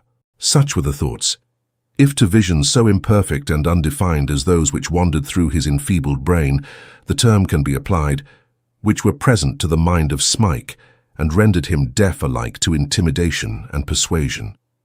Finding every effort useless, Mr. Squeers conducted him to a little back room upstairs, where he was to pass the night. and taking the precaution of removing his shoes and coat and waistcoat, and also of locking the door on the outside, lest he should muster up sufficient energy to make an attempt at escape. That worthy gentleman left him to his meditations. What those meditations were, and how the poor creature's heart sunk within him when he thought, when did he for a moment cease to think, of his late home, and the dear friends and familiar faces with which it was associated, cannot be told. To prepare the mind for such a heavy sleep, its growth must be stopped by rigor and cruelty in childhood. There must be years of misery and suffering, lightened by no ray of hope. The chords of the heart, which beat a quick response to the voice of gentleness and affection, must have rusted and broken in their secret places, and bear the lingering echo of no old word of love or kindness. Gloomy, indeed, must have been the short day, and dull the long, long twilight, preceding such a night of intellect as his. There were voices which would have roused him even then, but their welcome tones could not penetrate there, and he crept to bed the same listless, hopeless, blighted creature that Nicholas had first found him at the Yorkshire school. Chapter 39, in which another old friend encounters Smike, very opportunely and to some purpose. The night, fraught with so much bitterness to one poor soul, had given place to a bright and cloudless summer morning, when a north country mail coach traversed with cheerful noise the yet silent streets of Islington, and giving brisk note of its approach with the lively winding of the guard's horn, clattered onward to its halting place hard by the post office. The only outside passenger was a burly, honest-looking countryman on the box, who, with his eyes fixed upon the dome of St. Paul's Cathedral, appeared so wrapped in admiring wonder as to be quite insensible to all the bustle of getting out the bags and parcels, until one of the coach windows being let sharply down, he looked round and encountered a pretty female face, which was just then thrust out. "See there, lass," bawled the countryman, pointing towards the object of his admiration. "There be Paul's church. Ecod, he be a swazable un, he be." "Goodness, John, I shouldn't have thought it could have been half the size. What a monster!" "Monster? You're a boot right there, I reckon, Mrs. Browdy," said the countryman good-humouredly, as he came slowly down in his huge top-coat. "And why dost thee tuck yon place to be new, thot an hour the wa? You'd never come near it gin you thride for 12 months. It's now but a post office. Ho, ho, they need to charge for double lathers. A post office? Why dost thee think of that? Ecod, if that's only a post office, I'd like to see where the Lord Mayor of Lunnon lives." So saying, John Browdy, for he it was, opened the coach door, and tapping Mrs. Browdy, late Miss Price, on the cheek as he looked in, burst into a boisterous fit of laughter. "Weel," said John, "dang my bootins if she been asleep agin." "She's been asleep all night, and was all yesterday, except for a minute or two now and then," replied John Browdy's choice, "and I was very sorry when she woke, for she has been so cross." The subject of these remarks was a slumbering figure, so muffled in shawl and cloak that it would have been matter of impossibility to guess at its sex, but for a brown beaver bonnet and green veil which ornamented the head, and which, having been crushed and flattened for 250 miles, in that particular angle of the vehicle from which the lady's snores now proceeded, presented an appearance sufficiently ludicrous to have moved less risible muscles than those of John Browdy's ruddy face. "Halloo!" cried John, twitching one end of the dragged veil. "Coom, wacken oop, will he?" After several burrowings into the old corner, and many exclamations of impatience and fatigue, the figure struggled into a sitting posture, and there, under a mass of crumpled beaver and surrounded by a semicircle of blue curl papers, were the delicate features of Miss Fanny Squeers. "Oh, Tilda!" cried Miss Squeers, "how you have been kicking of me through this blessed night." "Well, I do like that," replied her friend, laughing, "when you have had nearly the whole coach to yourself." "Don't deny it, Tilda," said Miss Squeers impressively, "because you have, and it's no use to go attempting to say you haven't. You mightn't have known it in your sleep, Tilda, but I haven't closed my eyes for a single wink, and so I think I am to be believed." With which reply, Miss Squeers adjusted the bonnet and veil which nothing but supernatural interference and an utter suspension of nature's laws could have reduced to any shape or form, and evidently flattering herself that it looked uncommonly neat, brushed off the sandwich crumbs and bits of biscuit which had accumulated in her lap, and availing herself of John Browdy's proffered arm, descended from the coach. "No," said John, when a hackney coach had been called, and the ladies and the luggage hurried in. "Gang to the Sarah's Head, man." "To the Vere," cried the coachman. "Look, Mr. Browdy," interrupted Miss Squeers. "The idea, Saracen's Head." "Surely," said John, "I knowed it was something about Sarah's son's head. Dost thou know thought?" "Oh, I know that," replied the coachman gruffly, as he banged the door. "Tilda, dear, really," remonstrated Miss Squeers, "we shall be taken for I don't know what." "Let them take us as they foind us," said John Browdy. "We dean't come to Lunnon to do naught but joy oursel, do we?" "I hope not, Mr. Browdy," replied Miss Squeers, looking singularly dismal. "Well then," said John, "it's no matter. I've only been a married man 4 days, account of poor old Fyther Dean and putting it off.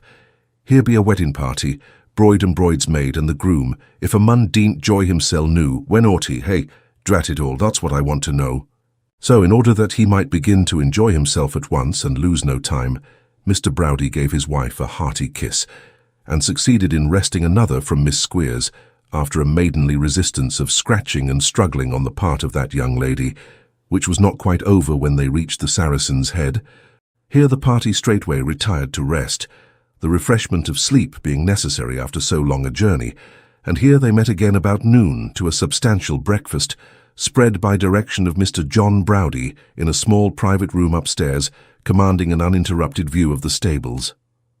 To have seen Miss Squeers now, divested of the brown beaver, the green veil, and the blue curl-papers, and arrayed in all the virgin splendour of a white frock and spencer, with a white muslin bonnet, and an imitative damask rose in full bloom on the inside thereof, her luxuriant crop of hair arranged in curls so tight that it was impossible they could come out by any accident, and her bonnet cap trimmed with little damask roses, which might be supposed to be so many promising scions of the big rose.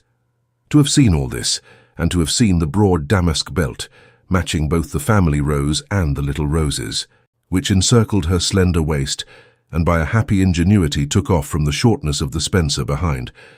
To have beheld all this, and to have taken further into account the coral bracelets, rather short of beads, and with a very visible black string, which clasped her wrists, and the coral necklace which rested on her neck, supporting outside her frock a lonely cornelian heart, typical of her own disengaged affections. To have contemplated all these mute but expressive appeals to the purest feelings of our nature might have thawed the frost of age, and added new and inextinguishable fuel to the fire of youth. The waiter was touched. Waiter as he was, he had human passions and feelings, and he looked very hard at Miss Squeers as he handed the muffins. "Is my pa in, do you know?" asked Miss Squeers with dignity. "Beg your pardon, miss?" "My pa," repeated Miss Squeers. "Is he in?" "In where, miss?" "In here, in the house," replied Miss Squeers. "My pa, Mr. Wackford Squeers, he's stopping here. Is he at home?"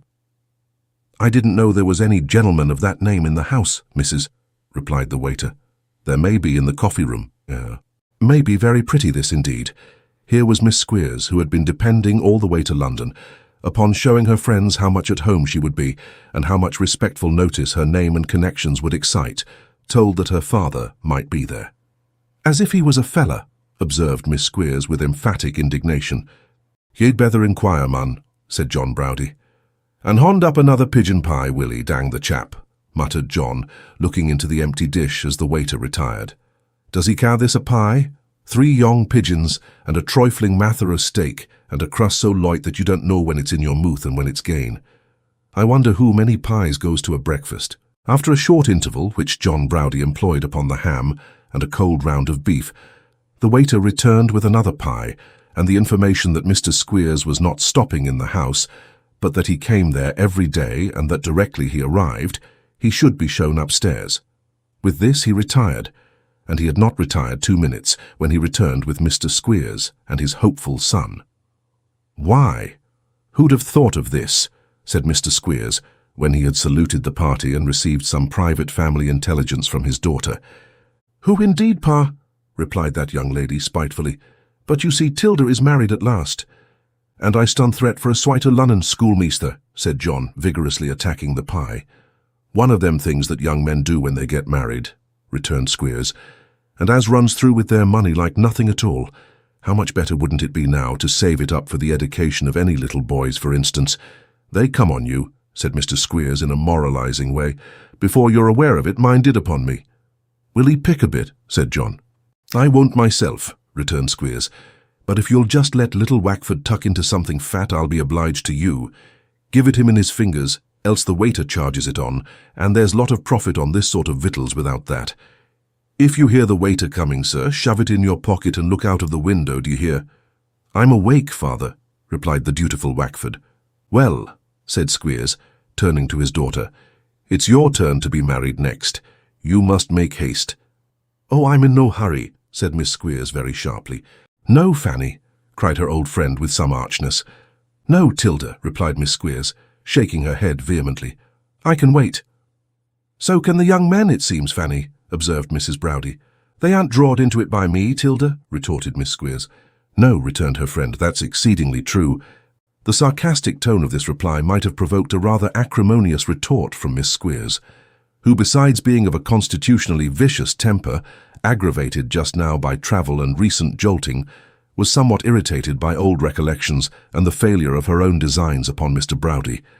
And the acrimonious retort might have led to a great many other retorts, which might have led to heaven knows what, if the subject of conversation had not been, at that precise moment, accidentally changed by Mr. Squeers himself. "What do you think?" said that gentleman. "Who do you suppose we have laid hands on, Wackford and me?" "Pa, not Mr. Miss Squeers was unable to finish the sentence, but Mrs. Browdie did it for her and added, "Nickleby?" "No," said Squeers, "but next door to him, though." "You can't mean Smike!" cried Miss Squeers, clapping her hands. "Yes, I can, though," rejoined her father. "I've got him, hard and fast."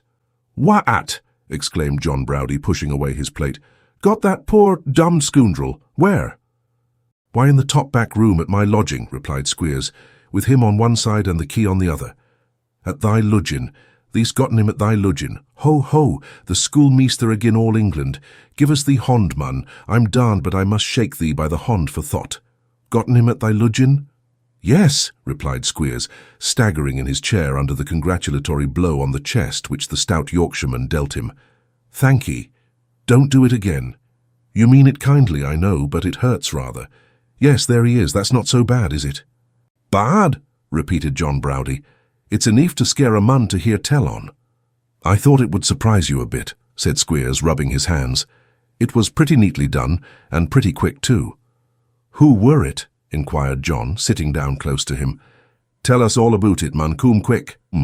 Although he could not keep pace with John Browdie's impatience, Mr. Squeers related the lucky chance by which Smike had fallen into his hands as quickly as he could, and, except when he was interrupted by the admiring remarks of his auditors, paused not in the recital until he had brought it to an end. "For fear he should give me the slip by any chance," observed Squeers when he had finished, looking very cunning, "I've taken 3 outsides for tomorrow morning, for Wackford and him and me, and have arranged to leave the accounts and the new boys to the agent, don't you see? So it's very lucky you come today, or you'd have missed us, and as it is, unless you could come and tea with me tonight, we shan't see anything more of you before we go away." "Dean't say another word," returned the Yorkshireman, shaking him by the hand. "We'd coom if it was 20 mile. "No, would you, though?" returned Mr. Squeers, who had not expected quite such a ready acceptance of his invitation, or he would have considered twice before he gave it. John Browdie's only reply was another squeeze of the hand, and an assurance that they would not begin to see London till tomorrow, so that they might be at Mr. Snawley's at 6 o'clock without fail. And after some further conversation, Mr. Squeers and his son departed. During the remainder of the day, Mr. Browdie was in a very odd and excitable state, bursting occasionally into an explosion of laughter, and then taking up his hat and running into the coach-yard to have it out by himself. He was very restless too, constantly walking in and out and snapping his fingers, and dancing scraps of uncouth country dances, and, in short, conducting himself in such a very extraordinary manner that Miss Squeers opined he was going mad, and begging her dear Tilda not to distress herself, communicated her suspicions in so many words.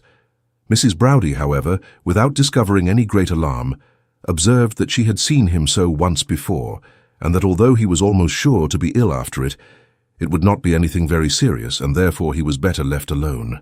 The result proved her to be perfectly correct, for, while they were all sitting in Mr. Snawley's parlour that night, and just as it was beginning to get dusk, John Browdie was taken so ill and seized with such an alarming dizziness in the head that the whole company were thrown into the utmost consternation.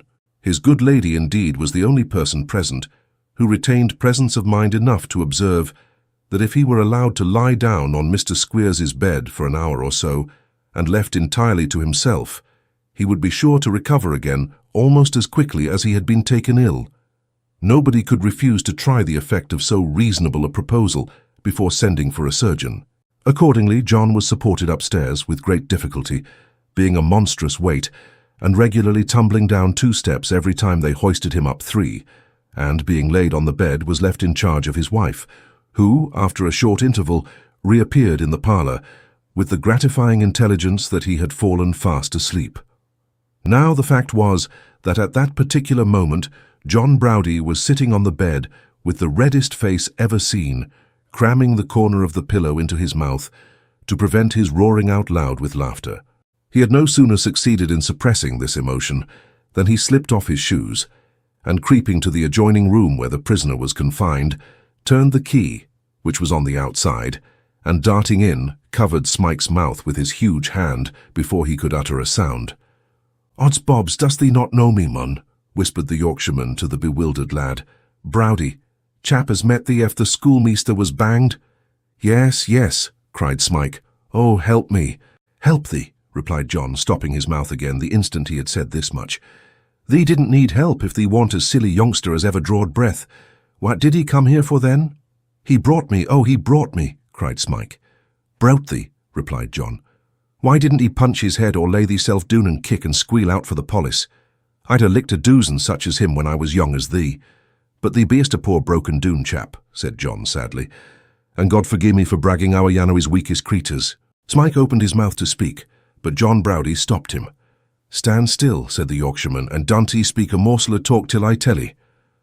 With this caution, John Browdie shook his head significantly, and drawing a screwdriver from his pocket, took off the box of the lock in a very deliberate and workmanlike manner, and laid it, together with the implement, on the floor. "See thought," said John. "Thought be thy doing. No, coot awa." Smike looked vacantly at him, as if unable to comprehend his meaning. "I say, coot away," repeated John hastily. "Dost thee know where thee livest? Thee dust weel. Are yon thy clothes or schoolmeaster's?" "Mine," replied Smike, as the Yorkshireman hurried him to the adjoining room and pointed out a pair of shoes and a coat which were lying on a chair. "On Wydham," said John, forcing the wrong arm into the wrong sleeve and winding the tails of the coat round the fugitive's neck. "No, follow me, and when thee gets outside door, turn to the right, and they won't see thee pass." But, he'll hear me shut the door," replied Smike, trembling from head to foot. "Then dean't shut it at all," retorted John Browdie.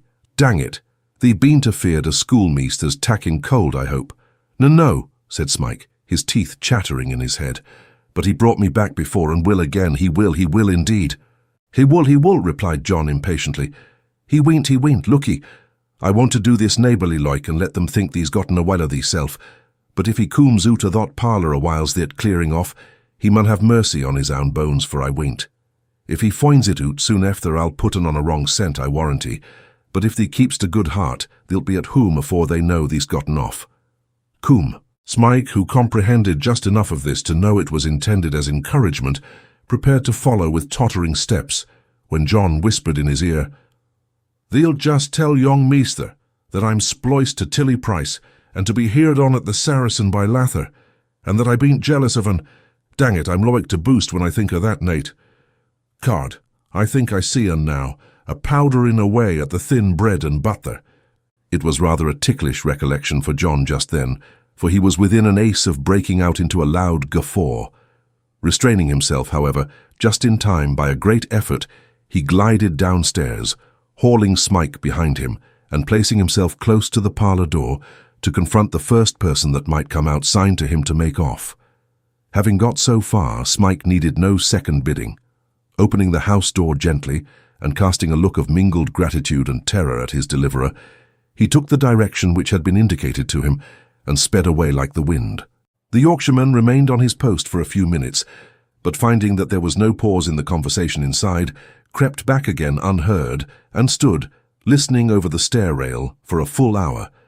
Everything remaining perfectly quiet, he got into Mr. Squeers's bed once more, and drawing the clothes over his head, laughed till he was nearly smothered.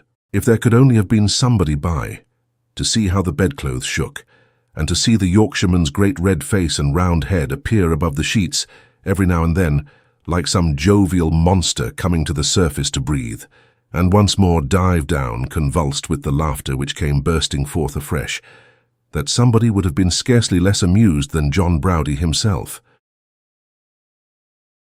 Chapter 40, in which Nicholas falls in love. He employs a mediator whose proceedings are crowned with unexpected success, excepting in one solitary particular. Once more out of the clutches of his old persecutor, it needed no fresh stimulation to call forth the utmost energy and exertion that Smike was capable of summoning to his aid. Without pausing for a moment to reflect upon the course he was taking, or the probability of its leading him homewards or the reverse, he fled away with surprising swiftness and constancy of purpose, borne upon such wings as only fear can wear, and impelled by imaginary shouts in the well-remembered voice of Squeers, who, with a host of pursuers, seemed to the poor fellow's disordered senses to press hard upon his track, now left at a greater distance in the rear, and now gaining faster and faster upon him, as the alternations of hope and terror agitated him by turns. Long after he had become assured that these sounds were but the creation of his excited brain, he still held on, at a pace which even weakness and exhaustion could scarcely retard. It was not until the darkness and quiet of a country road recalled him to a sense of external objects and the starry sky above, warned him of the rapid flight of time that, covered with dust and panting for breath, he stopped to listen and look about him. All was still and silent. A glare of light in the distance, casting a warm glow upon the sky, marked where the huge city lay. Solitary fields, divided by hedges and ditches, through many of which he had crashed and scrambled in his flight, skirted the road, both by the way he had come and upon the opposite side. It was late now. They could scarcely trace him by such paths as he had taken, and if he could hope to regain his own dwelling, it must surely be at such a time as that, and under cover of the darkness. This, by degrees, became pretty plain even to the mind of Smike. He had at first entertained some vague and childish idea of travelling into the country for 10 or a dozen miles, and then returning homewards by a wide circuit, which should keep him clear of London. So great was his apprehension of traversing the streets alone, lest he should again encounter his dreaded enemy.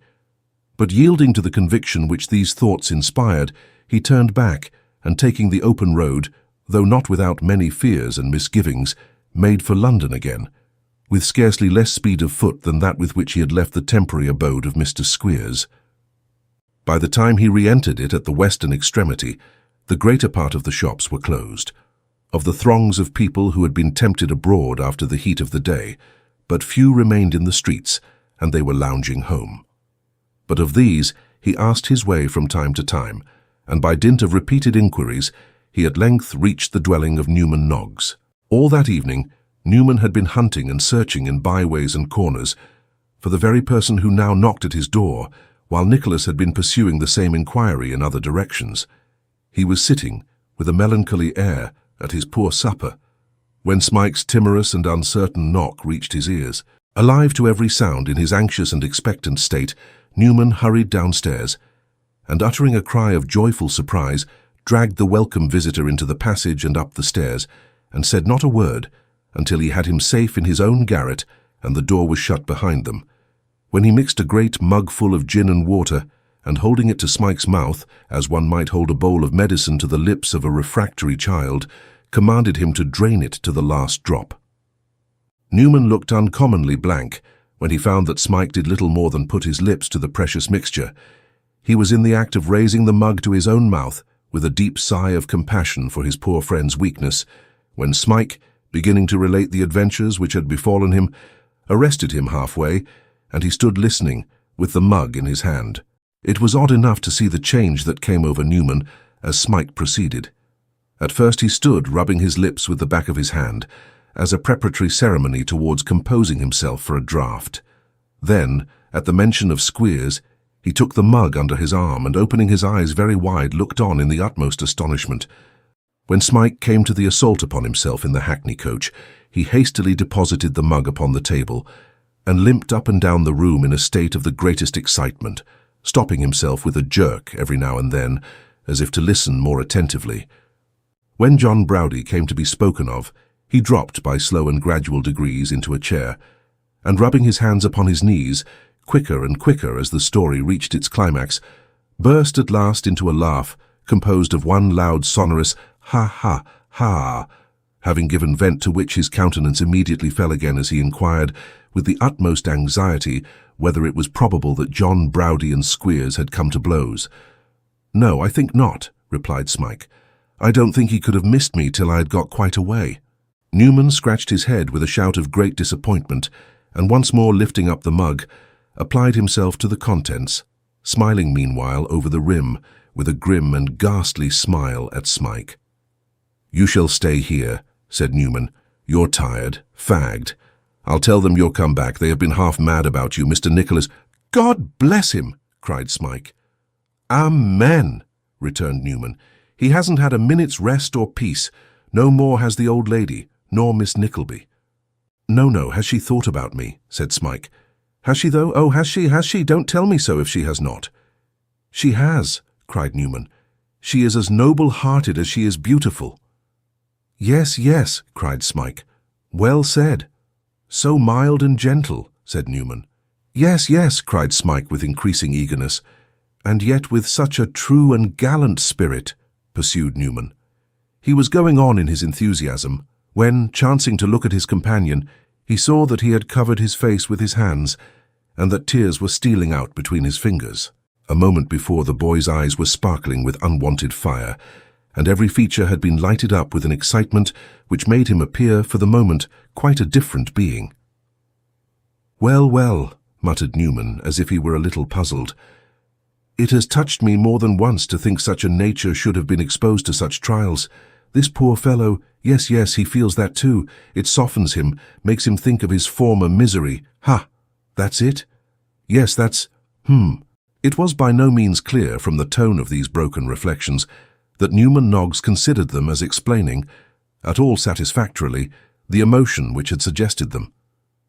He sat in a musing attitude for some time, regarding Smike occasionally with an anxious and doubtful glance, which sufficiently showed that he was not very remotely connected with his thoughts.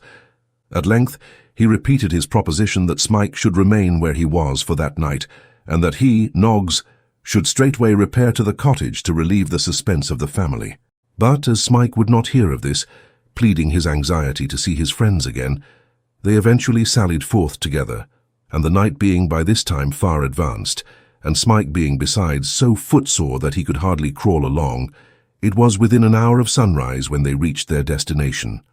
At the first sound of their voices outside the house, Nicholas, who had passed a sleepless night, devising schemes for the recovery of his lost charge, started from his bed and joyfully admitted them. There was so much noisy conversation and congratulation and indignation that the remainder of the family were soon awakened, and Smike received a warm and cordial welcome, not only from Kate, but from Mrs. Nickleby also, who assured him of her future favour and regard, and was so obliging as to relate, for his entertainment and that of the assembled circle, a most remarkable account extracted from some work the name of which she had never known, of a miraculous escape from some prison, but what one she couldn't remember, effected by an officer whose name she had forgotten, confined for some crime which she didn't clearly recollect. At first Nicholas was disposed to give his uncle credit for some portion of this bold attempt, which had so nearly proved successful, to carry off Smike. But on more mature consideration, he was inclined to think that the full merit of it rested with Mr. Squeers. Determined to ascertain, if he could through John Browdie, how the case really stood, he betook himself to his daily occupation, meditating as he went on a great variety of schemes for the punishment of the Yorkshire schoolmaster, all of which had their foundation in the strictest principles of retributive justice, and had but the one drawback of being wholly impracticable. "A fine morning, Mr. Linkinwater," said Nicholas, entering the office. "Ah," replied Tim, "talk of the country indeed. What do you think of this now for a day, a London day, eh?" "It's a little clearer out of town," said Nicholas. "Clearer?" echoed Tim Linkinwater. "You should see it from my bedroom window." "You should see it from mine," replied Nicholas with a smile. "Pooh, pooh," said Tim Linkinwater. "Don't tell me. Country." Bow was quite a rustic place to Tim. "Nonsense. What can you get in the country but new-laid eggs and flowers? I can buy new-laid eggs in Leadenhall Market any morning before breakfast, and as to flowers, it's worth a run upstairs to smell my mignonette, or to see the double wallflower in the back attic window at number 6, in the court." "There is a double wallflower at number 6 in the court, is there?" said Nicholas. "Yes, is there?" replied Tim, "and planted in a cracked jug without a spout. There were hyacinths there this last spring, blossoming in, but you'll laugh at that, of course." "At what?" "At their blossoming in old blacking bottles," said Tim. "Not I, indeed," returned Nicholas. Tim looked wistfully at him for a moment, as if he were encouraged by the tone of this reply to be more communicative on the subject, and sticking behind his ear a pen that he had been making, and shutting up his knife with a smart click, said, "They belong to a sickly, bedridden, humpbacked boy, and seem to be the only pleasure, Mr. Nickleby, of his sad existence." "How many years is it," said Tim, pondering, "since I first noticed him, quite a little child, dragging himself about on a pair of tiny crutches?" Well, not many, but though they would appear nothing if I thought of other things, they seem a long, long time when I think of him. It is a sad thing," said Tim, breaking off, "to see a little deformed child sitting apart from other children who are active and merry, watching the games he is denied the power to share in. He made my heart ache very often." "It is a good heart," said Nicholas, "that disentangles itself from the close avocations of every day to heed such things." "You were saying—" "That the flowers belong to this poor boy," said Tim, "that's all. When it is fine weather and he can crawl out of bed, he draws a chair close to the window and sits there, looking at them and arranging them all day long. He used to nod at first, and then we came to speak. Formerly, when I called to him of a morning and asked him how he was, he would smile and say, 'Better.' But now he shakes his head and only bends more closely over his old plants. It must be dull to watch the dark housetops and the flying clouds for so many months, but he is very patient." "Is there nobody in the house to cheer or help him?" asked Nicholas. "His father lives there, I believe," replied Tim, "and other people too, but no one seems to care much for the poor, sickly cripple. I have asked him very often if I can do nothing for him. His answer is always the same: nothing. His voice is growing weak of late, but I can see that he makes the old reply. He can't leave his bed now, so they have moved it close beside the window, and there he lies all day, now looking at the sky, and now at his flowers, which he still makes shift to trim and water, with his own thin hands. At night, when he sees my candle, he draws back his curtain and leaves it so till I am in bed.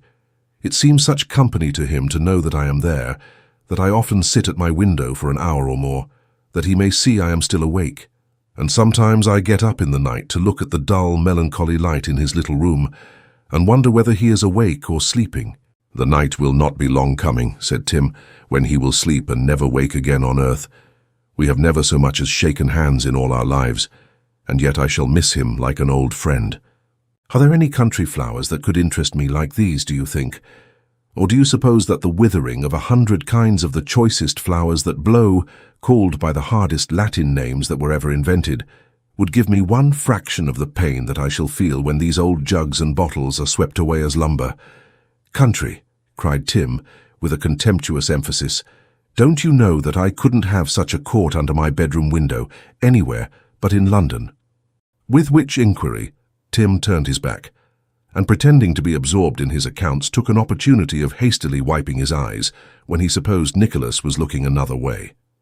Whether it was that Tim's accounts were more than usually intricate that morning, or whether it was that his habitual serenity had been a little disturbed by these recollections, it so happened that when Nicholas returned from executing some commission and inquired whether Mr. Charles Cheeryble was alone in his room, Tim promptly and without the smallest hesitation replied in the affirmative, although somebody had passed into the room not 10 minutes before, and Tim took especial and particular pride in preventing any intrusion on either of the brothers when they were engaged with any visitor whatever.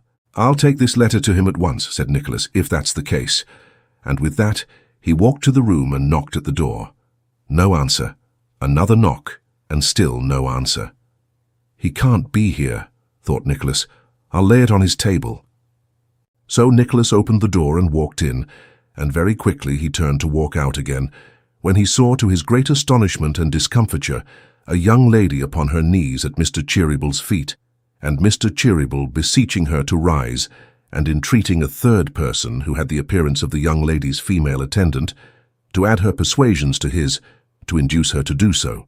Nicholas stammered out an awkward apology, and was precipitately retiring, when the young lady, turning her head a little, presented to his view the features of the lovely girl whom he had seen at the register office on his first visit long before. Glancing from her to the attendant, he recognized the same clumsy servant who had accompanied her then, and between his admiration of the young lady's beauty and the confusion and surprise of this unexpected recognition, he stood stock still, in such a bewildered state of surprise and embarrassment that for the moment he was quite bereft of the power either to speak or move. "My dear ma'am, my dear young lady," cried Brother Charles in violent agitation, "pray don't, not another word, I beseech and entreat you. I implore you, I beg of you to rise. We are not alone."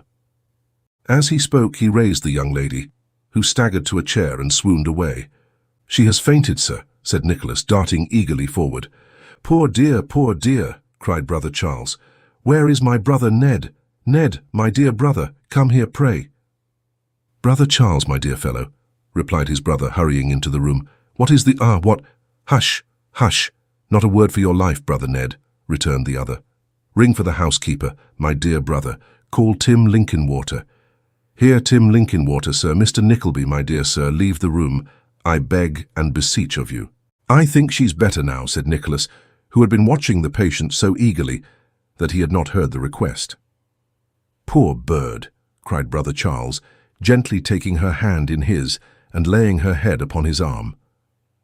"Brother Ned, my dear fellow, you will be surprised, I know, to witness this in business hours, but—" Here he was again reminded of the presence of Nicholas, and shaking him by the hand, earnestly requested him to leave the room and to send Tim Linkinwater without an instant's delay.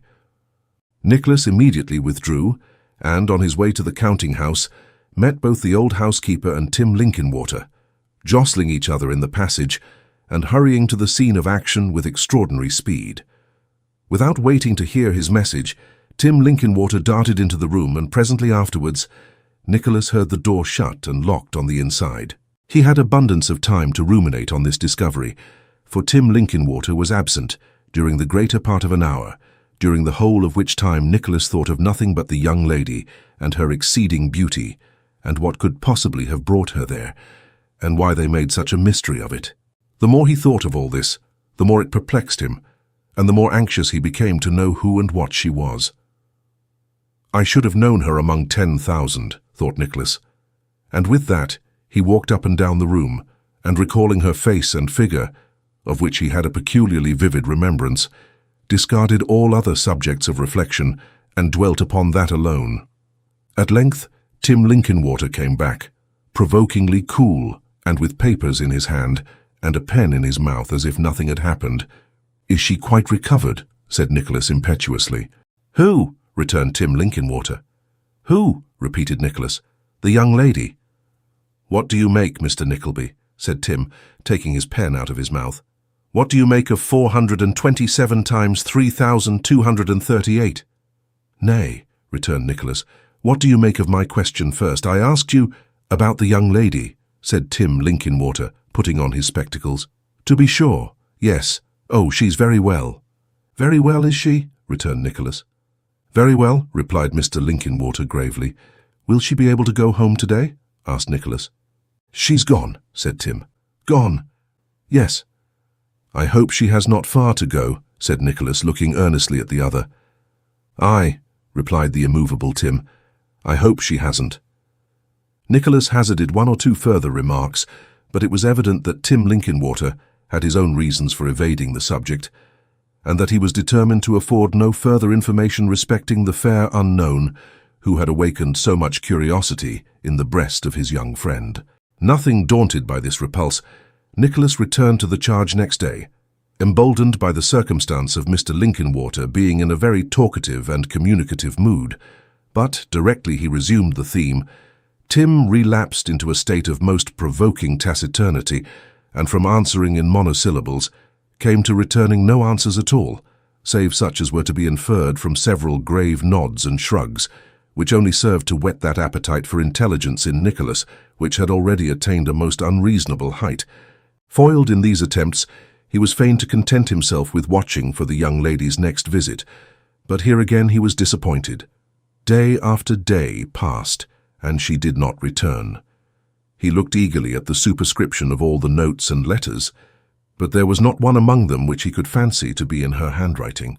On 2 or 3 occasions he was employed on business which took him to a distance, and had formerly been transacted by Tim Linkinwater. Nicholas could not help suspecting that, for some reason or other, he was sent out of the way on purpose, and that the young lady was there in his absence. Nothing transpired, however, to confirm this suspicion, and Tim could not be entrapped into any confession or admission tending to support it in the smallest degree. Mystery and disappointment are not absolutely indispensable to the growth of love, but they are very often its powerful auxiliaries. Out of sight, out of mind, is well enough as a proverb applicable to cases of friendship, though absence is not always necessary to hollowness of heart. Even between friends, and truth and honesty, like precious stones, are perhaps most easily imitated at a distance, when the counterfeits often pass for real. Love, however, is very materially assisted by a warm and active imagination, which has a long memory and will thrive for a considerable time on very slight and sparing food. Thus it is that it often attains its most luxuriant growth in separation, and under circumstances of the utmost difficulty. And thus it was that Nicholas, thinking of nothing but the unknown young lady, from day to day and from hour to hour, began at last to think that he was very desperately in love with her, and that never was such an ill-used and persecuted lover as he. Still, though he loved and languished after the most orthodox models, and was only deterred from making a confidant of Kate by the slight considerations of having never, in all his life, spoken to the object of his passion, and having never set eyes upon her, except on 2 occasions, on both of which she had come and gone like a flash of lightning, or, as Nicholas himself said, in the numerous conversations he held with himself, like a vision of youth and beauty much too bright to last. His ardour and devotion remained without its reward. The young lady appeared no more, so there was a great deal of love wasted, enough indeed to have set up 6 young gentlemen as times go with the utmost decency, and nobody was a bit the wiser for it, not even Nicholas himself, who on the contrary became more dull, sentimental and lackadaisical every day. While matters were in this state, the failure of a correspondent of the brothers Cheeryble in Germany imposed upon Tim Linkinwater and Nicholas the necessity of going through some very long and complicated accounts extending over a considerable space of time. To get through them with the greater dispatch, Tim Linkinwater proposed that they should remain at the counting-house for a week or so until 10 o'clock at night. To this, as nothing damped the zeal of Nicholas in the service of his kind patrons, not even romance, which has seldom business habits, he cheerfully assented. On the very first night of these later hours, at 9 exactly, there came, not the young lady herself, but her servant, who, being closeted with brother Charles for some time, went away and returned next night at the same hour, and on the next, and on the next again. These repeated visits inflamed the curiosity of Nicholas to the very highest pitch. Tantalized and excited, beyond all bearing, and unable to fathom the mystery without neglecting his duty, he confided the whole secret to Newman Noggs, imploring him to be on the watch next night, to follow the girl home, to set on foot such inquiries relative to the name, condition, and history of her mistress as he could without exciting suspicion, and to report the result to him with the least possible delay. Beyond all measure proud of this commission, Newman Noggs took up his post in the square on the following evening, a full hour before the needful time, and planting himself behind the pump and pulling his hat over his eyes, began his watch with an elaborate appearance of mystery, admirably calculated to excite the suspicion of all beholders. Indeed, divers servant girls who came to draw water, and sundry little boys who stopped to drink at the ladle, were almost scared out of their senses by the apparition of Newman Noggs looking stealthily round the pump, with nothing of him visible but his face, and that wearing the expression of a meditative ogre. Punctual to her time, the messenger came again, and after an interview of rather longer duration than usual, departed.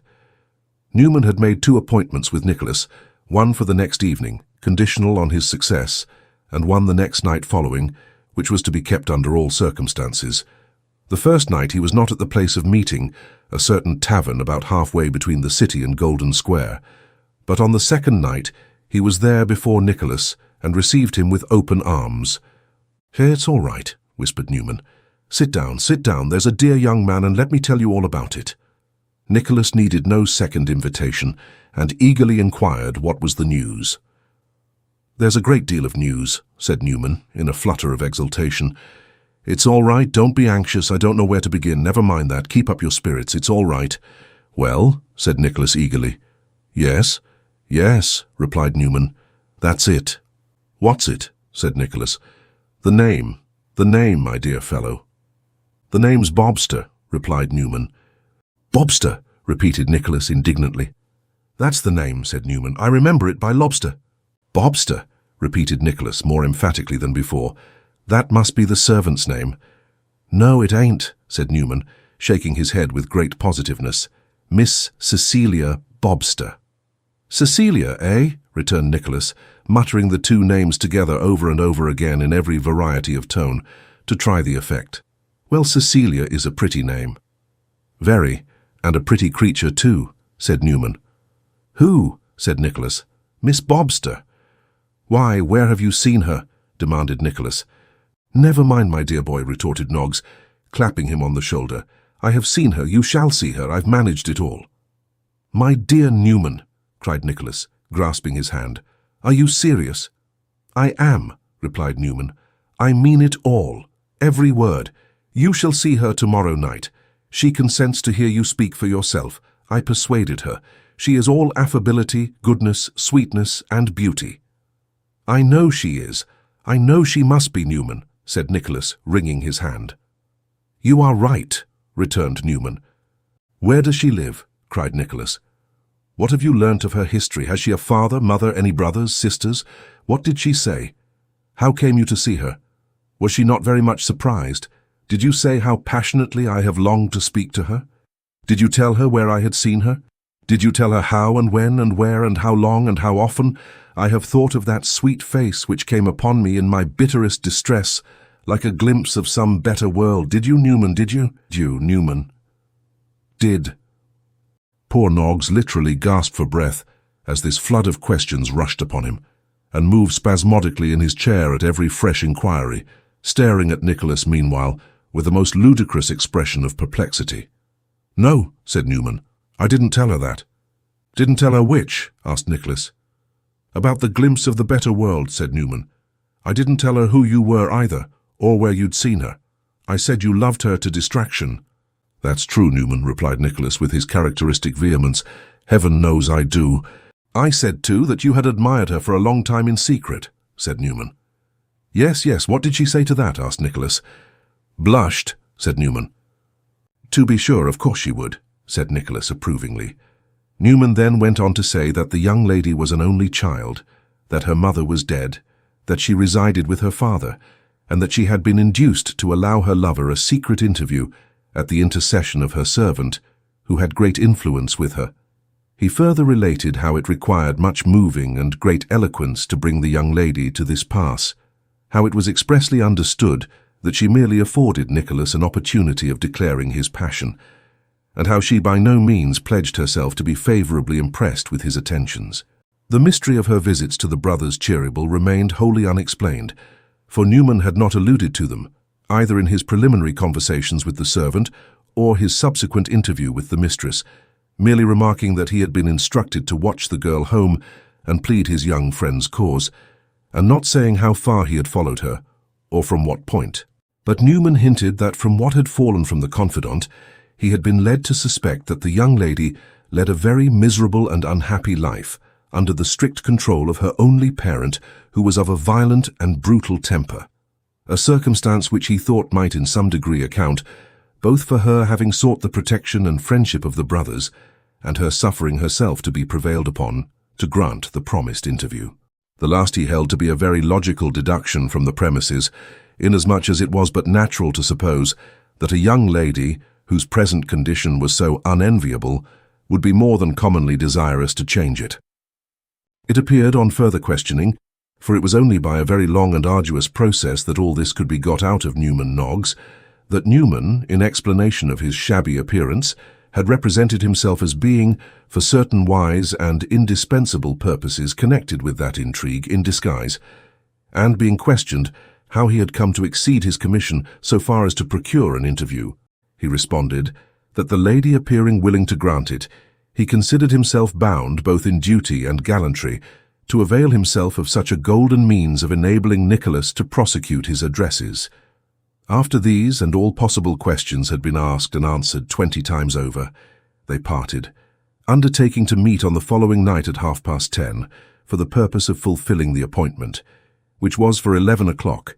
Things come about very strangely, thought Nicholas as he walked home. I never contemplated anything of this kind, never dreamt of the possibility of it. To know something of the life of one in whom I felt such interest, to see her in the street, to pass the house in which she lived, to meet her sometimes in her walks, to hope that a day might come when I might be in a condition to tell her of my love, this was the utmost extent of my thoughts. Now, however, but I should be a fool indeed to repine at my own good fortune. Still Nicholas was dissatisfied, and there was more in the dissatisfaction than mere revulsion of feeling. He was angry with the young lady for being so easily won. Because, reasoned Nicholas, it is not as if she knew it was I, but it might have been anybody, which was certainly not pleasant. The next moment he was angry with himself for entertaining such thoughts, arguing that nothing but goodness could dwell in such a temple, and that the behavior of the brothers sufficiently showed the estimation in which they held her. The fact is, she's a mystery altogether, said Nicholas. This was not more satisfactory than his previous course of reflection, and only drove him out upon a new sea of speculation and conjecture, where he tossed and tumbled in great discomfort of mind, until the clock struck 10, and the hour of meeting drew nigh. Nicholas had dressed himself with great care, and even Newman Noggs had trimmed himself up a little, his coat presenting the phenomenon of 2 consecutive buttons, and the supplementary pins being inserted at tolerably regular intervals. He wore his hat too in the newest taste, with a pocket handkerchief in the crown, and a twisted end of it straggling out behind after the fashion of a pigtail, though he could scarcely lay claim to the ingenuity of inventing this latter decoration, inasmuch as he was utterly unconscious of it, being in a nervous and excited condition which rendered him quite insensible to everything but the great object of the expedition. They traversed the streets in profound silence, and after walking at a round pace for some distance, arrived in one of a gloomy appearance and very little frequented, near the Edgware Road. "Number 12, said Newman. "Oh," replied Nicholas, looking about him. "Good street?" said Newman. "Yes," returned Nicholas. "Rather dull." Newman made no answer to this remark, but, halting abruptly, planted Nicholas with his back to some area railings, and gave him to understand that he was to wait there without moving hand or foot, until it was satisfactorily ascertained that the coast was clear.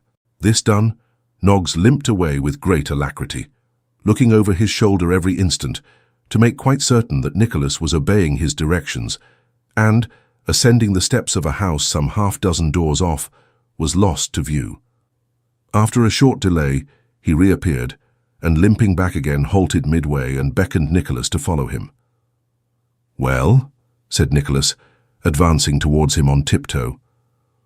"All right," replied Newman in high glee. "All ready. Nobody at home. Couldn't be better. Ha! Ha!"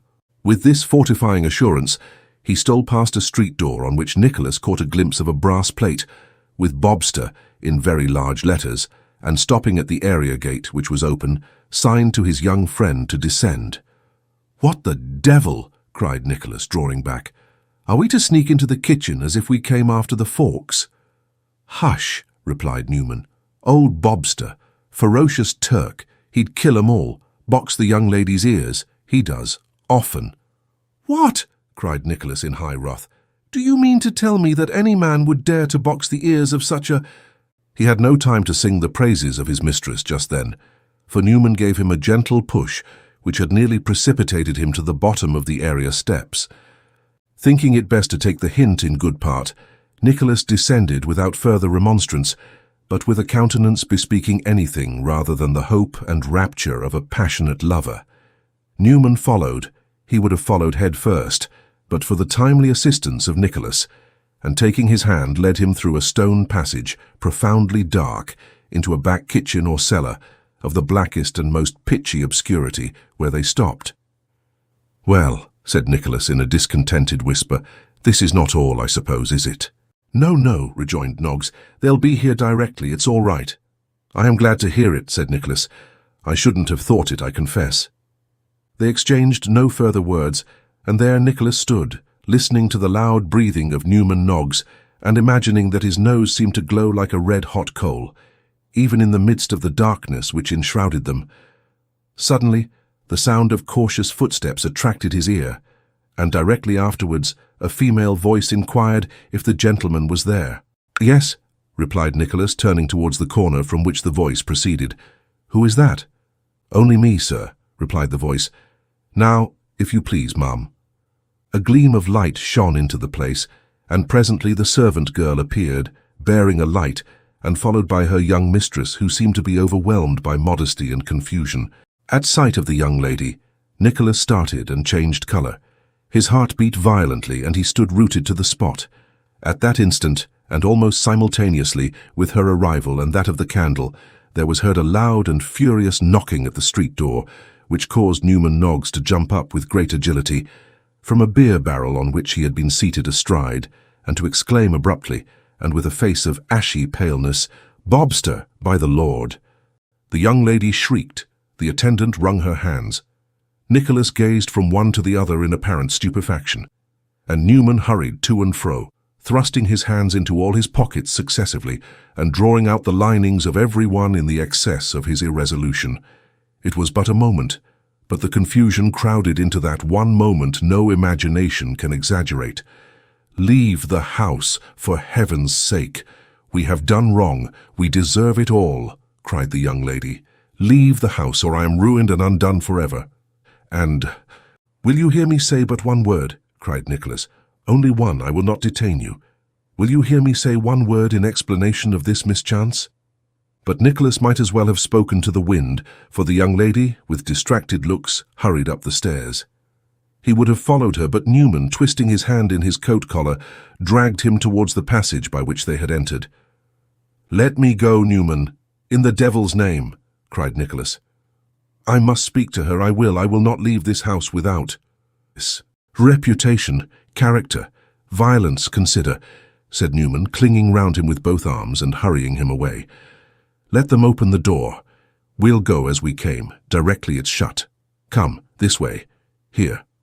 Overpowered by the remonstrances of Newman, and the tears and prayers of the girl, and the tremendous knocking above, which had never ceased, Nicholas allowed himself to be hurried off, and precisely as Mr. Bobster made his entrance by the street door, he and Noggs made their exit by the area gate. They hurried away through several streets without stopping or speaking. At last they halted and confronted each other with blank and rueful faces. "Never mind," said Newman, gasping for breath. "Don't be cast down. It's all right. More fortunate next time. It couldn't be helped. I did my part." "Excellently," replied Nicholas, taking his hand. "Excellently, and like the true and zealous friend you are.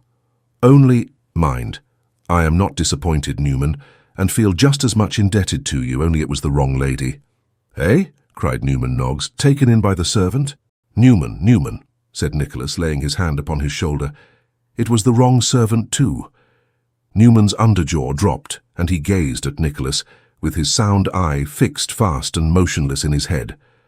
"Don't take it to heart," said Nicholas. "It's of no consequence. You see, I don't care about it. You followed the wrong person, that's all." That was all.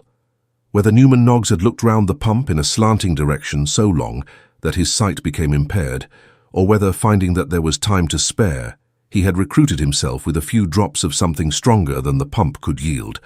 By whatsoever means it had come to pass, this was his mistake, and Nicholas went home to brood upon it, and to meditate upon the charms of the unknown young lady, now as far beyond his reach as ever. Chapter 41, containing some romantic passages between Mrs. Nickleby and the gentleman in the small clothes next door. Ever since her last momentous conversation with her son, Mrs. Nickleby had begun to display unusual care in the adornment of her person, gradually superadding to those staid and matronly habiliments, which had up to that time formed her ordinary attire, a variety of embellishments and decorations, slight perhaps in themselves, but, taken together, and considered with reference to the subject of her disclosure, of no mean importance. Even her black dress assumed something of a deadly lively air from the jaunty style in which it was worn, and eked out as its lingering attractions were, by a prudent disposal here and there of certain juvenile ornaments of little or no value, which had for that reason alone escaped the general wreck and been permitted to slumber peacefully in odd corners of old drawers and boxes where daylight seldom shone. Her mourning garments assumed quite a new character. From being the outward tokens of respect and sorrow for the dead, they became converted into signals of very slaughterous and killing designs upon the living. Mrs. Nickleby might have been stimulated to this proceeding by a lofty sense of duty and impulses of unquestionable excellence. She might by this time have become impressed with the sinfulness of long indulgence in unavailing woe, or the necessity of setting a proper example of neatness and decorum to her blooming daughter. Considerations of duty and responsibility apart, the change might have taken its rise in feelings of the purest and most disinterested charity. The gentleman next door had been vilified by Nicholas, rudely stigmatized as a dotard and an idiot, and for these attacks upon his understanding, Mrs. Nickleby was in some sort accountable. She might have felt that it was the act of a good Christian to show by all means in her power that the abused gentleman was neither the one nor the other. And what better means could she adopt towards so virtuous and laudable an end than proving to all men in her own person that his passion was the most rational and reasonable in the world, and just the very result of all others, which discreet and thinking persons might have foreseen, from her incautiously displaying her matured charms, without reserve, under the very eye, as it were, of an ardent and too susceptible man. "Ah," said Mrs. Nickleby, gravely shaking her head, "if Nicholas knew what his poor dear papa suffered before we were engaged, when I used to hate him, he would have a little more feeling. Shall I ever forget the morning I looked scornfully at him when he offered to carry my parasol, or that night when I frowned at him? It was a mercy he didn't emigrate. It very nearly drove him to it." Whether the deceased might not have been better off if he had emigrated in his bachelor days was a question which his relict did not stop to consider, for Kate entered the room with her workbox in this stage of her reflections, and a much slighter interruption or no interruption at all would have diverted Mrs. Nickleby's thoughts into a new channel at any time. "Kate, my dear," said Mrs. Nickleby, "I don't know how it is, but a fine, warm summer day like this, with the birds singing in every direction, always puts me in mind of roast pig with sage and onion sauce and made gravy." "That's a curious association of ideas, is it not, Mamma?" "Upon my word, my dear, I don't know," replied Mrs. Nickleby. "Roast pig, let me see. On the day 5 weeks after you were christened, we had a roast. No, that couldn't have been a pig either, because I recollect there were a pair of them to carve. And your poor papa and I could never have thought of sitting down to 2 pigs. They must have been partridges. Roast pig. I hardly think we ever could have had one, now I come to remember, for your papa could never bear the sight of them in the shops, and used to say that they always put him in mind of very little babies, only the pigs had much fairer complexions, and he had a horror of little babies too, because he couldn't very well afford any increase to his family, and had a natural dislike to the subject. It's very odd now what can have put that in my head. I recollect dining once at Mrs. Bevan's, in that broad street round the corner by the coachmakers, where the tipsy man fell through the cellar flap of an empty house nearly a week before the quarter day, and wasn't found till the new tenant went in. And we had roast pig there. It must be that, I think. That reminds me of it. Especially as there was a little bird in the room that would keep on singing all the time of dinner. At least not a little bird, for it was a parrot, and he didn't sing exactly, for he talked and swore dreadfully, but I think it must be that. Indeed, I am sure it must. Shouldn't you say so, my dear? I should say there was not a doubt about it, Mamma, returned Kate, with a cheerful smile. No, but do you think so, Kate? Said Mrs. Nickleby with as much gravity as if it were a question of the most imminent and thrilling interest. If you don't, say so at once, you know, because it's just as well to be correct, particularly on a point of this kind, which is very curious and worth settling while one thinks about it. Kate laughingly replied that she was quite convinced, and as her mamma still appeared undetermined, whether it was not absolutely essential that the subject should be renewed, proposed that they should take their work into the summer-house and enjoy the beauty of the afternoon. Mrs. Nickleby readily assented, and to the summer-house they repaired without further discussion. Well, I will say, observed Mrs. Nickleby as she took her seat, that there never was such a good creature as Smike. Upon my word, the pains he has taken in putting this little arbour to rights and training the sweetest flowers about it are beyond anything I could have. I wish he wouldn't put all the gravel on your side, Kate, my dear, though, and leave nothing but mould for me. Dear mamma, returned Kate hastily, take this seat, do, to oblige me, mamma. No, indeed, my dear, I shall keep my own side, said Mrs. Nickleby. Well, I declare, Kate looked up inquiringly. If he hasn't been, said Mrs. Nickleby, and got from somewhere or other a couple of roots of those flowers that I said I was so fond of the other night, and asked you if you were not— no, that you said you were so fond of the other night and asked me if I wasn't. It's the same thing. Now, upon my word, I take that as very kind and attentive indeed. I don't see, added Mrs. Nickleby, looking narrowly about her, any of them on my side, but I suppose they grow best near the gravel. You may depend upon it they do, Kate, and that's the reason they are all near you, and he has put the gravel there because it's the sunny side. Upon my word, that's very clever now. I shouldn't have had half as much thought myself. Mamma, said Kate, bending over her work so that her face was almost hidden, before you were married— Dear me, Kate, interrupted Mrs. Nickleby, what in the name of goodness graciousness makes you fly off to the time before I was married, when I'm talking to you about his thoughtfulness and attention to me? You don't seem to take the smallest interest in the garden. Oh, mamma, said Kate, raising her face again, you know I do. Well then, my dear, why don't you praise the neatness and prettiness with which it's kept, said Mrs. Nickleby. How very odd you are, Kate. I do praise it, mamma, answered Kate gently. Poor fellow, I scarcely ever hear you, my dear, retorted Mrs. Nickleby. That's all I've got to say. By this time the good lady had been a long while upon one topic, so she fell at once into her daughter's little trap, if trap it were, and inquired what she had been going to say. About what, mamma? Said Kate, who had apparently quite forgotten her diversion. Law, Kate, my dear, returned her mother, why, you're asleep or stupid, about the time before I was married. Oh, yes, said Kate, I remember. I was going to ask mamma, before you were married, had you many suitors? Suitors, my dear, cried Mrs. Nickleby with a smile of wonderful complacency. First and last, Kate, I must have had a dozen at least. Mamma, returned Kate in a tone of remonstrance. I had indeed, my dear, said Mrs. Nickleby.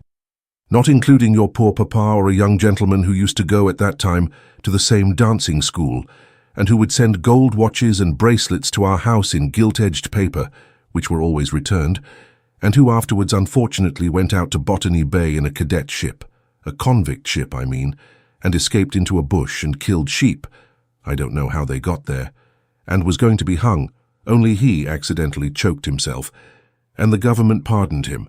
Then there was young Lukin, said Mrs. Nickleby, beginning with her left thumb and checking off the names on her fingers. Mogley, Tipslark, Cabaret, Smithser. Having now reached her little finger, Mrs. Nickleby was carrying the account over to the other hand when a loud hem, which appeared to come from the very foundation of the garden wall, gave both herself and her daughter a violent start. Mamma, what was that? Said Kate in a low tone of voice. Upon my word, my dear, returned Mrs. Nickleby, considerably startled. Unless it was the gentleman belonging to the next house, I don't know what it could possibly— Hem! cried the same voice, and that, not in the tone of an ordinary clearing of the throat, but in a kind of bellow, which woke up all the echoes in the neighbourhood, and was prolonged to an extent which must have made the unseen bellower quite black in the face. I understand it now, my dear, said Mrs. Nickleby. laying her hand on Kate's. "Don't be alarmed, my love, it's not directed to you, and is not intended to frighten anybody. Let us give everybody their due, Kate. I am bound to say that." So saying, Mrs. Nickleby nodded her head and patted the back of her daughter's hand a great many times, and looked as if she could tell something vastly important if she chose, but had self-denial, thank heaven, and wouldn't do it. "What do you mean, Mama?" demanded Kate in evident surprise. "Don't be flurried, my dear," replied Mrs. Nickleby, looking towards the garden wall. "For you see I'm not, and if it would be excusable in anybody to be flurried, it certainly would, under all the circumstances, be excusable in me. But I am not, Kate, not at all." "It seems designed to attract our attention, Mamma," said Kate. "It is designed to attract our attention, my dear, at least," rejoined Mrs. Nickleby, drawing herself up and patting her daughter's hand more blandly than before, "to attract the attention of one of us. You needn't be at all uneasy, my dear."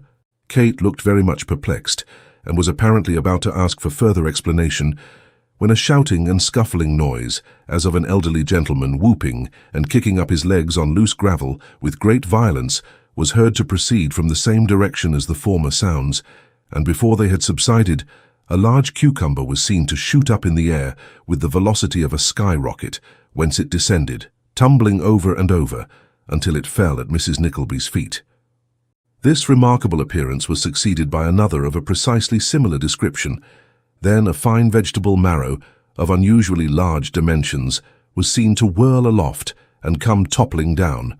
Then several cucumbers shot up together, and finally the air was darkened by a shower of onions, turnip radishes, and other small vegetables, which fell rolling and scattering and bumping about in all directions.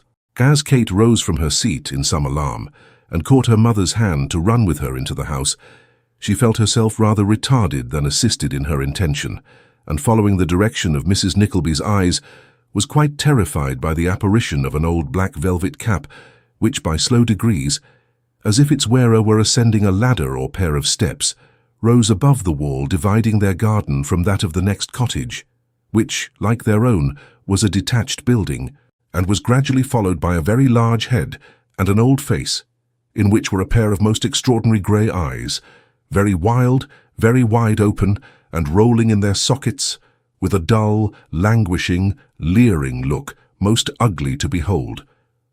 "Mamma!" cried Kate, really terrified for the moment. "Why do you stop? Why do you lose an instant? Mamma, pray come in." "Kate, my dear," returned her mother, still holding back, "how can you be so foolish? I'm ashamed of you. How do you suppose you are ever to get through life if you're such a coward as this?" "What do you want, sir?" said Mrs. Nickleby, addressing the intruder with a sort of simpering displeasure. "How dare you look into this garden?" "Queen of my soul," replied the stranger, folding his hands together, "this goblet sip." "Nonsense, sir," said Mrs. Nickleby. "Kate, my love, pray be quiet." "Won't you sip the goblet?" urged the stranger with his head imploringly on one side and his right hand on his breast. "Oh, do sip the goblet." "I shall not consent to do anything of the kind, sir," said Mrs. Nickleby. "Pray, begone."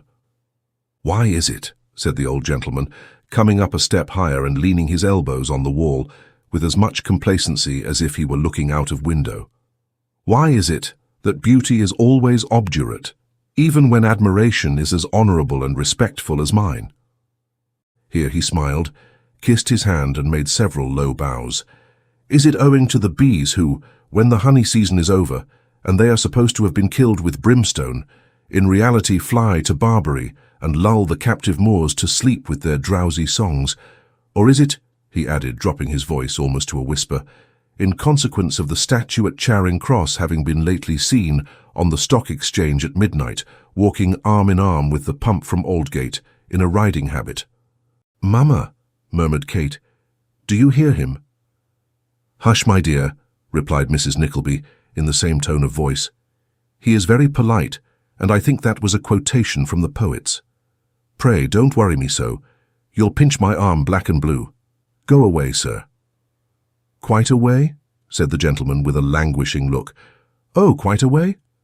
"Yes," returned Mrs. Nickleby, "certainly. You have no business here. This is private property, sir. You ought to know that." "I do know," said the old gentleman, laying his finger on his nose with an air of familiarity, most reprehensible, "that this is a sacred and enchanted spot, where the most divine charms," here he kissed his hand and bowed again, "waft mellifluousness over the neighbours' gardens, and force the fruit and vegetables into premature existence. That fact I am acquainted with. But will you permit me, fairest creature, to ask you one question, in the absence of the planet Venus, who has gone on business to the Horse Guards, and would otherwise, jealous of your superior charms, interpose between us?" "Kate," observed Mrs. Nickleby, turning to her daughter, "it's very awkward, positively. I really don't know what to say to this gentleman. One ought to be civil, you know." "Dear mamma," rejoined Kate, "don't say a word to him, but let us run away as fast as we can, and shut ourselves up till Nicholas comes home." Mrs. Nickleby looked very grand, not to say contemptuous, at this humiliating proposal, and turning to the old gentleman, who had watched them during these whispers with absorbing eagerness, said, "If you will conduct yourself, sir, like the gentleman I should imagine you to be, from your language and appearance, quite the counterpart of your grandpapa Kate, my dear, in his best days, and will put your question to me in plain words, I will answer it." If Mrs. Nickleby's excellent papa had borne, in his best days, a resemblance to the neighbour now looking over the wall, he must have been, to say the least, a very queer-looking old gentleman in his prime. Perhaps Kate thought so, for she ventured to glance at his living portrait with some attention, as he took off his black velvet cap, and, exhibiting a perfectly bald head, made a long series of bows, each accompanied with a fresh kiss of the hand. After exhausting himself to all appearance with this fatiguing performance, he covered his head once more, pulled the cap very carefully over the tips of his ears, and resuming his former attitude said, "The question is—" Here he broke off to look round in every direction, and satisfy himself beyond all doubt that there were no listeners near. Assured that there were not, he tapped his nose several times, accompanying the action with a cunning look, as though congratulating himself on his caution, and stretching out his neck, said in a loud whisper, "Are you a princess?" "You are mocking me, sir," replied Mrs. Nickleby, making a feint of retreating towards the house. "No, but are you?" said the old gentleman. "You know I am not, sir," replied Mrs. Nickleby. "Then are you any relation to the Archbishop of Canterbury?" inquired the old gentleman with great anxiety, "or to the Pope of Rome, or the Speaker of the House of Commons? Forgive me if I am wrong, but I was told you were niece to the Commissioners of Paving, and daughter-in-law to the Lord Mayor and Court of Common Council, which would account for your relationship to all three." "Whoever has spread such reports, sir," returned Mrs. Nickleby with some warmth, "has taken great liberties with my name, and one which I am sure my son Nicholas, if he was aware of it, would not allow for an instant. The idea," said Mrs. Nickleby, drawing herself up, "niece to the Commissioners of Paving." "Pray, mamma, come away," whispered Kate. "Pray, mamma." "Nonsense, Kate," said Mrs. Nickleby angrily, "but that's just the way. If they had said I was niece to a piping bullfinch, what would you care?" "But I have no sympathy," whimpered Mrs. Nickleby. "I don't expect it, that's one thing." "Tears!" cried the old gentleman, with such an energetic jump that he fell down 2 or 3 steps and grated his chin against the wall. "Catch the crystal globules, catch 'em, bottle 'em up, cork 'em tight, put sealing wax on the top, seal 'em with a cupid, label 'em best quality, and stow 'em away in the 14 bin with a bar of iron on the top to keep the thunder off." Issuing these commands, as if there were a dozen attendants all actively engaged in their execution, he turned his velvet cap inside out, put it on with great dignity so as to obscure his right eye and 3/4 of his nose, and sticking his arms akimbo, looked very fiercely at a sparrow hard by till the bird flew away, when he put his cap in his pocket with an air of great satisfaction, and addressed himself with respectful demeanour to Mrs. Nickleby. "Beautiful madam," such were his words, "if I have made any mistake with regard to your family or connections, I humbly beseech you to pardon me. If I supposed you to be related to foreign powers or native boards, it is because you have a manner, a carriage, a dignity, which you will excuse my saying that none but yourself, with the single exception perhaps of the tragic muse when playing extemporaneously on the barrel organ before the East India Company, can parallel. I am not a youth, ma'am, as you see, and although beings like you can never grow old, I venture to presume that we are fitted for each other." "Really, Kate, my love," said Mrs. Nickleby faintly and looking another way. "I have estates, ma'am," said the old gentleman, flourishing his right hand negligently, as if he made very light of such matters, and speaking very fast. "Jewels, lighthouses, fish-ponds, a whalery of my own in the North Sea, and several oyster-beds of great profit in the Pacific Ocean. If you will have the kindness to step down to the Royal Exchange and to take the cocked hat off the stoutest beadle's head, you will find my card in the lining of the crown, wrapped up in a piece of blue paper. My walking stick is also to be seen on application to the chaplain of the House of Commons, who is strictly forbidden to take any money for showing it. I have enemies about me, ma'am."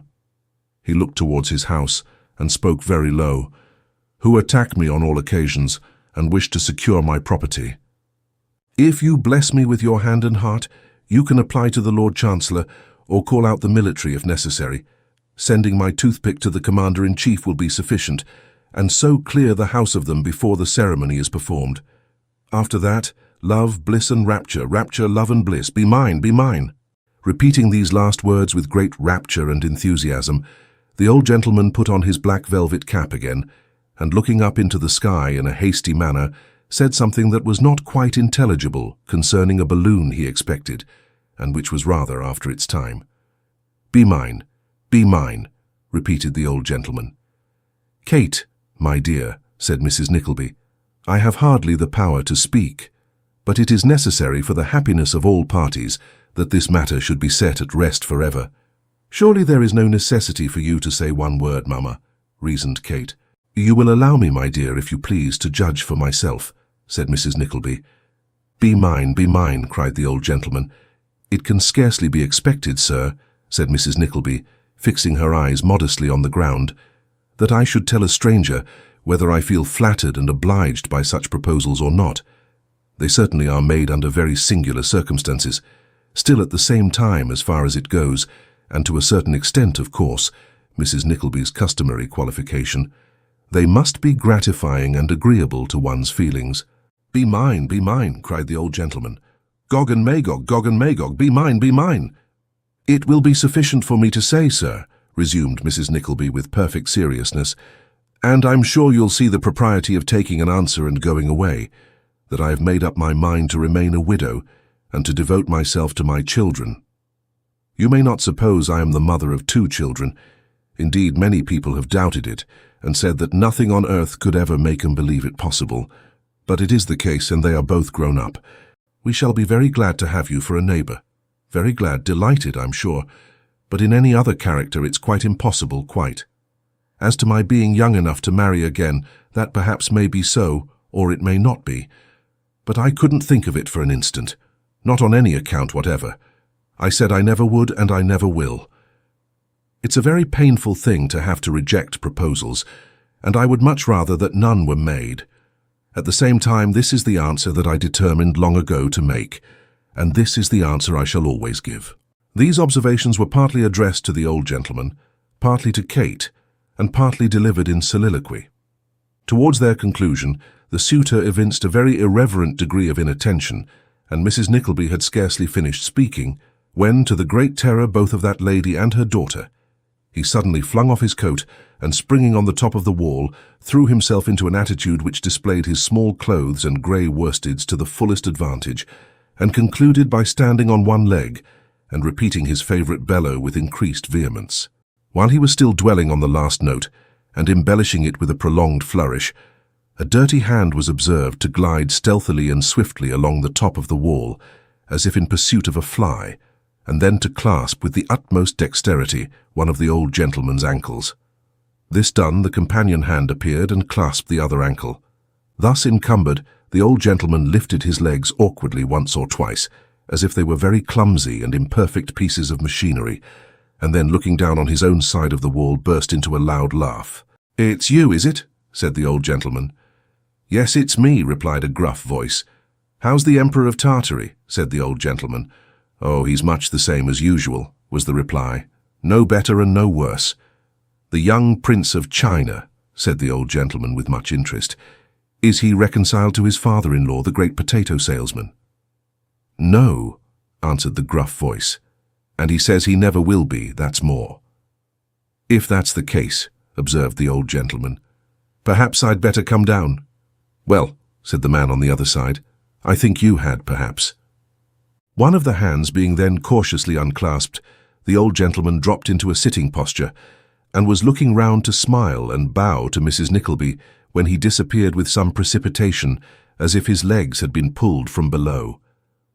Very much relieved by his disappearance, Kate was turning to speak to her mamma when the dirty hands again became visible, and were immediately followed by the figure of a coarse, squat man who ascended by the steps which had been recently occupied by their singular neighbour. "Beg your pardon, ladies," said this newcomer, grinning and touching his hat. "Has he been making love to either of you?" "Yes," said Kate.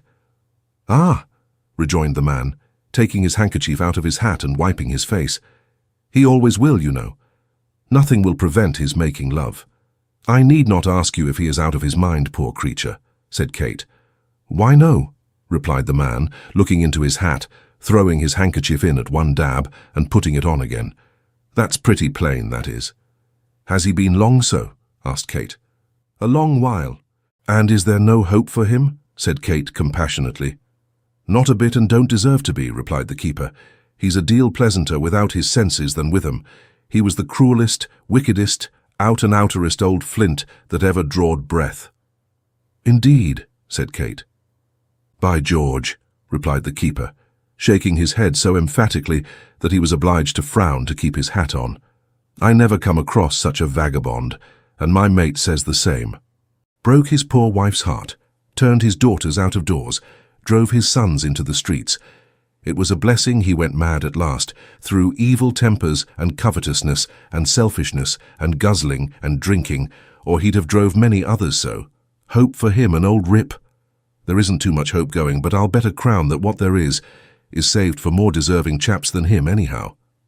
With which confession of his faith, the keeper shook his head again, as much as to say that nothing short of this would do, if things were to go on at all, and touching his hat sulkily, not that he was in an ill humour, but that his subject ruffled him, descended the ladder and took it away.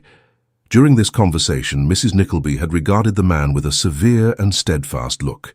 She now heaved a profound sigh, and pursing up her lips, shook her head in a slow and doubtful manner. "Poor creature," said Kate. "Ah, poor indeed," rejoined Mrs. Nickleby. "It's shameful that such things should be allowed, shameful." "How can they be helped, mamma?" said Kate mournfully. "The infirmities of nature." "Nature," said Mrs. Nickleby. "What? Do you suppose this poor gentleman is out of his mind? Can anybody who sees him entertain any other opinion, mamma?" "Why then, I just tell you this, Kate," returned Mrs. Nickleby, "that he is nothing of the kind, and I'm surprised you can be so imposed upon. It's some plot of these people to possess themselves of his property. Didn't he say so himself? He may be a little odd and flighty, perhaps. Many of us are that, but downright mad. And express himself as he does respectfully and in quite poetical language, and making offers with so much thought and care and prudence, not as if he ran into the streets and went down upon his knees to the first chit of a girl he met, as a madman would. No, no, Kate. There's a great deal too much method in his madness. Depend upon that, my dear. Chapter 42, illustrative of the convivial sentiment that the best of friends must sometimes part. The pavement of Snow Hill had been baking and frying all day in the heat, and the twain Saracens' heads guarding the entrance to the hostelry of whose name and sign they are the duplicate presentments, looked or seemed, in the eyes of jaded and footsore passers-by, to look more vicious than usual, after blistering and scorching in the sun, when, in one of the inn's smallest sitting-rooms, through whose open window there rose in a palpable steam wholesome exhalations from reeking coach-horses, the usual furniture of a tea-table was displayed in neat and inviting order, flanked by large joints of roast and boiled, a tongue, a pigeon pie, a cold fowl, a tankard of ale, and other little matters of the like kind, which, in degenerate towns and cities, are generally understood to belong more particularly to solid lunches, stagecoach dinners, or unusually substantial breakfasts. Mr. John Browdie, with his hands in his pockets, hovered restlessly about these delicacies, stopping occasionally to whisk the flies out of the sugar basin with his wife's pocket handkerchief, or to dip a teaspoon in the milk pot and carry it to his mouth, or to cut off a little knob of crust and a little corner of meat and swallow them at 2 gulps like a couple of pills. After every one of these flirtations with the eatables, he pulled out his watch and declared with an earnestness quite pathetic that he couldn't undertake to hold out 2 minutes longer. "Tilly," said John to his lady, who was reclining half awake and half asleep upon a sofa. "Well, John?" "Well, John," retorted her husband impatiently. "Dost thou feel hungry, lass?" "Not very," said Mrs. Browdie. "Not very," repeated John, raising his eyes to the ceiling. "Hear her say not very, and us dining at 3 and loonching off past 3 that aggravates a mon stead of pacifying him, not very." "Here's a gentleman for you, sir," said the waiter, looking in. "A what for me?" cried John, as though he thought it must be a letter or a parcel. "A gentleman, sir." "Stars and Garthers, chap," said John. "What dost thou coom and say thot for in Wibbon? Are you at home, sir?" "At home," cried John. "I wish I were. I'd a tea'd 2 hour ago. Why, I told to the chap to look sharp outside door, and tell un directly he come that we were faint wi' hunger. In with un, aha, thee hond, Mr. Nickleby. This is nigh to be the prudest day of my life, sir. Who be all wi' ye? Ding. But I'm glad o' this." Quite forgetting even his hunger in the heartiness of his salutation, John Browdie shook Nicholas by the hand again and again, slapping his palm with great violence between each shake to add warmth to the reception. "Ah, there she be," said John, observing the look which Nicholas directed towards his wife. "There she be, we shan't quarrel about her noo, eh?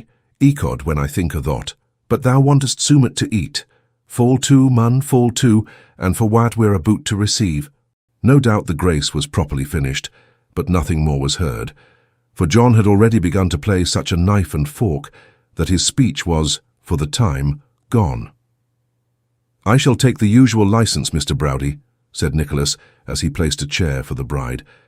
"Tak whatever thou likest," said John, "and when as gain, car for more." Without stopping to explain, Nicholas kissed the blushing Mrs. Browdie and handed her to her seat. "I say," said John, rather astounded for the moment, "make theeself quite at womb, Willie." "You may depend upon that," replied Nicholas, "on one condition." "And what may that be?" asked John. "That you make me a godfather the very first time you have occasion for one." "Hey, d'ye hear thot?" cried John, laying down his knife and fork. "A godfeyther, ha ha ha, Tilly, here Tillan, a godfeyther.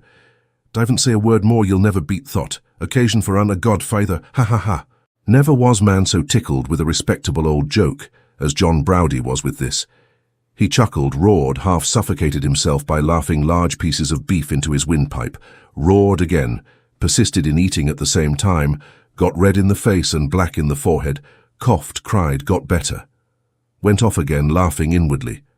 Got worse, choked, had his back thumped, stamped about, frightened his wife, and at last recovered in a state of the last exhaustion, and with the water streaming from his eyes but still faintly ejaculating, a godfeyther, Tilly," in a tone bespeaking an exquisite relish of the sally which no suffering could diminish. "You remember the night of our first tea-drinking," said Nicholas. "Shall I e'er forget it, mun?" replied John Browdie. "He was a desperate fellow that night, though, was he not, Mrs. Browdie?" said Nicholas. "Quite a monster. If you had only heard him as we were going home, Mr. Nickleby, you'd have said so indeed," returned the bride. "I never was so frightened in all my life." Coom," said John, with a broad grin. "Thou know'st better than thought, Tilly." "So I was," replied Mrs. Browdie. "I almost made up my mind never to speak to you again." "A'most," said John, with a broader grin than the last. "A'most made up her mind, and she were coaxing and wheedling o' the blessed way. 'Where didst thou let yon chap make oop tivy for?' says I. 'I deedn't, John,' says she, a squeeging my arm. 'You deedn't,' says I. 'Noa,' says she, a squeeging of me Aegean. 'Law, John,' interposed his pretty wife, colouring very much. 'How can you talk such nonsense, as if I should have dreamt of such a thing?' 'I do not know whether thou'd ever dreamt of it, though I think that's like enough, mind,' retorted John. 'But thou didst it.' "You're a fecal, changeable weathercock lass," says I. "Not fecal, John," says she. "Yes," says I, "fecal, damned fecal. Dinnot tell me thou bean't efter yon chap at schoolmeaster's," says I. "Him," says she, quite screeching. "Ah, him," says I. "Why, John," says she, and she coom a deal closer and squedged a deal harder than she'd deen afore. "Dost thou think it's natural noo, that having such a proper man as thou to keep company wi', I'd ever take up with such a leetle scanty whipper-snapper as yon?" she says. "Ha, ha, ha," she said, "whipper-snapper. Ecod," I says, "efter thought, neem the day, and let's have it our. Ha, ha, ha." Nicholas laughed very heartily at this story, both on account of its telling against himself, and his being desirous to spare the blushes of Mrs. Browdie, whose protestations were drowned in peals of laughter from her husband. His good nature soon put her at her ease, and although she still denied the charge, she laughed so heartily at it that Nicholas had the satisfaction of feeling assured that in all essential respects it was strictly true. "This is the second time," said Nicholas, "that we have ever taken a meal together, and only third I have ever seen you, and yet it really seems to me as if I were among old friends." "Weel," observed the Yorkshireman, "so I say." "And I am sure I do," added his young wife. "I have the best reason to be impressed with the feeling, mind," said Nicholas, "for if it had not been for your kindness of heart, my good friend, when I had no right or reason to expect it, I know not what might have become of me or what plight I should have been in by this time." "Talk about summat else," replied John gruffly, "and dinnot bother." "It must be a new song to the same tune then," said Nicholas, smiling. "I told you in my letter that I deeply felt and admired your sympathy with that poor lad, whom you released at the risk of involving yourself in trouble and difficulty. But I can never tell you how grateful he and I, and others whom you don't know, are to you for taking pity on him." "Hercod," rejoined John Browdie, drawing up his chair, "and I can never tell you who grateful soom folks that we do know would be likewise, if they knowed I had taken pity on him." "Ah!" exclaimed Mrs. Browdie, "what a state I was in that night." "Were they at all disposed to give you credit for assisting in the escape?" inquired Nicholas of John Browdie. "Not a bit," replied the Yorkshireman, extending his mouth from ear to ear. "There I lay snoog in schoolmeaster's bed long after it was dark, and nobody coom nigh the police. Well, thinks I, he's got a pretty good start, and if he bean't whom by noo he never will be, so you may coom as quick as you like and find us ready. That is, you know, schoolmeaster might coom." "I understand," said Nicholas. "Presently," resumed John, "he did coom. I heard door shut downstairs and him a-walking oop in the dark. 'Slow and steady,' I says to myself. 'Take your time, sir. No hurry.' He cooms to the door, turns the key when there want nothing to hold the lock, and cays out, 'Hallo there.' 'Yes,' thinks I, 'you may do that again and not whacking anybody, sir.' 'Hallo there,' he says, and then he stops. 'Thou'd better not aggravate me,' says schoolmeaster, efter a little time. 'I'll break every bone in your body, Smike,' he says, efter another little time. Then all of a sudden he sings out for a light, and when it cooms, ecod, such a holy-boly. 'What's the matter?' says I. 'He's gane,' says he, stark mad with vengeance. 'Have you heard naught?' 'Ees,' says I. 'I heard street door shut, no time atter ago. I heard a person run down there,' pointing t'other way. 'Eh?' 'Help,' he cries. 'I'll help you,' says I, and off we set, the wrong way. 'Ho, ho, ho!' 'Did you go far?' asked Nicholas. 'Far,' replied John. 'I run him clean off his legs in quarter of an hour, to see old schoolmeaster without his hat, skimming along oop to his knees in mud and wather, tumbling over fences, and rowling into ditches, and bawling out like mad with his one eye looking sharp out for the lad, and his coat-tails flying out behind, and him spattered with mud all over face and all, I that I should ha' dropped doon, and killed myself with laughing." John laughed so heartily at the mere recollection that he communicated the contagion to both his hearers, and all three burst into peals of laughter, which were renewed again and again until they could laugh no longer. "He's a bad un," said John, wiping his eyes. "A very bad un is schoolmeaster. I can't bear the sight of him, John," said his wife. "Coom," retorted John, "thot's tidy in you, thot is. If it went along o' you, we shouldn't know naught aboot un. Thou knowed un first, Tilly, didn't thou?" "I couldn't help knowing Fanny Squeers, John," returned his wife. "She was an old playmate of mine, you know." "Weel," replied John, "Dean't I say so, lass? It's best to be neighbourly, and keep up old acquaintance like. And what I say is, dean't quarrel if he can help it. Do not think so, Mr. Nickleby." "Certainly," returned Nicholas, "and you acted upon that principle when I meet you on horseback on the road, after our memorable evening." "Surely," said John. "What I say, I stick by." "And that's a fine thing to do, and manly too," said Nicholas, "though it's not exactly what we understand by coming Yorkshire over us, in London. Miss Squeers is stopping with you, you said in your note." "Yes," replied John, "Tilly's bridesmaid, and a queer bridesmaid she be too. She won't be a bride in a hurry, I reckon." "For shame, John," said Mrs. Browdie, with an acute perception of the joke, though, being a bride herself. "The groom will be a blessed mun," said John, his eyes twinkling at the idea. "He'll be in luck, he will." "Do you see, Mr. Nickleby," said his wife, "that it was in consequence of her being here that John wrote to you and fixed tonight, because we thought that it wouldn't be pleasant for you to meet after what has passed." "Unquestionably. You were quite right in that," said Nicholas, interrupting. "Especially," observed Mrs. Browdie, looking very sly, "after what we know about past and gone love matters." "We know indeed," said Nicholas, shaking his head. "You behaved rather wickedly there, I suspect." "Oh, of course she did," said John Browdie, passing his huge forefinger through one of his wife's pretty ringlets and looking very proud of her. "She were always as skittish and full of tricks as a—" "Well, as a what?" said his wife. "As a woman," returned John. "Ding, but I do not know aught else that cooms near it."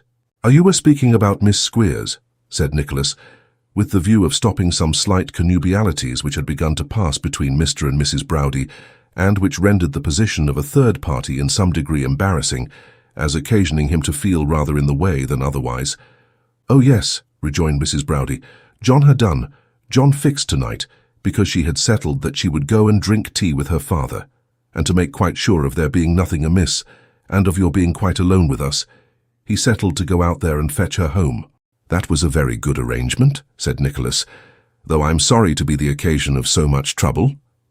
"Not the least in the world," returned Mrs. Browdie, "for we have looked forward to see you, John and I have, with the greatest possible pleasure. Do you know, Mr. Nickleby," said Mrs. Browdie with her archest smile, "that I really think Fanny Squeers was very fond of you."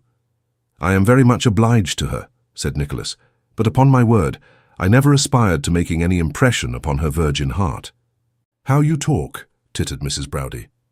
"No, but do you know that really, seriously now and without any joking, I was given to understand by Fanny herself that you had made an offer to her, and that you two were going to be engaged quite solemn and regular." "Was you, ma'am, was you?" cried a shrill female voice. "Was you given to understand that I was going to be engaged to an assassinating thief that shed the gore of my pa? Do you think, ma'am, that I was very fond of such dirt beneath my feet as I couldn't condescend to touch with kitchen tongs, without blacking and crocking myself by the contract? Do you, ma'am? Do you? Oh, base and degrading Tilda!" With these reproaches, Miss Squeers flung the door wide open and disclosed to the eyes of the astonished Browdies and Nicholas not only her own symmetrical form, arrayed in the chaste white garments before described, a little dirtier, but the form of her brother and father, the pair of Wackfords. "This is the hend, is it?" continued Miss Squeers, who, being excited, aspirated her H's strongly. "This is the hend, is it, of all my forbearance and friendship for that double-faced thing, that viper, that mermaid?" Miss Squeers hesitated a long time for this last epithet, and brought it out triumphantly at last, as if it quite clinched the business. "This is the hend, is it, of all my bearing with her deceitfulness, her lowness, her falseness, her laying herself out to catch the admiration of vulgar minds in a way which made me blush for my gender," suggested Mr. Squeers, regarding the spectators with a malevolent eye, literally a malevolent eye. "Yes," said Miss Squeers, "but I thank my stars that my ma is of the same—" "Hear, hear," remarked Mr. Squeers, "and I wish she was here to have a scratch at this company." "This is the hend, is it?" said Miss Squeers, tossing her head and looking contemptuously at the floor, "of my taking notice of that rubbishing creature and demeaning myself to patronize her." "Oh, come," rejoined Mrs. Browdie, disregarding all the endeavours of her spouse to restrain her, and forcing herself into a front row. "Don't talk such nonsense as that." "Have I not patronized you, ma'am?" demanded Miss Squeers. "No," returned Mrs. Browdie. "I will not look for blushes in such a quarter," said Miss Squeers haughtily, "for that countenance is a stranger to everything but ignominiousness and red-faced boldness." "I say," interposed John Browdie, nettled by these accumulated attacks on his wife, "dry it mild, dry it mild." "You, Mr. Browdie," said Miss Squeers, taking him up very quickly, "I pity. I have no feeling for you, sir, but one of unliquidated pity." "Oh," said John. "No," said Miss Squeers, looking sideways at her parent. "Although I am a queer bridesmaid, and shan't be a bride in a hurry, and although my husband will be in luck, I entertain no sentiments towards you, sir, but sentiments of pity." Here Miss Squeers looked sideways at her father again, who looked sideways at her, as much as to say, "There you had him." "I know what you've got to go through," said Miss Squeers, shaking her curls violently. "I know what life is before you, and if you was my bitterest and deadliest enemy, I could wish you nothing worse." "Couldn't you wish to be married to him yourself, if that was the case?" inquired Mrs. Browdie with great suavity of manner. "Oh, ma'am, how witty you are," retorted Miss Squeers with a low curtsy. "Almost as witty, ma'am, as you are clever.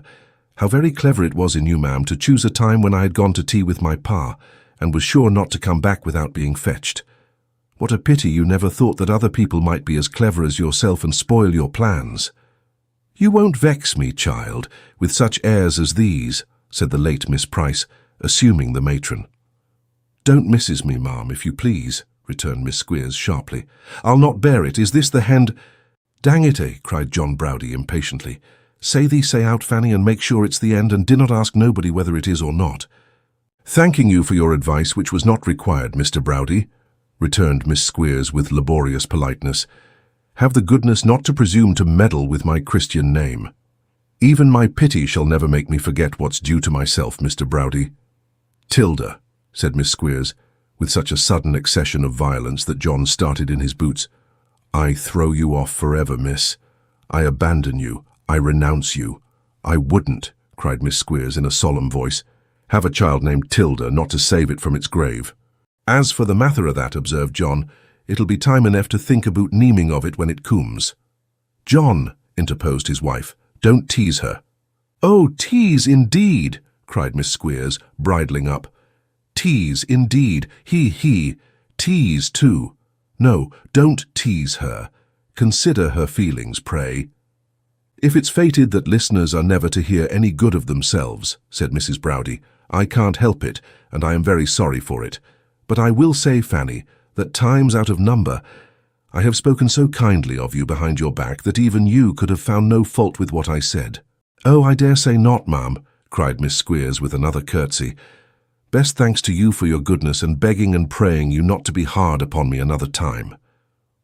"I don't know," resumed Mrs. Browdie, "that I have said anything very bad of you even now. At all events, what I did say was quite true, but if I have, I'm very sorry for it, and I beg your pardon. You have said much worse of me scores of times, Fanny, but I've never borne any malice to you, and I hope you'll not bear any to me."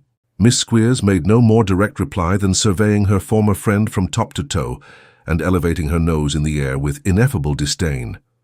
But some indistinct allusions to a puss and a minx and a contemptible creature escaped her, and this, together with a severe biting of the lips, great difficulty in swallowing, and very frequent comings and goings of breath, seemed to imply that feelings were swelling in Miss Squeers's bosom, too great for utterance. While the foregoing conversation was proceeding, Master Wackford, finding himself unnoticed and feeling his preponderating inclinations strong upon him, had by little and little sidled up to the table and attacked the food with such slight skirmishing as drawing his fingers round and round the inside of the plates, and afterwards sucking them with infinite relish, picking the bread and dragging the pieces over the surface of the butter, pocketing lumps of sugar, pretending all the time to be absorbed in thought, and so forth. Finding that no interference was attempted with these small liberties, he gradually mounted to greater, and after helping himself to a moderately good cold collation, was by this time deep in the pie. Nothing of this had been unobserved by Mr. Squeers, who, so long as the attention of the company was fixed upon other objects, hugged himself to think that his son and heir should be fattening at the enemy's expense. But there being now an appearance of a temporary calm, in which the proceedings of little Wackford could scarcely fail to be observed, he feigned to be aware of the circumstance for the first time, and inflicted upon the face of that young gentleman a slap that made the very teacups ring. "Eating," cried Mr. Squeers, "of what his father's enemies has left. It's fit to go and poison you, you unnatural boy." "It won't hurt him," said John, apparently very much relieved by the prospect of having a man in the quarrel. "Let un eat. I wish the whole school was here. I'd give 'em summat to stay their unfortunate stomachs with if I spent the last penny I had." Squeers scowled at him with the worst and most malicious expression of which his face was capable. It was a face of remarkable capability too in that way, and shook his fist stealthily. "Come, schoolmeaster," said John, "do not make a fool of thyself, for if I was to sheik mine only once, thou'd fadoon with a wind to it." "It was you, was it," returned Squeers, "that helped off my runaway boy? It was you, was it?" "Me," returned John in a loud tone. "Yes, it wa me, cum watter that, it wa me, nu then." "You hear him say he did it, my child," said Squeers, appealing to his daughter. "You hear him say he did it." "Did it?" cried John. "I'll tell 'ee more, hear this too. If thou'd got another runaway boy, I'd do it again. If thou'd got 20 runaway boys, I'd do it 20 times o'er, and 20 more to thought. And I tell thee more," said John, "nu my blood is oop, that thou'rt an old rascal, and that it's weel for thou beest an old un, or I'd ha' poonded thee to flour when thou told an honest man who thou'd licked that poor chap into corch." "An honest man!" cried Squeers with a sneer. "Ah, an honest man," replied John. "Honest in aught but ever putting legs under seam table with such as thou." "Scandal," said Squeers exultingly. "2 witnesses to it. Wackford knows the nature of an oath, he does. We shall have you there, sir. Rascal, eh?" Mr. Squeers took out his pocket-book and made a note of it. "Very good. I should say that was worth full £20 at the next assizes, without the honesty, sir." "Soizes," cried John. "Thou'd better not talk to me o' soizes. Yorkshire schools have been shown up at soizes afore noo, man, and it's a ticklish subject to revive, I can tell ye." Mr. Squeers shook his head in a threatening manner, looking very white with passion, and taking his daughter's arm and dragging little Wackford by the hand, retreated towards the door. "As for you," said Squeers, turning round and addressing Nicholas, who, as he had caused him to smart pretty soundly on a former occasion, purposely abstained from taking any part in the discussion, "see if I ain't down upon you before long. You'll go a-kidnapping of boys, will you? Take care their fathers don't turn up, mark that, take care their fathers don't turn up, and send 'em back to me to do as I like with, in spite of you." "I am not afraid of that," replied Nicholas, shrugging his shoulders contemptuously and turning away. "Ain't you?" retorted Squeers with a diabolical look. "Now then, come along." "I leave such society with my pa for Hever," said Miss Squeers, looking contemptuously and loftily round. "I am defiled by breathing the air with such creatures, poor Mr. Browdy. He, I do pity him, that I do, he's so deluded, he, artful and designing Tilda." With this sudden relapse into the sternest and most majestic wrath, Miss Squeers swept from the room, and having sustained her dignity until the last possible moment, was heard to sob and scream and struggle in the passage. John Browdy remained standing behind the table, looking from his wife to Nicholas and back again with his mouth wide open, until his hand accidentally fell upon the tankard of ale, when he took it up, and having obscured his features therewith for some time, drew a long breath, handed it over to Nicholas, and rang the bell. "Here, waiter," said John briskly. "Look alive here. Take these things away, and let's have summat broiled for super, very comfortable and plenty o' it, at 10 o'clock. Bring soom brandy and soom wather and a pair of slippers, the largest pair in the house, and be quick aboot it." "Dash my wig," said John, rubbing his hands. "There's no ganging out to Nate noo to fetch anybody whom and ecod we'll begin to spend the evening in earnest." Chapter 43. Officiates as a kind of gentleman usher in bringing various people together. The storm had long given place to a calm the most profound, and the evening was pretty far advanced. Indeed, supper was over, and the process of digestion proceeding as favourably as, under the influence of complete tranquillity, cheerful conversation, and a moderate allowance of brandy and water, most wise men conversant with the anatomy and functions of the human frame will consider that it ought to have proceeded when the three friends, or as one might say, both in a civil and religious sense, and with proper deference and regard to the holy state of matrimony, the two friends, Mr. and Mrs. Browdie counting as no more than one, were startled by the noise of loud and angry threatenings below stairs, which presently attained so high a pitch, and were conveyed besides in language so towering, sanguinary, and ferocious, that it could hardly have been surpassed if there had actually been a Saracen's head then present in the establishment, supported on the shoulders, and surmounting the trunk of a real, live, furious, and most unappeasable Saracen.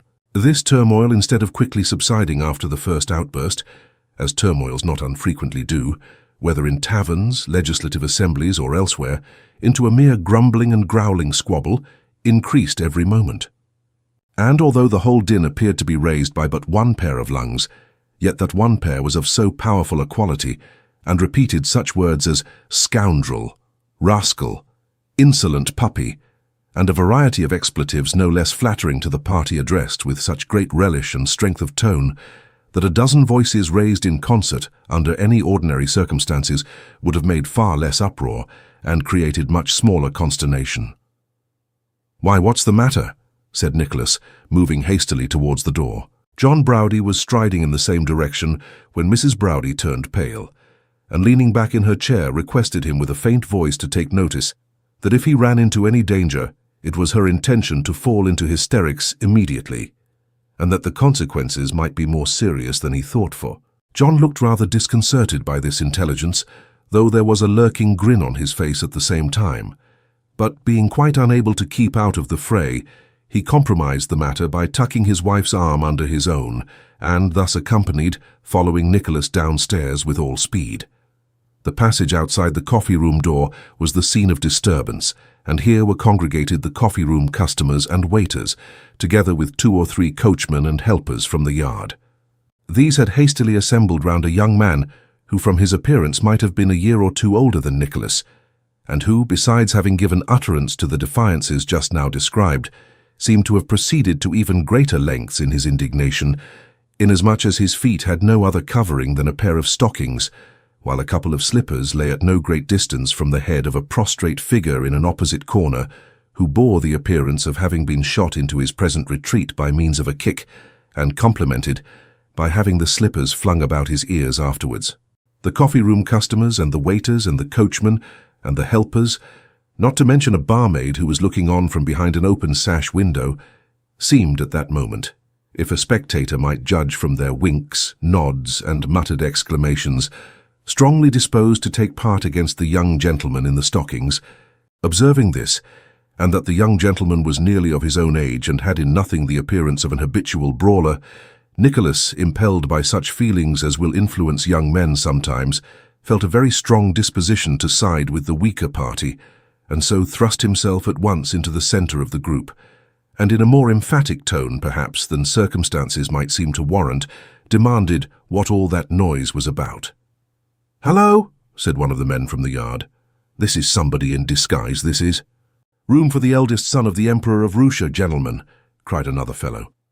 Disregarding these sallies, which were uncommonly well received, as sallies at the expense of the best-dressed persons in a crowd usually are, Nicholas glanced carelessly round, and addressing the young gentleman who had by this time picked up his slippers and thrust his feet into them, repeated his inquiries with a courteous air. "A mere nothing," he replied. At this a murmur was raised by the lookers-on, and some of the boldest cried, "Oh, indeed, wasn't it, though? Nothing, eh? He called that nothing, did he? Lucky for him if he found it nothing." These and many other expressions of ironical disapprobation having been exhausted, 2 or 3 of the out-of-door fellows began to hustle Nicholas and the young gentleman who had made the noise, stumbling against them by accident and treading on their toes and so forth. But this being a round game, and one not necessarily limited to 3 or 4 players, was open to John Browdie too, who, bursting into the little crowd, to the great terror of his wife, and falling about in all directions, now to the right, now to the left, now forwards, now backwards, and accidentally driving his elbow through the hat of the tallest helper, who had been particularly active, speedily caused the odds to wear a very different appearance. while more than one stout fellow limped away to a respectful distance, anathematizing with tears in his eyes the heavy tread and ponderous feet of the burly Yorkshireman. "Let me see him do it again," said he who had been kicked into the corner, rising as he spoke, apparently more from the fear of John Browdie's inadvertently treading upon him than from any desire to place himself on equal terms with his late adversary. "Let me see him do it again, that's all." "Let me hear you make those remarks again," said the young man, "and I'll knock that head of yours in among the wine-glasses behind you there." Here a waiter, who had been rubbing his hands in excessive enjoyment of the scene, so long as only the breaking of heads was in question, adjured the spectators with great earnestness to fetch the police, declaring that otherwise murder would be surely done, and that he was responsible for all the glass and china on the premises. "No one need trouble himself to stir," said the young gentleman. "I am going to remain in the house all night, and shall be found here in the morning if there is any assault to answer for." "What did you strike him for?" asked one of the bystanders. "What did you strike him for?" demanded the others. The unpopular gentleman looked coolly round, and addressing himself to Nicholas, said, "You inquired just now what was the matter here. The matter is simply this.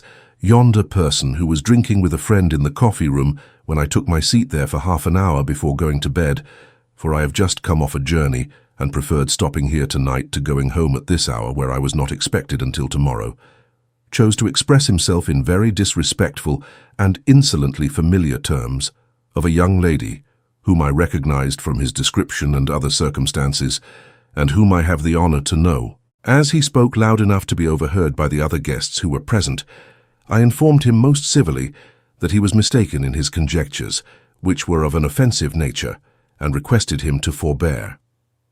He did so for a little time, but as he chose to renew his conversation when leaving the room in a more offensive strain than before, I could not refrain from making after him and facilitating his departure by a kick, which reduced him to the posture in which you saw him just now.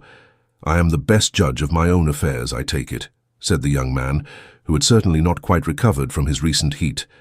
"If anybody here thinks proper to make this quarrel his own, I have not the smallest earthly objection, I do assure him." Of all possible courses of proceeding under the circumstances detailed, there was certainly not one which, in his then state of mind, could have appeared more laudable to Nicholas than this.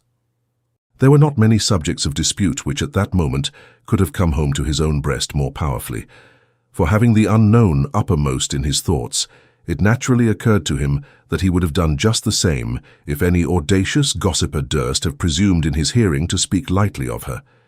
Influenced by these considerations, he espoused the young gentleman's quarrel with great warmth, protesting that he had done quite right, and that he respected him for it, which John Browdie, albeit not quite clear as to the merits, immediately protested too, with not inferior vehemence.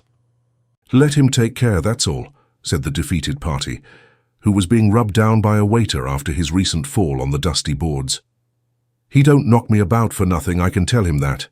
A pretty state of things, if a man isn't to admire a handsome girl without being beat to pieces for it." This reflection appeared to have great weight with the young lady in the bar, who, adjusting her cap as she spoke and glancing at a mirror, declared that it would be a very pretty state of things indeed, and that if people were to be punished for actions so innocent and natural as that, there would be more people to be knocked down than there would be people to knock them down, and that she wondered what the gentleman meant by it, that she did. "My dear girl," said the young gentleman in a low voice, advancing towards the sash window. "Nonsense, sir," replied the young lady sharply, smiling though as she turned aside and biting her lip, whereat Mrs. Browdie, who was still standing on the stairs, glanced at her with disdain and called to her husband to come away. "No, but listen to me," said the young man. "If admiration of a pretty face were criminal, I should be the most hopeless person alive, for I cannot resist one.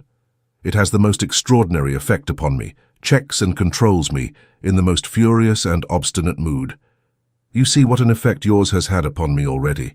"Oh, that's very pretty," replied the young lady, tossing her head. "But yes, I know it's very pretty," said the young man, looking with an air of admiration in the barmaid's face. "I said so, you know, just this moment. But beauty should be spoken of respectfully and in proper terms, and with a becoming sense of its worth and excellence, whereas this fellow has no more notion." The young lady interrupted the conversation at this point, by thrusting her head out of the bar window and inquiring of the waiter in a shrill voice whether that young man who had been knocked down was going to stand in the passage all night, or whether the entrance was to be left clear for other people. The waiters, taking the hint and communicating it to the hostlers, were not slow to change their tone too, and the result was that the unfortunate victim was bundled out in a twinkling. "I am sure I have seen that fellow before," said Nicholas. "Indeed," replied his new acquaintance. "I am certain of it," said Nicholas, pausing to reflect. "Where can I have— Stop, yes, to be sure. He belongs to a register office up at the west end of the town. I knew I recollected the face." It was indeed Tom, the ugly clerk. "That's odd enough," said Nicholas, ruminating upon the strange manner in which the register office seemed to start up and stare him in the face every now and then, and when he least expected it. "I am much obliged to you for your kind advocacy of my cause when it most needed an advocate," said the young man, laughing and drawing a card from his pocket. "Perhaps you'll do me the favor to let me know where I can thank you." Nicholas took the card, and glancing at it involuntarily as he returned the compliment, evinced very great surprise. "Mr. Frank Cheeryble," said Nicholas. "Surely not the nephew of Cheeryble Brothers, who is expected tomorrow?" "I don't usually call myself the nephew of the firm," returned Mr. Frank good-humouredly, "but of the two excellent individuals who compose it, I am proud to say I am the nephew, and you, I see, are Mr. Nickleby, of whom I have heard so much. This is a most unexpected meeting, but not the less welcome, I assure you." Nicholas responded to these compliments with others of the same kind, and they shook hands warmly. Then he introduced John Browdie, who had remained in a state of great admiration ever since the young lady in the bar had been so skillfully won over to the right side. Then Mrs. John Browdie was introduced, and finally they all went upstairs together and spent the next half-hour with great satisfaction and mutual entertainment. Mrs. John Browdie beginning the conversation by declaring that of all the made-up things she ever saw, that young woman below stairs was the vainest and the plainest. This Mr. Frank Cheeryble, although, to judge from what had recently taken place, a hot-headed young man, which is not an absolute miracle and phenomenon in nature, was a sprightly, good-humoured, pleasant fellow, with much both in his countenance and disposition that reminded Nicholas very strongly of the kind-hearted brothers. His manner was as unaffected as theirs, and his demeanour full of that heartiness which, to most people who have anything generous in their composition, is peculiarly prepossessing. Add to this that he was good-looking and intelligent, had a plentiful share of vivacity, was extremely cheerful, and accommodated himself in 5 minutes' time to all John Browdie's oddities with as much ease as if he had known him from a boy. And it will be a source of no great wonder that, when they parted for the night, he had produced a most favourable impression, not only upon the worthy Yorkshireman and his wife, but upon Nicholas also, who, revolving all these things in his mind as he made the best of his way home, arrived at the conclusion that he had laid the foundation of a most agreeable and desirable acquaintance. "But it's a most extraordinary thing about that register office fellow," thought Nicholas. "Is it likely that this nephew can know anything about that beautiful girl? When Tim Linkinwater gave me to understand the other day that he was coming to take a share in the business here, he said he had been superintending it in Germany for 4 years, and that during the last 6 months he had been engaged in establishing an agency in the north of England. That's 4 years and a half. 4 years and a half. She can't be more than 17, say 18 at the outside. She was quite a child when he went away then. I should say he knew nothing about her, and had never seen her, so he can give me no information. At all events, thought Nicholas, coming to the real point in his mind, there can be no danger of any prior occupation of her affections in that quarter. That's quite clear. Is selfishness a necessary ingredient in the composition of that passion called love, or does it deserve all the fine things which poets, in the exercise of their undoubted vocation, have said of it? There are no doubt authenticated instances of gentlemen having given up ladies, and ladies having given up gentlemen to meritorious rivals, under circumstances of great high-mindedness. But is it quite established that the majority of such ladies and gentlemen have not made a virtue of necessity, and nobly resigned what was beyond their reach? As a private soldier might register a vow never to accept the order of the Garter, or a poor curate of great piety and learning, but of no family, save a very large family of children, might renounce a bishopric. Here was Nicholas Nickleby, who would have scorned the thought of counting how the chances stood of his rising in favour or fortune with the brothers Cheeryble, now that their nephew had returned, already deep in calculations whether that same nephew was likely to rival him in the affections of the fair unknown. Discussing the matter with himself, too, as gravely as if, with that one exception, it were all settled, and recurring to the subject again and again, and feeling quite indignant and ill-used at the notion of anybody else making love to one with whom he had never exchanged a word in all his life. To be sure, he exaggerated rather than depreciated the merits of his new acquaintance, but still he took it as a kind of personal offence that he should have any merits at all, in the eyes of this particular young lady, that is, for elsewhere he was quite welcome to have as many as he pleased. There was undoubted selfishness in all this, and yet Nicholas was of a most free and generous nature, with as few mean or sordid thoughts, perhaps, as ever fell to the lot of any man. And there is no reason to suppose that, being in love, he felt and thought differently from other people in the like sublime condition. He did not stop to set on foot an inquiry into his train of thought or state of feeling, however, but went thinking on all the way home, and continued to dream on in the same strain all night. For having satisfied himself that Frank Cheeryble could have no knowledge of or acquaintance with the mysterious young lady, it began to occur to him that even he himself might never see her again, upon which hypothesis he built up a very ingenious succession of tormenting ideas which answered his purpose even better than the vision of Mr. Frank Cheeryble, and tantalized and worried him, waking and sleeping.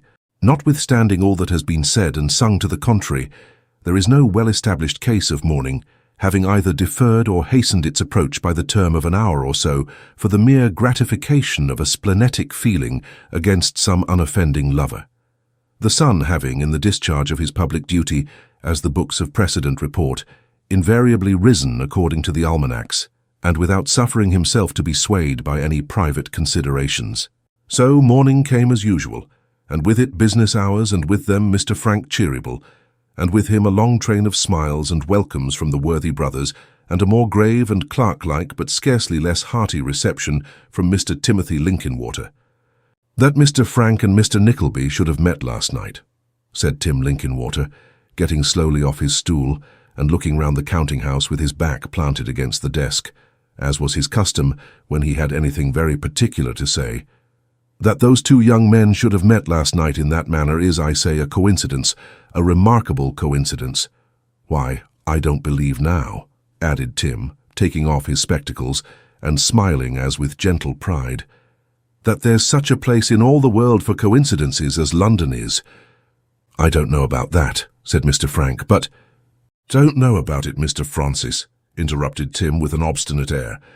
Well, but let us know, if there is any better place for such things, where is it? Is it in Europe? No, that it isn't. Is it in Asia? Why, of course it's not. Is it in Africa? Not a bit of it. Is it in America? You know better than that, at all events. Well then, said Tim, folding his arms resolutely, where is it? I was not about to dispute the point, Tim, said young Cheeryble, laughing. I am not such a heretic as that. All I was going to say was that I hold myself under an obligation to the coincidence, that's all. Oh, if you don't dispute it, said Tim, quite satisfied. That's another thing. I'll tell you what, though, I wish you had. I wish you or anybody would. I would so put that man down, said Tim, tapping the forefinger of his left hand emphatically with his spectacles. So put that man down by argument. It was quite impossible to find language to express the degree of mental prostration to which such an adventurous wight would be reduced in the keen encounter with Tim Linkinwater. So Tim gave up the rest of his declaration in pure lack of words, and mounted his stool again. We may consider ourselves, Brother Ned, said Charles after he had patted Tim Linkinwater approvingly on the back, very fortunate in having two such young men about us as our nephew Frank and Mr. Nickleby. It should be a source of great satisfaction and pleasure to us. Certainly, Charles, certainly, returned the other. Of Tim, added Brother Ned, I say nothing whatever, because Tim is a mere child, an infant, a nobody that we never think of or take into account at all. Tim, you villain. What do you say to that, sir? "I'm jealous of both of 'em," said Tim, "and mean to look out for another situation, so provide yourselves, gentlemen, if you please." Tim thought this such an exquisite, unparalleled, and most extraordinary joke that he laid his pen upon the inkstand, and rather tumbling off his stool than getting down with his usual deliberation, laughed till he was quite faint, shaking his head all the time so that little particles of powder flew palpably about the office. Nor were the brothers at all behindhand, for they laughed almost as heartily at the ludicrous idea of any voluntary separation between themselves and old Tim. Nicholas and Mr. Frank laughed quite boisterously, perhaps to conceal some other emotion awakened by this little incident, and so indeed did the three old fellows after the first burst. So perhaps there was as much keen enjoyment and relish in that laugh, altogether, as the politest assembly ever derived from the most poignant witticism uttered at any one person's expense. "Mr. Nickleby," said brother Charles, calling him aside and taking him kindly by the hand, I am anxious, my dear sir, to see that you are properly and comfortably settled in the cottage. We cannot allow those who serve us well to labour under any privation or discomfort that it is in our power to remove. I wish too to see your mother and sister, to know them, Mr. Nickleby, and have an opportunity of relieving their minds by assuring them that any trifling service we have been able to do them is a great deal more than repaid by the zeal and ardour you display. Not a word, my dear sir, I beg. Tomorrow is Sunday. I shall make bold to come out at tea-time, and take the chance of finding you at home. If you are not, you know, or the ladies should feel a delicacy in being intruded on, and would rather not be known to me just now, why I can come again another time, any other time would do for me. Let it remain upon that understanding. Brother Ned, my dear fellow, let me have a word with you this way." The twins went out of the office arm in arm, and Nicholas, who saw in this act of kindness, and many others of which he had been the subject that morning, only so many delicate renewals on the arrival of their nephew of the kind assurance which the brothers had given him in his absence, could scarcely feel sufficient admiration and gratitude for such extraordinary consideration. The intelligence that they were to have a visitor, and such a visitor next day, awakened in the breast of Mrs. Nickleby mingled feelings of exultation and regret, for whereas on the one hand she hailed it as an omen of her speedy restoration to good society and the almost forgotten pleasures of morning calls and evening tea drinkings, she could not, on the other, but reflect with bitterness of spirit on the absence of a silver teapot with an ivory knob on the lid, and a milk jug to match, which had been the pride of her heart in days of yore, and had been kept from year's end to year's end, wrapped up in wash leather on a certain top shelf which now presented itself in lively colours to her sorrowing imagination. "I wonder who's got that spice box," said Mrs. Nickleby, shaking her head. "It used to stand in the left-hand corner, next, but two to the pickled onions. You remember that spice box, Kate?"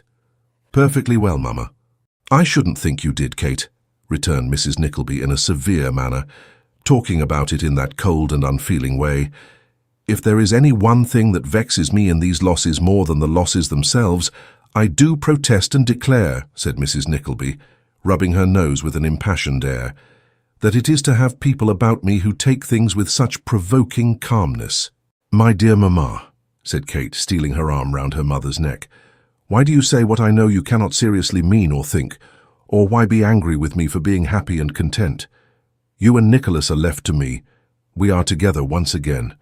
And what regard can I have for a few trifling things of which we never feel the want? When I have seen all the misery and desolation that death can bring, and known the lonesome feeling of being solitary and alone in crowds, and all the agony of separation in grief and poverty when we most needed comfort and support from each other, can you wonder that I look upon this as a place of such delicious quiet and rest that with you beside me I have nothing to wish for or regret? There was a time, and not long since, when all the comforts of our old home did come back upon me. I own very often, oftener than you would think perhaps, but I affected to care nothing for them, in the hope that you would so be brought to regret them the less. I was not insensible indeed. I might have felt happier if I had been.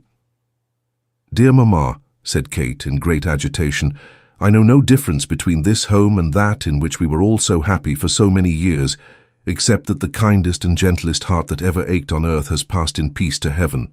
"Kate, my dear Kate," cried Mrs. Nickleby, folding her in her arms, "I have so often thought," sobbed Kate, "of all his kind words, of the last time he looked into my little room as he passed upstairs to bed and said, 'God bless you, darling.'"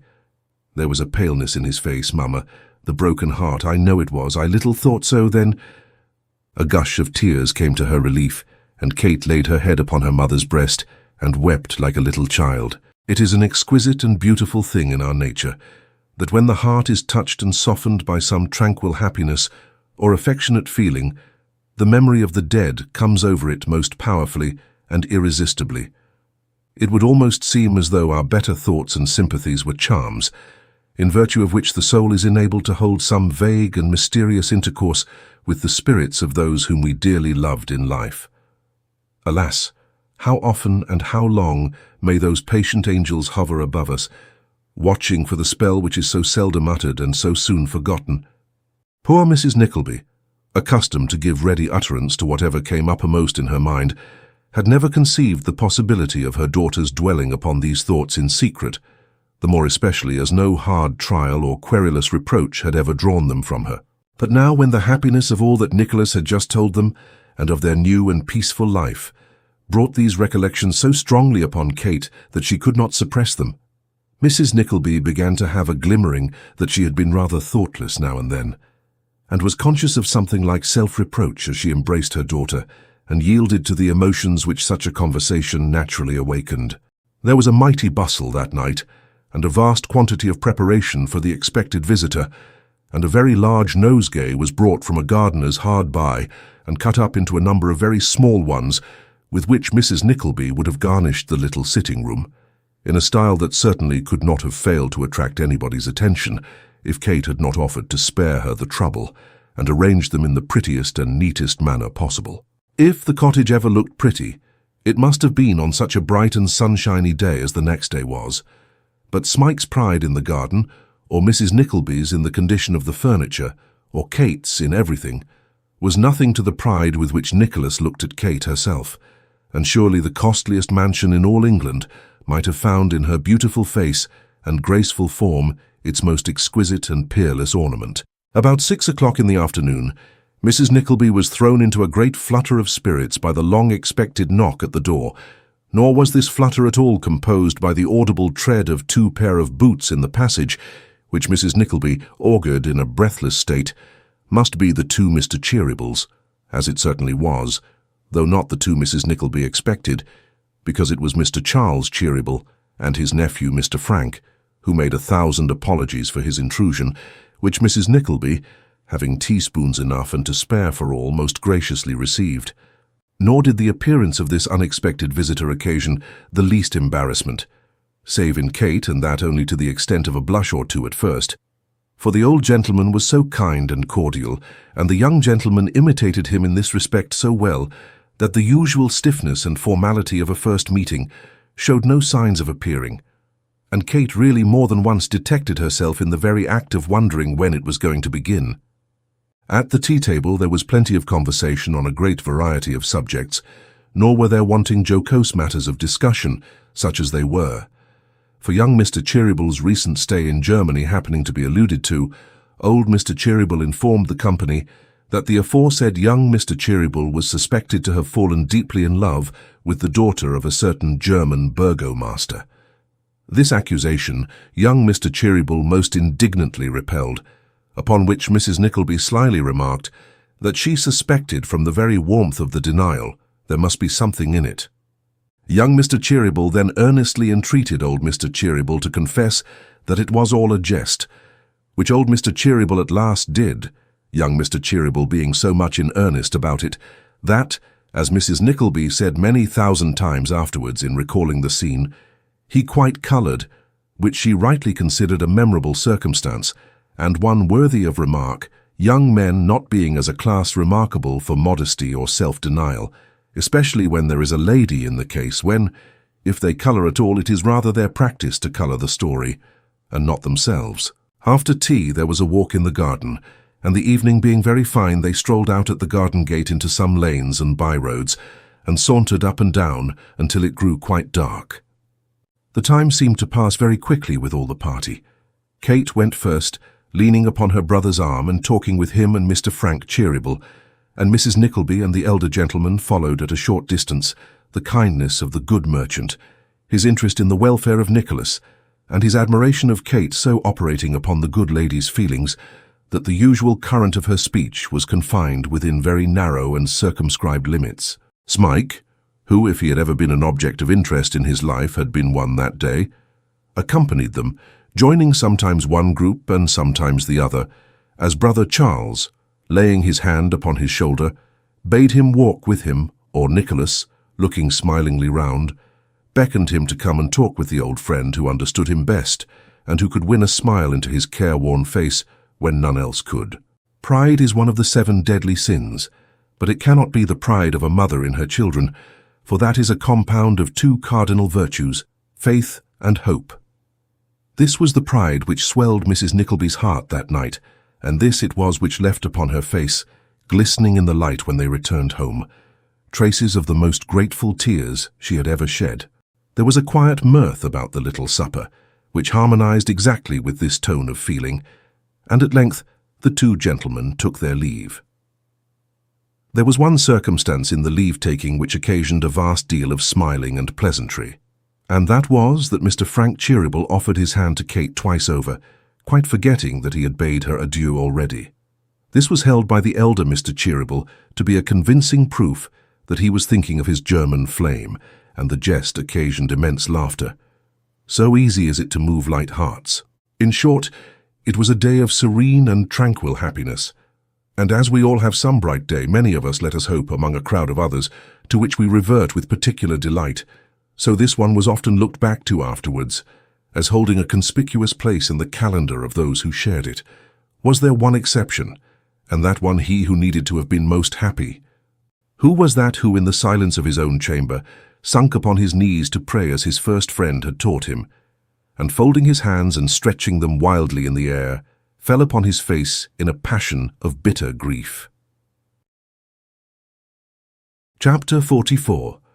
Mr. Ralph Nickleby cuts an old acquaintance. It would also appear from the contents hereof that a joke, even between husband and wife, may be sometimes carried too far.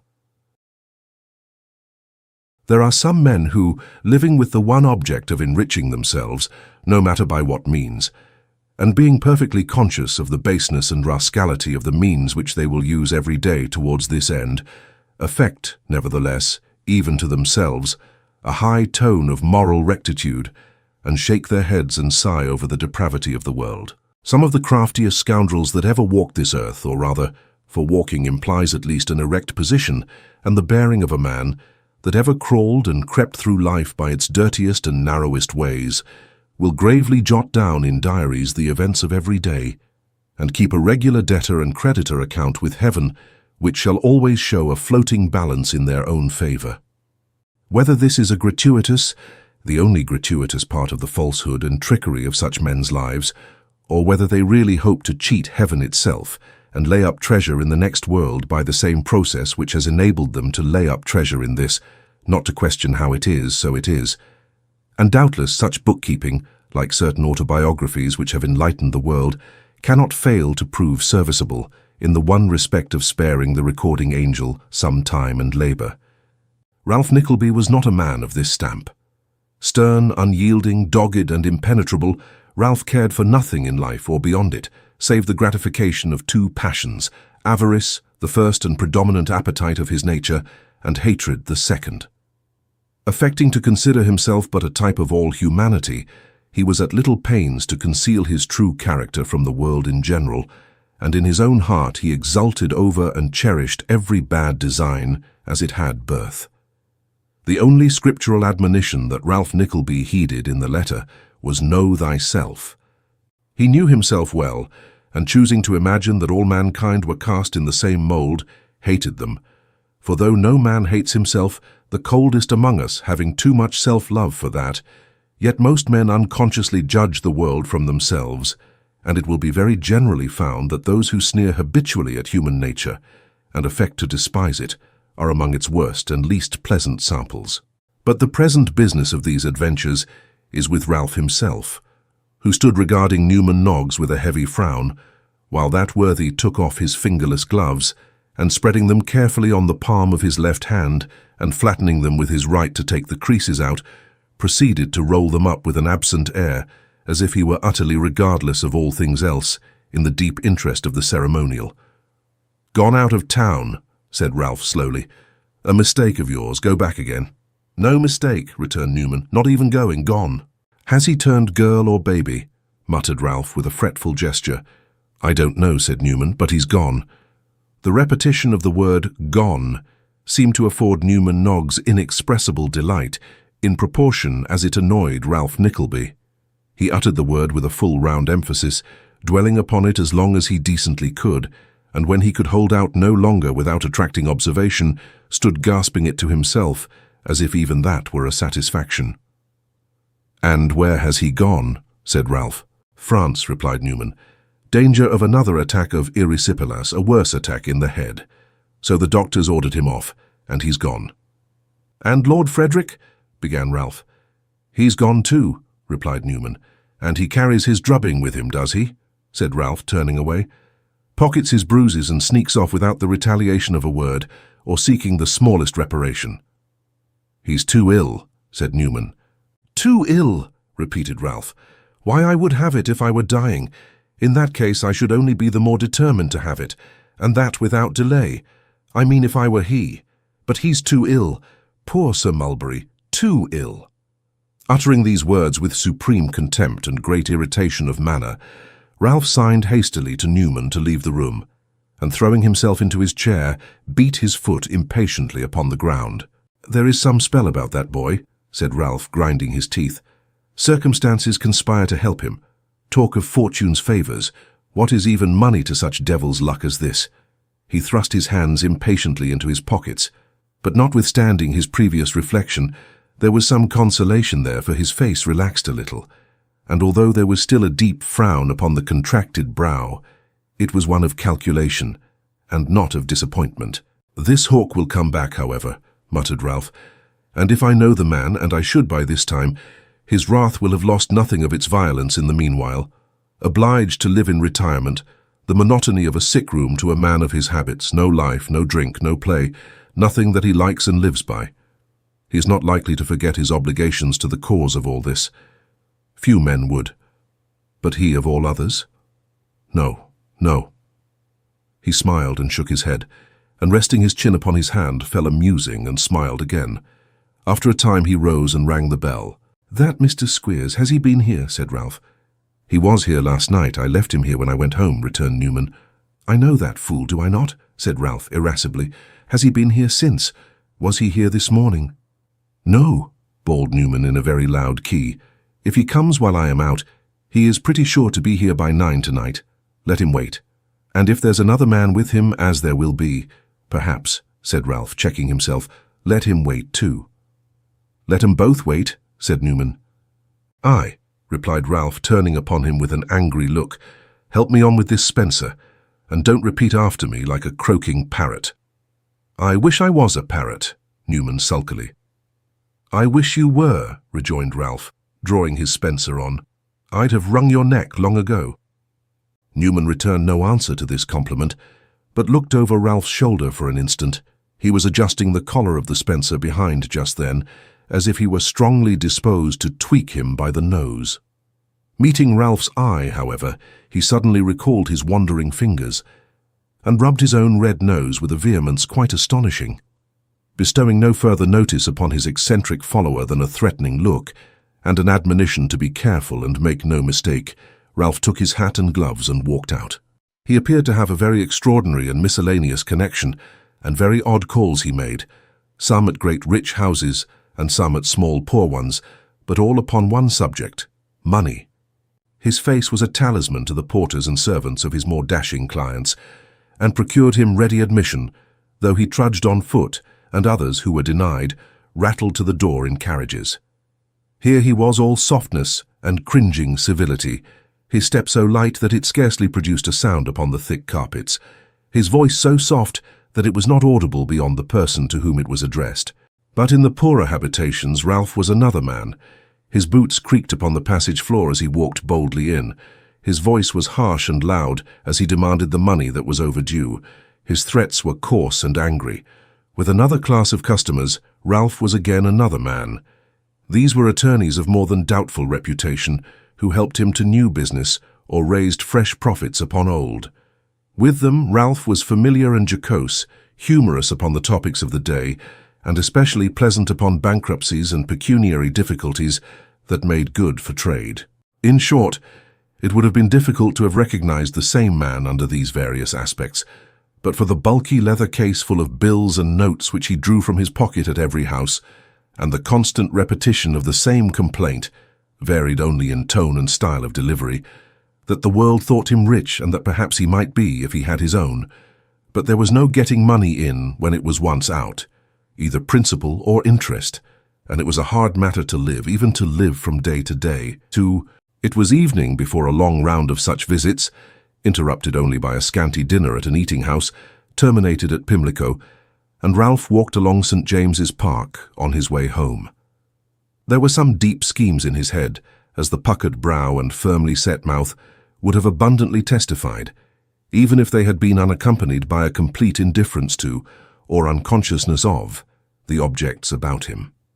So complete was his abstraction, however, that Ralph, usually as quick-sighted as any man, did not observe that he was followed by a shambling figure, which at one time stole behind him with noiseless footsteps, at another crept a few paces before him, and at another glided along by his side, at all times regarding him with an eye so keen and a look so eager and attentive that it was more like the expression of an intrusive face in some powerful picture or strongly marked dream than the scrutiny even of a most interested and anxious observer.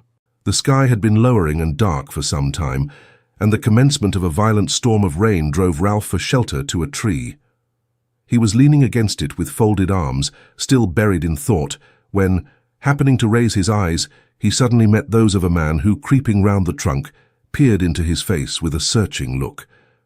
There was something in the usurer's expression at the moment, which the man appeared to remember well, for it decided him, and stepping close up to Ralph, he pronounced his name. Astonished for the moment, Ralph fell back a couple of paces and surveyed him from head to foot. A spare, dark, withered man, of about his own age, with a stooping body and a very sinister face, rendered more ill-favoured by hollow and hungry cheeks, deeply sunburnt and thick black eyebrows, blacker in contrast with the perfect whiteness of his hair. Roughly clothed in shabby garments, of a strange and uncouth make, and having about him an indefinable manner of depression and degradation, this for a moment was all he saw. But he looked again, and the face and person seemed gradually to grow less strange, to change as he looked, to subside and soften into lineaments that were familiar, until at last they resolved themselves, as if by some strange optical illusion, into those of one whom he had known for many years, and forgotten and lost sight of for nearly as many more. The man saw that the recognition was mutual, and beckoning to Ralph to take his former place under the tree, and not to stand in the falling rain, of which, in his first surprise, he had been quite regardless, addressed him in a hoarse, faint tone. "You would hardly have known me from my voice, I suppose, Mr. Nickleby," he said. "No," returned Ralph, bending a severe look upon him, "though there is something in that I remember now." "There is little in me that you can call to mind as having been there 8 years ago, I dare say," observed the other. "Quite enough," said Ralph carelessly and averting his face. "More than enough." "If I had remained in doubt about you, Mr. Nickleby," said the other, "this reception and your manner would have decided me very soon."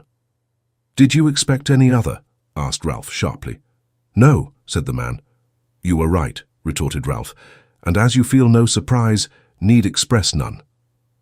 "Mr. Nickleby," said the man bluntly after a brief pause, during which he had seemed to struggle with an inclination to answer him by some reproach, "will you hear a few words that I have to say?" "I am obliged to wait here till the rain holds a little," said Ralph, looking abroad. "If you talk, sir, I shall not put my fingers in my ears, though your talking may have as much effect as if I did." "I was once in your confidence," thus his companion began. Ralph looked round and smiled involuntarily. "Well," said the other, "as much in your confidence as you ever chose to let anybody be." "Ah," rejoined Ralph, folding his arms, "that's another thing, quite another thing. Don't let us play upon words, Mr. Nickleby, in the name of humanity. Of what? Said Ralph. Of humanity, replied the other sternly. I am hungry and in want. If the change that you must see in me after so long an absence, must see, for I, upon whom it has come by slow and hard degrees, see it and know it well, will not move you to pity, let the knowledge that bread, not the daily bread of the Lord's Prayer, which, as it is offered up in cities like this, is understood to include half the luxuries of the world for the rich, and just as much coarse food as will support life for the poor. Not that, but bread, a crust of dry hard bread, is beyond my reach today. Let that have some weight with you if nothing else has. If this is the usual form in which you beg, sir, said Ralph, you have studied your part well, but if you will take advice from one who knows something of the world and its ways, I should recommend a lower tone, a little lower tone, or you stand a fair chance of being starved in good earnest. As he said this, Ralph clenched his left wrist tightly with his right hand, and inclining his head a little on one side and dropping his chin upon his breast, looked at him whom he addressed with a frowning, sullen face, the very picture of a man whom nothing could move or soften. Yesterday was my first day in London, said the old man, glancing at his travel-stained dress and worn shoes. It would have been better for you, I think, if it had been your last also, replied Ralph. I have been seeking you these 2 days, where I thought you were most likely to be found, resumed the other more humbly, and I met you here at last, when I had almost given up the hope of encountering you, Mr. Nickleby. He seemed to wait for some reply, but Ralph giving him none, he continued, I am a most miserable and wretched outcast, nearly 60 years old and as destitute and helpless as a child of 6. I am 60 years old too, replied Ralph, and am neither destitute nor helpless. Work. Don't make fine play-acting speeches about bread, but earn it. How? Cried the other. Where? Show me the means. Will you give them to me? Will you? I did once, replied Ralph composedly. You scarcely need ask me whether I will again. It's 20 years ago or more, said the man in a suppressed voice, since you and I fell out, you remember that? I claimed a share in the profits of some business I brought to you, and as I persisted, you arrested me for an old advance of £10, odd shillings, including interest at 50% or so. I remember something of it, replied Ralph carelessly. What then? That didn't part us, said the man. I made submission, being on the wrong side of the bolts and bars, and as you were not the made man then that you are now, you were glad enough to take back a clerk who wasn't over nice, and who knew something of the trade you drove. You begged and prayed, and I consented, returned Ralph. That was kind of me. Perhaps I did want you. I forget. I should think I did, or you would have begged in vain. You were useful, not too honest, not too delicate, not too nice of hand or heart, but useful. Useful indeed, said the man. Come, you had pinched and ground me down for some years before that, but I had served you faithfully up to that time, in spite of all your dog's usage. Had I? Ralph made no reply. Had I? Said the man again. You had had your wages, rejoined Ralph, and had done your work. We stood on equal ground so far and could both cry quits. Then, but not afterwards, said the other. Not afterwards, certainly, nor even then, for, as you have just said, you owed me money and do still, replied Ralph. That's not all, said the man eagerly. That's not all, mark that. I didn't forget that old sore, trust me.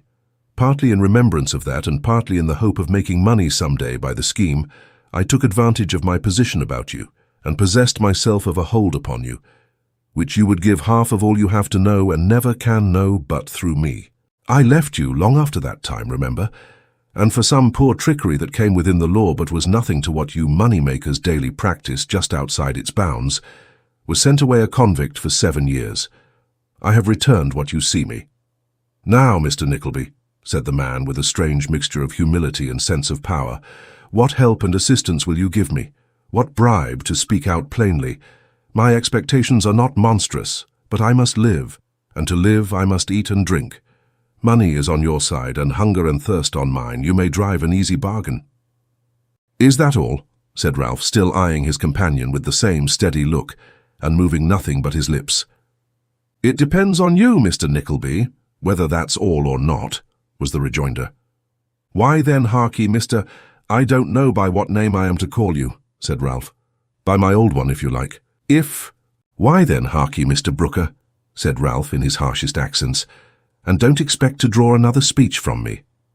Harkye, sir, I know you of old for a ready scoundrel, but you never had a stout heart, and hard work, with, maybe, chains upon those legs of yours, and shorter food than when I pinched and ground you, has blunted your wits, or you would not come with such a tale as this to me.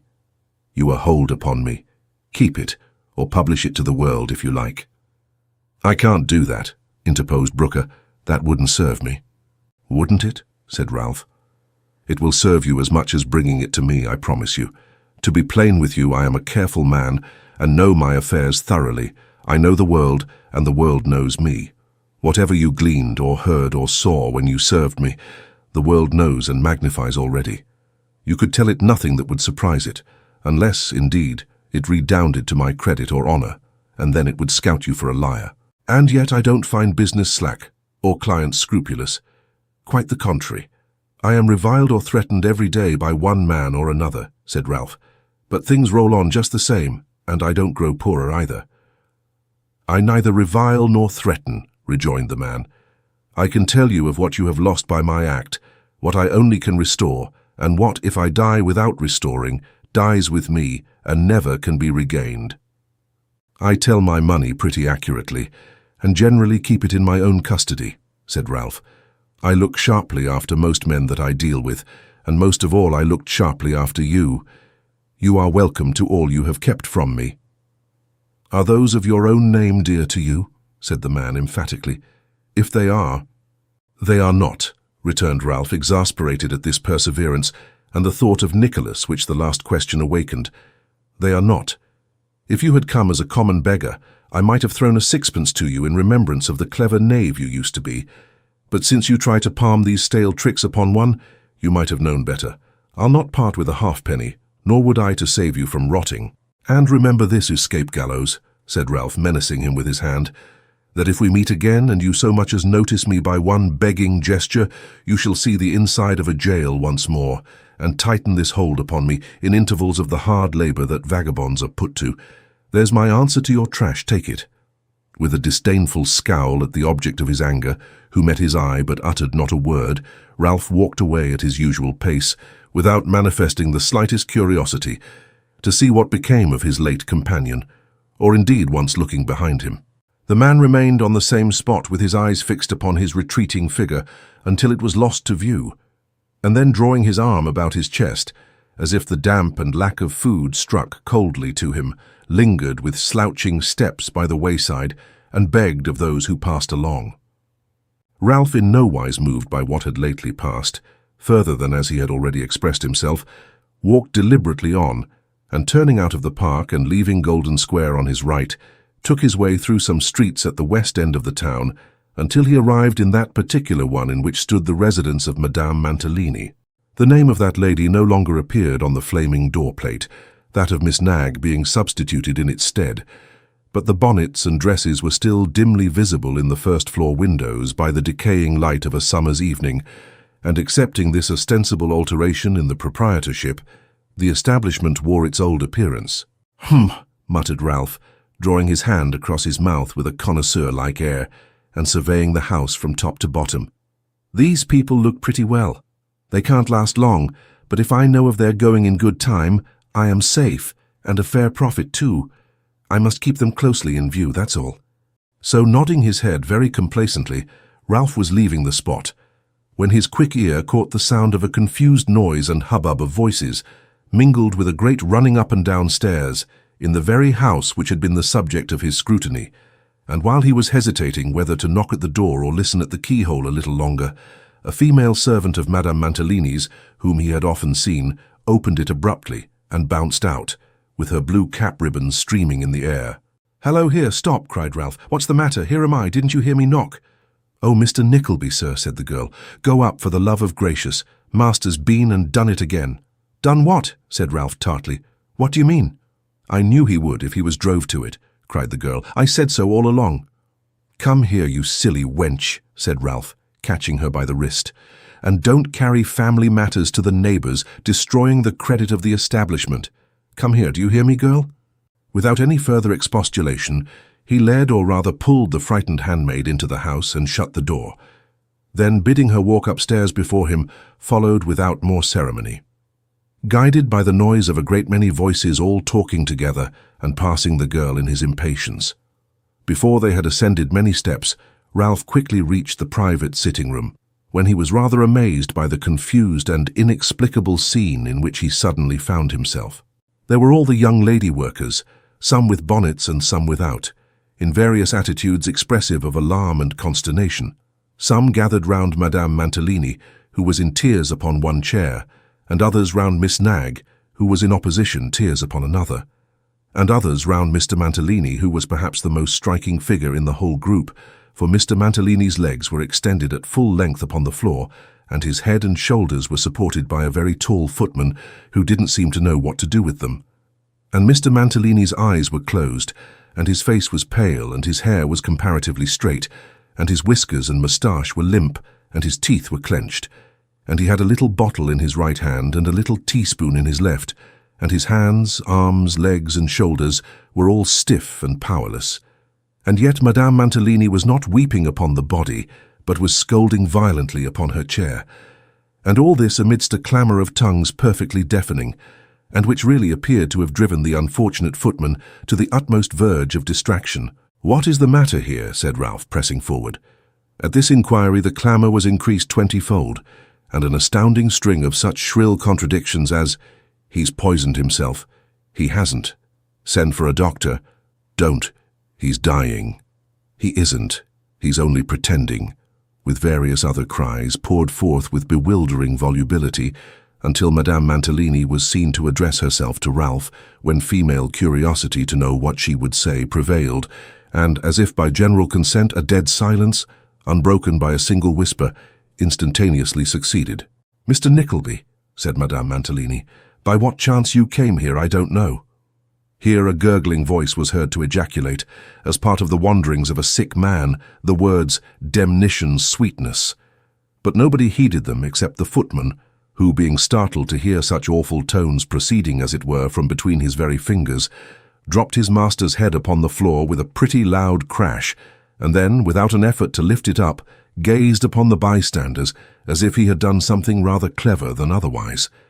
"I will, however," continued Madame Mantalini, drying her eyes, and speaking with great indignation, "say before you, and before everybody here for the first time, and once for all, that I never will supply that man's extravagances and viciousness again.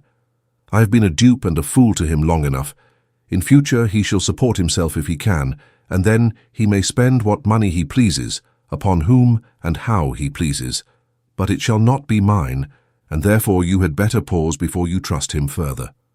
Thereupon Madame Mantalini, quite unmoved by some most pathetic lamentations on the part of her husband, that the apothecary had not mixed the prussic acid strong enough, and that he must take another bottle or two to finish the work he had in hand, entered into a catalogue of that amiable gentleman's gallantries, deceptions, extravagances, and infidelities, especially the last, winding up with a protest against being supposed to entertain the smallest remnant of regard for him, and adducing in proof of the altered state of her affections the circumstance of his having poisoned himself in private no less than 6 times within the last fortnight, and her not having once interfered by word or deed to save his life. "And I insist on being separated and left to myself," said Madame Mantalini, sobbing. "If he dares to refuse me a separation, I'll have one in-law, I can, and I hope this will be a warning to all girls who have seen this disgraceful exhibition." Miss Nagg, who was unquestionably the oldest girl in company, said with great solemnity that it would be a warning to her, and so did the young ladies generally, with the exception of 1 or 2 who appeared to entertain some doubts whether such whispers could do wrong. "Why do you say all this before so many listeners?" said Ralph in a low voice. "You know you are not in earnest." "I am in earnest," replied Madame Mantalini, aloud, and retreating towards Miss Nagg. "Well, but consider," reasoned Ralph, who had a great interest in the matter. "It would be well to reflect. A married woman has no property." "Not a solitary single individual, dem, my soul," and Mr. Mantalini, raising himself upon his elbow. "I am quite aware of that," retorted Madame Mantalini, tossing her head. and I have none. The business, the stock, this house, and everything in it all belong to Miss Nagg." "That's quite true, Madame Mantalini," said Miss Nagg, with whom her late employer had secretly come to an amicable understanding on this point. "Very true indeed, Madame Mantalini. Very true. And I never was more glad in all my life that I had strength of mind to resist matrimonial offers, no matter how advantageous, than I am when I think of my present position as compared with your most unfortunate and most undeserved one, Madame Mantalini." "Damn it!" cried Mr. Mantalini, turning his head towards his wife. "Will it not slap and pinch the envious dowager that dares to reflect upon its own delicious—" But the day of Mr. Mantalini's blandishments had departed. "Miss Nagg, sir," said his wife, "is my particular friend." And although Mr. Mantalini leered till his eyes seemed in danger of never coming back to their right places again, Madame Mantalini showed no signs of softening. To do the excellent Miss Nagg justice, she had been mainly instrumental in bringing about this altered state of things, for finding by daily experience that there was no chance of the business thriving, or even continuing to exist, while Mr. Mantalini had any hand in the expenditure, and having now a considerable interest in its well-doing, she had sedulously applied herself to the investigation of some little matters connected with that gentleman's private character, which she had so well elucidated and artfully imparted to Madame Mantalini, as to open her eyes more effectually than the closest and most philosophical reasoning could have done in a series of years. To which end, the accidental discovery by Miss Nagg of some tender correspondence, in which Madame Mantalini was described as old and ordinary, had most providentially contributed. However, notwithstanding her firmness, Madame Mantalini wept very piteously, and as she leant upon Miss Nagg and signed towards the door, that young lady and all the other young ladies with sympathizing faces proceeded to bear her out. "Nickleby," said Mr. Mantalini in tears, "you have been made a witness to this demnition cruelty on the part of the demdest enslaver and captivator that never was, oh dem! I forgive that woman." "Forgive," repeated Madame Mantalini angrily. "I do forgive her, Nickleby," said Mr. Mantalini.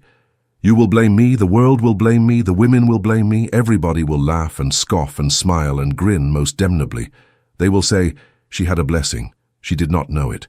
He was too weak. He was too good. He was a demmed fine fellow, but he loved too strong. He could not bear her to be cross and call him wicked names. It was a demmed case. There never was a demder. But I forgive her." With this affecting speech, Mr. Mantalini fell down again very flat, and lay to all appearance without sense or motion, until all the females had left the room, when he came cautiously into a sitting posture, and confronted Ralph with a very blank face, and the little bottle still in one hand and the teaspoon in the other. "You may put away those fooleries now and live by your wits again," said Ralph, coolly putting on his hat. "Damn it, Nickleby, you're not serious?" "I seldom joke," said Ralph.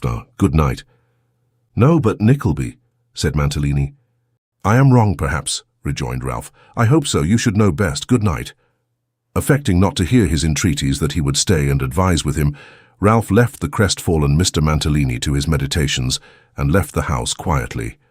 "Oh-ho," he said, "sets the wind that way so soon? Half knave and half fool, and detected in both characters? I think your day is over, sir."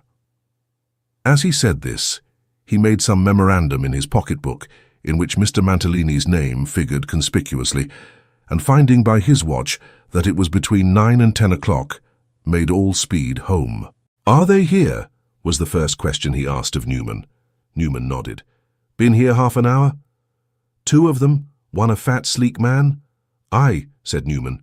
"In your room now?" "Good," rejoined Ralph. "Get me a coach." "A coach? What, you going to, eh?" stammered Newman. Ralph angrily repeated his orders, and Noggs, who might well have been excused for wondering at such an unusual and extraordinary circumstance, for he had never seen Ralph in a coach in his life, departed on his errand and presently returned with the conveyance. Into it went Mr. Squeers and Ralph and the third man, whom Newman Noggs had never seen. Newman stood upon the doorstep to see them off, not troubling himself to wonder where or upon what business they were going, until he chanced by mere accident to hear Ralph name the address whither the coachman was to drive. Quick as lightning, and in a state of the most extreme wonder, Newman darted into his little office for his hat and limped after the coach as if with the intention of getting up behind. But in this design he was balked, for it had too much the start of him and was soon hopelessly ahead, leaving him gaping in the empty street. "I don't know, though," said Noggs, stopping for breath. "Any good that I could have done by going too. He would have seen me if I had. Drive there. What can come of this? If I had only known it yesterday, I could have told, 'Drive there. There's mischief in it. There must be.'" His reflections were interrupted by a grey-haired man of a very remarkable, though far from prepossessing appearance, who, coming stealthily towards him, solicited relief. Newman, still cogitating deeply, turned away. But the man followed him, and pressed him with such a tale of misery that Newman, who might have been considered a hopeless person to beg from, and who had little enough to give, looked into his hat for some halfpence which he usually kept screwed up, when he had any, in a corner of his pocket-handkerchief. While he was busily untwisting the knot with his teeth, the man said something which attracted his attention. Whatever that something was, it led to something else, and in the end he and Newman walked away side by side, the strange man talking earnestly and Newman listening. Thanks for watching. Please like the video and subscribe to the channel for more excellent content.